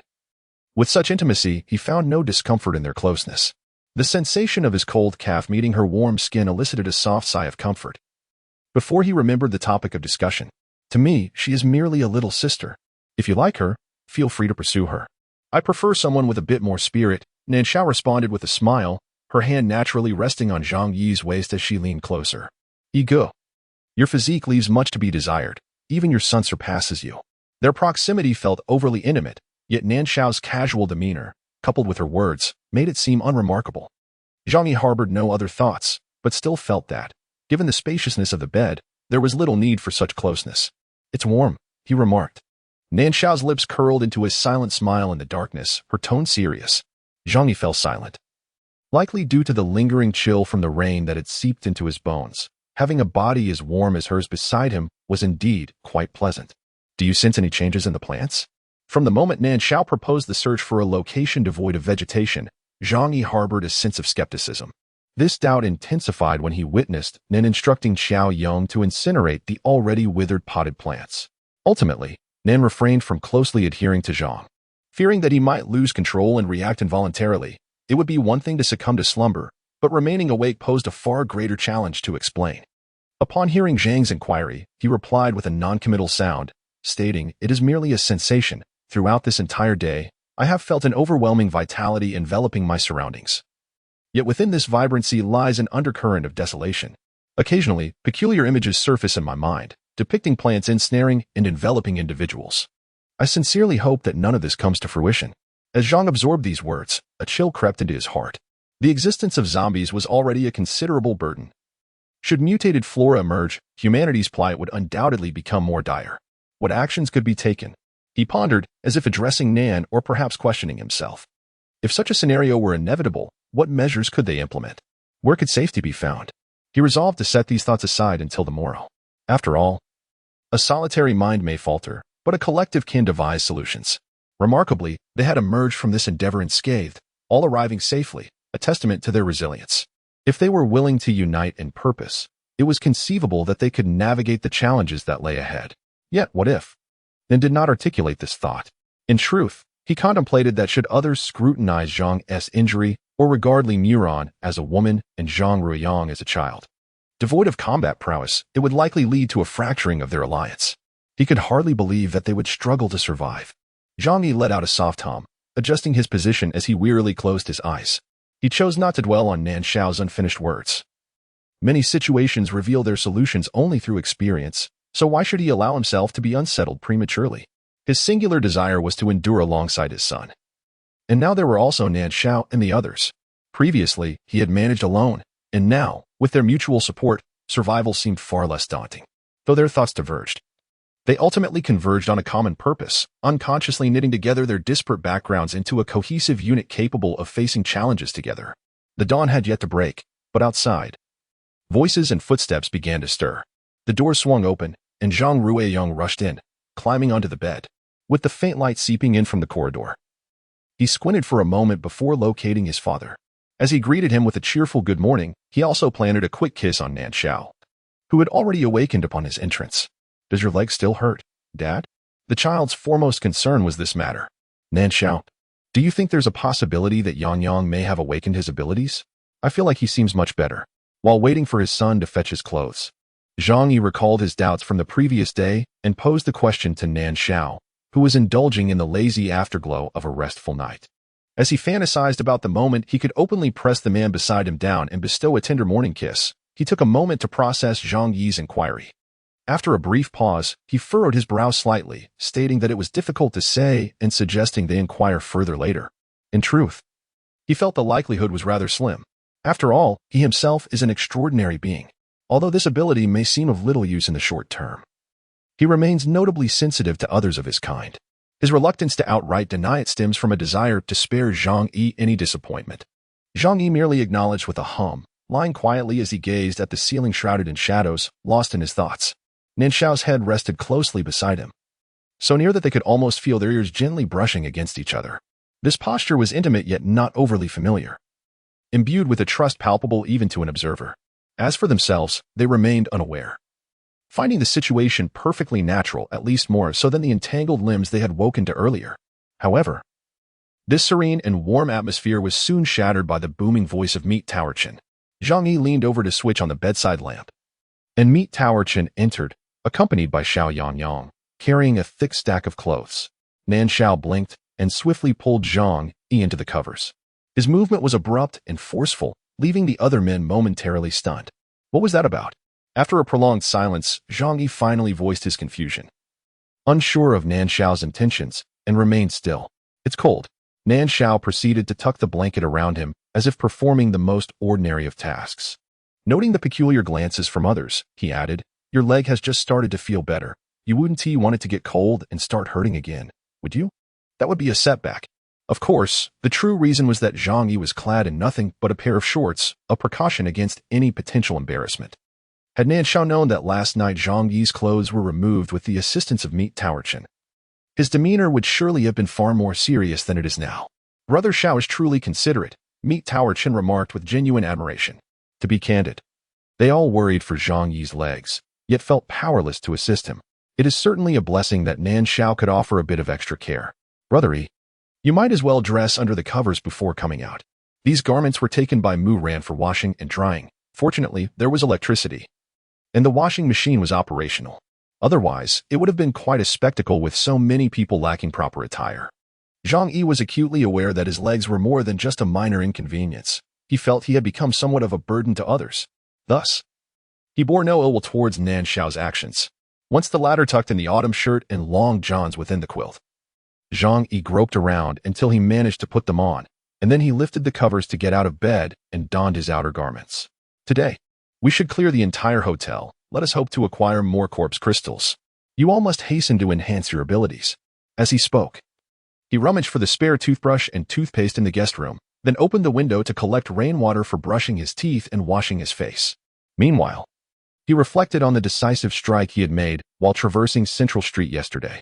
Brother E, Yang Yang, have you developed any abilities?" Zhang Yi finally found an opportunity to inquire of his son. Huh?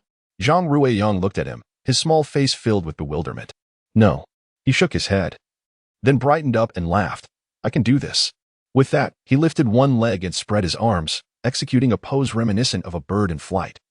Specifically one of the movements from the 5 animal frolics, the crane. Zhang Yi raised his hand to his forehead, rendered speechless. Though a flicker of disappointment lingered in his heart, it was not particularly severe. For him, his son's well-being outweighed all else. At such a tender age, even with newfound abilities, his son would not yet know how to wield them.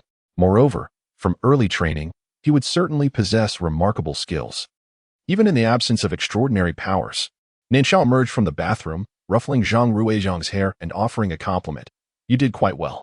Zhang Ruiyang's eyes sparkled with joy, resembling crescent moons. This moment served as a light interlude before breakfast, having minimal impact overall. The morning meal was not solely prepared by Li Muran. 2 ordinary individuals lent a hand, having feasted heartily the night before. They only cooked a large pot of congee and some thin pancakes. Nevertheless, this was a significant improvement over their previous meals. During breakfast, everyone introduced themselves. A total of 17 individuals gathered, 9 of whom possessed abilities. Among them were Nan Shao with wood manipulation, the speed-altered Qin, and Li Muran, whose abilities remained a mystery. The rest were those yet to awaken their powers. Even Xiao Yong was somewhat taken aback. Of the 5 members in Yang Zhang's team, aside from Zhang Yi and his son, the others were all endowed with abilities or mutations. While their roles remained uncertain, the mere idea was nonetheless quite intimidating. Among the 10 unawakened, Yang Ang was still young, and Zhang Yi had a limp. Among the remaining 8, aside from a 15 or 16-year-old boy and a somewhat monk-like young man in his 20s, all were robust men in their 30s or 40s. The guide, Zhao Chun, appeared to be in his 30s as well. Zhang Ruiyang's eyes were fixated on a rather handsome man for an extended period, causing the gentleman to feel quite uncomfortable.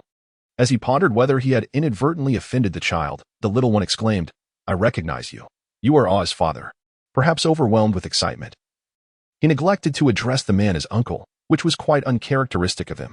The onlookers were taken aback. But the man breathed a sigh of relief and offered an explanation. His name was Liang Guanluan, and before the cataclysm, he had been a popular actor and singer.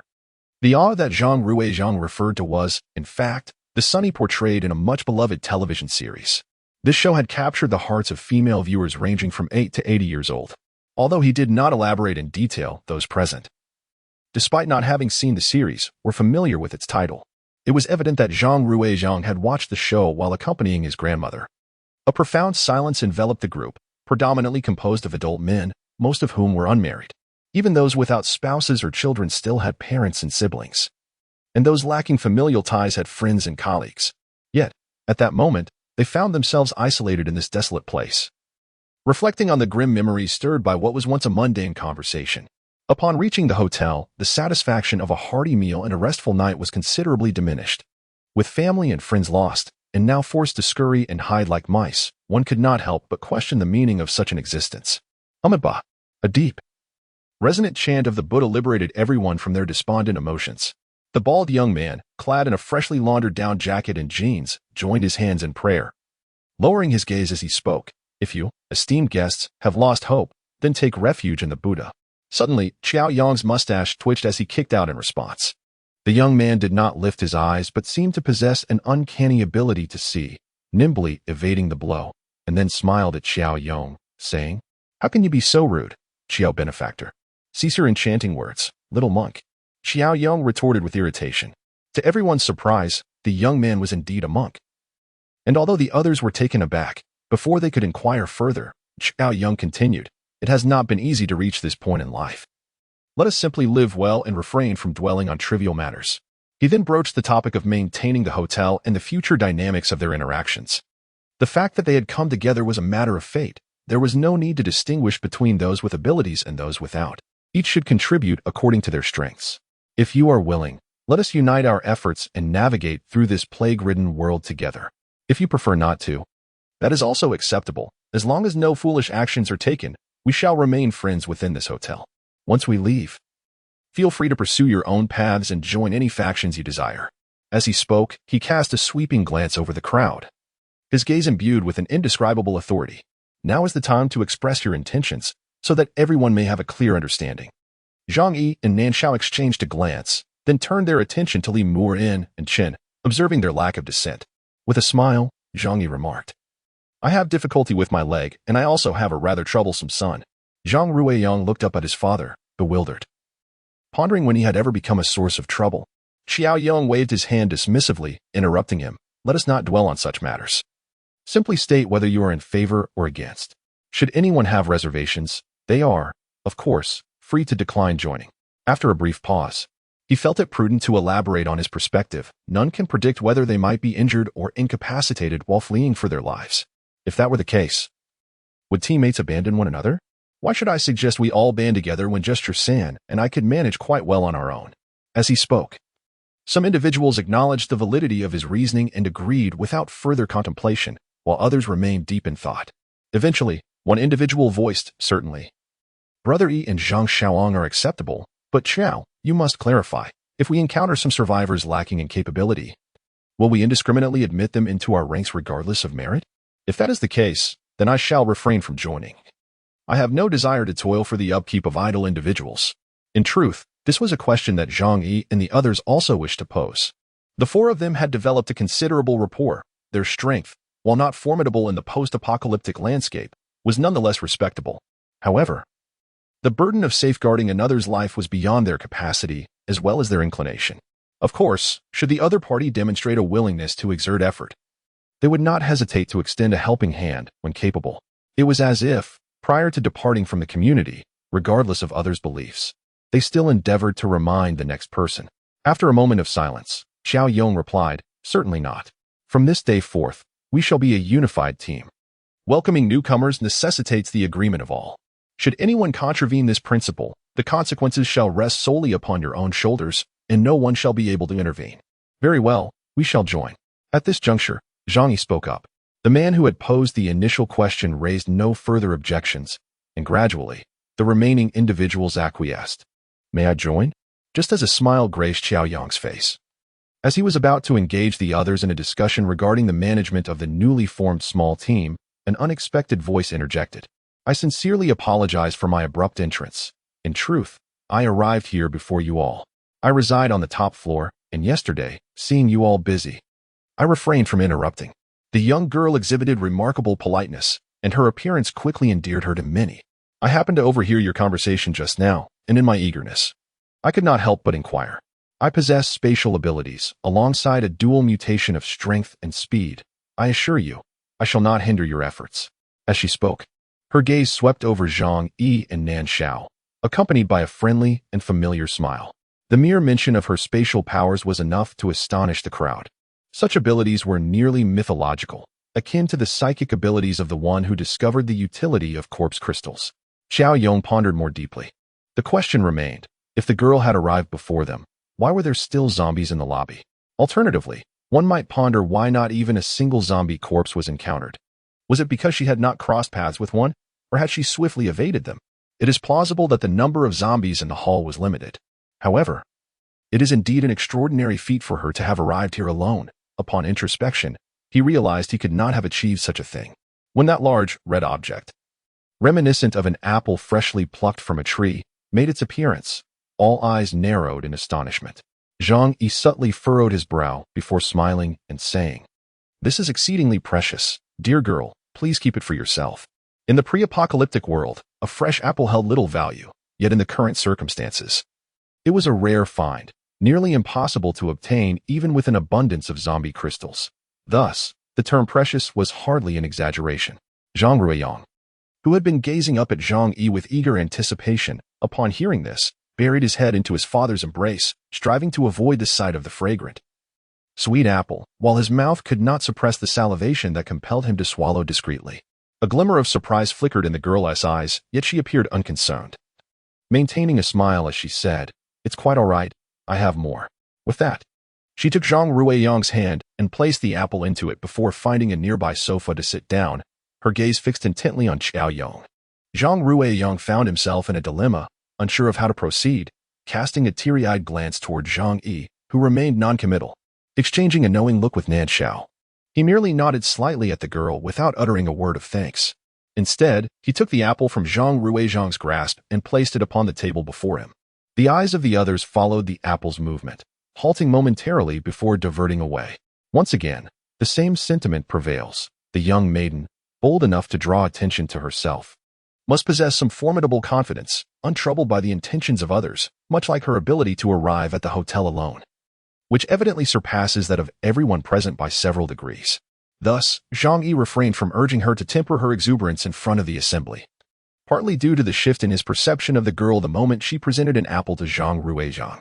Of course, his view was not entirely negative, after all. In his eyes, she was merely a somewhat naive young girl, and her actions were somewhat comprehensible. He resolved to keep his distance in the future. As the young lady pondered for a considerable time, Xiao Yong cleared his throat, prepared to speak. "My name is Han Ling. You may simply call me by my name." "Uncle," she interrupted him, clearly disliking the term young lady, and miss would have been even more inappropriate. Xiao Yang paused before inquiring, with such remarkable abilities, "What motivates you to join us?" While this statement was intended as a compliment, it elicited varied reactions, aside from the oblivious Xiaoang, who beamed with delight. Even the 15 or 16-year-old Pei Yuan scoffed disdainfully, not to mention the other seasoned men present. All had fought tooth and nail to reach this point and did not require lofty judgments from others, regardless of the superiority of their abilities. Han Ling was indeed capable and strikingly beautiful. Although her demeanor exuded a disconcerting arrogance, it could be attributed to her youth, which prompted the others to refrain from voicing objections, ultimately expressing their agreement. Thus, the matter was settled. A glimmer of satisfaction flickered in Han Ling's eyes, as she evidently deemed it a matter of course. In her perspective, with her capabilities, joining this motley crew should be a coveted opportunity for them, leaving no room for refusal. Thus, the prolonged contemplation of Xiao Yang left her feeling somewhat irked. Were it not for certain circumstances, she would have turned on her heel and departed. Now that a consensus had been reached, let us discuss the matter of the captain, Xiao Yang proposed. With merely a dozen of us, the necessity for a captain primarily lies in having someone to take the lead during critical moments, preventing us from becoming too disjointed. Given that we are all relatively new acquaintances, it is likely that no one would readily yield to another. Therefore, I shall act as a temporary captain for the time being. Once we become more acquainted, I am open to a change in leadership. He spoke of this matter casually, clearly not placing much significance on the role of captain, were it not for his previous position as team leader, which lent him a degree of authority. In his desire to prevent discord within this newly formed team over the captaincy, he would have shown little interest in this thankless task. Ultimately, it boiled down to a single notion: enhancing the odds of survival. At this juncture, he surveyed the group and noticed their languid demeanor, seemingly indifferent to who would assume the captaincy. Only Han Ling, the newest member, appeared to stir, her lips moving as if to speak, yet she restrained herself. Thus, with a smile, he encouraged, "If anyone disagrees or has alternative thoughts, please voice them promptly. Delaying only leads to disunity. And I will not hesitate to take action against any dissenters."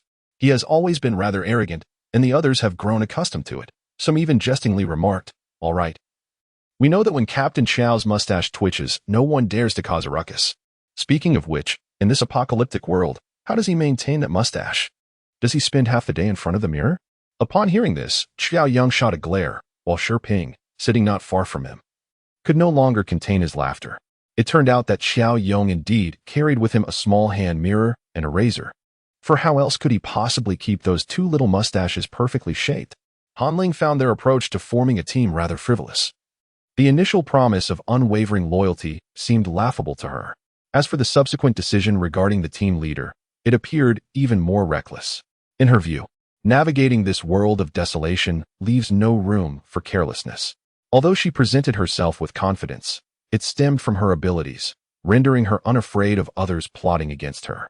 These individuals, lacking such competence, brazenly acted nonchalantly, which was nothing short of courting death.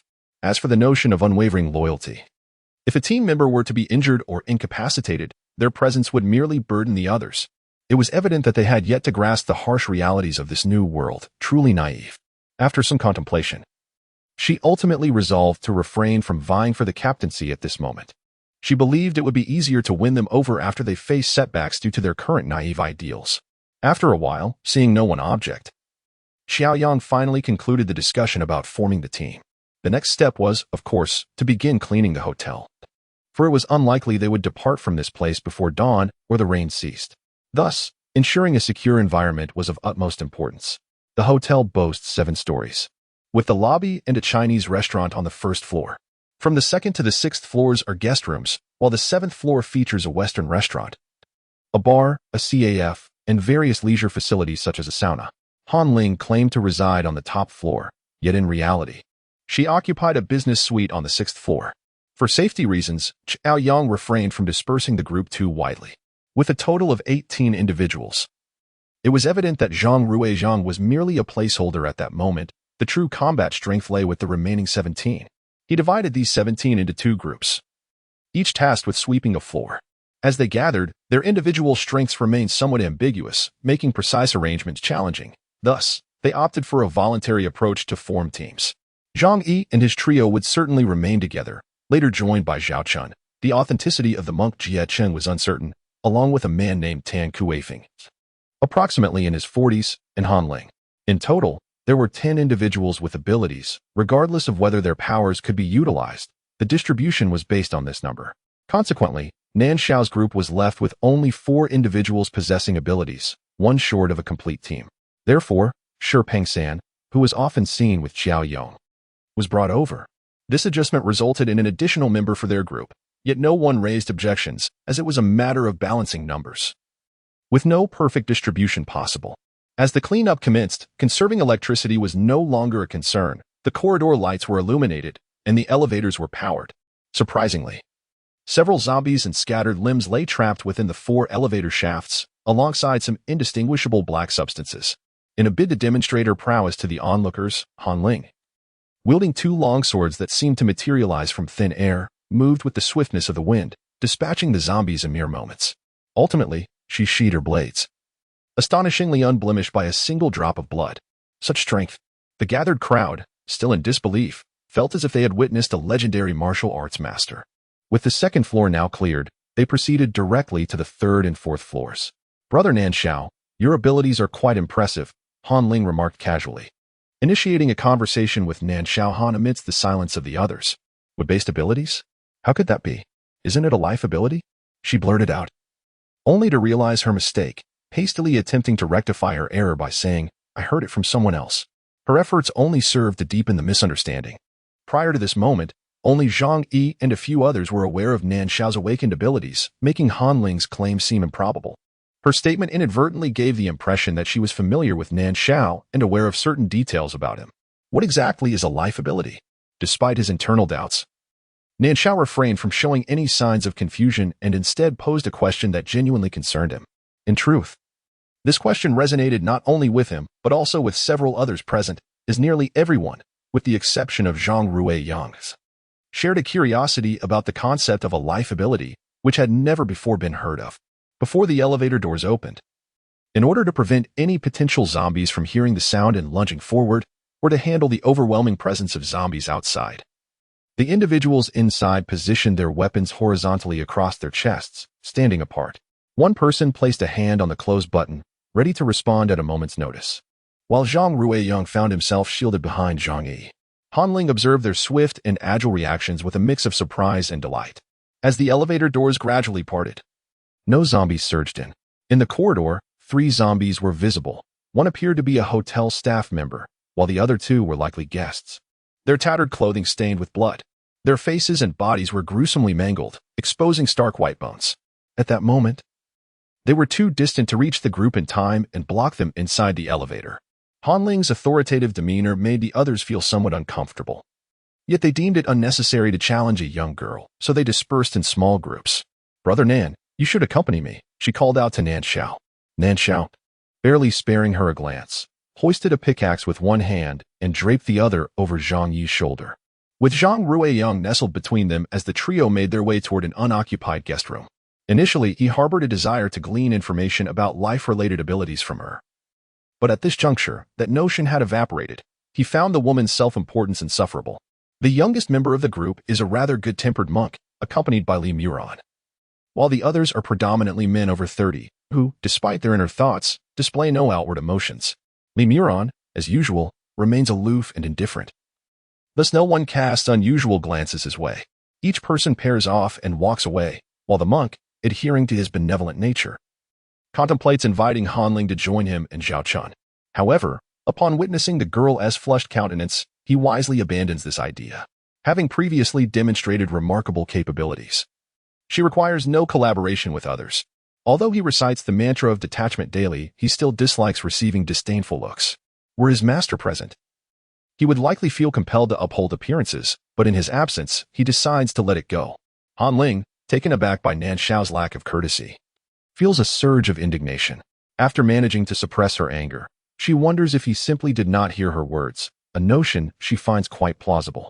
After all, given her appearance and abilities, it is not arrogance to assert that she has never been rejected by a man throughout her life.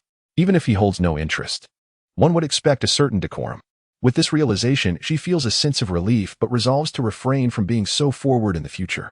She ponders how he might regret missing such an opportunity, and a mischievous smile dances upon her lips, enhancing her already exquisite features, though alas, no one is there to witness it. Zhang Yi shakes his head, choosing not to press the matter further, contemplating that, at worst, he could discreetly inquire about the abilities of life in the future. They traverse 2 guest rooms before finally encountering a solitary zombie. Zhang Yi refrained from allowing Nan Shao to intervene, opting instead to deliver 2 decisive strikes himself. Alas, he found himself lacking the previous night's swift and seamless sensation. With his brow furrowed, he appeared to be pondering some perplexing dilemma. Misinterpreting his contemplation as concern over past matters, Nan Shao remarked, "I find her rather peculiar. It would be best to keep our distance. As for the so-called ability she claims to possess, who can ascertain its authenticity, even if it is genuine? I refuse to believe I cannot decipher it. At worst, it would merely require additional time. After all, it is my own possession. I ought to have a deeper understanding than an outsider." Questions lingered in her mind.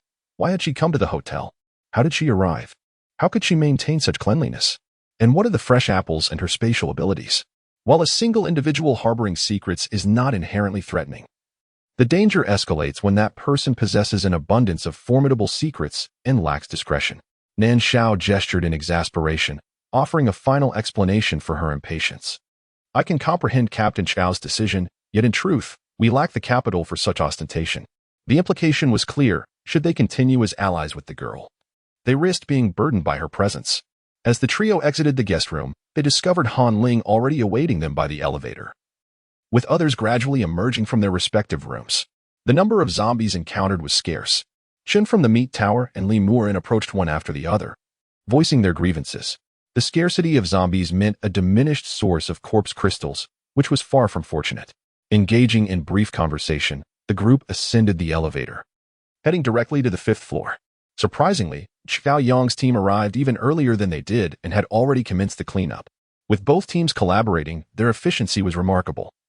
Within a mere 10 minutes, they had thoroughly inspected all the rooms. Han Ling resided on the 6th floor, which naturally required no further cleaning, leaving only the 7th floor to attend to.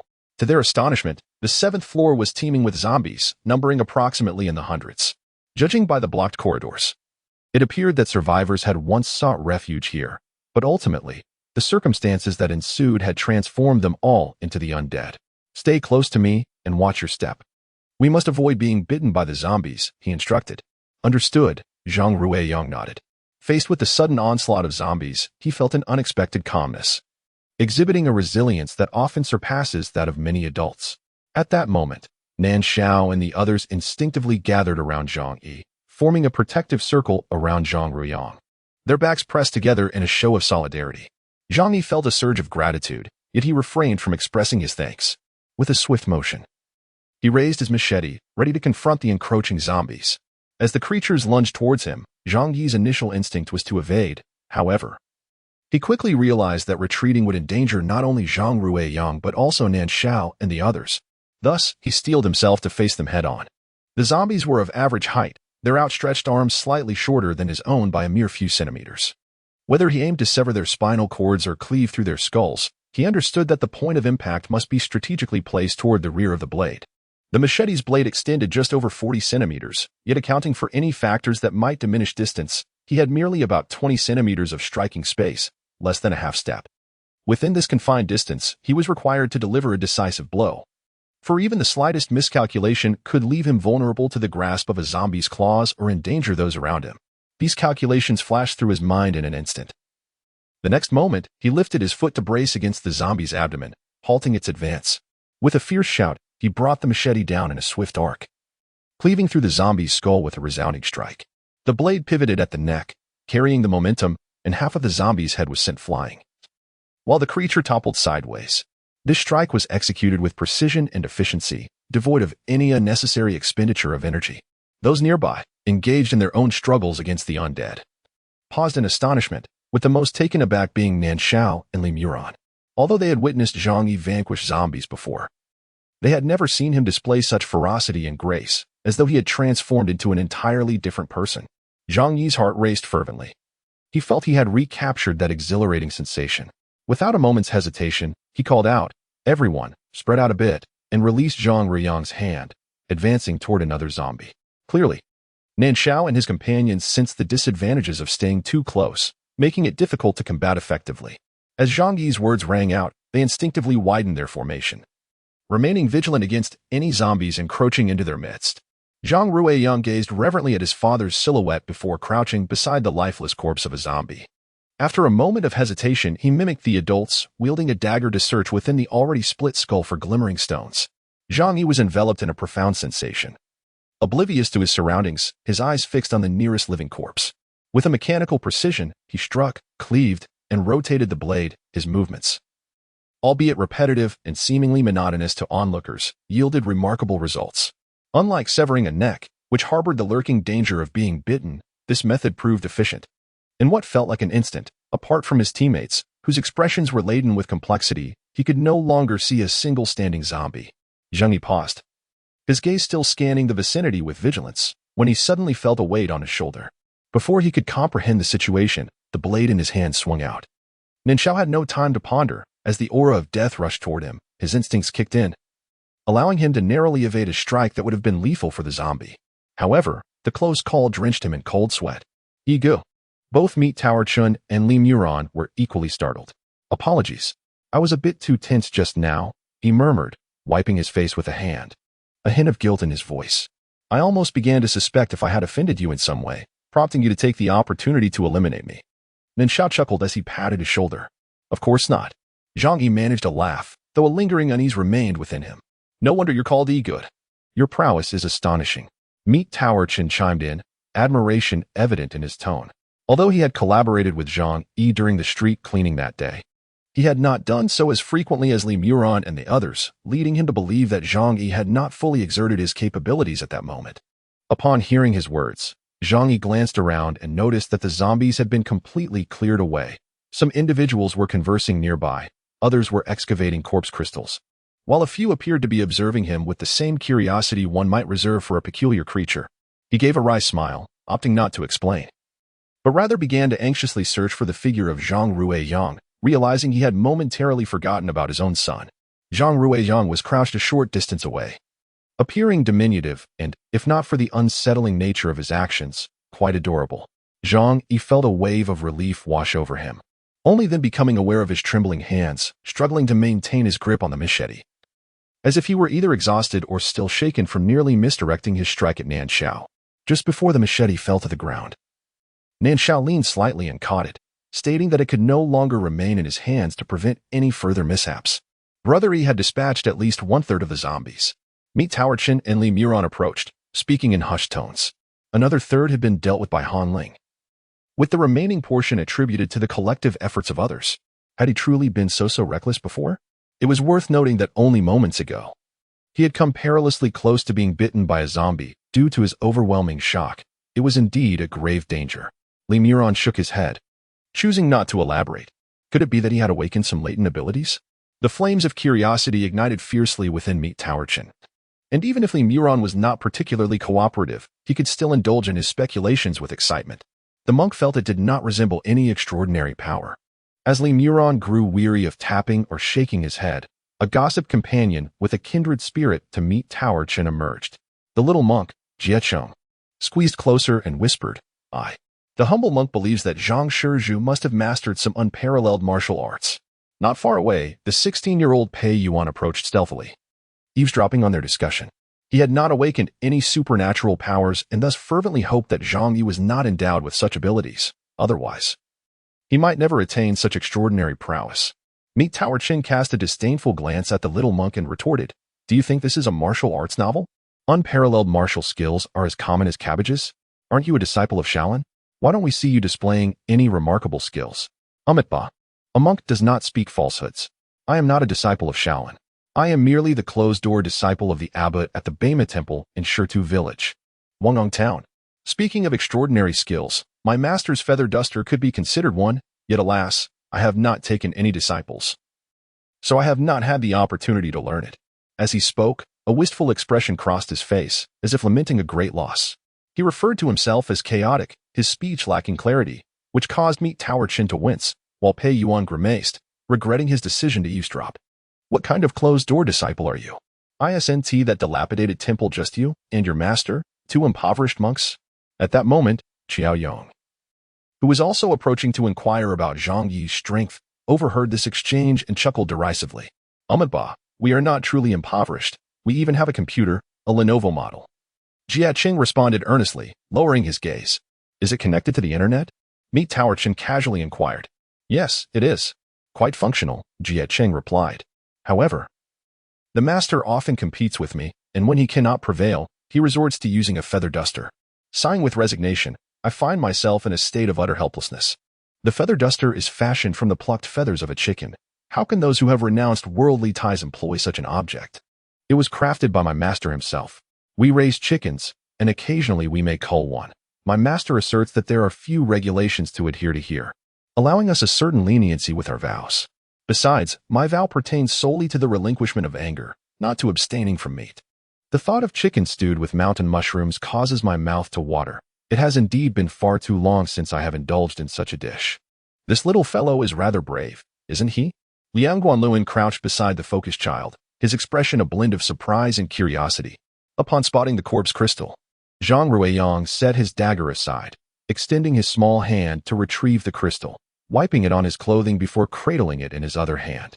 With 3 already held, he realized he could barely accommodate another. So he thoughtfully tucked the crystal into his clothing before looking up at Ao's father, nodding and then shaking his head. Liang Guanluan chuckled, intending to pat the child's head, only to discover his hand stained with the blood of a zombie, thus refraining from the gesture. After all, is he truly afraid or not? "I used to be afraid, but now I am not," Zhang Ruiyang confessed. On that day, he had been compelled to slay a zombie. And though he had been terrified, his mind was consumed with thoughts that gradually led him to realize there was nothing to fear.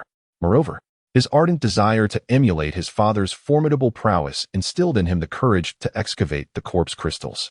Upon unearthing the first crystal, he was engulfed by an overwhelming sense of accomplishment, which only fueled his enthusiasm for further excavations, leaving no room for fear to linger. Naturally, his ability to excavate was confined solely to the zombies slain by Zhang Yi. Beyond that, he possessed no capability to fracture their skulls.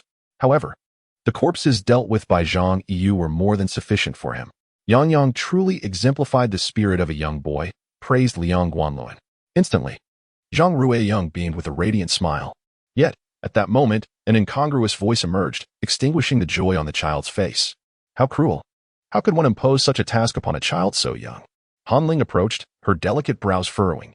Was this an attempt to warp his psyche? As she spoke, she lifted the child, retrieving a tissue to cleanse his soiled hands, admonishing him, "Yagong, let me tell you, these zombies were once just like us." Nan Shao's expression darkened. Before she could finish, he had already reached out, pulling Zhang Ruiyang to him, coldly asserting, "We know how to educate ourselves. There's no need for your concern." With that, he carried Zhang Ruiyang into the elevator and descended, leaving the Meet Tower Chin and Li Muran waiting above for Xiao Yang's further arrangements. Han Ling's face flushed crimson in an instant, awkwardly rising. She felt as though all eyes were mockingly upon her. Her feelings towards Nan Shao plummeted another tier, deeming the man utterly lacking in grace. A far cry from her ex-boyfriend, Xiaozhe. As thoughts of Xiaozhe clouded her mind, her mood soured further, rendering her disinclined to dwell on Nan Shao's demeanor. Xiao Yong rubbed his face, momentarily at a loss for words. Ultimately, he decided to refrain from involving himself in the matter and instead address the others, let a portion of the group extract the corpse crystals and tend to the bodies, while the rest accompany me to gather the supplies for distribution later. Zhang Yi, in his moment of realization, noticed the child squatting there, earnestly rubbing his hands. Then Shao expressed some surprise. asking, "Isn't it cold?" "Not at all," Zhang Ruiyang replied, lifting his head to reveal a bright smile, showcasing his pearly white teeth, only to lower his head again, his demeanor slightly subdued. "What's the matter?" Nan Shao queried, dispensing a bit of hand sanitizer into his palm. Then taking the child's hand to rub it gently, his tone warm and inviting. "Uncle Pumpkin, is it cruel to dig for the shiny crystals?" Zhang Ruiyang asked glumly, indicating that Han Ling's exaggerated reaction had indeed left an impression on him. "It's quite cruel that the emperor forbids little Lingzi from being with the 10th prince." Zhang Ruiyang pondered, tilting his head thoughtfully. He had heard such words on television every day, not fully grasping their meaning but recognizing that they were not kind. Nan Shao suddenly realized that educating the child was not so straightforward. "How did you explain it to him?" he inquired with curiosity. "I merely conveyed a fragment of understanding. Zombies consume humans, and the more zombies we eliminate, the fewer lives are lost. Furthermore, corpse crystals empower those who awaken their abilities. Thus, extracting them is an essential task, unrelated to cruelty." Observing his son flitting around Li Muran, Zhang Yi smiled, feeling an unprecedented sense of joy. For he had fully integrated his previous insights, sensing a significant enhancement in his own prowess, the implications of which were self-evident. Can he comprehend it? Nan Shao expressed his skepticism. After receiving some guidance, he brought up another matter of personal concern. "You seem significantly more formidable today than before. Have your abilities awakened?" As soon as he posed this question, several attentive ears in the vicinity perked up. "No, it's merely an acquisition of some techniques for slaying zombies," Zhang Yi replied, shaking his head.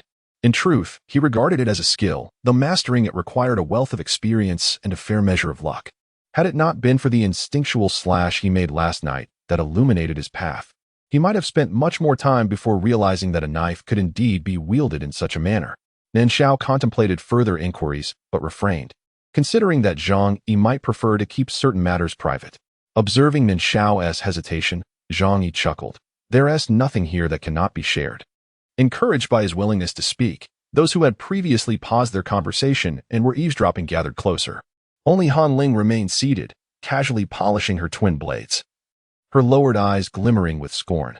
In her view, an ordinary person, no matter how skilled, had limitations. What could they possibly impart to others? The spring water in her space was more than capable of awakening these individuals' abilities, but alas, they seemed to harbor an aversion towards her. She had no inclination to present herself warmly to those who turned cold shoulders, and thus, she refrained from showcasing her talents. Upon hearing his words, some faces reflected disappointment, while others appeared pensive. Nonetheless, their curiosity was satiated, and the speculation dissipated. Zhang Yi waved his hand, dismissing the notion. "It's not so mystical." He chose to leave the conversation at that. Elaborating further might imply a sense of boasting. In fact, from his perspective, it was more akin to a potential explosion, a result of being pushed to the limits by the environment, with no retreat left.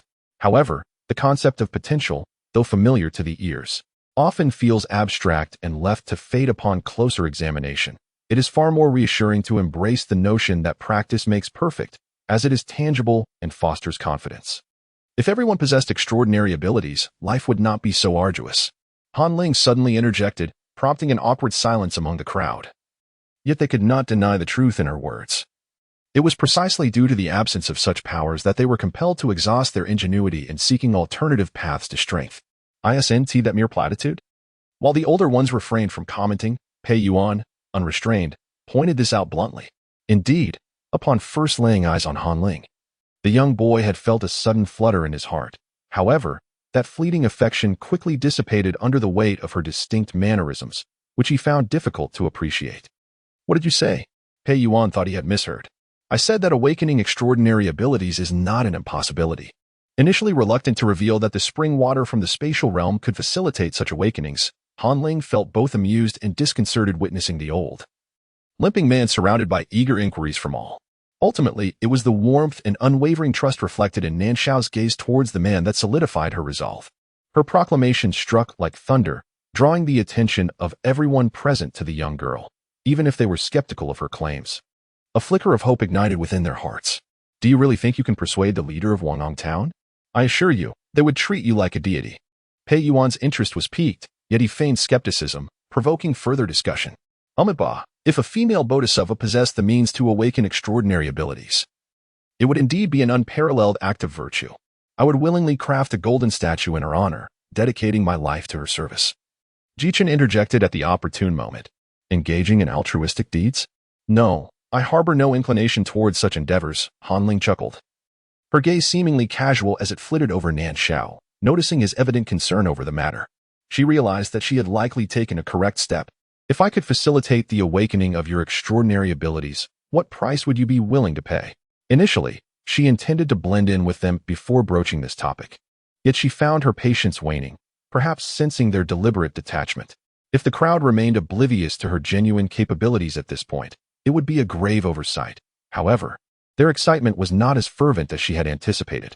There is no such thing as a free lunch, and since she had spoken so plainly, her intentions were undoubtedly substantial.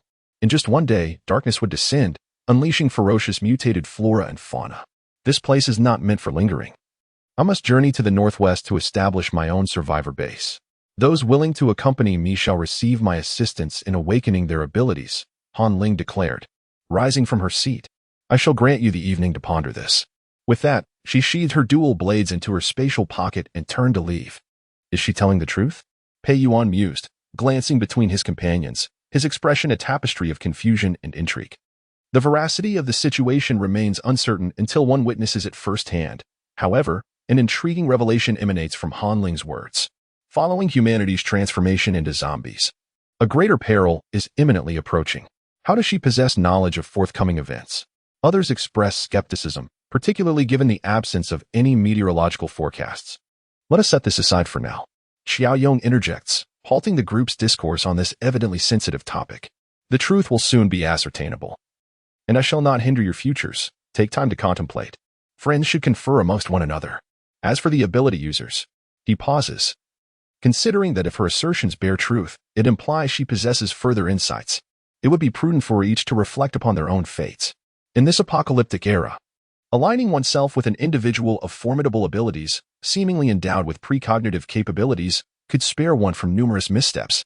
Moreover, if she can awaken latent powers in ordinary individuals, might there not also exist methods to further empower those who have already awakened?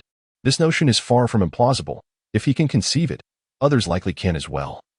And even if they have not, he has offered a reminder, honoring the camaraderie developed over recent days. Xiao, what are your thoughts? Lu Xiao inquires. He is endowed with wind-based abilities, possessing swiftness and the capacity to manipulate the direction of the wind. Zhang Yi shares a similar sentiment. He ardently hopes for both himself and his son to awaken their powers, yet he is unwilling to sacrifice his family for such a goal. He too holds reservations about Han Ling. The girl, at first glance, appears to lack substantial experience. She is devoid of cunning, patience, and the compelling charisma that captivates others. Perhaps she could, through her abilities and foresight, gather a considerable following, even establish the so-called survivor base she envisions. Yet, the more probable outcome is that she will attract the attention of more formidable forces.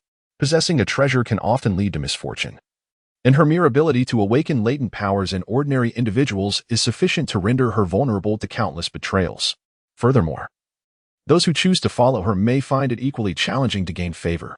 Another reason for skepticism lies in her uncertainty regarding Han Ling's method of awakening these powers.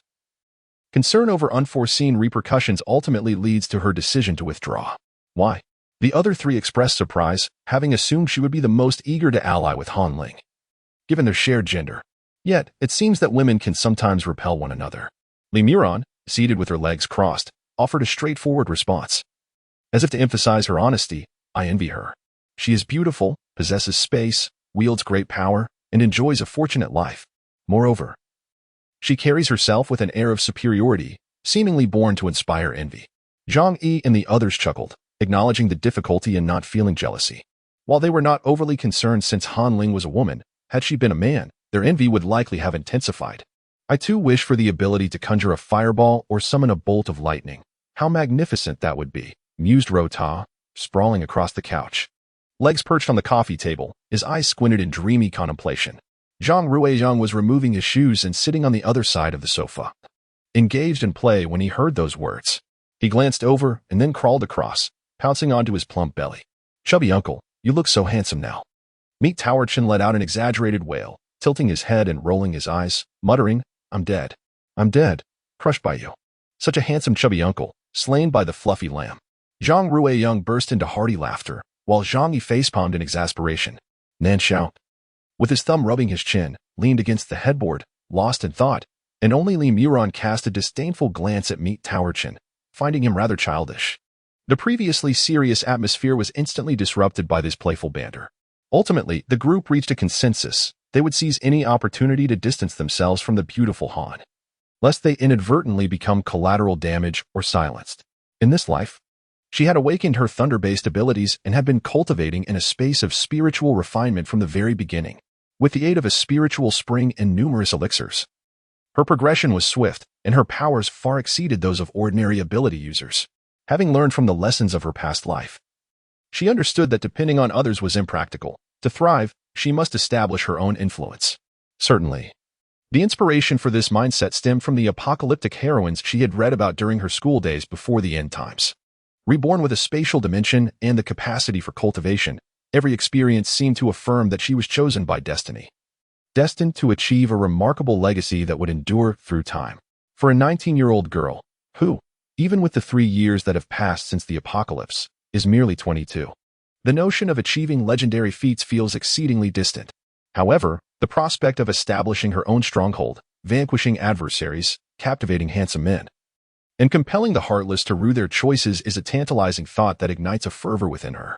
Thus, during her moments of leisure, she commenced planning the location for her base, strategizing on how to gather survivors, and seeking out formidable individuals she had encountered or heard of, with the intent to win them over. The development of her base was a matter of paramount interest, and she meticulously pinned down her plans, which extended to hundreds of pages. Among her endeavors, the collection of resources was progressing exceptionally well, and she continued to refine her efforts. As for other matters, she resolved to navigate them as they arose.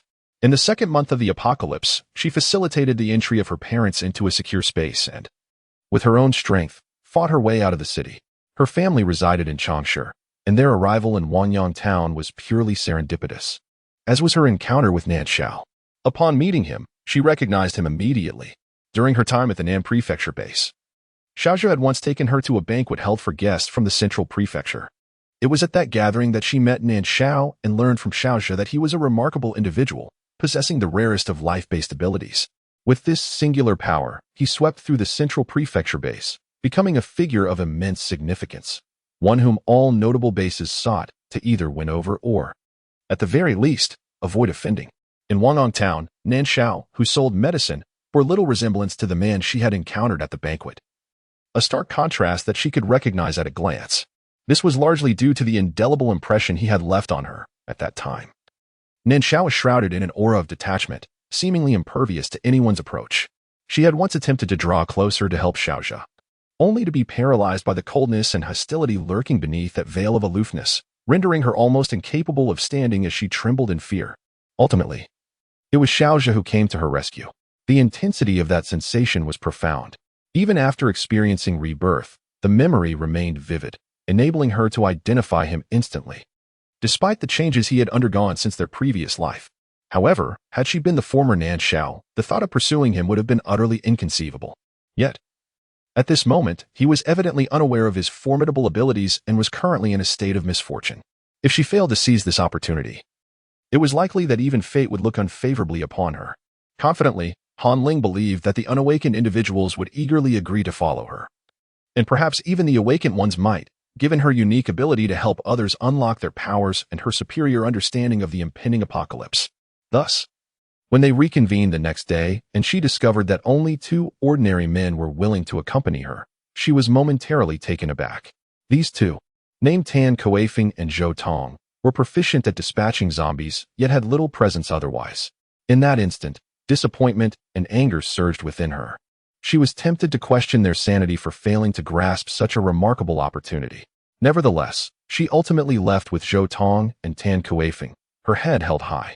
Just before departing, Zhang Yi called out to her, eliciting the expected reaction. Zhang Yi gently touched his nose, feeling a tinge of regret.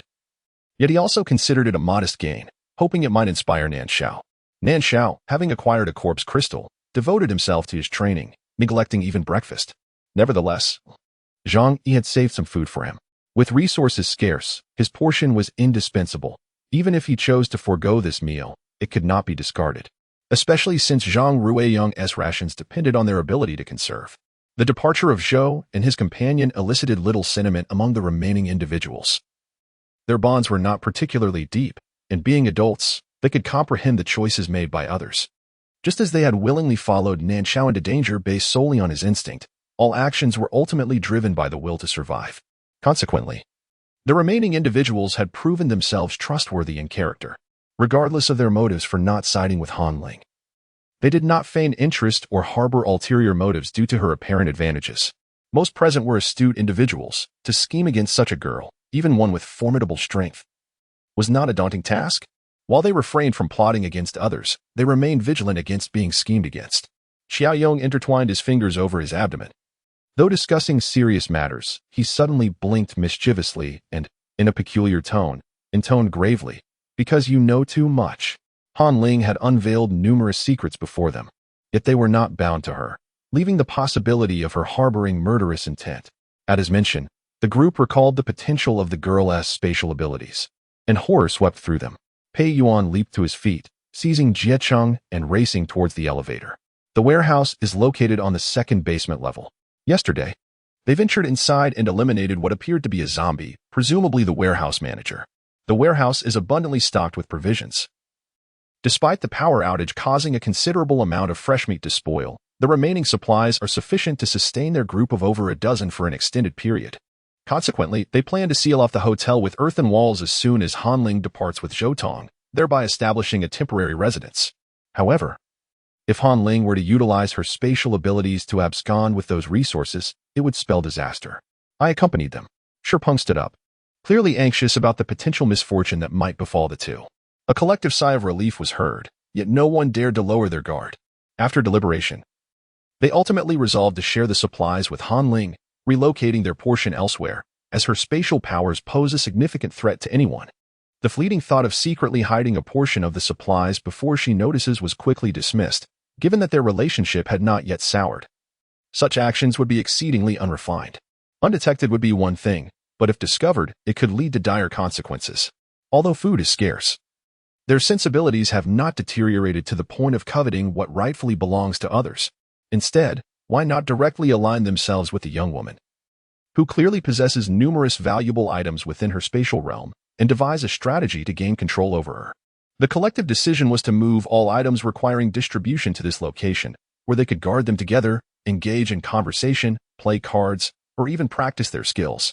When it comes time to rest, they could rearrange the sofas, tables, and chairs for trips to the restroom or any other need. It is advisable to find a companion and avoid wandering alone. Xiaoyong remarked that it was not his excessive caution, but rather Li Muron's swift actions that left them unsettled. Not only ordinary individuals, but even their collective abilities as extraordinary beings would struggle to contend with her. If they were to unite, she would have to ponder her approach carefully. He then turned to Zhang Yi and inquired about his son and Nan Shao, suggesting that they should join them, as the young lady seemed particularly intrigued by Nan Shao. As he uttered the last sentence, a hint of ambiguity flickered across his face, eliciting laughter from several men present. Yang Yang and Nan Shao remained in their quarters. "I shall fetch them," Zhang Yi announced, rising from his seat, feeling an inexplicable discomfort from the earlier remark, although his expression remained unchanged. Mi Towerchen and Li Muron also stood up, evidently intending to accompany him. But Zhang Yi was about to decline when Xiaoyong interjected, "Let us go together. A little caution will not lead to grave errors." Thus, Zhang Yi refrained from further objections. While he believed that Han Ling would not pose an immediate threat, one could never predict if the young lady might unexpectedly take action. There was no need to gamble with their lives to validate his judgment. The trio opted for the stairs instead of the elevator, with Zhang Yi leading the way, followed by Mi Towerchen, and finally Li Muron, maintaining silence until they entered the room where Nan Shao resided, at which point their taut nerves began to ease. It could be said that Han Ling's presence exerted considerable pressure upon them, not because they deemed her a ruthless and cold-blooded killer, but due to the astonishing secrets she harbored. As Xiaoyong jokingly remarked, they were burdened with too much knowledge they had never wished to possess. Upon discovering secrets that ought to remain hidden, one must always be prepared to face the consequences. In the room, Zhang Ruiyang was dressed in autumn attire, prostrating himself on the floor with hands and feet touching the ground. His body stretched gracefully, at times, He would turn his head to the left while extending his right leg backward, then twist to the right, lowering his right foot and extending his left. Clearly, he was practicing the five-animal play. Zhang Yi noticed that he was not wearing an outer garment and was about to scold him. But the words caught in his throat. He was unsure if it was merely his imagination, but in that fleeting moment, he sensed an aura of serene lightness emanating from the child, akin to a fawn frolicking playfully amidst the trees. Ysnt he dressed. Zhang Yi gently lifted him, inquiring softly, his gaze drifting to the bed where Nan Shao sat cross-legged, one hand clutching a corpse crystal and the other a black stone, engrossed in his cultivation. Thus, he refrained from interrupting and, together with Ro Ta and Qin, moved towards the sofa, intending to wait for him there while assisting the guards. Last night, Zhang Ruiyang had slept with him and Nan Shao, and since it had been dark outside, he hadn't awakened his son in the morning. Unexpectedly, the little fellow had found amusement in his own company upon waking, observing his son's bright, doe-like eyes. He began to wonder if that earlier sensation had stemmed from the enchantment within those very eyes. Not cold, Zhang Ruiyang giggled, pressing his hand against Zhang Yi's face, which indeed felt warm and slightly damp with sweat. Zhang Yi felt reassured, but still went to fetch trousers and a shirt for the child. Brother Yi, I feel that the five-animal play Yang is practicing seems rather peculiar, Li Muran, who seldom spoke up, suddenly remarked. Zhang Yi tucked one of Zhang Ruiyang's gloves into his sleeve, while the other hand dangled outside his clothing. Upon hearing the words, he lifted his head. But before he could articulate a response, Zhang Ruiyang had already spoken. It's not strange at all, Aunt Murang. Seemingly apprehensive that Zhang Yi might prevent him from playing in the future. He widened his eyes nervously and continued to assert his point. Every time I practice the big tiger and the big bear, I feel warm and comfortable. Not strange at all. I forget how to do it. I wear so much and can't manage. Zhang Ruiyang shook his head vigorously, like a rattle drum, swiftly thrusting his other small hand into the sleeve and deftly pulling up the zipper, fearful that his father might disallow him from continuing to learn the big tiger play. Observing his anxious antics, a trace of amusement flickered in Li Murang's eyes, though her voice remained leisurely as she remarked, I find this five-animal play quite remarkable. Much like the deer dance we just witnessed. Just yesterday morning, when Yang practiced the tiger play, I even sensed a unique aura of ferocity emanating from him, reminiscent of a beast king. Although he still resembles a small tiger with its claws bared, if he continues practicing, the benefits could be substantial. As someone trained in medicine, albeit in Western clinical practices, she had also encountered traditional Chinese medicine and was well aware that the five-animal play is merely a method for health and wellness.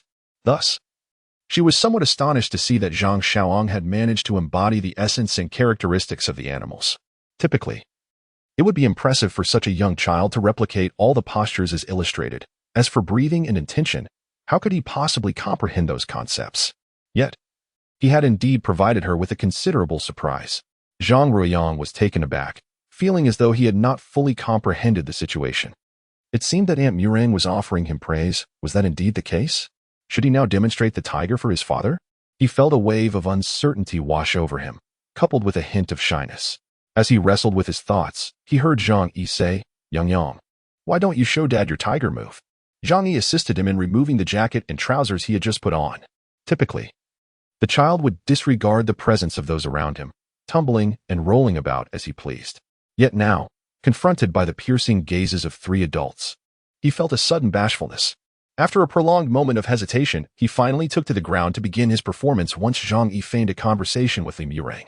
With an exuberant thud, Zhang Shaoang, what extraordinary skill are you practicing? Ego, I can't help but feel that over these past few days, both you and your son have transformed into martial arts masters, exclaimed Meat Towerchin, his eyes sparkling with excitement as he looked at Zhang Ruiyang, who eagerly awaited the adult's commendation. Zhang Yi sensed that his son's practice differed somewhat from the ordinary fitness routine of the five animals play. It might possess other beneficial applications. Beyond merely enhancing physical health, it also uplifted one's spirits. He gently wiped the sweat from the little one's forehead with his palm, smiling as he complimented, well done. Then he turned to Meat Towerchin, saying, there, the secret manual is right there, nodding towards the book on the sofa that contained the five animals play.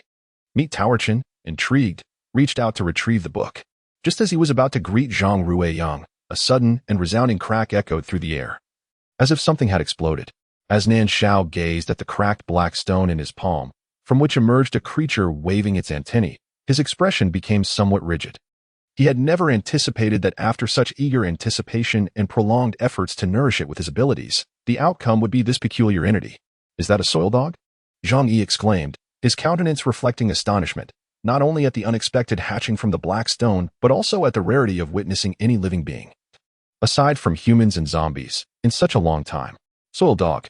Zhang Ruiyang tugged at Nan Shao's hand, observing the small creature with a mixture of curiosity and delight, exclaiming after his father in a tone that was both familiar and exuberant. It was evident that even Zhang Yi was taken aback, as he assumed the child had encountered such a creature before. "Do you recognize it, Yang?" Nan Shao, suppressing a sense of unease, lowered his hand slightly to provide Zhang Ruiyang with a clearer view. Zhang Ruiyang shook his head. The soil dog, scientifically known as a mole cricket, dwells underground, feasting on plant roots. We often caught them for amusement in our childhood. Zhang Yi chuckled, delicately pinching the soil dog with his thumb and forefinger, somewhat perplexed. "Yet, I have never seen one of this size. This is still a larva. As it matures, it will grow wings on its back." Nan Shao recoiled slightly in distaste. Could it bite? What if it were to harm someone? Strangely, as Nan Shao uttered the phrase "harm someone," Zhang Yi sensed a slight tremor from the soil dog. Upon closer inspection, he noted its vacant expression, prompting him to chuckle at his own growing paranoia in these tumultuous times. "It never bit us when we played with them before." Zhang Yi hesitated for a moment. It was indeed a rare opportunity to encounter such a creature. Though he felt it would be a pity to extinguish its life, he decided to let it fend for itself. Ironically, despite his words of letting it survive, he handed the earth dog to Zhang Ruiyang. In truth, there was no suitable food for the mole cricket, and even if it were not killed, it likely would not endure for long. Upon receiving the earth dog, Zhang Ruiyang hurriedly ran off, fearful that the adults might change their minds. Meat Tower Chen burst into laughter, exclaiming, "Xiaoga, after all your efforts, it turns out you were merely hatching this little creature?" With that remark, even Zhang Yi and Li Muran could not suppress their laughter. The situation was indeed unexpectedly amusing. Nan Shao's expression darkened as he felt a twinge of frustration. Zhang Yi's progress, coupled with the potential developments on the horizon, heightened his sense of urgency. He had initially hoped that the black stone might lead to some breakthroughs in his abilities, but this result was far from what he anticipated. It seemed prudent to diligently practice his swordsmanship until he gained a clearer understanding of his powers. Noticing his dejection, Zhang Yi cleared his throat and, stifling a laugh, said, "Well, it's not entirely without merit. At least it proves that you can not only stimulate plant life, but also bring forth insects." Upon hearing this, the others realized that the earth dog, while not particularly endearing or imposing, was indeed a living insect, unlike the previous vegetables they had dealt with.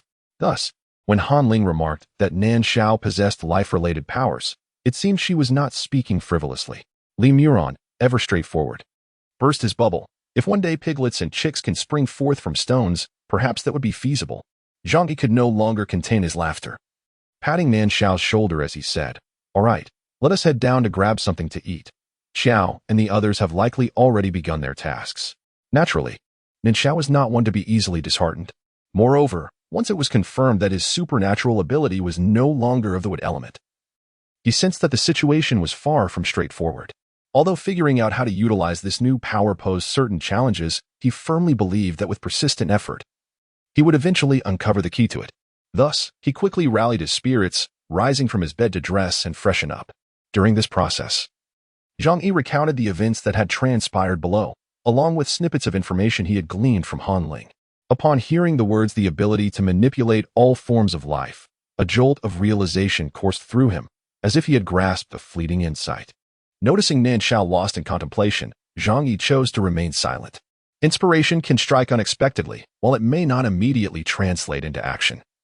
Seizing it can unlock a significant breakthrough, making interruptions during such moments quite undesirable. As the group descended the stairs, they found the lobby already cluttered with various items. The warehouse was well stocked, and had it not been for the persistent rain threatening flooding on the ground floor, there would have been no need to transport all the supplies from Han Ling. The sight of the soil dog that Zhang Ruiyang had placed in a cardboard box caused a minor commotion. In a world where only humans and zombies remained, and where microorganisms could decay food yet elude the naked eye, the sudden appearance of a new living creature could indeed captivate attention, even if it had once been regarded as a significant pest.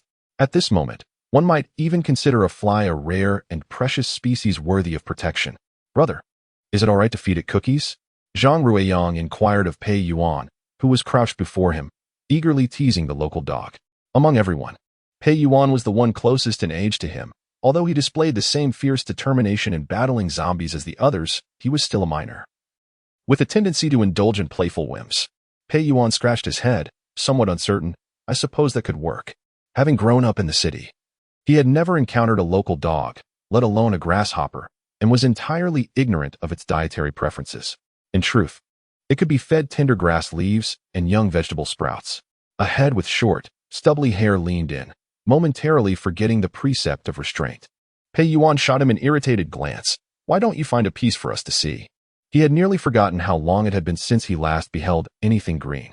However, Zhang Ruiyang's eyes brightened as he thrust a paper box into Pei Yuan's arms, exclaiming, "Brother, hold this for me. I'm going to find some vegetable leaves." With that, he scampered off. The monk and the youth exchanged wide-eyed glances. And after a prolonged silence, the youth murmured, "Did I hear that correctly?" The monk raised his hands in a gesture of prayer, seemingly inclined to chant a sutra, but ultimately only shook his head in silence, perhaps having recited it in his mind already. Thus, their gazes locked with electric intensity, and in an instant, they dashed after Zhang Ruiyang, who had already reached the elevator's entrance, their hearts racing uncontrollably. Zhang Ruiyang asked Xianghua, who was waiting by the elevator to move things, "Uncle, may I go down to find Uncle Pumpkin?" After breakfast, Nan Shao had gone down with Zhang Yi and Meat Towerchen to move items, leaving only Li Muran, as a woman, to be sent aside by Qiao Yong. She did not squander her time, instead finding a place at the restaurant to absorb the corpse crystals for her cultivation. Zhang Ruiyang refrained from wandering about, yet remained vigilant to his father's movements. Xianghua affectionately ruffled his hair, appreciating the presence of such a young child in the team, as it added a refreshing vibrancy, alleviating the atmosphere's heaviness. "Once we retrieve the items, you may enter," he suggested. "All right," Zhang Ruiyang responded with a radiant smile, obediently stepping aside to await the arrival of the elevator. The numbers above the 4 elevators changed sequentially, accompanied by a series of chimes, and the doors slowly opened to reveal an abundance of supplies within. Yet no one was present. The individuals waiting above proceeded to gather the items. Observing scattered belongings, Zhang Ruiyang followed the adults, assisting by carrying 1 or 2 pieces. His earnest demeanor elicited curious glances from those passing by, who instinctively moved aside to avoid any accidental collisions, their faces betraying affectionate smiles despite the extra effort required to navigate around him. Unbeknownst to Zhang Ruiyang, he had caused a minor inconvenience for the adults. Yet he continued to energetically assist with the lifting. Pei Yuan and Jia Qing exchanged puzzled glances, bewildered as to why the little one, who had mentioned seeking vegetable leaves, was now engaged in transporting items. However, Jia Qing could no longer contain himself and quickly rose to help with the task, while Pei Yuan, holding a box, hesitated, fearing that the mutt might escape, leaving him unable to compensate for the loss. "Aren't you afraid to do this alone?" Qiao Yang, already aware of the child's eagerness to assist, inquired gently as he bent down, resting his hands on his knees. Zhang Ruiyang hesitated for a moment before shaking his head. A man had never experienced riding an elevator, yet as he observed the bright lights and mirrors within, he felt reassured that it should not be frightening. "Good lad," exclaimed Qiao Yong, as he lifted the child into his arms and stepped into the elevator. Although the elevator appeared to be in perfect condition and only ascended to the first floor, he remained uneasy about leaving the child alone inside. After the rain ceased, Zhang Ruiyang discovered Nan Shao in the warehouse. Qiao Yong had brought him down and then proceeded to assist with moving items, not lingering to witness the outcome. Regardless of any intentions he harbored, he felt the need to first assess the capabilities of the other party. When Nan Shao noticed Zhang Ruiyang approaching him instead of seeking out Zhang Yi, a momentary sense of pride filled him, only to dissipate entirely upon realizing the child's intentions, so it seemed he was just a small fragment of significance in someone else's thoughts. Despite his disappointment, he reached into his jacket pocket and retrieved a cabbage seed he always carried, spending a few minutes nurturing it into a seedling of palm-sized stature. He still possessed residual energy, having not depleted at all, as he had tasks yet to accomplish. The numerous corpse crystals he had absorbed had not been in vain. Compared to his initial state, his abilities had markedly improved, though unfortunately, he found himself unable to apply them in combat. Upon receiving the cabbage seedling, Zhang Ruiyang gleefully wrapped his arms around Nan Shao's neck, planting a kiss on his cheek, and in his excitement, he He rushed off without even acknowledging his father. Xiaoyang took special care of him, boarding an elevator before it was full, alongside the child. Upon catching sight of the vibrant green leaves, his eyes began to gleam with a verdant light. Were it not for the concern of appearances, he might have seized them immediately, relinquishing them to the cook to wash, chop, and simmer into a porridge. Now, he could only watch as the child joyfully fed the leaves to a small insect, lamenting within that the state of the world had sunk so low that even insects were faring better.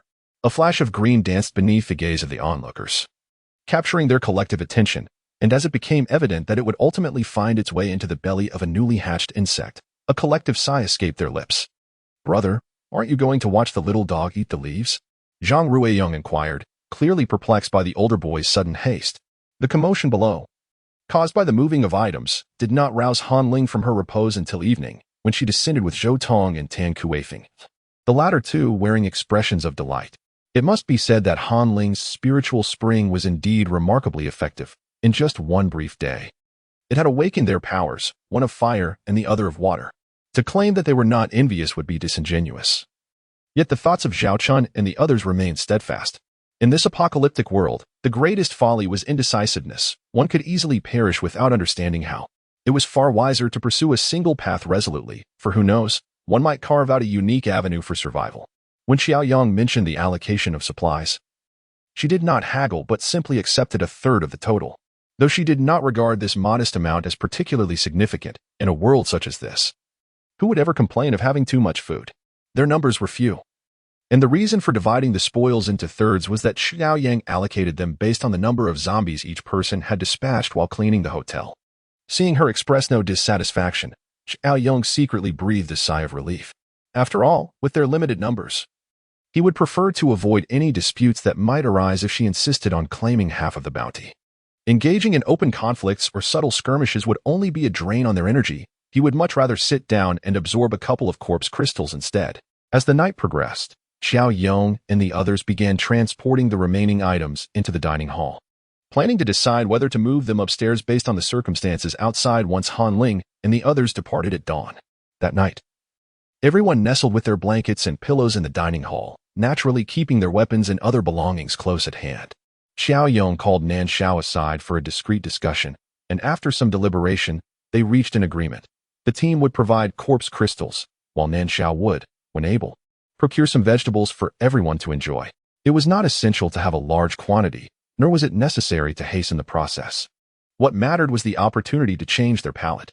In fact, at the inception of the base, there had been considerations to assign the wood-type abilities specifically for the cultivation of vegetables and fruits. Unfortunately, the wood-type abilities were not only lacking in combat prowess, but their capacity to absorb corpse crystals and enhance their powers was exceedingly slow. After 1 or 2 months, they could only manage to nurture small shoots into larger ones. And even then, it was limited to single plants, rendering them almost entirely ineffective. Ultimately, most bases abandoned this notion, although a few wood-type abilities were still maintained for potential future use. However, many others were left to fend for themselves.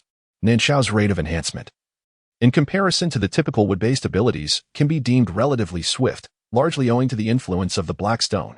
Without it, he would have merely succeeded in nurturing a seedling of cabbage into a larger sprout, suitable for feeding the dogs, but not for human consumption.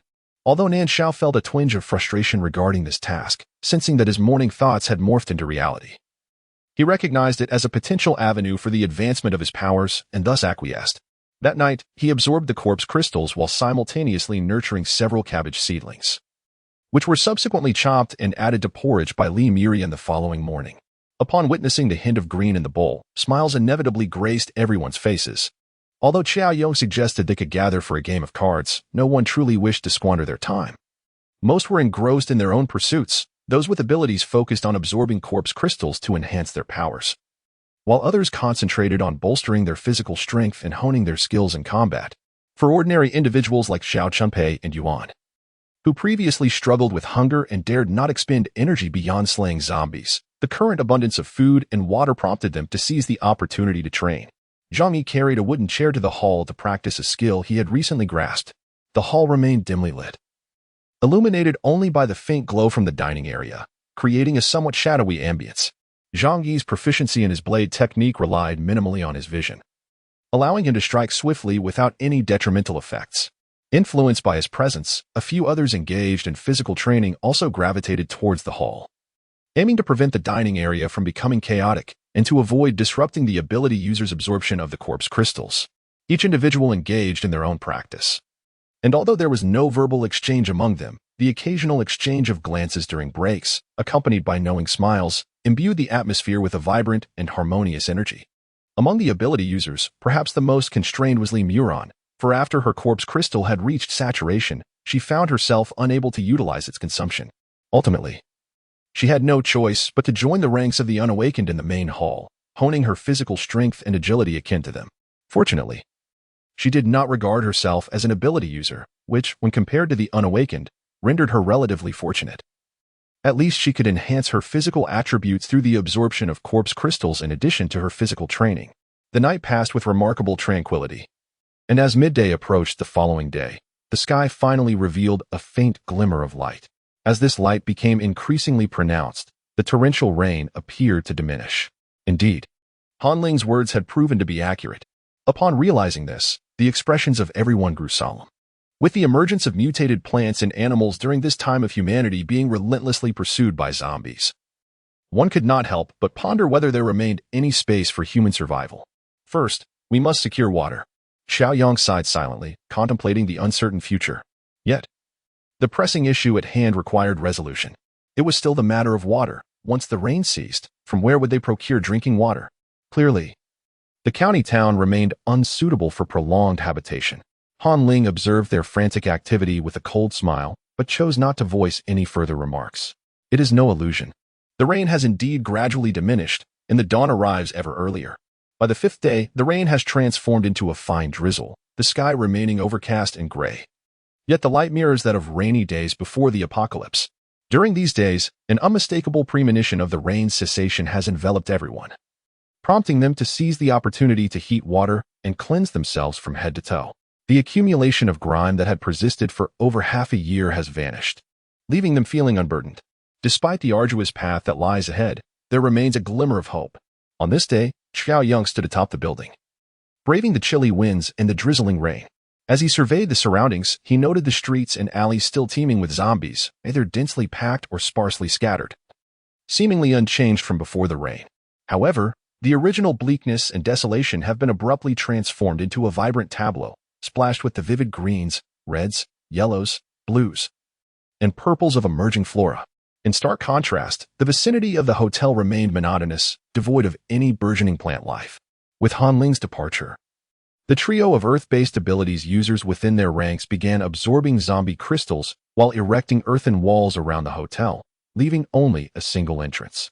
These earthen barriers continued to rise in height, serving to fend off zombies, ill-intentioned individuals, and perhaps other unknown creatures. It was time to venture forth and assess the situation. They could not remain confined within the hotel until resources were depleted and danger encroached upon them. Outside the hotel, a formidable earthen wall, standing a man's height and a meter thick, encircled the premises, constructed by the 3 Earth manipulators during their training prior to Han Ling's departure. The earthen walls are remarkably solid. Even after enduring the torrential rains, they have yet to collapse. The entrance is not situated at the original grand doorway, but rather at the rear employee access, in a spacious room filled with damaged furniture and equipment. They discovered a metal door, which several men managed to install together, fortified further by the metallic prowess of Shiping San, due to its proximity to the bus station, coupled with the fact that it is located in a small county town adjacent to the old city. The hotel's surrounding environment leaves much to be desired, lacking greenery and recreational facilities. The back entrance opens into a filthy and chaotic alley, typically bustling with fruit vendors and various mobile snack stalls, teeming with zombies. However, in comparison to the hotel's front entrance, it is less conspicuous. After all, any commotion at the main entrance could attract thousands of zombies from the street. Thus, despite Han Ling's extraordinary skills, she chose to depart while the rain was still falling. Even if the back alley were to become overrun with zombies, the narrowness of the passage would limit the pressure they could exert. Standing by the window of the second-floor guest room, she had a clear view of the scene below. The alley was cluttered with overturned carts, stoves, faded and damaged umbrellas, as well as a dilapidated makeshift shelter, alongside various tables and benches. At that moment, 4 or 5 dozen zombies were jostling at the back door. drawn there by the door installation that had taken place a couple of days prior. We must clear the back street completely and isolate it from the front street, Xiao Yong remarked after observing for a moment. Otherwise, if there are zombies on both sides, we will be trapped with no escape route. As the iron gate swung open, the horde of zombies that had been pressing against it surged forward. A few became wedged in the narrow entrance. Those not swiftly dispatched by the individuals waiting within were forcefully pushed in by the relentless throng behind them, resulting in severed limbs or gashes of flesh. Yet their insatiable thirst for blood remained undeterred. When the first zombie breached the threshold, the onlookers sprang into action. Damn it, why have these zombies become so formidable? Chen, in a precarious maneuver, narrowly evaded a zombie's bite and swiftly dispatched it with a slash of his blade, spitting in contempt. He was not alone in his sentiments. Others shared his dismay as they narrowly avoided disastrous encounters. The zombies appeared significantly more agile than before the rain, their musculature and skeletal structure seemingly more robust. Previously, a single strike would suffice to fell one, but now multiple blows were necessary to achieve the same effect. Fortunately, they had not ceased their training over the past few days, otherwise, the confrontation would have been far more arduous.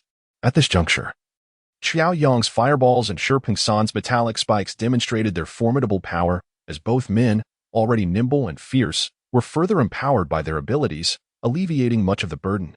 Zhang Yi, having mastered his sword technique through the recent practice of slicing several wooden chairs into thin fragments, exhibited skill rivaling that of the first two. Had his weapon been sharper, the trio of earth elemental practitioners within the team found their earthen spikes utterly ineffective against the zombies. With the pressing need to construct fortifications, they refrained from utilizing their abilities, instead relying on their agility and strength, much like the unawakened, to combat the undead. Naturally, they still outperformed ordinary individuals.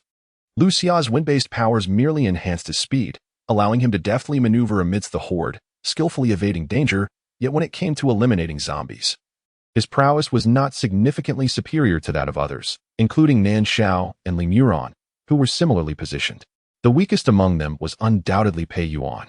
Prior to the apocalypse, he was merely a pampered high school student, and all his combat skills had been painstakingly developed post-catastrophe. His strength and responsiveness were no match for an adult, and now, facing zombies that moved with the agility of a human, he appeared somewhat inadequate. "Pair up and attack cooperatively," shouted Xiao Yong, recognizing that the current situation was untenable. Before he could voice his command, Zhang Yi and his three companions had already formed a cohesive unit.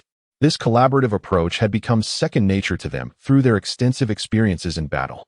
Initially, they would act independently, occasionally shielding each other from attacks originating from other directions. However, upon observing the newfound agility of the zombies, they instinctively adapted their strategy. One would attack while the other defended, and vice versa. This seamless synergy was a testament to the profound understanding they had cultivated over time. Had it been another individual, they would likely have struggled to grasp their partner's intentions without verbal communication, rendering true cooperation nearly impossible. It has been proven that Xiao Yong's tactics were indeed correct. After coordinating their efforts, they managed to methodically clear the area of zombies, despite these creatures being significantly more formidable than before. Fortunately, the entrance was located in a secluded alley, and this battle did not draw the attention of the vast horde of zombies ahead. Otherwise, they might have found it impossible to retreat unscathed.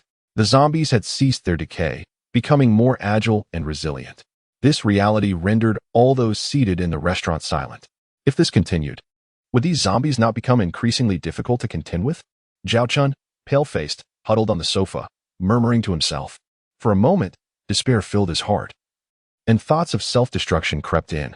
The zombies were evolving, the flora and fauna were advancing, yet humanity remained stagnant. How were they to endure this existence? Damn it! Was there no escape left for them?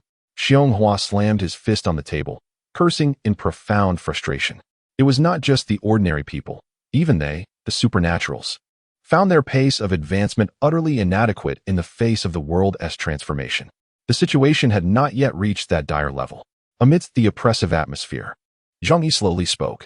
He glanced at Zhang Ruiyang, who sat on a single sofa cradling a paper box and chattering away with two guzzi, and took a deep breath.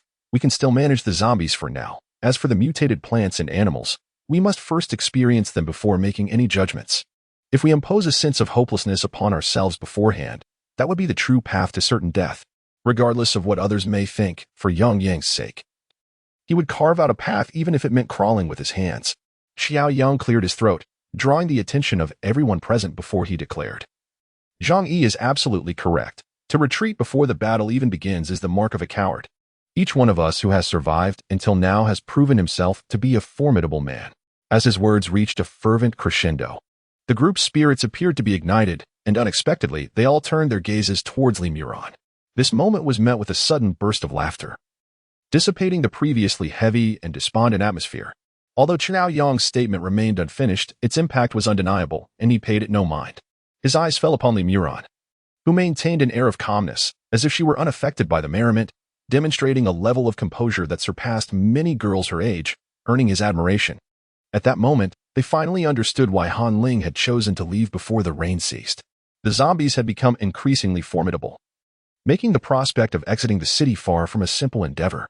Thus, their focus shifted to gathering supplies and fortifying their temporary shelter while striving to enhance their own abilities. As for leaving, it was no longer a consideration within their grasp. Regarding Han Ling's silence, they held no ill thoughts. They were all aware that their entrapment only served to benefit her, making her actions entirely justifiable. Had it been another person, they might have acted even more ruthlessly. The group set to work, beginning with the task of addressing the 50 or so zombie corpses behind the surrounding walls. Upon extracting the corpse crystal, it was unexpectedly revealed that the core within was significantly larger than before, subtly emanating a pearlescent sheen. Xiao Yang did not keep any for himself. Instead, he distributed 3 crystals to each person, including ordinary individuals. He retained the surplus, intending to share them in the future after encountering more zombies. Henceforth, any zombies slain collaboratively would be divided equally among those who participated, provided that no one retreated. The crystals obtained during missions would be allocated by the individuals who undertook the task, while those who acted independently would retain their personal gains. Xiao Yong then inquired if there were any objections. Even the most formidable zombie slayers were amenable to this equitable division, leaving no room for dissent among others. And thus the arrangement was solidified. As for privately acquired crystals, the unawakened individuals were free to either gift them, barter for goods, or save them for future use. Such decisions were entirely their own. In the alley, besides 2 paths leading to the main street, a narrower fork extended into the dilapidated buildings of the old town. Being close to the county center, it was challenging to navigate out of the old town. This particular road intersected at the boundary of the back and front streets, blocked by an earthen wall. Due to its distance, the zombies were not disturbed during the previous day's clearing of the alley. A passage was opened in the wall, wide enough for a handcart to pass through.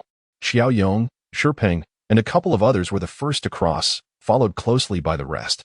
As 3 Earth-based supernatural beings swiftly erected an earthen wall at the fork in the shape of a person, the remaining individuals primarily defended the entrance to the old street, while others remained vigilant regarding the situation on the main thoroughfare.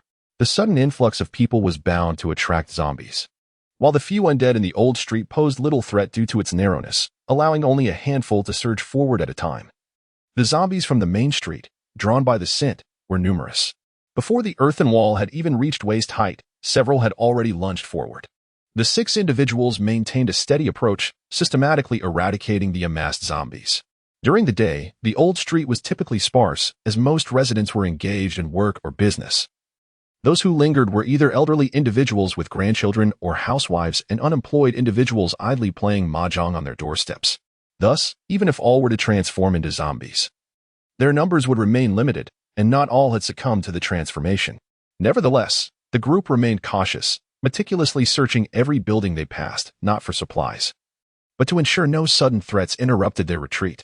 "Look, what is that?" Pei Yuan suddenly exclaimed, pointing towards a rooftop not far away. The individuals preparing to enter the adjacent self-built structure paused, their gazes following the direction of his. In the direction of the new city stood a building, seemingly 4 or 5 stories high, obscured by layers of rooftops, rendering it indistinguishable as either an office building or a residential complex. Atop the structure, an oddly peculiar red entity crouched, resembling a bird, as its large wings flapped intermittently, yet its posture bore an uncanny resemblance to that of a monkey. "Brother, is your home around here? Could that be an unusual sculpture?" Others appeared somewhat bewildered, and due to the distance, their ability to discern was limited, leaving them in silence. However, Pei Yuan turned to Zhang Yi, his expression tinged with a hint of desperation, silently yearning for affirmation. Having never encountered such a sight before, Zhang Yi shook his head, intending to suggest that perhaps he had merely overlooked something, when Nan Shao interjected. It's alive. It has seen us. His eyesight seemed remarkably sharper than the rest, allowing him to discern the true nature of the creature. It was neither bird nor monkey. Its wings and body were devoid of fur, resembling flesh stripped bare, a vivid crimson hue enveloping its muscular form interwoven with a network of veins.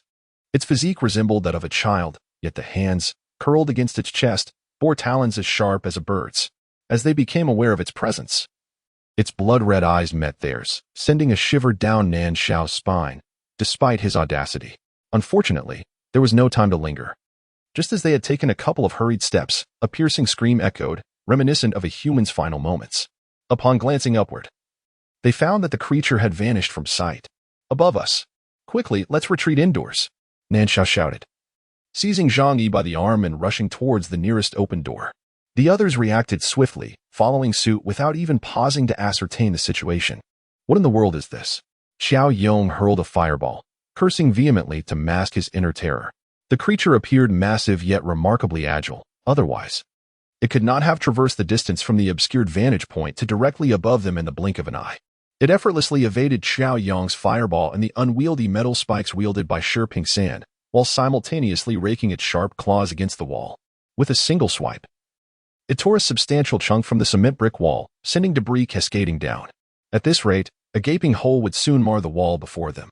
This situation was untenable. The four of them were incapable of long-range attacks, and could only watch helplessly. Zhang Yi remained composed, observing the scene for a moment before instructing, "Pei Yuan. You two check for a back door. Nan Shao, be ready to support me at any moment." Without waiting for a response, he drew his blade and darted past Shi Pingsan, charging forth.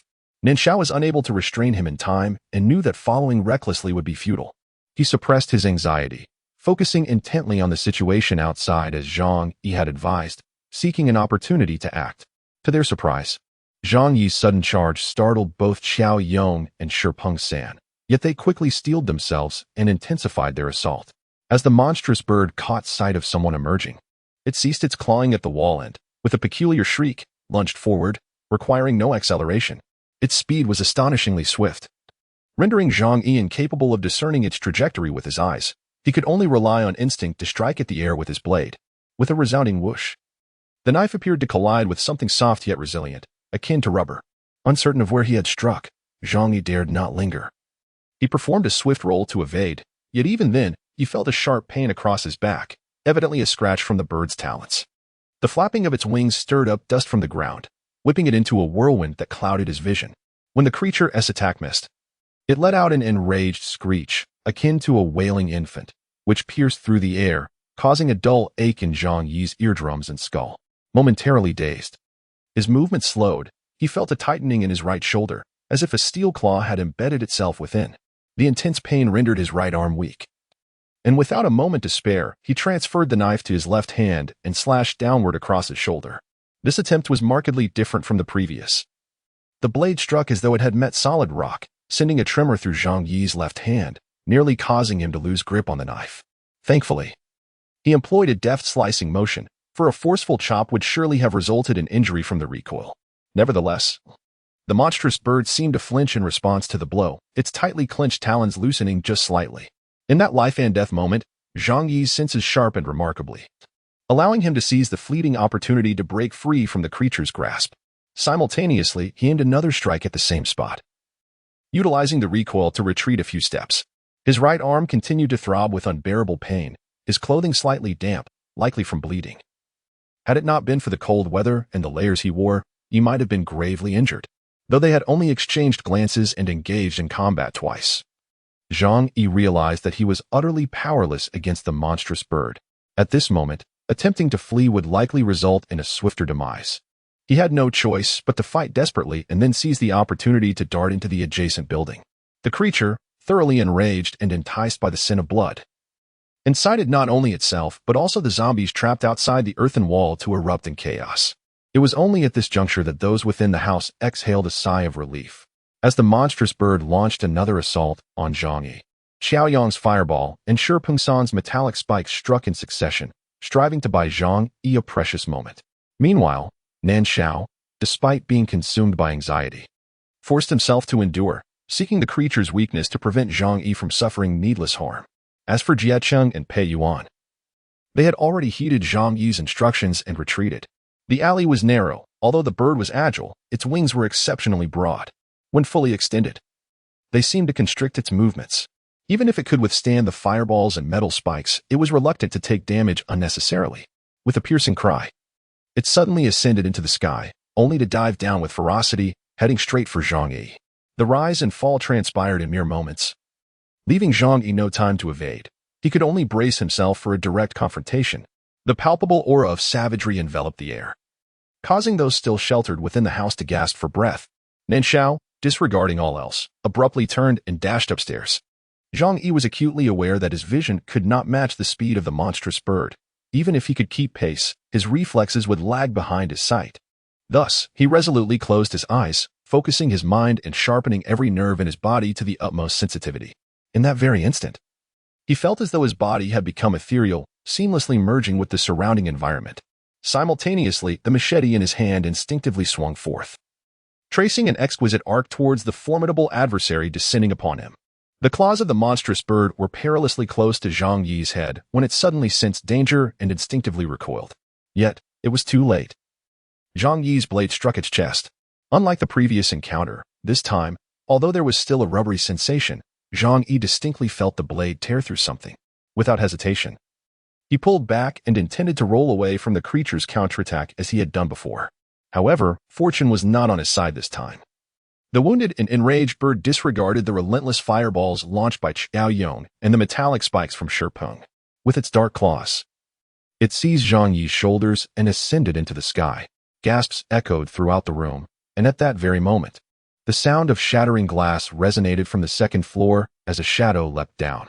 The creature's speed was so astonishing that Nan Shao had only just reached the upstairs, barely able to comprehend the situation below before he vaulted through the broken window, just in time to catch up with the bird as it carried Zhang Yi aloft. Seizing the opportunity, he landed atop the creature's back.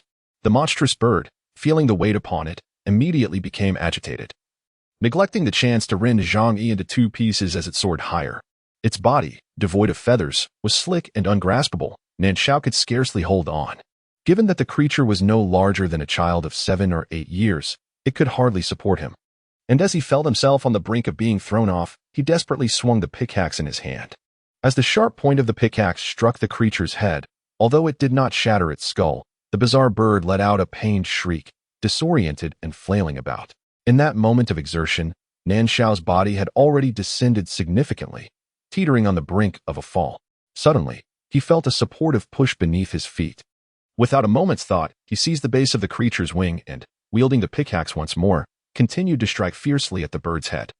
Though its skull was as resilient as steel, the relentless blows were sufficient to inflict considerable discomfort. The creature, now too dazed to maintain its grip on Zhang Yi, began to thrash about wildly, desperately attempting to dislodge Nan Shao from its back. When the creature had lifted Zhang Yi into the sky, he had relinquished his blade, opting instead to clutch tightly onto its talons, fearing that the bird might tear him apart or cast him from a great height. With his arms already numbed and weakened from the pressure of the bird's claws, and having exerted all his strength to support Nan Shao, he found himself struggling to maintain his hold. Yet, he understood that if he let go, he would undoubtedly be reduced to a mere puddle of flesh, leaving Yang an orphan. Thus, he gritted his teeth and persevered. Damn it, what is this head made of? Nan Shao thought anxiously, furiously hammering away at the creature's skull while cursing inwardly, lamenting the ineffectiveness of his own abilities. Suddenly, a spark of realization ignited within him. Recalling Zhang Yi's words, the power of life is the ability to control all living beings. If he could indeed manipulate all life forms, then this peculiar bird was also a living entity. Having sensed its existence before, he should be capable of exerting control over it as well. Though he contemplated the situation, he remained at a loss regarding how to proceed. Ultimately, he realized that if this continued, both he and Zhang Yi would likely be reduced to a mere pulp.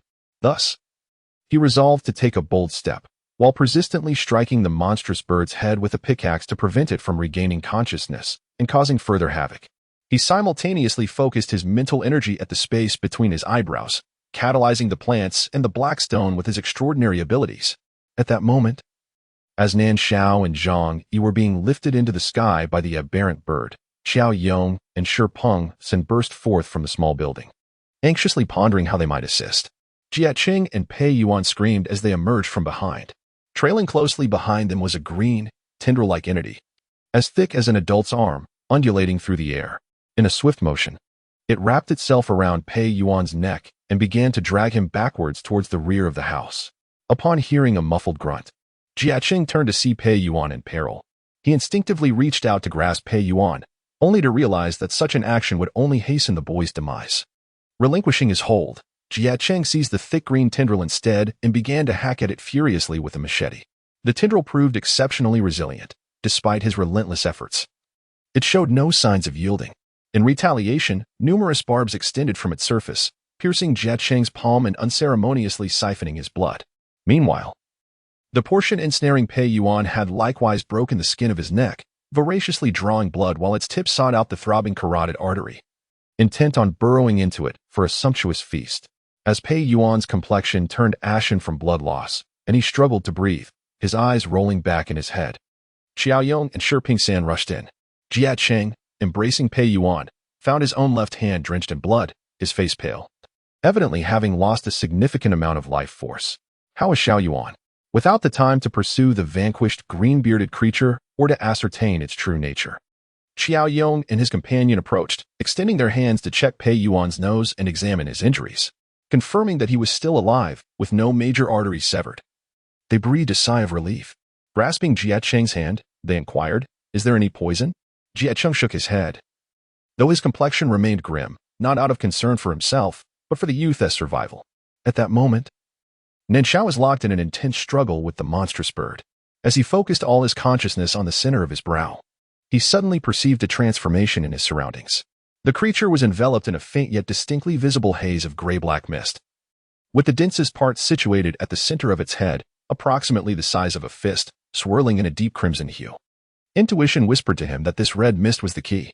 In an instant of inspiration, he discarded the pickaxe in his hand, pressed against the bird's head, and with his other hand, he gripped its neck to prevent being thrown off. With the burden of over 100 pounds lifted, the bird soared upward with newfound ease. Sensing a shift, Nan Shao abruptly detached from that mystical sensation, only to see Zhang Yi descending from the roof. In that fleeting moment, his mind splintered, and he shouted the other's name. Instinctively, his left arm exerted force, and his right palm unleashed a surge of power he scarcely recognized. Driving straight into the creature's head, the monstrous bird emitted a wail reminiscent of an infant's cry, then careened downward, akin to a kite severed from its string. At the same time, Xiao Yong, who had been trailing them, noticed Zhang Yiluo fall behind and hurried towards him. With a sudden plunge, Zhang Yiluo landed amidst a tangle of blood-red vines, which swiftly enveloped him. By the time Xiao Yong arrived, all he could see was a figure swathed in crimson. Resembling a human cocoon, at first glance, it appeared akin to a skinned person, but upon closer inspection, it revealed itself to be a series of tightly wound, arm-thick tendrils. Without a moment's hesitation, he hurled a fireball towards the entangled figure. However, at that very instant, the strange bird carrying Nan Shao crashed down clumsily, extinguishing the fireball. Suddenly, a series of hissing sounds erupted as the crimson vines that had ensnared Zhang Yiluo abruptly loosened and turned to ensnare both the man and the bird. As the creature descended, Nan Shao leapt from its back, only to find himself ensnared tightly, as if willingly walking into a trap.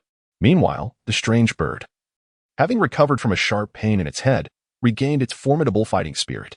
With a piercing cry, it broke free from the grasp of the red vines and soared into the sky, fleeing as though pursued, seemingly indifferent to the vibrant prey still nearby. Xiao Yong cursed under his breath, uncertain whether to lament Nan Shao's misfortune or to feel relieved at the bird's departure. He retreated a safe distance, continuing to battle alone by throwing fireballs to burn the vines and rescue the captive, all while remaining wary of the possibility of the red tendrils reawakening. The plants appeared to harbor a fear of fire, as the crimson vines did not attack Xiao Yong, yet they refused to release their captured prey.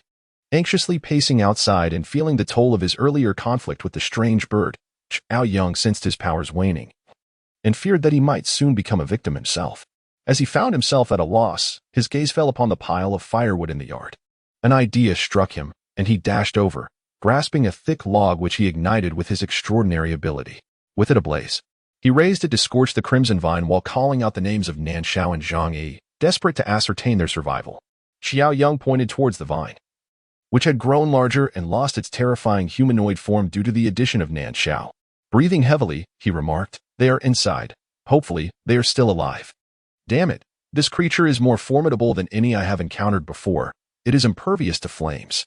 It is as solid as iron." Qin, known for his strength, spat in frustration, his hands bruised from the relentless battle against the vine's resilience. Nevertheless, he remained undeterred, his eyes fierce with determination as he prepared to strike again. Perhaps due to an innate fear of fire, when Li Muran and the others approached with torches, the cocoon enveloping Nan Shao and the other individual refrained from launching an attack. Yet, despite their fervent attempts to incinerate and hack at it, they made little headway.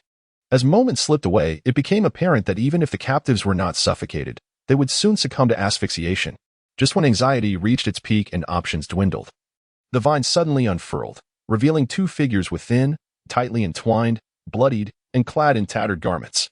Nan Shao lifted his head in confusion, seemingly unable to comprehend the unfolding events.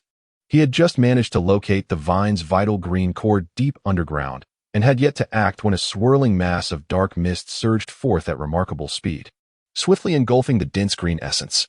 Due to blood loss, hypoxia, and prolonged exertion of his extraordinary abilities, he was utterly exhausted, causing his reactions to be somewhat sluggish. However, the alleviation of pressure on his body was still perceptible. When he lifted his gaze to behold the concerned faces of Meat Towerchin and the others, he instinctively uttered a thought that had been swirling in his mind since Zhang Yi had rushed out of the house. "We must not allow Zhang Yi to perish. A stubborn child. Father." An unexpected voice resonated amongst the crowd. Zhang Ruiyang, perched beside the gate of the courtyard, peeked out with a troubled expression, searching for Zhang Yi's presence. Finally, upon spotting Zhang Yi cradled in Nan Shao's embrace, he came rushing over, his small feet pattering against the ground. Amidst the astonished and guilt-ridden gazes of the others, it turned out that upon hearing about the peril Zhang Yi and Nan Shao were in, he had quietly slipped away while the others were preoccupied with the injured Pei Yuan and Jie Cheng, and after a lengthy search, he had finally located them. Fortunately, no dangers had beset him along the way. "Father." The child squatted before Nan Shao, gently reaching out to touch Zhang Yi's pallid face before leaning in to plant a soft kiss upon it. "Yang," Nan Shao spoke, his voice hoarse. "Uncle Pumpkin." Zhang Ruiyang glanced up at Nan Shao and then lowered his head, extending his hand to grasp Zhang Yi's, which hung limply by his side. "All right." Zhang Ruiyang rose to his feet, yet he clung tightly to Zhang Yi's hand, though questions lingered in their minds. None dared to inquire about how the child had managed to escape at that moment. Meat Towerchin declared, "I will carry Brother Yi." He appeared robust, yet his strength was insufficient. However, Nan Shao had also sustained injuries, so he had to exert himself. "No, I will handle it," he insisted, clearing his throat as he helped Zhang Yi to sit upright before kneeling partially to rise. "Please assist me." His tone was resolute, devoid of any room for negotiation. It was not a matter of stubbornness. He was acutely aware of his own feelings. The moment Zhang Yi's grip faltered and he fell to the ground, Nan Shao realized that his affection for this man had transcended mere admiration or fondness. He was unwilling to let anyone else undertake this task. Although Shipeng and the others were somewhat perplexed, they did not press him, deciding instead to wait until he could no longer support himself before offering a change. Thus, they helped lift Zhang Yi onto Nan Shao's back. Throughout this process, Zhang Ruiyang anxiously observed the adult's movements, repeatedly whispering gently, "Uncle, be gentle. Don't hurt Daddy." On the way back, Li Muran had intended to carry Zhang Ruiyang, but the child refused, rejecting anyone else as well. He quietly held on to Zhang Yi's dangling hand, trotting alongside Nan Shao, not uttering a word of fatigue despite his labored breathing, seemingly fearful that if he let go of his father, he would vanish. This child, Xiaoyang sighed, yet remained silent. Not only he, but the others also felt a pang of concern for the boy's actions, their hearts heavy with worry over the potential worst-case scenario. Unbeknownst to anyone, a plump, rotund dog stealthily climbed onto the child's shoe and then hung onto his pant leg. "Brother Shao, allow me to take care of the rest." After ensuring that the area was meticulously cleaned, Li Muran brought over a basin of cold saline water, along with boiled threads and the surgical needles, clamps, and a small bottle of medical alcohol procured from the hotel, which were crafted by Shi Pensan. At this juncture, locating tweezers or surgical forceps was utterly impractical. One could only improvise with alternative instruments. The wound on Zhang Yi's back required suturing, and the small puncture inflicted by a bird's claw on his shoulder needed to be carefully cleansed and examined for any ligament damage.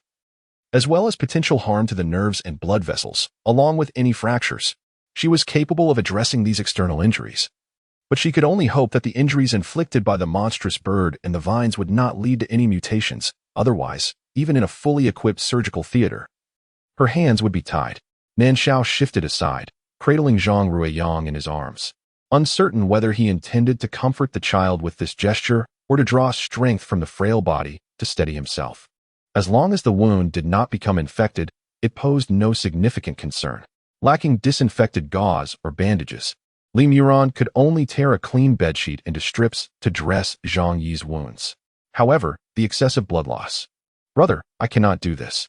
Li Muran shook her head.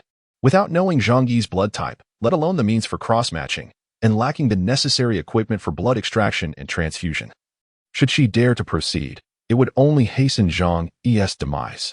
"Is it possible to directly feed him blood?" Nan Shao inquired, reaching out to gently touch Zhang Yi's damp, cold forehead, his gaze fixed upon the boy's pallid face. "Brother, this is not a martial arts tale. Your blood carries no miraculous healing properties. Do not sacrifice yourself." Li Muran offered a wry smile before discreetly gesturing to meet Tower Chin to keep an eye on Nan Shao, cautioning him against making any foolish decisions. "You all take Ego to bed and ensure he stays warm. I will fetch you some drinks," she instructed, recalling the presence of some brown sugar in the kitchen. Upon hearing the words blood and miraculous effects, Nan Shao suddenly remembered his unique abilities. However, as he prepared to utilize them, a sharp pain coursed through his head, reminding him of his previous overexertion and the depletion of his powers. "Brother Shao, you should rest for a while. We will handle things here," Meat Tower Chin urged. Noticing the pallor of Nan Shao's face, shaking his head, Nan Shao waited for the pain to subside before he, along with Qiao Yong and the others, lifted Zhang Yi to the second floor where they slept. If not for the fear of improperly positioning Zhang Yi and exacerbating his injuries, he would have preferred to carry him on his back as before. Once everything was settled, Qiao Yong and the others took their leave, realizing their presence would not be beneficial, especially since they had yet to inquire about Pei Yuan's condition. As soon as the others departed, Zhang Ruiyang kicked off his shoes and carefully crawled onto the bed, lying down beside Zhang Yi with great caution to avoid disturbing his wounds. Seeing the child meticulously avoid any contact with the injury, Nan Shao and the others refrained from intervening. Before long, Li Muran entered, carrying 2 steaming bowls of brown sugar water. Nan Shao moved to the other side of Zhang Yi, gently propping him up to rest against his chest, with his head on his shoulder. Then he took the bowl, scooped a small amount of the sweet liquid with a spoon, cooled it slightly, and fed it to Zhang Yi. At this moment, Zhang Yi still possessed a flicker of consciousness. Although he was unable to awaken, he was aware enough to swallow, making the task of feeding him not particularly arduous. Soon, a bowl of sweetened water was consumed. The second bowl, originally intended for Nan Shao, was also offered to Zhang Yi, as if this would somehow replenish his lost vitality. Yang, go drink some sweet water with your aunt," Li Muran called out, observing Zhang Ruiyang as he sat up, and then lay back down beside Zhang Yi, feeling a twinge of discomfort in his heart. He managed to force a smile as he spoke. Zhang Ruiyang shook his head and nestled closer to Zhang Yi's chest. With a silent sigh, Li Muran set the bowl down and approached, saying, "Let me help you remove your outer clothing." Though the situation felt somewhat surreal, neither of them had the luxury to dwell on such thoughts. They complied without hesitation. Chen Shou, the Meat Tower Guardian, stood nearby, while Li Muran took the bowl outside to check on the others' conditions. Upon drawing a conclusion, Nan Shao did not linger any longer.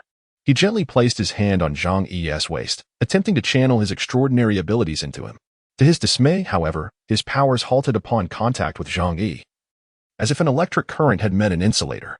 "Calm yourself," he urged inwardly, changing his approach by gripping Zhang Yi's icy hand and then moving to his head. Time passed slowly, yet he was unable to transfer his abilities, and panic began to set in. Recalling his effective strike against the strange bird, he endeavored to regain his composure.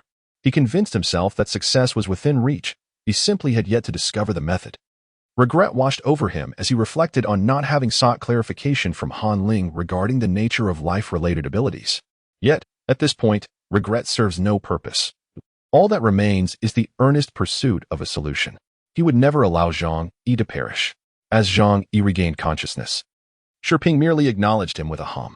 Qiao Yong wished to articulate further thoughts, but found himself at a loss for words. Ultimately, he gestured dismissively, suggesting that they were all fatigued and should take a well-deserved rest to rejuvenate their spirits, for greater battles lay ahead.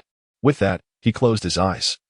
Leaning against the back of the sofa, rhythmically tapping his fingers while humming a familiar tune. The melody was reminiscent, and fragments of the lyrics began to echo in the air. There has never been a savior, nor does one rely on deities or emperors. The happiness of humanity must be forged by our own hands. This is the final struggle. Let us unite for tomorrow. How detestable are those venomous serpents and ferocious beasts that have feasted upon our flesh and blood. Once they are eradicated, the radiant sun shall shine upon the entire globe. This is the final struggle. Let us unite for tomorrow, and the international shall surely be realized. This is the final struggle. Let us unite for tomorrow. Some began to recall the tune, unconsciously joining the man seated on the sofa, who appeared somewhat desolate yet remained resolute as a mountain. The initial gloom gradually dissipated with the song, replaced by an invigorated spirit. Regardless of the circumstances, they were still alive. They need not ponder whether they would survive a year, 2 years, or even 10 or 20 years. As long as they strive to endure today, another day shall follow. In this manner, they would grow and ultimately become formidable. Perhaps one day, they would adapt to this world as they once did before the apocalypse. Regardless of how dire the circumstances may be, there will always be individuals who endure until the end, and they will strive to transform themselves into such people. As everyone became engrossed in their own endeavors, Nan Shao finally discovered a method to stimulate Zhang Yi's vitality using his supernatural abilities. Previously, he had been ensnared in a narrow mindset due to the influence of the black stone that absorbed supernatural powers and hatched the earth dog, mistakenly believing that he could only activate Zhang Yi's potential by directly infusing his powers into his body. However, this was not the case. It is akin to the notion that if fire abilities could only ignite by being inserted into the opponent's body, it would be utterly ridiculous. The same applies to other supernatural powers. Although each type of ability is distinct, they ultimately converge, and there should not be significant differences in their fundamental principles of application. Upon realizing this, he meticulously revisited various scenarios in which others wielded their powers and ultimately devised a more feasible method, directly channeling his internal supernatural energy to envelop the faint aura of white that surrounded Zhang Yi. Although this process proved exceptionally arduous for him during his initial attempt, he found solace in the fact that once his energy enveloped that layer of white mist, it naturally commenced a nurturing process without further taxing his mind. Unfortunately, in comparison to a mere seed or a black stone, the amount of supernatural energy required to awaken human vitality was akin to the difference between a small stream and the vast ocean. When Nan Shao once again exhausted his internal energy, that thin layer of white mist only became slightly more substantial. Yet it remained as fragile as a whisper in the wind. He had intended to continue absorbing corpse crystals, but the moment his consciousness stirred, he was immediately struck by a splitting headache, indicating that he had reached his limit. As he prepared to forcefully absorb the corpse crystal, a voice of surprise rang in his ears. "Dad." The sudden exclamation startled Nan Shao, who had been lying down due to a headache, causing him to sit up abruptly. On the other side, the robust Chen also rushed over. Zhang Yi's eyes had already opened. Despite his lips being ashen, his gaze remained clear and composed, devoid of any haze. "Iga, how are you?" Chen inquired, his face illuminated with joy and concern. Zhang Yi first glanced at his son, who lay on his chest, before directing his attention to Chen. A faint smile tugged at the corners of his lips as he replied, his voice weak yet resolute, "I won't die." After speaking, he exerted some effort to lean his head back and looked at Nan Shao, expressing gratitude with a simple, "You've worked hard." He had fought to retain his consciousness, fearing that he might never awaken again, thus he was acutely aware of everything Nan Shao had done. Nan Shao pressed his lips tightly together, his eyes bloodshot from exhaustion and worry as he gazed at Zhang Yi for a moment. Then, in a husky voice, he called out, "Zhang Yi." Before the words could fully escape, he suddenly cupped Zhang Yi's face in his hands, leaning down to shower him with fervent kisses across his cheeks, lips, and eyelids.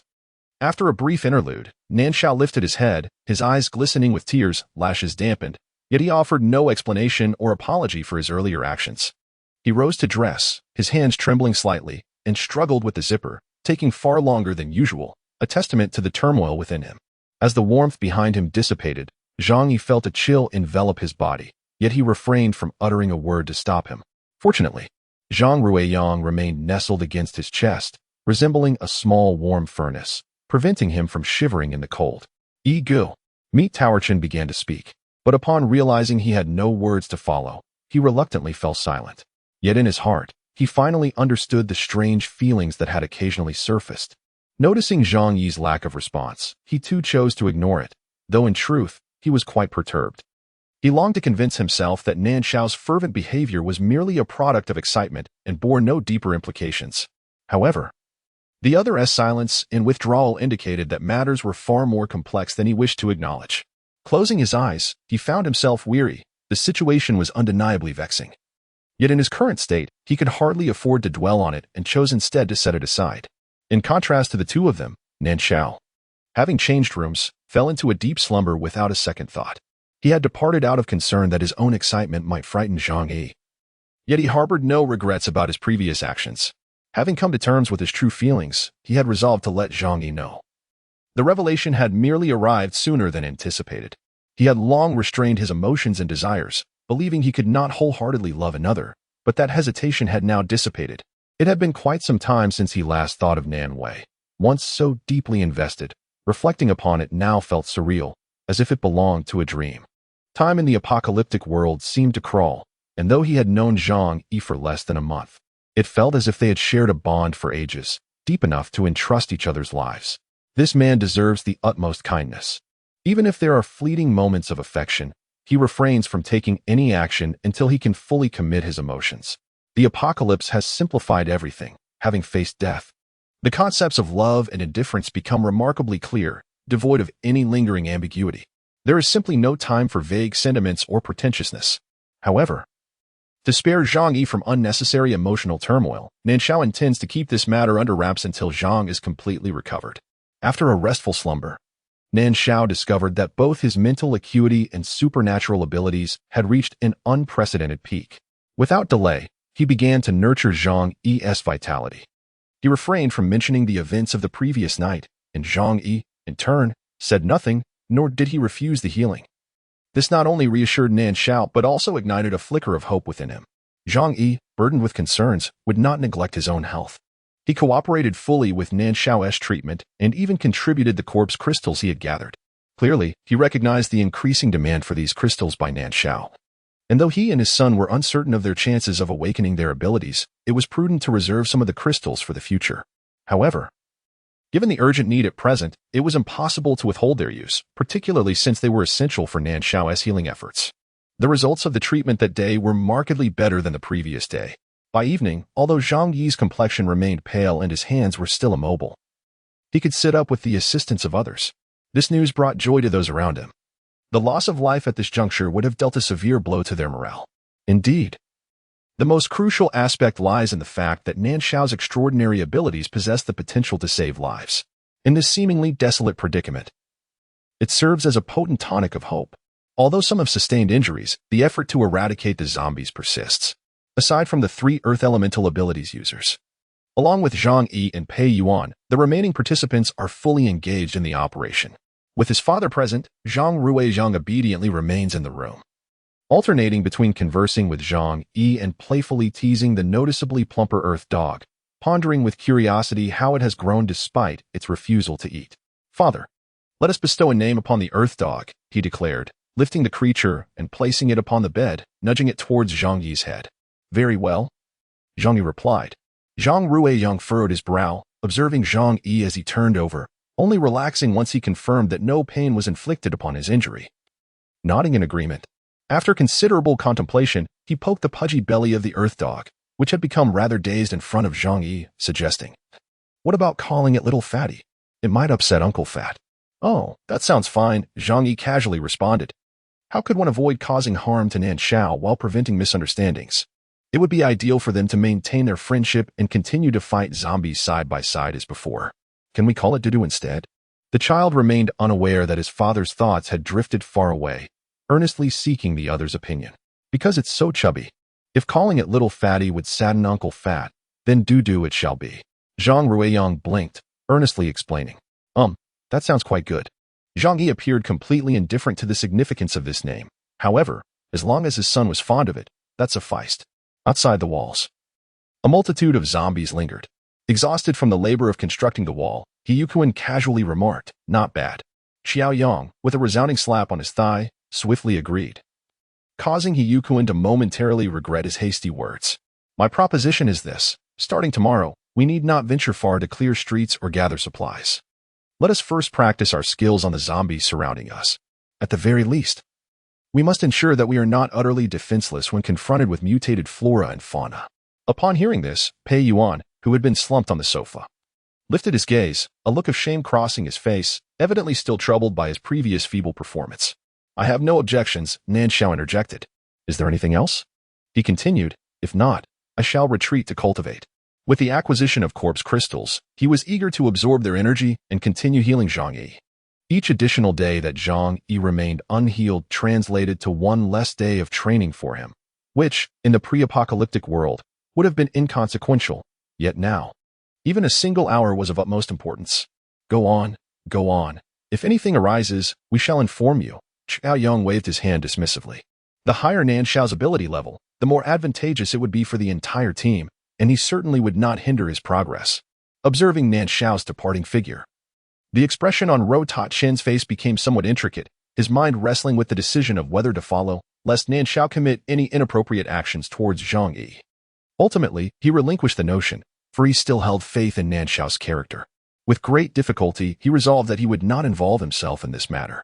Li Miran glanced at him, then at the departing Nan Shao, a flicker of confusion crossing her eyes. She had been absent the previous day and was unaware of the events that transpired. It must be said that at times, Chen's lips were rather sealed. Nan Shao was indifferent to the opinions of others. He hastened up to the second floor, his heart racing at the prospect of soon meeting Zhang Yi. This marked the first occasion since their acquaintance that he ventured out alone, and a sense of something amiss lingered in the air. Upon seeing him, Zhang Yi greeted him with a gentle smile, devoid of any semblance of coercion, which significantly uplifted Nan Shao's spirits. Though the matter remained unspoken, he trusted that Zhang Yi understood his sentiments. In such circumstances, the absence of any disdain or contempt from the other party was, to him, a most favorable outcome. Of course, his ability to find satisfaction so readily stemmed from the dismissive affection Nan Wei had once shown him, along with the derision regarding his sexual orientation. It was through this contrast that Zhang Yi's consistently calm demeanor revealed itself as truly precious. "How are you today?" Feeling the intensity of his gaze, Zhang Yi grew somewhat uneasy and sought to divert his attention with a casual topic. "Not bad. I've gathered quite a bit. Along with what we have from the hotel, it should sustain us for a good half-year." Nan Shao chuckled, setting down Zhang Ruiyang, and added, "Let me help you sit up for a moment." Zhang Yi acquiesced, indeed feeling somewhat weary from his reclined position. Today, we encountered no peculiar flora or fauna. We also refrained from searching some of the houses nearby. Although there were few zombies, the area was secure, albeit with a scarcity of corpse crystals. "Captain Xiao intends to utilize the zombies outside the walls for our training. What troubles you?" Nan Shao gently assisted Zhang Yi to his feet while succinctly summarizing the situation. Suddenly, he noticed an unusual pallor on Zhang Yi's face and inquired with concern. Zhang Yi cleared his throat, his face inexplicably flushed. After a moment's hesitation, he confessed, "I need to use the restroom." Due to significant blood loss, he had not been able to relieve himself for nearly 2 days. Following yesterday's treatment, his bodily functions were gradually beginning to return to normal, making this request entirely reasonable. In the past, he would have felt no hesitation in making such a statement. But now, uttering it in front of Nan Shao brought him a sense of embarrassment. Conversely, Nan Shao remained unfazed, responding, "Then I will assist you down." Observing his nonchalance, Zhang Yi felt a twinge of self-consciousness, pondering how an injury could render him so sensitive, and thus he did not refuse. However, upon entering the restroom, another dilemma presented itself. With severe injuries to both shoulders, Zhang Yi found himself utterly incapable of using his hands. Coupled with his weakened state, even standing proved to be a challenge. Completing this seemingly simple act independently became rather arduous. "I will help you," Nan Shao offered, clearly recognizing his predicament. "No, you should go call." Zhang Yi attempted to decline. "Call Fatty. He is a man. Am I not a man as well? What are you afraid of?" Nan Shao chuckled coldly, contemplating the impossibility of allowing anyone else, particularly another man, to assist him with such a matter. "Are you suggesting that Li Miran should come?" he remarked. "Zhang Yi, how is it that a mere injury has turned you into such a fuss?" Zhang Yi felt profoundly vexed by the reprimand. He certainly did not wish for Li Mirang's involvement. However, the prospect of relying on another man, such as Ro Tachin, was hardly more palatable. The mere thought of needing assistance for a personal issue left him feeling a profound sense of discomfort that words could scarcely convey. Regrettably, the biological dilemma was inescapable. Ultimately, he acquiesced in Nan Shao's offer of assistance. Though smaller than mine, it is still quite impressive, he remarked. After the task was completed, Nan Shao attempted to lighten the mood with a jest typical among men, concealing his own tumultuous heartbeat. The lingering sensation of warmth and softness in his hands stirred unwelcome thoughts. Let us compare, he suggested, his demeanor becoming more relaxed as Zhang Yi chuckled in response. Yet, a flicker of doubt crossed his mind. Could it be that he had misjudged the situation? Never mind, I wouldn't want to leave you with emotional scars, Nan Shao said, half-jokingly yet with sincerity, as he positioned a soft pillow behind Zhang Yi and carefully assisted him in reclining. Upon hearing this, Zhang Yi couldn't help but laugh and scold him for his audacity, finally feeling a sense of relief. Although lingering thoughts remained, they no longer obstructed the restoration of their previous camaraderie. Noticing Zhang Yi's shift in attitude, Nan Shao's lips curled into an enigmatic smile.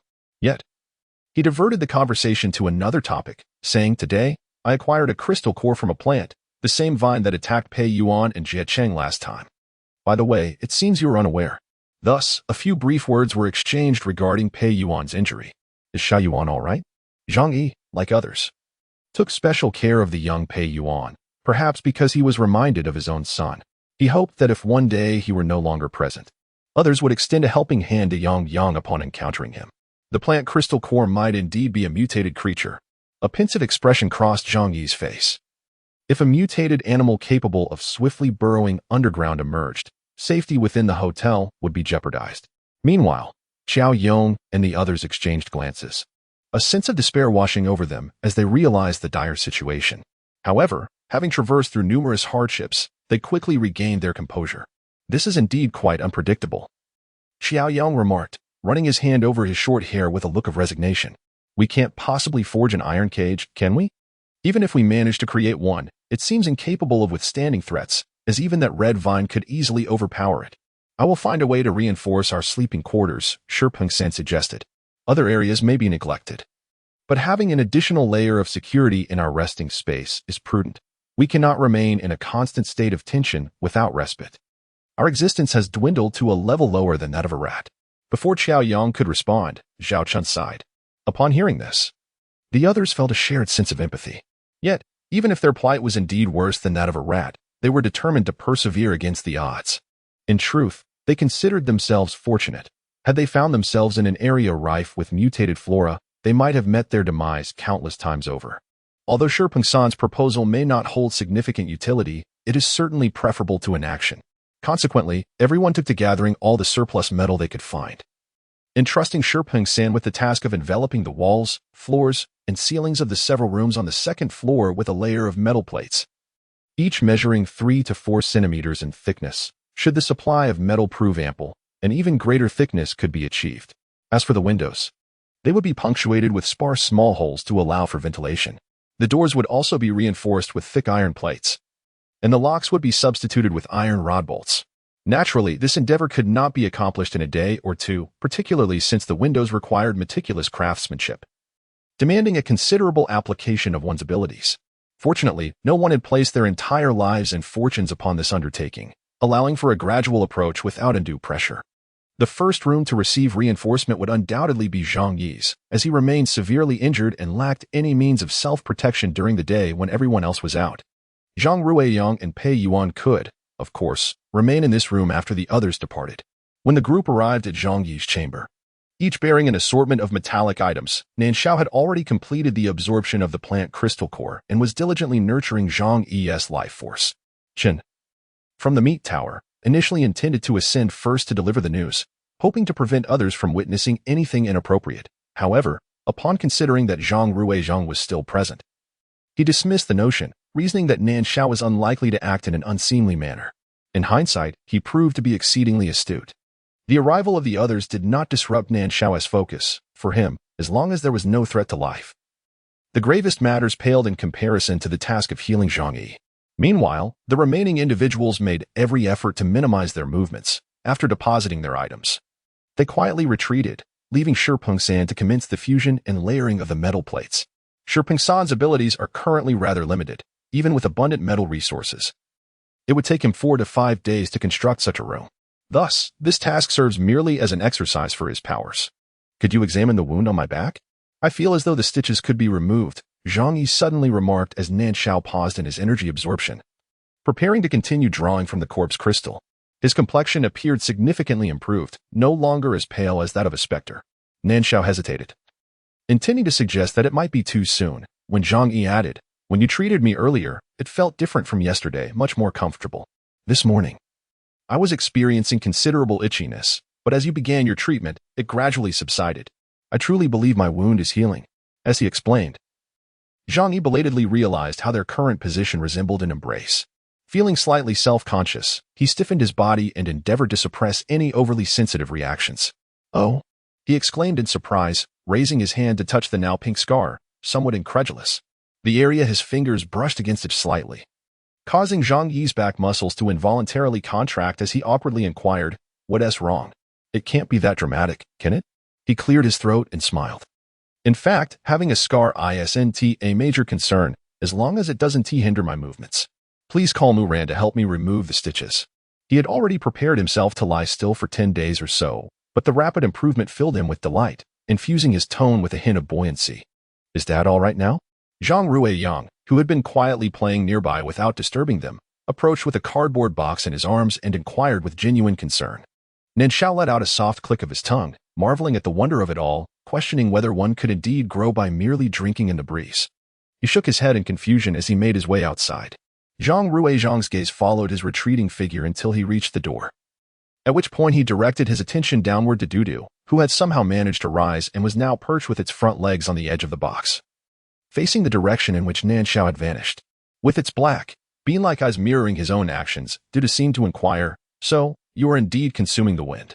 As for Dudu's propensity to feign death in the presence of others, Zhang Ruiyang had long since grown accustomed to it. Over in the corner, Shirting San glanced up for a fleeting moment before returning to his silent tasks, as if the world around him held no relevance. Soon enough, Nan Shao brought Li Mirian upstairs, followed by the concerned yet curious Road Tachin. Li Mirian examined the wound on Zhang Yi's back and nodded, stating that it could be removed. Having brought scissors with her, she swiftly snipped away the sutures. "Let me check the injury on your shoulder. Ego, can you move your arm?" Despite the myriad of astonishment swirling in her mind, she refrained from asking further questions during this critical moment. "Yes, but it's still somewhat strenuous." Zhang Yi attempted to lift his hand, yet such a simple gesture caused beads of sweat to form on his forehead. "Do not overexert yourself," Li Mirian advised, deftly unwrapping the bandage on his shoulder to assess the healing process and check for any signs of inflammation. Injuries to the ligaments tend to recover more slowly. The wound is dry, devoid of redness and inflammation, which is indeed a positive sign. She rewrapped Zhang Yi's bandage, smiling, her demeanor lightening. "Xiaoge's abilities are truly impressive. They are far more effective than intravenous infusions or injections. I wonder how they compare to treatment-related supernatural powers." A moment of silence enveloped the room before Nan Shao cleared his throat and shifted the conversation. "I believe Zhang Yi's rapid recovery is likely connected to the plant crystal nuclei I absorbed previously. During the absorption, I sensed a change in my abilities, though I never anticipated such beneficial effects on healing." "I concur," Zhang Yi nodded in agreement. "The sensations during the treatment over the past few days have been entirely different. Previously, it felt rather forceful, as if something was being forcibly pushed into my body. Today's experience was much gentler, akin to soft water gradually permeating." Suddenly, Nan Shao's face flushed slightly as he murmured, "If it was so uncomfortable, why didn't you mention it?" No one would have imagined that his thoughts had strayed due to Zhang Yi's words. "You're not that delicate." Zhang Yi chuckled, asserting that the true agony lay in being bedridden without improvement. In such moments, he genuinely wished not to be a burden to others. Indeed, he continued, with such severe injuries, if left untreated, the suffering would only intensify. Shinruoda chimed in, "If it were me, I would prefer to endure a bit of discomfort but recover sooner. In this harsh world, lying down can be a matter of life and death." At this point, he suddenly felt something amiss and quickly reassured Zhang Yi, "Ego, I don't mean to complain about you.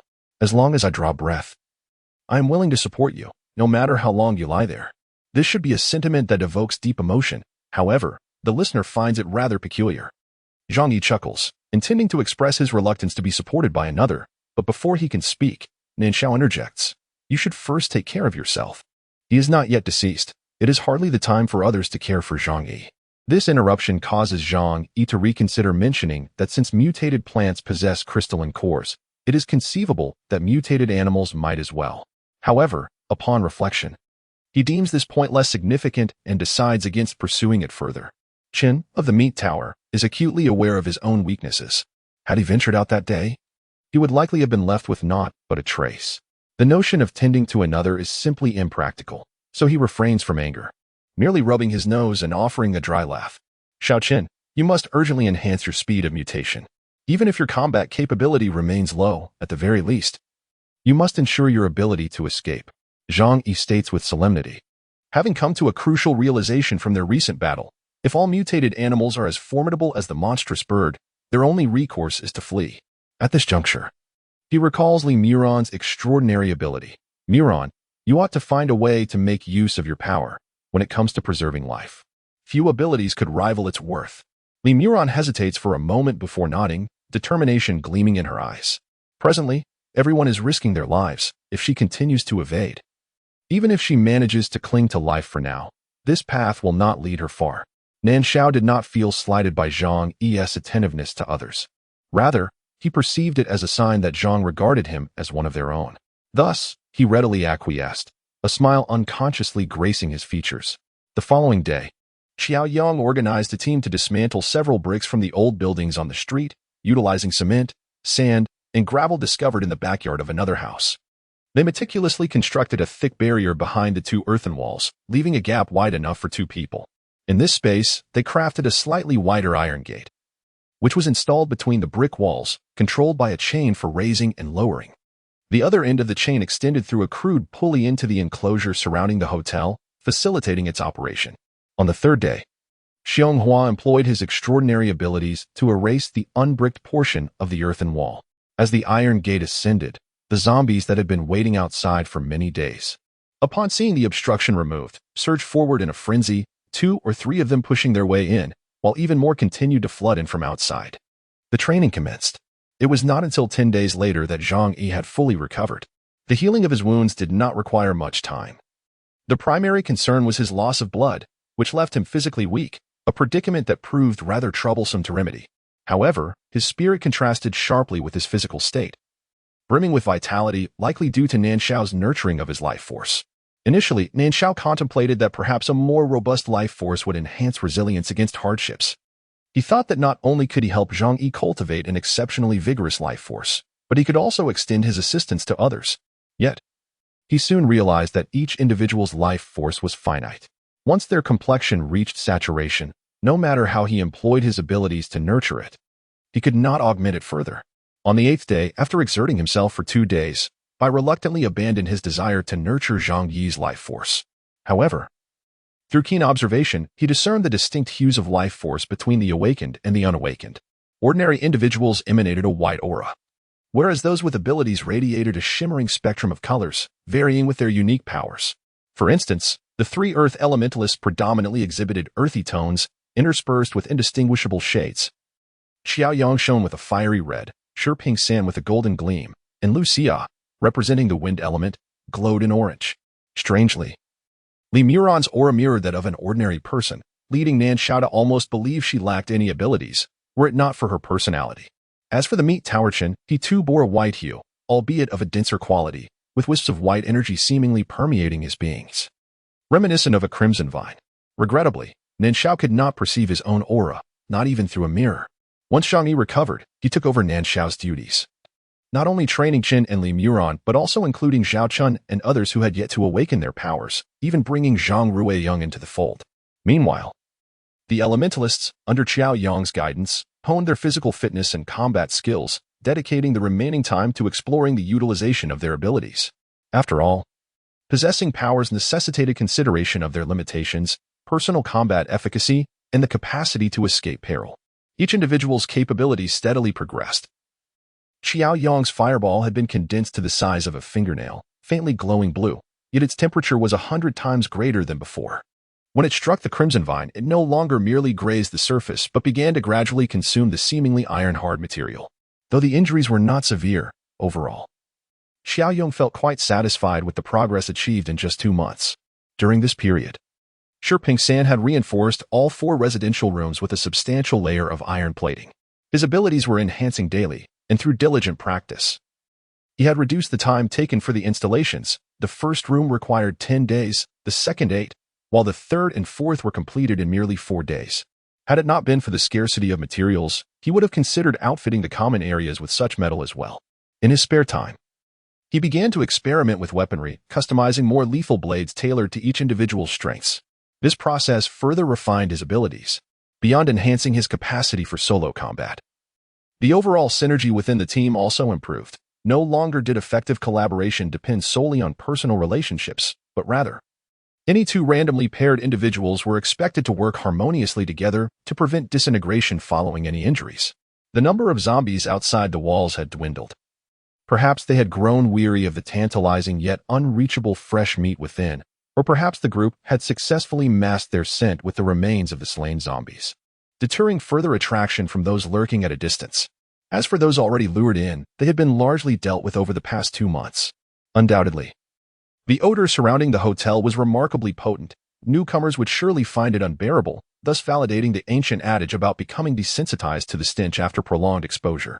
The speed at which zombies are being eradicated has long surpassed the daily consumption of corpse crystals, resulting in everyone possessing a considerable stockpile. Unlike the initial scarcity where the ability users lacked sufficient crystals to enhance their powers, leading even the unawakened to contribute all their acquired cores. Although uncertainty looms regarding their odds against the evolved flora and fauna, a modicum of confidence has emerged among the populace. They are no longer reduced to fleeing in panic from the undead. On this day, Lu Xia, who routinely surveyed the surroundings from the rooftop, suddenly pointed to an alleyway several hundred meters from the hotel and remarked to Zhao Chun, who had accompanied him, "Look over there. It seems someone is ensnared by zombies. Survivors. It feels akin to traversing a video game, as though we have unwittingly stepped into some apocalyptic simulation. Otherwise, how could such terrifying entities emerge each night?" Accompanied by their upgrades? Inside the hotel, in the training and rest area, the youthful and spirited Pei Yuan, having gradually regained his vitality due to the enhancement of his abilities, was earnestly discussing the nature of this apocalypse with others.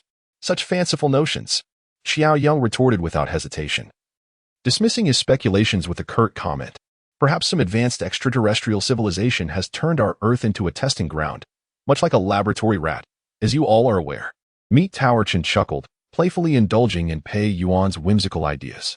Ba, in the view of this humble monk, it appears that an anomaly has arisen within our current realm, wherein 2 parallel dimensions have intersected with our own. The first dimension is likely characterized by a harsh environment, one that poses significant challenges to the survival of living beings. Not only has it altered our habitat, but it has also whisked away various creatures in its wake. As for the second dimension, it undoubtedly teems with mutated flora and fauna running rampant. Apart from the genuine restraint of anger, it seems that other precepts are disregarded, leading to a rather nonsensical discourse. Hold on, monk. What have you been preoccupied with in the temple all this time? Have you not mastered anything that a monk ought to know, spending your days merely indulging in these trivialities? Xiao Yang interjected. The others erupted in laughter, finding the young monk to be a delightful source of amusement. You, Xiao Yang, both amused and exasperated, was about to articulate further when the sound of hurried footsteps interrupted him. Zhao Chun, who had been on the rooftop keeping watch, rushed into the dining hall with an expression of urgency. We've spotted someone. We've spotted someone, he exclaimed, his voice brimming with excitement even before he approached. His exhilaration was entirely justified, for it had been far too long since they had encountered another soul, leading him to often feel as if their group of merely a dozen was the last remnant of humanity. This sensation was profoundly disconcerting. What? Upon hearing this, 3 or 4 individuals immediately sprang to their feet, while those still seated instinctively straightened, their gazes fixed intently upon him. Not far from the hotel. No, rather far, requiring a passage through an alley. Alas, never mind, you shall see for yourselves, but do hurry. If you linger, they may perish. Zhao Chun gestured animatedly, his urgency causing his words to tumble out in disarray. What are you waiting for? Quickly, go. We must save them. Xiao Yang shouted at him. It was a dead-end alley, where 12 individuals were trapped, 3 of whom were women, while the rest were robust young men. Among them, several faces were familiar to Zhang Yi and the muscular Chen, as they recognized members of the vanguard squad led by Wang Yanwei. At this moment, some had already sustained injuries, and the others were utterly exhausted. Though they gritted their teeth and fought on, their eyes were filled with despair. They had escaped the flood and eluded the predations of mutated flora and fauna, yet they had ultimately met their fate here. As the shadow of death gradually enveloped the crowd, the zombies blocking their path suddenly stirred, with a portion of them retreating as if drawn by something beyond. Everyone, muster your strength. The number of zombies has been halved. If we push through, we can continue to live. Wang Yanwei exclaimed, his spirits lifted upon witnessing the change. Though his arm felt almost foreign to him, he pressed forward to shield against the oncoming zombies, striving to prevent the others from succumbing to despair. The shift in circumstances outside had not gone unnoticed, and upon hearing Wang Yanwei's rallying cry, a flicker of hope ignited within the group. Their previously waning spirits rekindled. They resolved that rather than waiting for death, they would fight for their lives, believing that every zombie they felled was a small victory. Surrounded by a multitude of zombies, numbering in the hundreds, the situation did not appear daunting to Qiao Yong and his companions, who had become accustomed to slaying no fewer than 10 zombies each day. They dispatched the foes in less than half an hour. When Wang Yanwei and the others, trapped within, beheld their rescuers, a profound sense of relief washed over them. Some could not restrain their tears. Clearly, Wang Yanwei and his group had endured great hardship, their faces gaunt and pallid, in such frigid weather. Their attire was a patchwork of mismatched garments, some in tattered cotton jackets, while others wore layers of single garments. As they followed Qiao Yong to the vicinity of the hotel, the nauseating stench of decay initially overwhelmed them, but upon entering, their expressions shifted to one of envy. Come here, sit here, warm yourselves by the fire. Qiao Yong beckoned to Wang Yanwei and the others while calling out to the rest, you there, hurry and assist Mu Ran in preparing some food. As he spoke, he settled down comfortably. Although this captain held no special privileges, he invariably shirked responsibility for matters in the kitchen. Pei Yuan and Jia Qing, along with Lu Xia, rose to help Li Mu Ran gather supplies while the others found places to sit around. The smoke generated by the fire was thick, and the high, sturdy walls confined it, prompting the main entrance of the hotel to remain open to allow the smoke to escape. Otherwise, remaining in such an atmosphere would have rendered them as perceptive as the Monkey King. Nonetheless, the dining area was not cold. So aside from the scantily clad Wang Yanwei and his group, Nan Shao and the others chose to sit at a greater distance. Before Wang Yanwei could speak, Qiao Yong noticed several individuals huddled by the fire, shivering from the cold. Unable to bear the sight, he turned to Shi Pisan and exchanged a few words, prompting Shi to nod and summon Wenbin and He Yukuan. We initially took refuge in a nearby courtyard, but upon being discovered by zombies, we inadvertently stumbled into a dead-end alley, trapping us there. Once Wang Yanwei regained a semblance of warmth and energy from the cold and fatigue, he began to speak.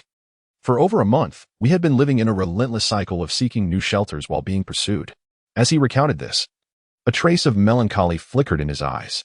Before the town fell, their small team, though not as formidable as the superhumans, had lived relatively well.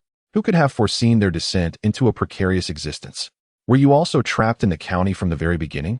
Qiao Yong inquired, recalling Wang Yanwei and his companions, including 3 women who had participated in the initial assault on the county, hence his assumption. Many superhumans had vehicles and managed to escape, while the remaining individuals, later confronted by ferocious and savage creatures, dared not linger outdoors, gravitating towards the county. Originally, hundreds had fled the town, but as they dispersed in panic, only we few remained.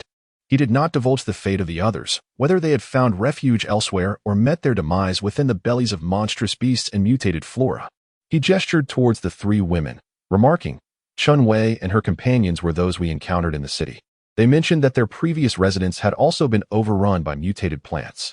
Despite being somewhat malnourished, Chun Wei, who had been called out, still bore a semblance of her former beauty. At that moment, she had just donned the clothes allocated to her and shyly smiled at Qiao Yong, greeting him with a soft, Captain Qiao. She then turned to Lu Xia and called out Captain Lu.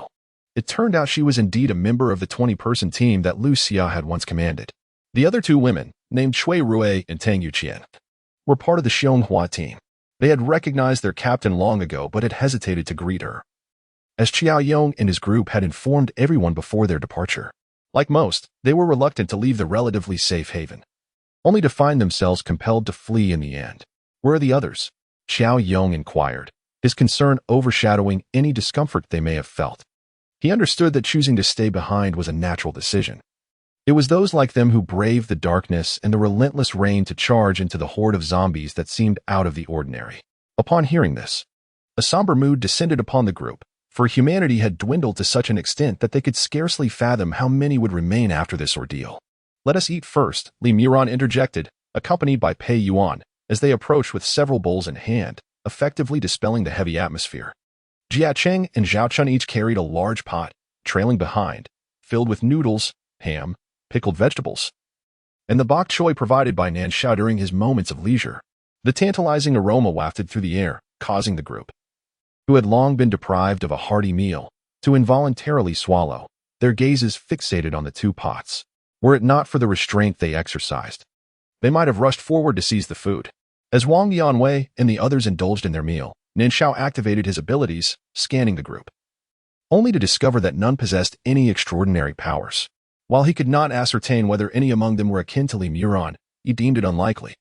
All were ordinary individuals, and their survival thus far was indeed commendable. However, he noted that the life force of 5 among them appeared remarkably robust, emanating an inexplicable vitality that seemed quite vigorous. His curiosity was soon addressed after Wang Yanwei and the others finished their meal. The injured individual stepped forward, and Wang Yanwei set down his bowl, directing his gaze toward the teammates he had brought along. After a brief pause, 6 individuals gradually rose, among them the 5 with extraordinary vitality. Then, the sole individual without any anomaly spoke up, explaining, "I was scratched on the wall while escaping the yard." The others remained silent, their faces pallid, clearly bearing injuries inflicted by the zombies. Certainly, Xiao Yang had contemplated the plight of the wounded. However, he believed that even in death, it was preferable for others to have their fill before considering his own fate. Thus, he refrained from voicing his thoughts until Wang Yuanyi broached the subject. "You may handle it yourselves," Wang Yuanyi stated nonchalantly, as if discussing what to have for dinner. The others, too, exhibited a calm demeanor, clearly accustomed to such grim realities. The 5 individuals revealed despair in their eyes, intermingled with a palpable fear of death and a resolute confrontation with their fate. Heavily burdened yet unwavering, they grasped the weapons that had been set aside during their meal. One among them trembled significantly, ultimately reversing the blade in his hand and offering the hilt to Wang Yuanyi. "Brother Wei, I lack the resolve. I cannot bring myself to do it. I thank you in advance for your assistance." Zhang Yi, having never teamed up with anyone prior to encountering Nan Shao, was experiencing this for the first time. In contrast, Nan Shao and the others were familiar with such scenarios, though typically it was others who took action. Thus, witnessing this moment was still shocking and sorrowful. "Wait a moment," Zhang Yi interjected as Wang Yuanyi accepted the knife. "Is it not possible for someone bitten by a zombie to awaken extraordinary abilities? Such precedents do exist, and after all, Nan Shao is a testament to that." Upon hearing his words, Nan Shao recalled the circumstances that had brought their paths to intersect. The gaze directed at him grew profound and fervent, imbued with an unmistakable sentiment. Zhang Yi, sensing a shift in the atmosphere, turned her head and met his gaze. Her heart skipped a beat, prompting her to hastily avert her eyes, though her ears flushed with warmth. Then, she heard Nan Shao's voice seamlessly continue from his previous statement. "Indeed, that is precisely how I awaken my extraordinary abilities. With so many rooms in this hotel, they should separate and reside apart. Even if an actual transformation were to occur, it would not endanger anyone.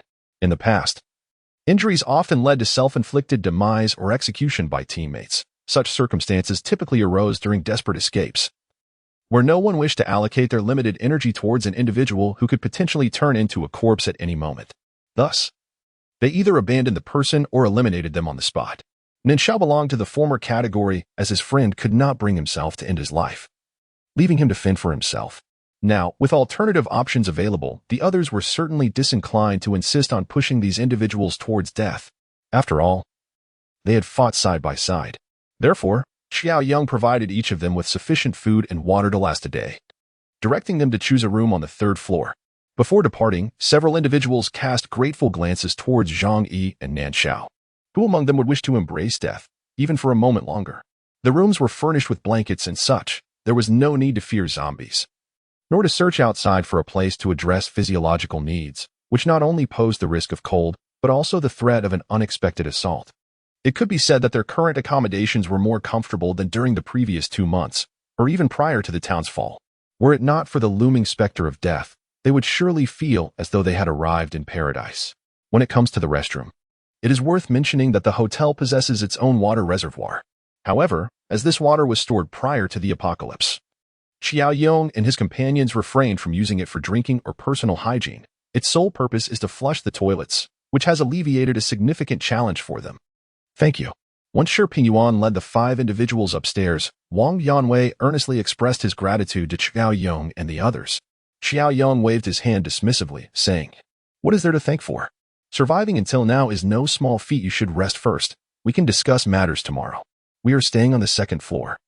And it would be wise for you not to lodge too high, lest you be caught off guard in case of any disturbances." Although he wished to inquire about the mutated flora and fauna, he noticed the weariness etched on their faces, clearly indicating that they had not enjoyed a restful sleep in quite some time. Thus, he dismissed the thought, as there would be ample opportunity to address it later. Wang Yanwei was indeed exhausted and did not engage in pleasantries. He led his team upstairs. Only when the hall was left with just their own group did Xiaoyong pose the question, "What are your thoughts?" He was naturally referring to how to accommodate Wang Yanwei and his team. From the inception of the group, he had stated that any decision to include new members required unanimous consent, a principle he had never overlooked. If they had nowhere else to go, they might as well join us. Pei Yuan was the first to speak up, his heart still harboring a glimmer of youthful fervor and kindness despite the adversities faced. "I agree." Others gradually voiced their support, likely feeling that as humanity dwindled, mutual assistance was the way forward. After all, what meaning would remain if they were left with just a handful of survivors once everyone else perished? Is there anyone who disagrees? Xiaoyong refrained from expressing his opinion and continued to inquire. "I believe it is prudent to observe for a few days first." Nan Shao rested his elbow on Zhang Yi's shoulder and spoke. At that moment, Zhang Yi was still entranced by Nan Shao's previous gaze and his own reaction. Upon feeling the touch, he flinched slightly, instinctively shifting to the side. Caught off guard, Nan Shao's elbow met empty air, causing him to lean awkwardly against Zhang Yi. Everyone present was taken aback for a moment before bursting into laughter. Nan Shao, unperturbed, displayed a look of feigned grievance, playfully wrapping his arms around Zhang Yi and accusing, "Ego, you disdain me." Nan Shao secretly reveled in the moment, while Chen Xian internally scorned his shamelessness. Yet, he did not wish for others to discern the peculiar nature of their relationship, so he interjected, "I think Xiaoge makes a valid point. It is indeed better to observe for a few days. If there are those who are both selfish and cowardly, it is best to avoid them, lest they bring ruin to us all. We cannot afford to have someone too timid." Surprisingly, Li Muran, who seldom voiced her opinions in such settings, spoke up. Motivated by her past experience of being thrust into a horde of zombies by the very selfish and cowardly individuals she now spoke of, it could be said, having been bitten by a snake, she was now wary of even the grass rope. She had initially sought to join forces with Zhang Yi and the others because of Xiaoyang's presence. In such a dire environment, Zhang Yi, despite his disability and lack of supernatural abilities, had not abandoned his child, which made him worth the risk in her eyes. At the very least, she could extricate herself if necessary. Over time, as they spent more time together, a bond of trust gradually developed between them. It can be said that had it not been for Zhang Yi and his companions, she would never have teamed up with Xiaoyong and his group. Fortunately, fate smiled upon her, as these individuals were indeed worthy of association.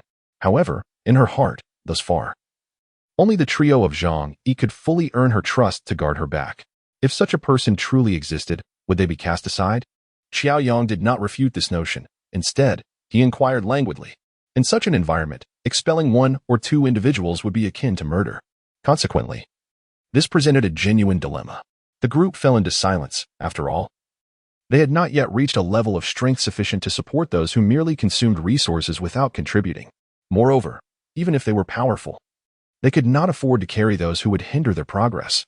Should they choose to remain, then perhaps a reassessment of resource allocation was in order. One should receive in accordance with their contributions. Nan Shao spoke up. Although he longed to cling to Zhang Yi, he recognized the futility of holding on indefinitely. Therefore, he straightened his posture while still resting his hand on Zhang Yi's shoulder, exuding an aura of camaraderie. Initially, he intended to express his feelings as soon as Zhang Yi was in a good mood. However, with the 4 of them living together, the opportunity for private interaction was non-existent, leading to a delay. In truth, he understood that should he lay his feelings bare, the likelihood of rejection was nearly absolute. Yet, he was even less inclined to remain in ambiguity. Thus, whenever the chance arose, he would engage in gestures of intimacy. hoping to subtly influence Zhang Yi to gradually acclimate to his presence. Should the three women be afforded some preferential treatment? I mean no offense. It simply seems that the number of women is dwindling. Lu Xia suddenly interjected, and upon noticing the peculiar gazes directed towards him, his face flushed crimson as he awkwardly attempted to explain himself. Come on, just say it. Have you taken a liking to someone? Rotachin, seated beside him, playfully slapped his shoulder, his expression brimming with curiosity. Why didn't you mention that you intended to treat my sister Morin with special care before? Lu Xia winced from the slap, yet momentarily paused upon hearing the latter part of the statement. Ah, right, Morin is indeed a girl. I completely forgot. The group exchanged knowing glances, yet they could not deny that, for the most part, they did not regard Li Morin as a woman.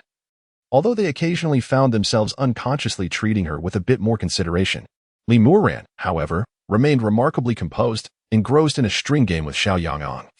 Seemingly unaffected by the conversation, Zhang Ruiyang, lifting his gaze towards Lu Xia, remarked, I call her auntie every day. How could I possibly forget? Because your Aunt Morin is as formidable as a boy, Zhang Yi chuckled lightly, stepping in to alleviate the situation. Nan Shao, observing the smile that danced across his features, felt a flutter in his heart, wishing he could envelop the man in his arms and kiss him passionately, filling his eyes with nothing but himself. Alas, it remained a mere fantasy, for he knew that should he act on it, the other would likely turn cold in an instant. Indeed, Annie is quite impressive. Zhang Ruiyang cheerfully accepted this notion, nodding in agreement. With both hands lifted, he grasped the string flowers held by Li Morin, attempting to mimic the game. But as she released her hold, the strings fell apart instantly. The young lad was taken aback as a faint smile graced Li Morin's face, and he reached out to gently stroke the boy's head. Do you also believe that women deserve special care? Xiao Yang cast a glance at Li Morin before shifting his gaze to the others. If faced with danger, Lu Xia, can you truly guarantee that you would risk your life to protect a woman? Personally, I cannot. Yang Guanluan's lips curled into a slight smirk as he shrugged. In this post-apocalyptic world, unless one is shielded by formidable power, women must either strive for independence like Li Morin or become mere playthings of men. In his view, as Lu Xia had suggested, it was akin to nonsense. He had not awakened any extraordinary abilities, making self-preservation a challenge, even if he sought to fulfill his physical desires. He would rather rely on the company of a hand than expend energy protecting a woman who would only scream in the face of danger. Naturally, if that woman demonstrated the will to save herself, he would not hesitate to lend a hand when feasible. Let us treat everyone equally, and perhaps extend a little extra care under certain conditions, Nan Shao proposed, though he remained vigilant, aware that the arrival of three women could stir Zhang Yi's affections, necessitating close attention. Seeing that no one opposed, Xiao Yang nodded in agreement, acknowledging that, during such times, it was indeed preferable for women to possess self-defense capabilities. As for the question regarding whether his abilities could counteract zombie bites, it had crossed his mind early on. However, noticing Nan Shao's lack of response, he refrained from voicing it aloud, wishing to avoid planting any seeds of doubt in the hearts of others. Zhang Ruiyang had long since succumbed to slumber. In this familiar environment, it mattered not who shared the bed with him, for he fell asleep like a little pig the moment he touched the mattress. Li Morin stole a glance and noticed the plump, rustic dog lying atop the child's head, a flicker of bewilderment crossing his eyes as he pondered how the dog, having eaten nothing, had yet to perish from hunger. Meanwhile, upon hearing Nan Shao's words, Zhang Yi's face flushed crimson. Although he was acutely aware that the other merely intended to massage his feet, he could not shake the feeling that ever since the unsettling incident following his awakening from injury, this person had frequently engaged in actions easily misconstrued. Moreover, the intensity of his gaze was striking, yet he managed to maintain a delicate balance that did not incite aversion. In the past, had he discovered a man harboring such thoughts towards him, regardless of their closeness, discomfort would have surely ensued, prompting him to seek distance. Yet, perhaps it was due to the overwhelming pain, despair, and resentment he experienced while ensnared by the mutated red vine that rendered Nan Shao's embrace, his body acting as a shield, so profoundly moving. Or perhaps it was the warmth that Nan Shao had provided to his legs, softening his heart, that had led him to this perplexing predicament. At times, Zhang Yi even contemplated whether he had developed different feelings for Nan Shao. Otherwise, why was he so sensitive? After all, it was not as if he were to engage in anything untoward. Why the blush? Nan Shao's teasing voice interrupted his spiraling thoughts, yet it was not a mere compliment. Zhang Yi's heart raced slightly, as he sensed that whatever he said at this moment could lead to unforeseen consequences. Hence, he merely cast a half-smile glance in his direction, then removed his thick cotton coat and denim pants, lying down on the bed with his hands as a pillow, unreservedly raising his right leg. Nan Shao was nearly overwhelmed by that glance, his heart melting like wax, yet he struggled to suppress his emotions, reaching for the blanket to cover Zhang Yi's abdomen. Reproaching him, "There's no heating now. You ought to be cautious not to catch a chill." Zhang Yi sighed inwardly, feeling a sense of helplessness at the subtlety of such caring gestures. He was acutely aware that the other person did not extend the same kindness to everyone, although reality does not dictate that one must accept kindness simply because it is offered. He could not bring himself to feign ignorance of the other's feelings and comfortably bask in the warmth of their generosity. Nan Shao was oblivious to the fact that Zhang Yi was contemplating their relationship at that moment, while diligently massaging the legs beneath his hands. As for Zhang Yi's legs, he felt a deep sense of helplessness. His life-altering abilities could indeed nurture vitality and promote healing, yet they were powerless against old injuries. Each day, as he witnessed Zhang Yi gritting his teeth through the training in the biting cold, his heart ached profoundly. Thus, he could only offer massages at night to alleviate the man's discomfort. Just as they were about to begin absorbing the corpse crystals, the meat Tower Chen and Li Muran paused, both turning their gazes towards him. "Are you saying?" Zhang Yi questioned, uncertainty lacing his voice. Before he could finish speaking, Nan Shao had already nodded. "I suspect that the factors causing the mutation of zombies may actually involve the alteration of human physiology, promoting evolution. However, the force is so overwhelming that those unable to withstand it become zombies, while those who endure may awaken supernatural abilities or undergo other mutations. I have always felt that my grasp of my own powers is still at a rudimentary stage." As he spoke, he enveloped his palm with his abilities, gently and methodically massaging Zhang Yi's right leg, paying special attention to the somewhat deformed areas. Since it is a life-altering ability, it should be capable of nurturing and enhancing vitality, as well as potentially diminishing or even absorbing the life force of others. For the past 2 months, he has been experimenting with zombies, yet thus far, he has met with no success. The reason for using zombies is twofold. First, there are no other organisms available. And second, although zombies appear lifeless, within the crystalline core of their brains lies a nebulous aura of vitality. It remains uncertain whether this is the residual life energy of humans after their death and mutation, or something else entirely. "Shao, your thoughts are truly chilling." Chen of the Meat Tower interjected, his tone entirely serious. "Just imagine having someone capable of arbitrarily controlling the ebb and flow of life force around you, who could possibly remain unafraid." Nan Shao remained silent. Yet Zhang Yi spoke with a stern expression. "What we have discussed tonight must remain among us.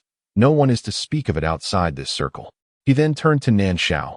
"Regardless of whether you ever acquire the ability to do this, refrain from voicing it. Such powers are perilous to anyone, rendering one an easy target for hostility." Seeing the concern in his eyes, Nan Shao felt a surge of emotions, and the impulse to kiss him grew stronger, compelling him to lower his gaze to conceal his feelings. Han Ling was aware of Shao Ji's extraordinary abilities. Li Muran remarked that she was not blind. After all, she had been living with them for the past 2 months, making it impossible not to notice the peculiar dynamics between the two. She did not dwell on it too much, nor did she find it surprising, as it seemed only natural. After all, Nan Shao's attentiveness towards Zhang Yi had never resembled that of ordinary friends. "Ego, I feel like you treat Xiaogo better than you do me. We've known each other for over a decade. How can you be so preferential?" Meat Tower Chen pouted, a hint of jealousy creeping into his tone, though he wisely swallowed the words favoring beauty over friendship. The smile on Nan Shao's lips could no longer be restrained, and Zhang Yi cast him an awkward glance. Internally vexed by Meat Tower Chen's ill-timed remarks, yet audibly retorted, "Are you dissatisfied with how I treat you?" Detecting the underlying threat in his voice, Meat Tower Chen quickly resorted to flattery. No, Ego, you are exceptionally kind to me, but you are just a tad better to Xiao Ge." As he spoke, he playfully gestured with his thumb against his pinky to emphasize his point. Zhang Yi, amused yet exasperated, replied, "Then go to sleep." With that, Meat Tower Chen withdrew his neck and scurried under the covers. Li Muran's eyes sparkled with amusement. He found himself truly appreciating this casual yet warm manner of interaction, a dynamic he had never experienced before, neither in the pre-apocalyptic world nor in the aftermath. Upon contemplating the post-apocalyptic world, she inevitably recalled the initial convoy she had followed, as well as the myriad encounters she had endured. Her expression dimmed, and the desire for cultivation dissipated.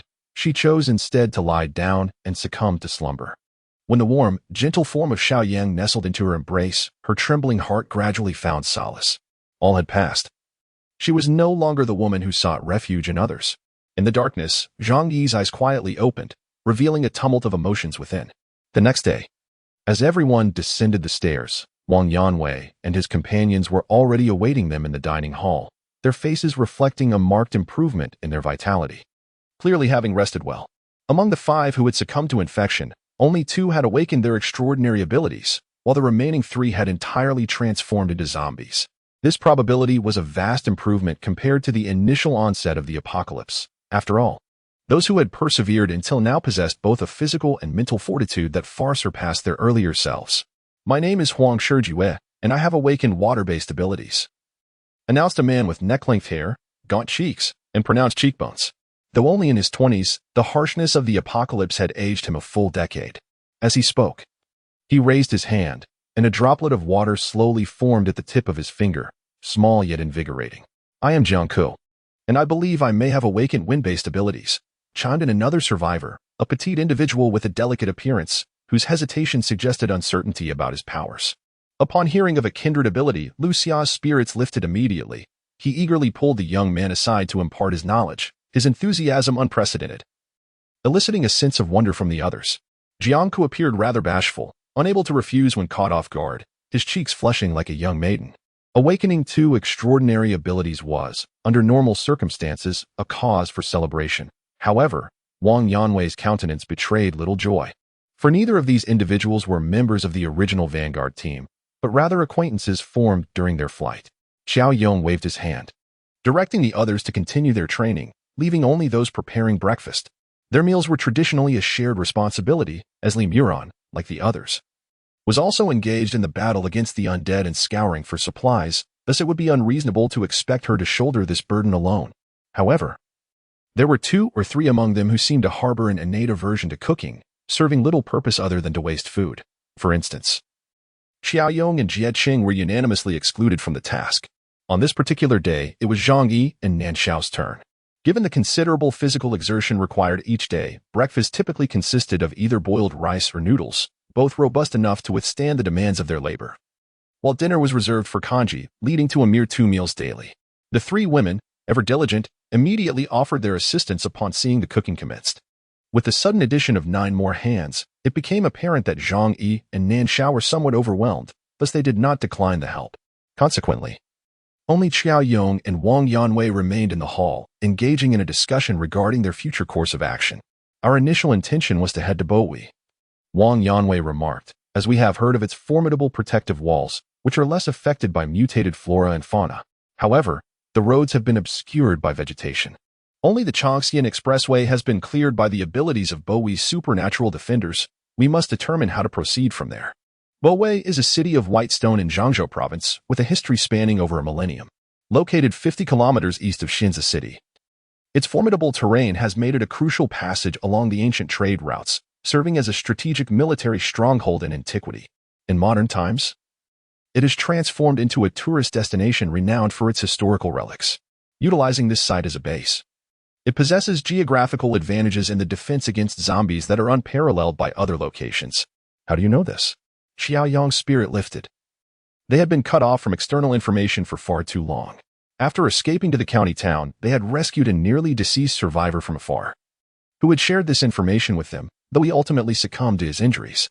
He had come from Ruinyu County, having been attacked by mutated creatures en route to Bowi, becoming separated from his companions, and eventually arriving here.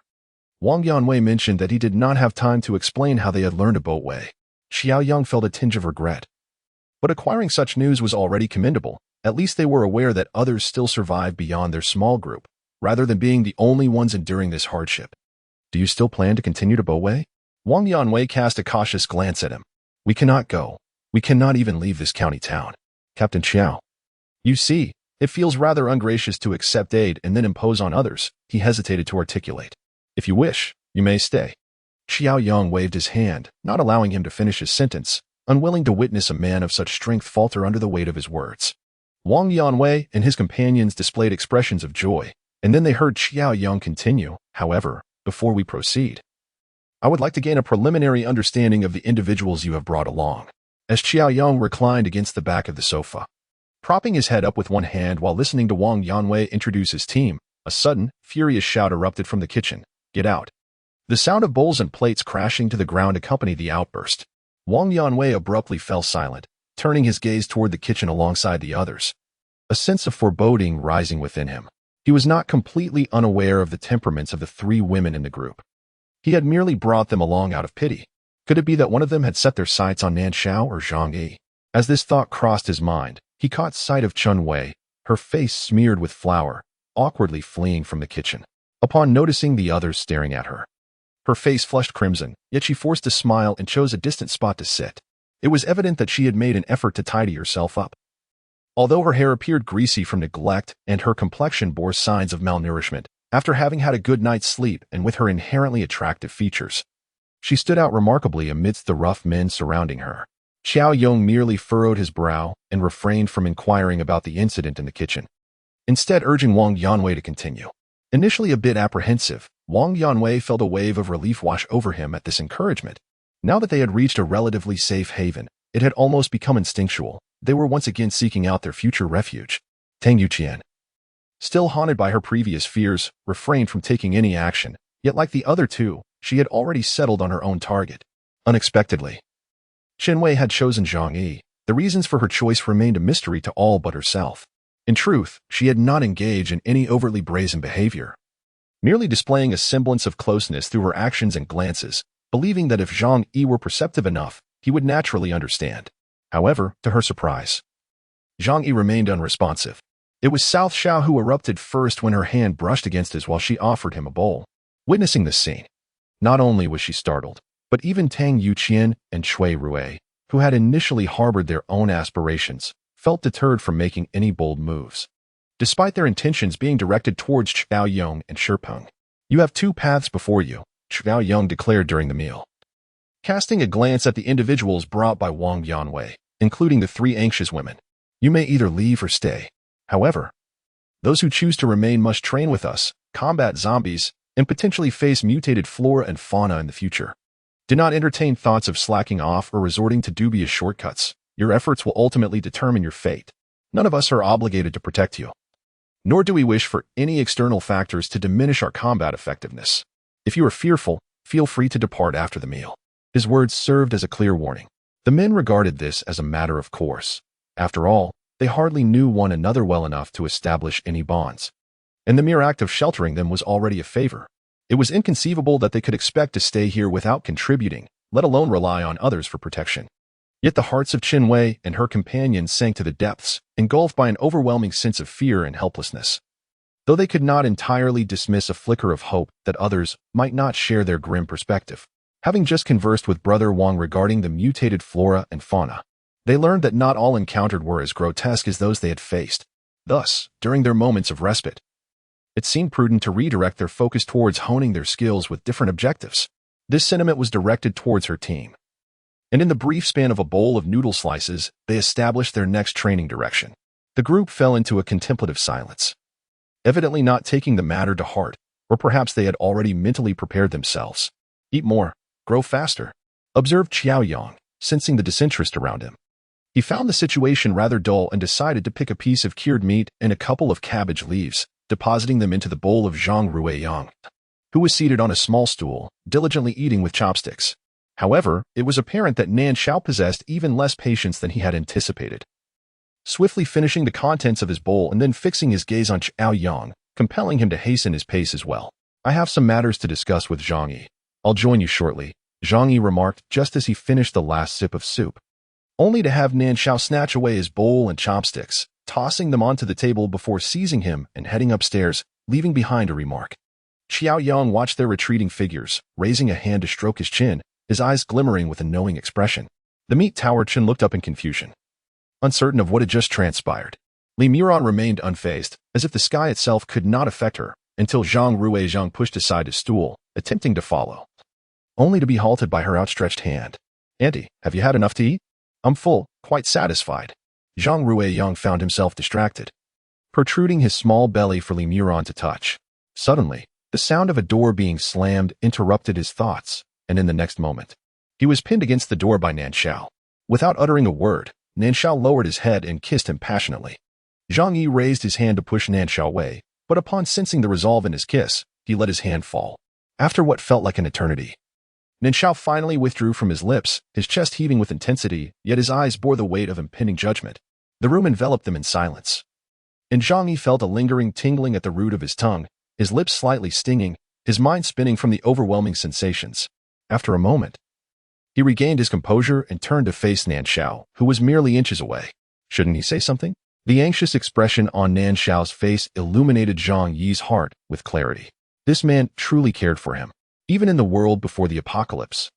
Encountering someone who cherished him so deeply was no trivial matter. What hesitation remained? Unable to decipher Zhang Yi's response, Nan Shao suddenly regretted his impulsiveness. Had they discussed matters calmly earlier, perhaps a retreat would have been possible, but now there was no turning back. Ego. Zhang Yi. His throat felt parched, the exhilaration and fervor of their earlier kiss waning under the weight of Nan Shao's calm gaze, transforming into boundless anxiety and fear. He even began to ponder what he would do if faced with rejection or scorn.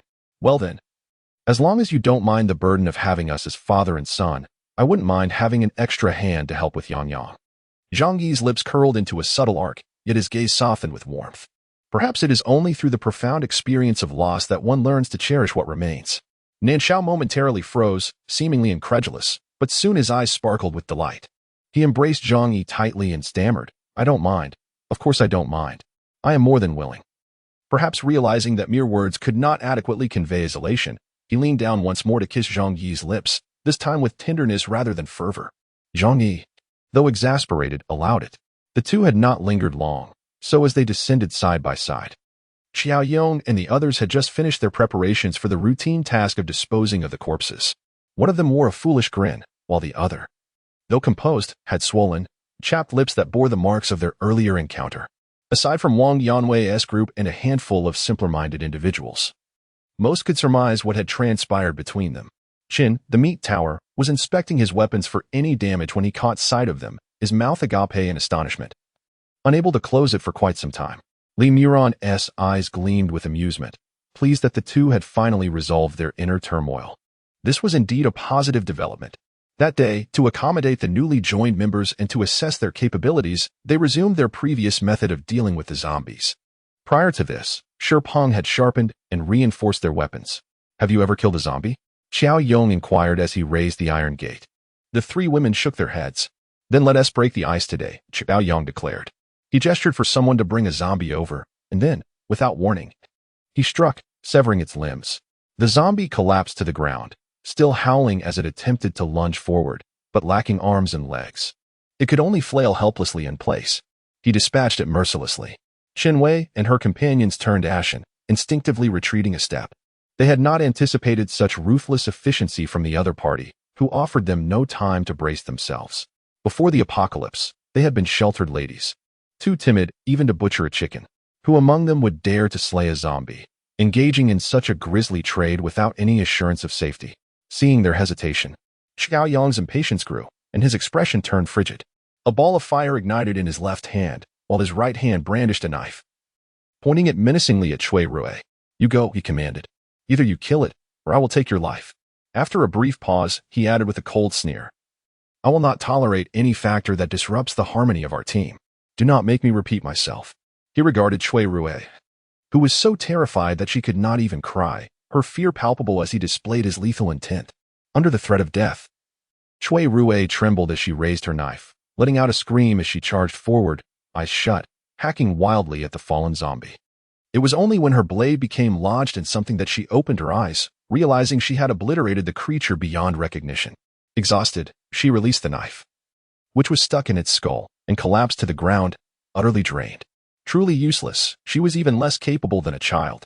In Xiao Yong's eyes, there was not a trace of sympathy. Instead, he was filled with scorn. He beckoned to Zhang Ruiyang, who was trailing behind them, and declared, Let me show you how a 5-year-old kills a zombie. Yang squatted there, looking at Zhang Ruiyang with a puzzled expression, feeling that this end appeared quite pitiable. Yet he was more perplexed than anything else. Clearly, he did not comprehend why she was so terrified. After all, Aunt Murang was also a girl. Yet she exhibited no fear and was indeed formidable. Upon hearing Xiao Yong's call, he stood up, adjusted the securely perched doo-doo on his shoulder, and scampered over with his short legs. Uncle Huzi, did you bring the knife for me? Xiao Yong pinched the little fellow's newly rounded face and inquired, do you dare to kill a zombie? Go ahead. He patted Zhang Ruiyang's back in encouragement. Upon spotting his father, the last flicker of uncertainty in Zhang Ruiyang vanished, and his eagerness for praise transformed him into a little warrior. He drew forth the dagger with both hands, cautiously approaching the zombie on the ground. Just as the southern scholar had taught him that day, he raised the dagger high and plunged it into the zombie's eye with a swift motion. The three women were astounded. Even Cui Rui, who was slumped on the ground, straightened up to witness the outcome. Neither Zhang Yi nor Xiao Yang had anticipated that the child would actually kill a zombie, so they remained vigilantly focused nearby, prepared to intervene should the child be bitten. To their astonishment, the dagger unexpectedly pierced through the zombie's eye socket, driving deep into its brain. As they gazed upon the motionless zombie, a profound stillness enveloped everyone, including Zhang Yi and Xiao Yang. Yang, when did your strength increase? After a moment, Xiao Yang asked, his voice tinged with disbelief. It was not a matter of his limited experience, but rather the staggering reality before them. Zhang Ruiyang's dagger, the stone of Ping San, had not been sharpened, raising concerns that the young boy might inadvertently harm himself. It was worth noting that merely 2 months prior, he had needed Nan Shao's assistance to pierce a zombie's eye socket with that very dagger. Because I ate a lot, Zhang Ruiyang proclaimed, gesturing expansively with his hands before ignoring the inquiry and bending down to extract the dagger. The blade, lodged deeply between the bones, resisted his efforts to pull it free. Thus, he lifted one foot to step upon the zombie's body and managed to dislodge it, albeit with such force that he landed squarely on his backside. A smile flickered in Zhang Yi's eyes, though he refrained from stepping forward. Yang glanced up at the adults, awkwardly chuckling as he rubbed his small face and clambered back to his feet.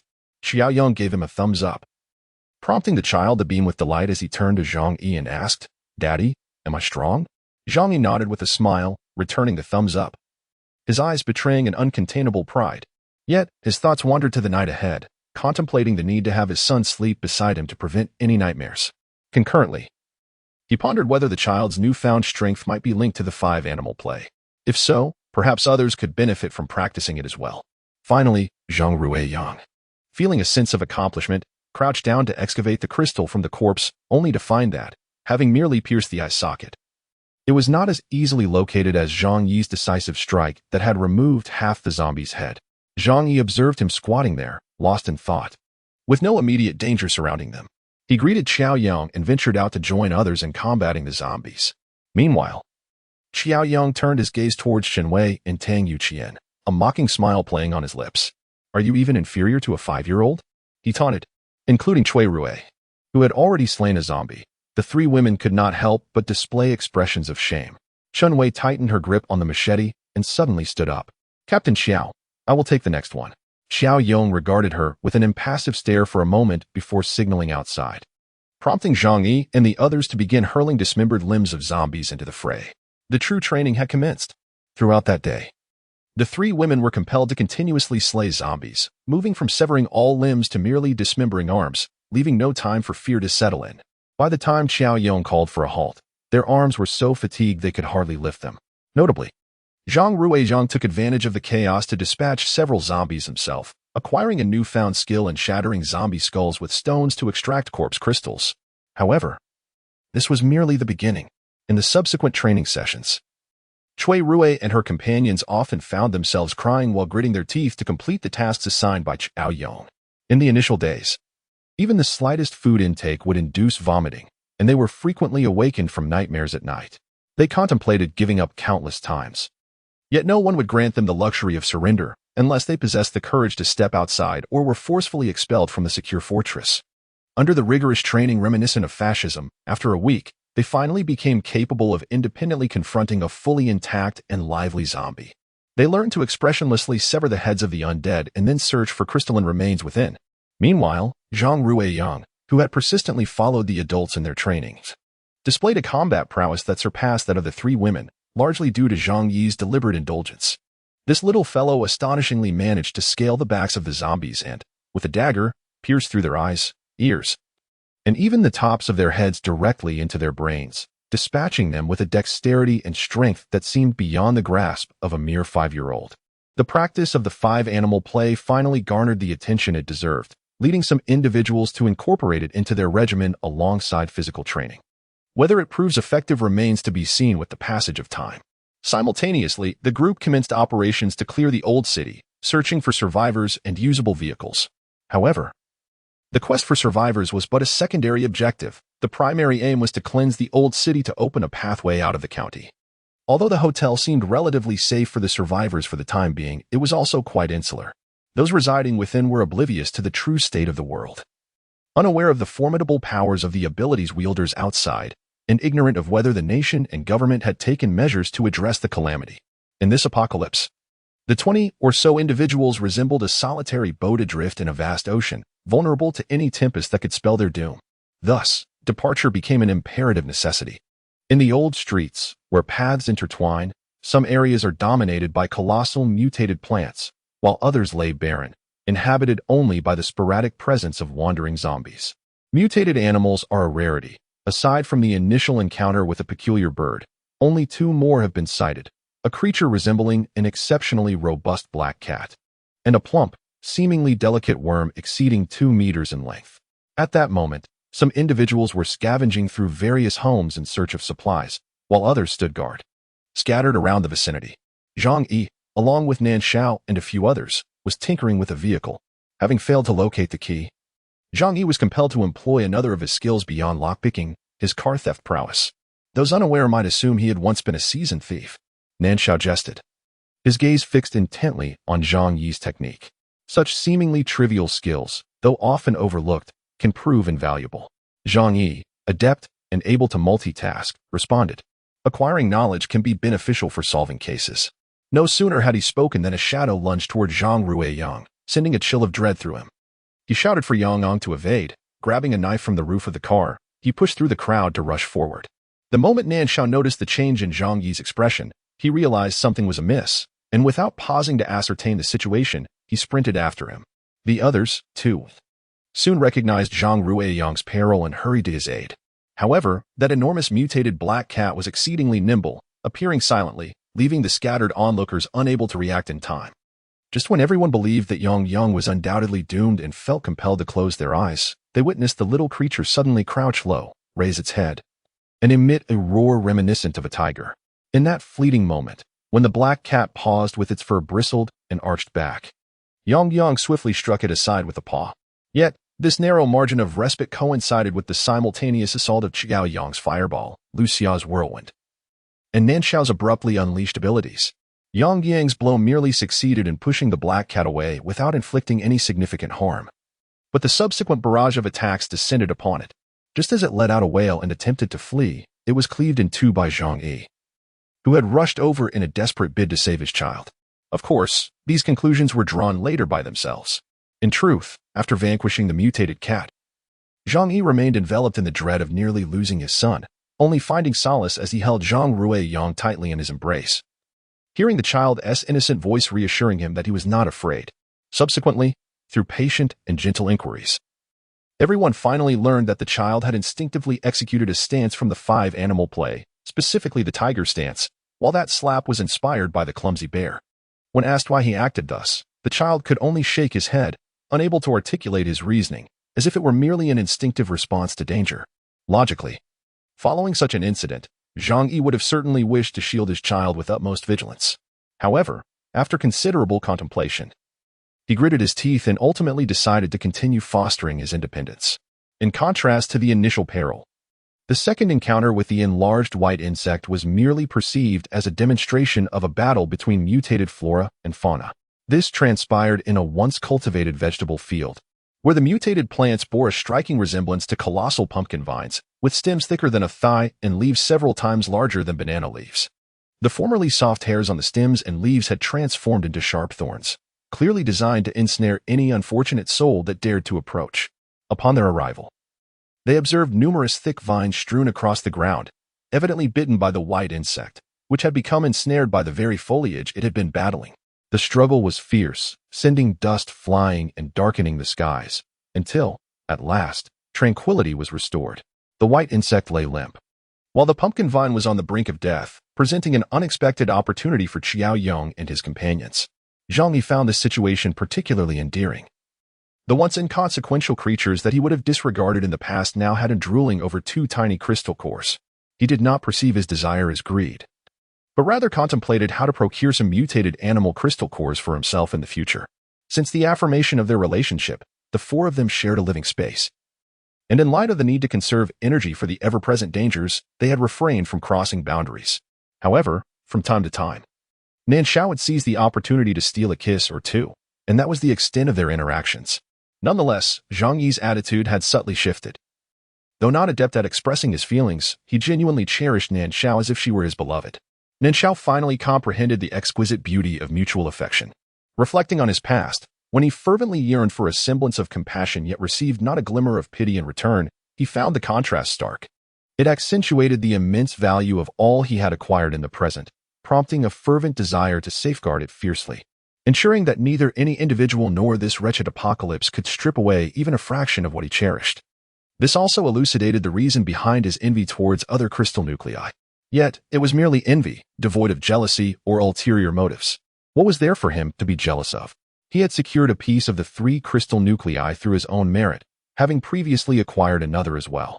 He mused whether these entities could also manifest crystal nuclei.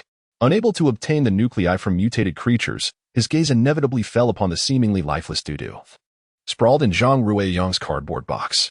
He stroked his chin adorned with prickly stubble, sensing, perhaps erroneously, that this creature had grown a tad plumper. Zhang Ruiyang looked at him in confusion, shaking his head, utterly oblivious to Uncle Pumpkin's insinuation. Zhang Yi, however, could hardly suppress his amusement, warning him not to harbor any designs on it, lest Yang become irate. Although this mote was hatched by Nan Shao, he had not cared for it afterward. It had always been Yang's companion, somehow managing to survive. Consequently, in the eyes of all, Dudu was already regarded as Yang's possession. Nan Shao curled his lip, draping an arm over Zhang Yi's shoulder while poking the Inute dog with disdain, remarking, "Look at it, lying there lifeless, even if it possessed a crystal nucleus. It would only be as minuscule as a grain of rice. What utility could it possibly offer?" Upon hearing these words, Zhang Yi found it peculiar and inquired, Yang, is Dudu dead? Why has it not moved these past couple of days?"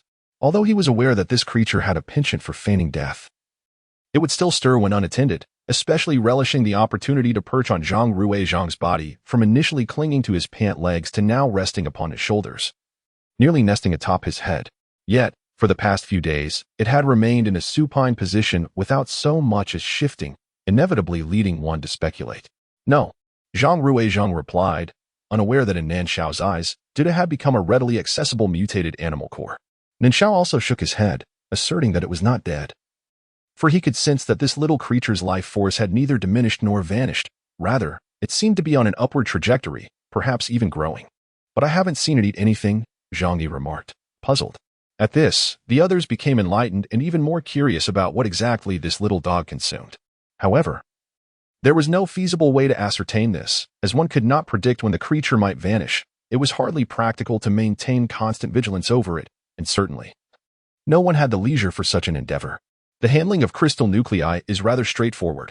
However, opinions regarding the corpses of mutated animals diverged significantly. Some suggested testing their edibility, while others expressed concerns over potential repercussions. After prolonged deliberation, a decision was ultimately reached to roast 2 pieces of meat. The feline flesh emitted a repugnant odor, leading to its immediate rejection. Conversely, the meat of the white worms exuded an irresistible aroma. Eventually, someone could no longer resist and took a bite, discovering no ill effects.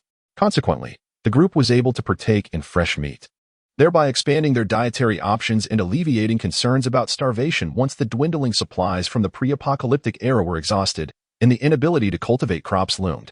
Regrettably, the mutated pumpkin vines had neither blossomed nor produced fruit, leaving them uncertain about the edibility of the mutated plants. Preparations for departure proceeded methodically. As they sought out suitable vehicles, gathered gasoline and diesel, reinforced the vehicles, and collected various supplies. Yet, an unforeseen event compelled them to expedite their plans, and in a most disheveled manner. As the calamity of the avian disaster unfolded, the group looked up, puzzled by the rapid movement of the clouds, particularly the particularly ominous dark formation that appeared against the already gloomy sky, a scene that felt profoundly eerie. Meanwhile, the awakened individuals were stricken with alarm. Xiao Yong shouted urgently. Run! Back! At the sound of his voice, the group sprang into action, the unawakened even neglecting to inquire about the reason behind the sudden panic. Another principle for survival in a post-apocalyptic world is to respond to warnings without hesitation or doubt. It is far better to be deceived than to remain stagnant, questioning everything without taking action. San and Nan Shao ascended the stairs to observe the source of the disturbance, while the others busied themselves with moving supplies, ensuring a 3-day reserve was set aside, with the remainder loaded onto the vehicles. Zhang Yi, Guanluan, and Wang Yanwei adjusted the positions of the cars to ensure a swift departure when necessary. Xiaoyang swiftly issued commands, wiping the sweat from his brow as he murmured. Damn it, my right eyelid has been twitching. Something feels amiss. Could trouble be brewing? He then called out for 2 individuals to retrieve the plastic tarps from the warehouse to shield the vehicles. As the engines roared to life, everyone diligently followed their instructions. With a sizable group, they efficiently lifted the supplies, especially since the stock had dwindled after months of consumption. 3 vehicles were prepared, a small box truck, a pickup, and an SUV. For the sake of logistical convenience and to maintain the speed of the convoy, the box truck was positioned at the rear, the pickup in the middle, with each vehicle containing some provisions and water, while the majority was stowed in the truck's cargo area.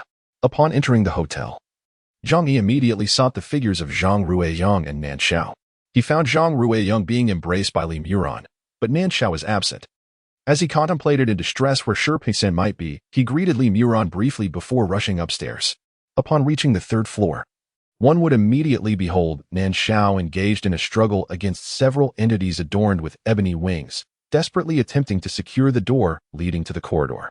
However, a relentless swarm of blackbirds continued to pour forth from the inadequately closed staircase door, overwhelming Nan Shao single-handedly. Observing this dire predicament, Zhang Yi ascended with haste, brandishing his machete to cleave through 2 of the ravenous blackbirds that were assaulting Nan Shao, thereby shielding him from attacks on the other 3 sides. Seizing the opportunity, Nan Shao dispatched the remaining blackbirds that had emerged from the door and forcefully slammed it shut. Together, they set about clearing the corridor of any lingering threats. Why did you come up here? Nan Shao gasped, his irritation evident as he shouted. He was quite displeased with Zhang Yi's reckless intrusion. What if an overwhelming number of monsters had burst in? How could they possibly manage? Zhang Yi, glancing at the bloodstains on his clothing and the flesh wounds on his neck and hands, adopted a grim expression and turned to descend. Sensing the disquiet in the air, Nan Shao quickly pursued him, embracing him tightly and planting a couple of reassuring bites, before forcing a smile and saying, I was merely concerned for your safety. The door to the corridor reverberated with loud thuds, the sound echoing throughout the floors above and below, creating an immense psychological strain. Zhang Yi felt a surge of anger, not solely due to Nan Shao's injuries, but also because he was unwilling to ascend and assist him. Yet, upon witnessing Nan Shao's distress, his ire dissipated. And just as he contemplated imparting a reprimand, a cacophony of screams and shouts erupted from below. The 2 exchanged a glance, their expressions shifting with alarm, and simultaneously rushed downward. As Nan Shao and Zhang Yi arrived, they swiftly attracted a flock of blackbirds, leaving them preoccupied with their own survival and unable to discern the situation of others. Rush forward and join them, Zhang Yi shouted to Nan Shao, taking the lead to confront the majority of the blackbirds. Nan Shao, slightly delayed, felt a pang of frustration but could only follow closely behind, clearing the dangers that approached from the rear. Though the beaks of the blackbirds were sharp, they lacked hardness. Instead, they bit with their teeth and possessed several claws. Their small size belied their lethal potential, as a mere encounter could result in a chunk of flesh being torn away. Before long, Zhang Yi bore the marks of their assault, and for Nan Shao, the situation was even more dire, as Zhang Yi's attempts to shield him proved insufficient. Zhang Yi wielded a formidable blade, yet it was not sufficient to create a barrier against the onslaught from all sides. When the 2 finally managed to locate Xiaoyang and the others amidst the dense swarm of blackbirds, it became evident that they were gradually reaching their limits. While the blackbirds continued to pour in relentlessly, as if they were an inexhaustible tide. After a grueling day, their endurance was commendable. Yet it was ultimately Xiaoyang who decisively exclaimed, Retreat. Get to the vehicles. Many had long harbored thoughts of retreat, hesitant to abandon their posts for fear of being devoured by the blackbirds, leaving no trace behind. Upon hearing Xiaoyang's command, they promptly began to withdraw towards the vehicles, battling the blackbirds as they retreated. Zhang Yi and Nan Shao fought their way through, searching for the figure of Zhang Ruiyang. Yang, where is Yang? Has anyone seen Yang Yang? A sudden jolt of anxiety struck Zhang Yi, yet he refrained from inquiring further, fearing it might endanger those around him. Zhang Yi, Murang has utilized his extraordinary abilities. Get in the car first, and I will explain later, Xiao Yang shouted from the other side. Fearing that he might stubbornly linger here, fixated on searching for his son, Nan Shao, without doubt, cautioned him to be careful, and swiftly maneuvered through the crowd to reach beside Meat Towerchin. As soon as Meat Towerchin sensed the alleviation of pressure, his speed-enhancing abilities kicked in, and he seized Nan Shao, allowing both of them to weave through the throng and advance to the front. Upon witnessing their departure, Zhang Yi hesitated, his pace slowing. Zhang Yi, what are you doing? Sherpa San, one of those tasked with covering the rear, exclaimed in bewilderment. You fool! Sherpa San cursed in frustration, yet felt powerless. Although their relationships were amicable, they could not allow Zhang Yi's individual obstinacy to impede the group's escape, and thus urged the others to hasten their retreat, ensuring that Zhang Yi's goodwill would not be in vain. As Zhang Yi struggled to protect his vital areas with his blade while laboriously making his way to the second floor, Nan Shao and Meat Towerchin had already reached the first SUV. With someone blocking the rear and the space being confined, the encroaching blackbirds were limited in number, posing no significant hindrance to their movement. Seeing Meat Towerchin attempting to maneuver around to the driver's side door, Nan Shao pulled him back, opened the door, and thrust him into the driver's seat, inquiring, Can you drive? Meat Towerchin, slightly bewildered, nodded nonetheless. Give me a pack of food and some water, Nan Shao continued. As two more vehicles already had individuals climbing aboard, with others gradually arriving, accompanied by a surge of blackbirds. Finally alert, Meat Towerchin asked, Xiaogo, what are you planning to do? Less chatter. Hurry, Nan Shao urged, turning his back to the vehicle while fending off the swooping blackbirds. Zhang Yi will undoubtedly insist on searching the entire building before he is satisfied. I'll remain with him. You and the others should wait for us at the Bowway base.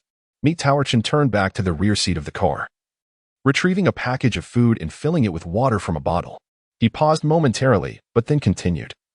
I witnessed it with my own eyes. Mu Ran and her sister disappeared with Yang Yang in an instant. Those birds were left grasping at air. You know Mu Ran's abilities can transcend several provinces in a heartbeat. What purpose does it serve to stay here?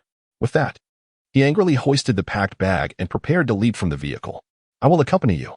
At this moment, Xiao Yang and the others began to understand, cursing under their breath in frustration. However, they could not afford to delay for the sake of the two. After all, 20 lives were at stake. And even if everyone stayed behind, it would not suffice to fill the void within. When Shiping boarded the vehicle, bringing Zhang Yi's message, they could not help but marvel at how these two were indeed a pair, their thoughts aligned so closely. Yet, time did not permit them to linger.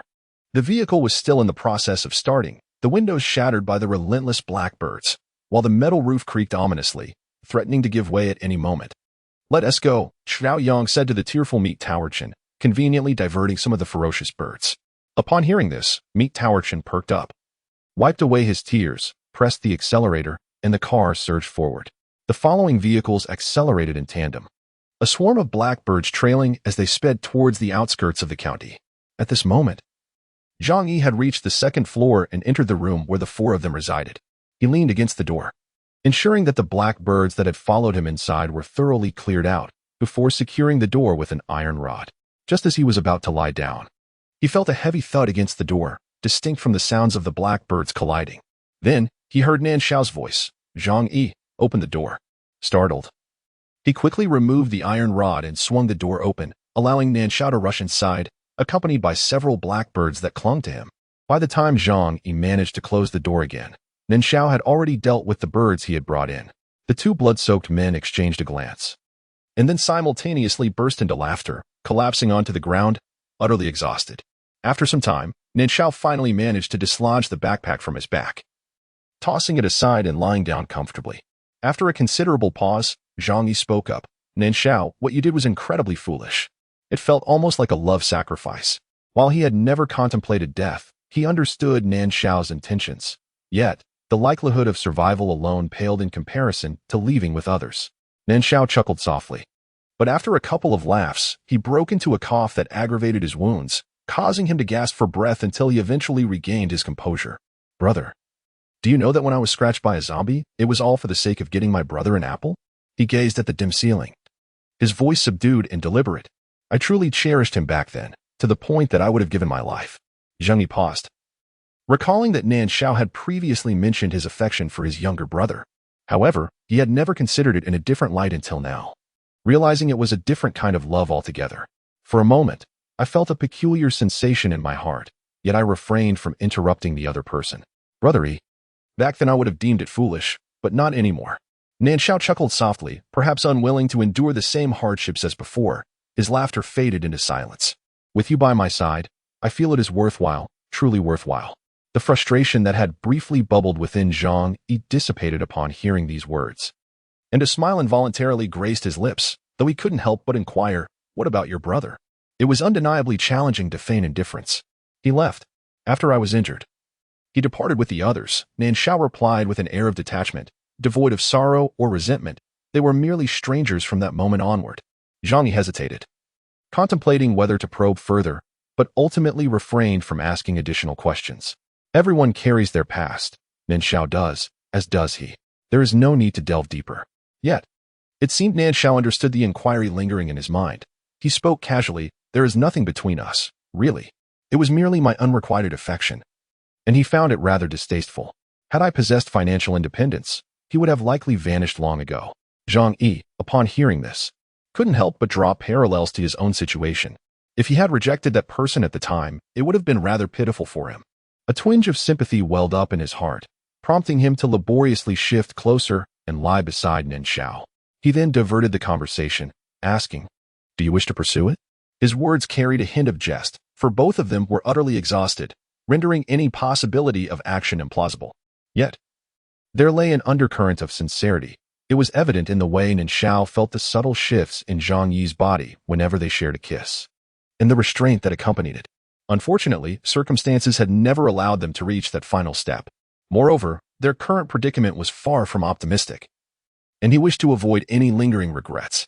Nan Shao's hand, resting on the ground, trembled momentarily, as if electrified, and he abruptly sat up. "Zhang Yi, are you serious?" He had assumed that Zhang Yi's thoughts were consumed by their son, leaving little room for anything else. "Of course, as long as you are willing, I shall comply. I am out of strength, so do not expect me to contribute."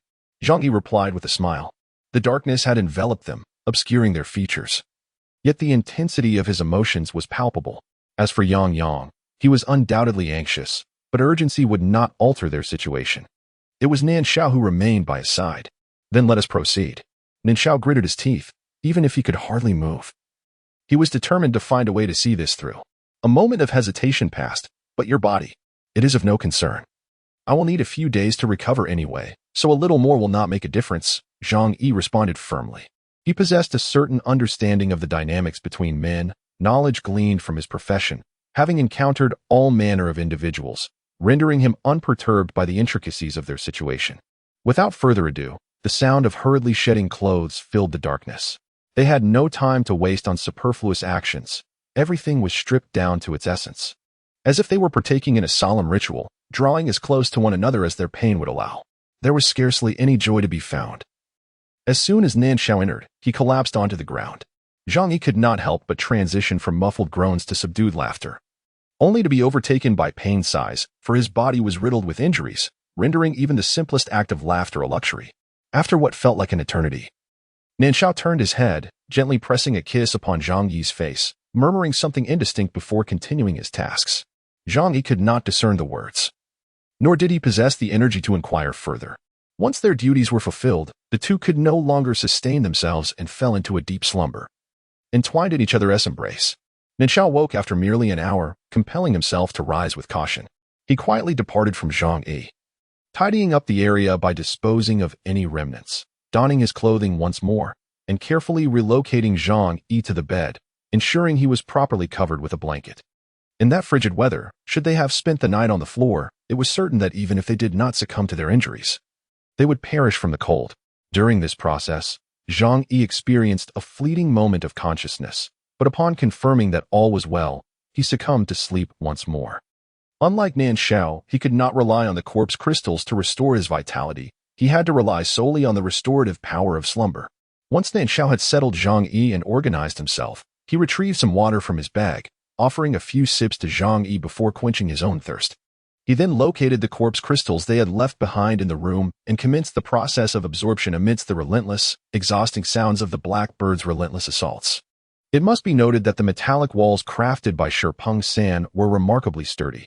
Despite the black bird's persistent efforts throughout the night, they were unable to breach the defenses.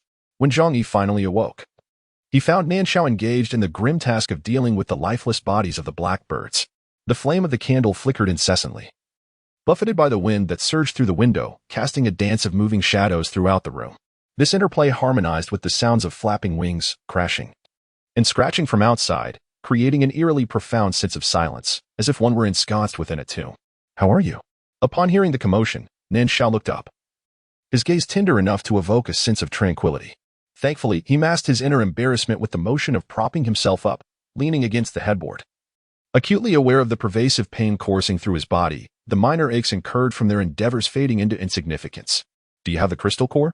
Nan Shao nodded, presenting the excavated crystal cores, each resembling the size of a peanut and radiating an orange hue, reminiscent of the black cat. He then brought forth a dead blackbird.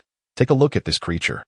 Previously caught off guard by the unexpected assault and overwhelmed by the sheer number of blackbirds, Zhang Yi and the others had failed to discern their form.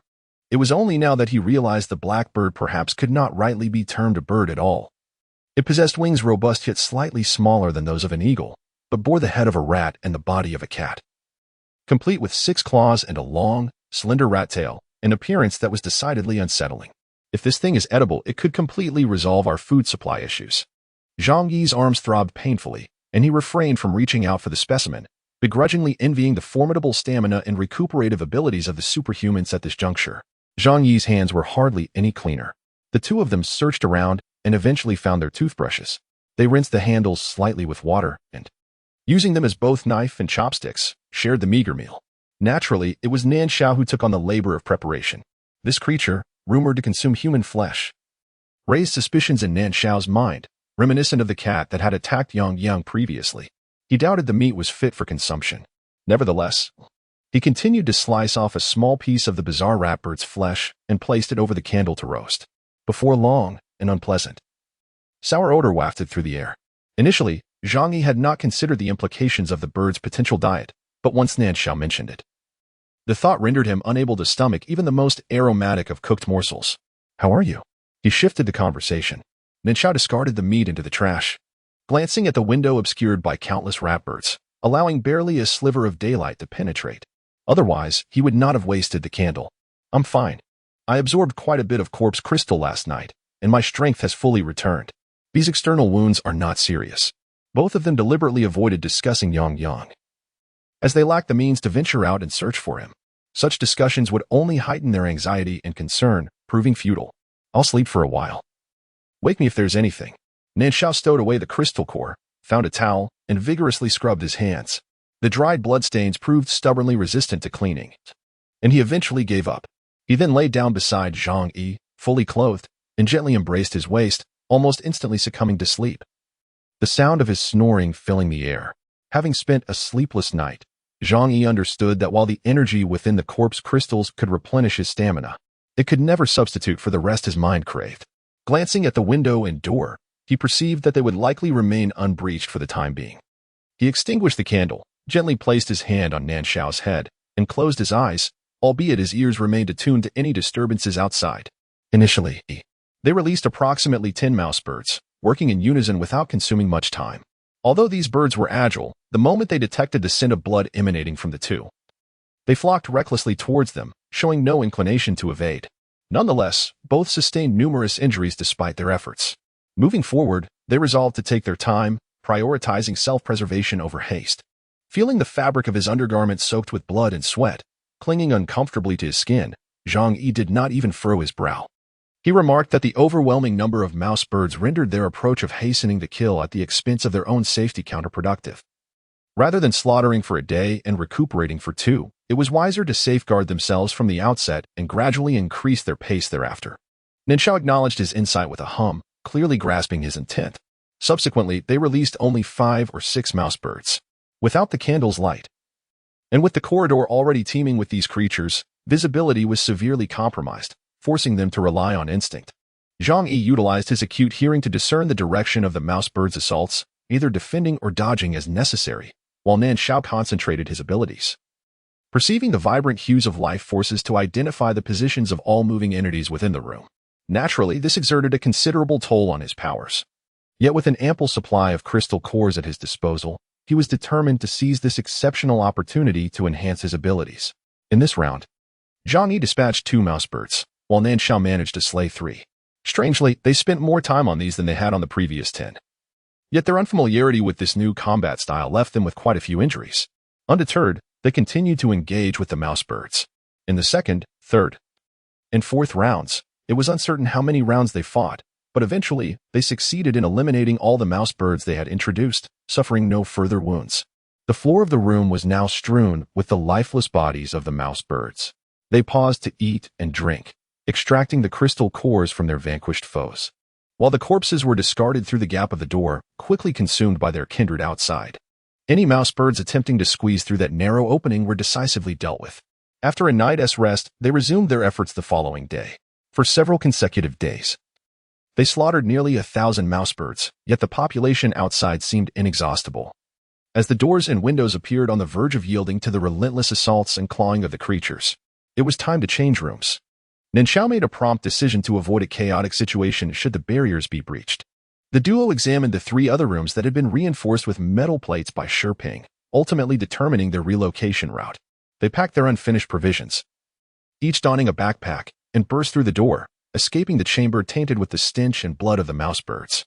They left behind a bag of food, recognizing that carrying too much would become a burden. Although the 2 rooms were not far apart, the corridor, now densely populated with mouse birds, rendered the distance feel insurmountable. The 2 individuals once again relived the harrowing sensations of that fateful first day, feeling as though they were ensnared in a relentless battle. Suffocated by the overwhelming onslaught of the ratbirds, struggling even to catch their breath. The pain of old wounds, still unhealed, coupled with the fresh injuries, had rendered them numb. The training they had undergone in recent days proved utterly ineffective under such circumstances. There was no recourse but to engage in a desperate struggle. Nan Shao had grown accustomed to utilizing his extraordinary abilities to discern the presence of living beings in combat, yet at this moment, he was engulfed by a whirlwind of swiftly moving light and mist, intertwining in a chaotic dance around him. Everywhere he looked, above, below, and all around the ceiling. It was overwhelming. The dizzying spectacle left him disoriented and agitated, further affecting his powers, which began to surge uncontrollably. Unable to contain himself, he let out a distressed cry. And in that instant, he felt the erratic energy within him burst forth uncontrollably. Despite the turmoil, he exerted every ounce of strength to guide his powers away from Zhang Yi's direction. As the ratbirds emitted a cacophony of high-pitched screeches, he suddenly felt an emptiness within. And the agitation dissipated, though his powers were nearly exhausted. His legs weakened, rendering him almost incapable of standing. Zhang Yi, sensing an abrupt absence of pressure from behind, witnessed the ratbirds cascading down like rain. Puzzled, he noticed Nan Shao's body sway and hurried to support him, only to discover that Nan Shao seemed utterly drained of strength. Without his assistance, he would surely collapse to the ground. Connecting this with the prior circumstances, Zhang Yi realized what Nan Shao had done and could not help but roar in anger. What are you doing? If he had not been present to absorb the excess energy, would this fool still be alive? Though he shouted in frustration, he dared not delay. Seizing the opportunity presented by the remaining space unoccupied by the ratbirds, he hastened to drag Nan Shao toward the room that lay only a few steps away. Only 2 steps remained before reaching the door when the rats and birds caught up. Zhang Yi, with no time to spare for conversation, brandished his machete, determined to protect both himself and Nan Shao. At that moment, he could not afford to ponder whether the length of the blade was sufficient to shield Nan Shao from the oncoming assault of the rodents and birds. Nor could he contemplate the optimal angle of his strikes, whether they could be swift and precise enough to form a protective barrier around them. He could only clear his mind, relying on instinct and acute hearing to dispatch the nearest assailants. What should have been a mere 2 steps stretched into half an hour. As Zhang Yi devoted himself entirely to thwarting the relentless onslaught of the creatures. Meanwhile, Nan Shao seized the opportunity to absorb the corpse crystals, hoping to regain his strength swiftly. Neither of them noticed that the rodents and birds had ceased to inflict any harm upon them. Zhang Yi's defense was impenetrable, without a single flaw. When Nan Shao finally regained the ability to move independently, they found themselves at the threshold of the door. It was ajar. evidently of no interest to the uninhabited room. Zhang Yi held off the attacking creatures, allowing Nan Shao to enter before following closely behind. Just as the door closed, 2 more rodents scuttled in from the ground, only to be effortlessly dispatched by Zhang Yi's blade. Too slow, Nan Shao remarked, shaking his head. He needed to eliminate one of the creatures and then gather his abilities to deal with the other. At this pace, without Zhang Yi's protection, he would have perished countless times over. Although he could not see Zhang Yi's expression, he was acutely aware of the shifts in his emotions. Thus, he promptly set aside his own concerns, placing a hand on Zhang Yi's shoulder and assuring him, "With Muran here, we shall be safe." Li Muran's extraordinary ability always manifested in moments of life and death. As long as she kept Yang by her side, there was no cause for concern. "Lend me your knife. I shall go," she insisted. However, Nan Shao was reluctant to let him take such risks. Zhang Yi chuckled. "I shall not allow myself to be harmed." With that, he seized the knife and strode towards the door, adding, "Once I step out, close the door behind me. Reopen it only when I call." Nan Shao understood that he had to exert himself. Otherwise, he would be left far behind.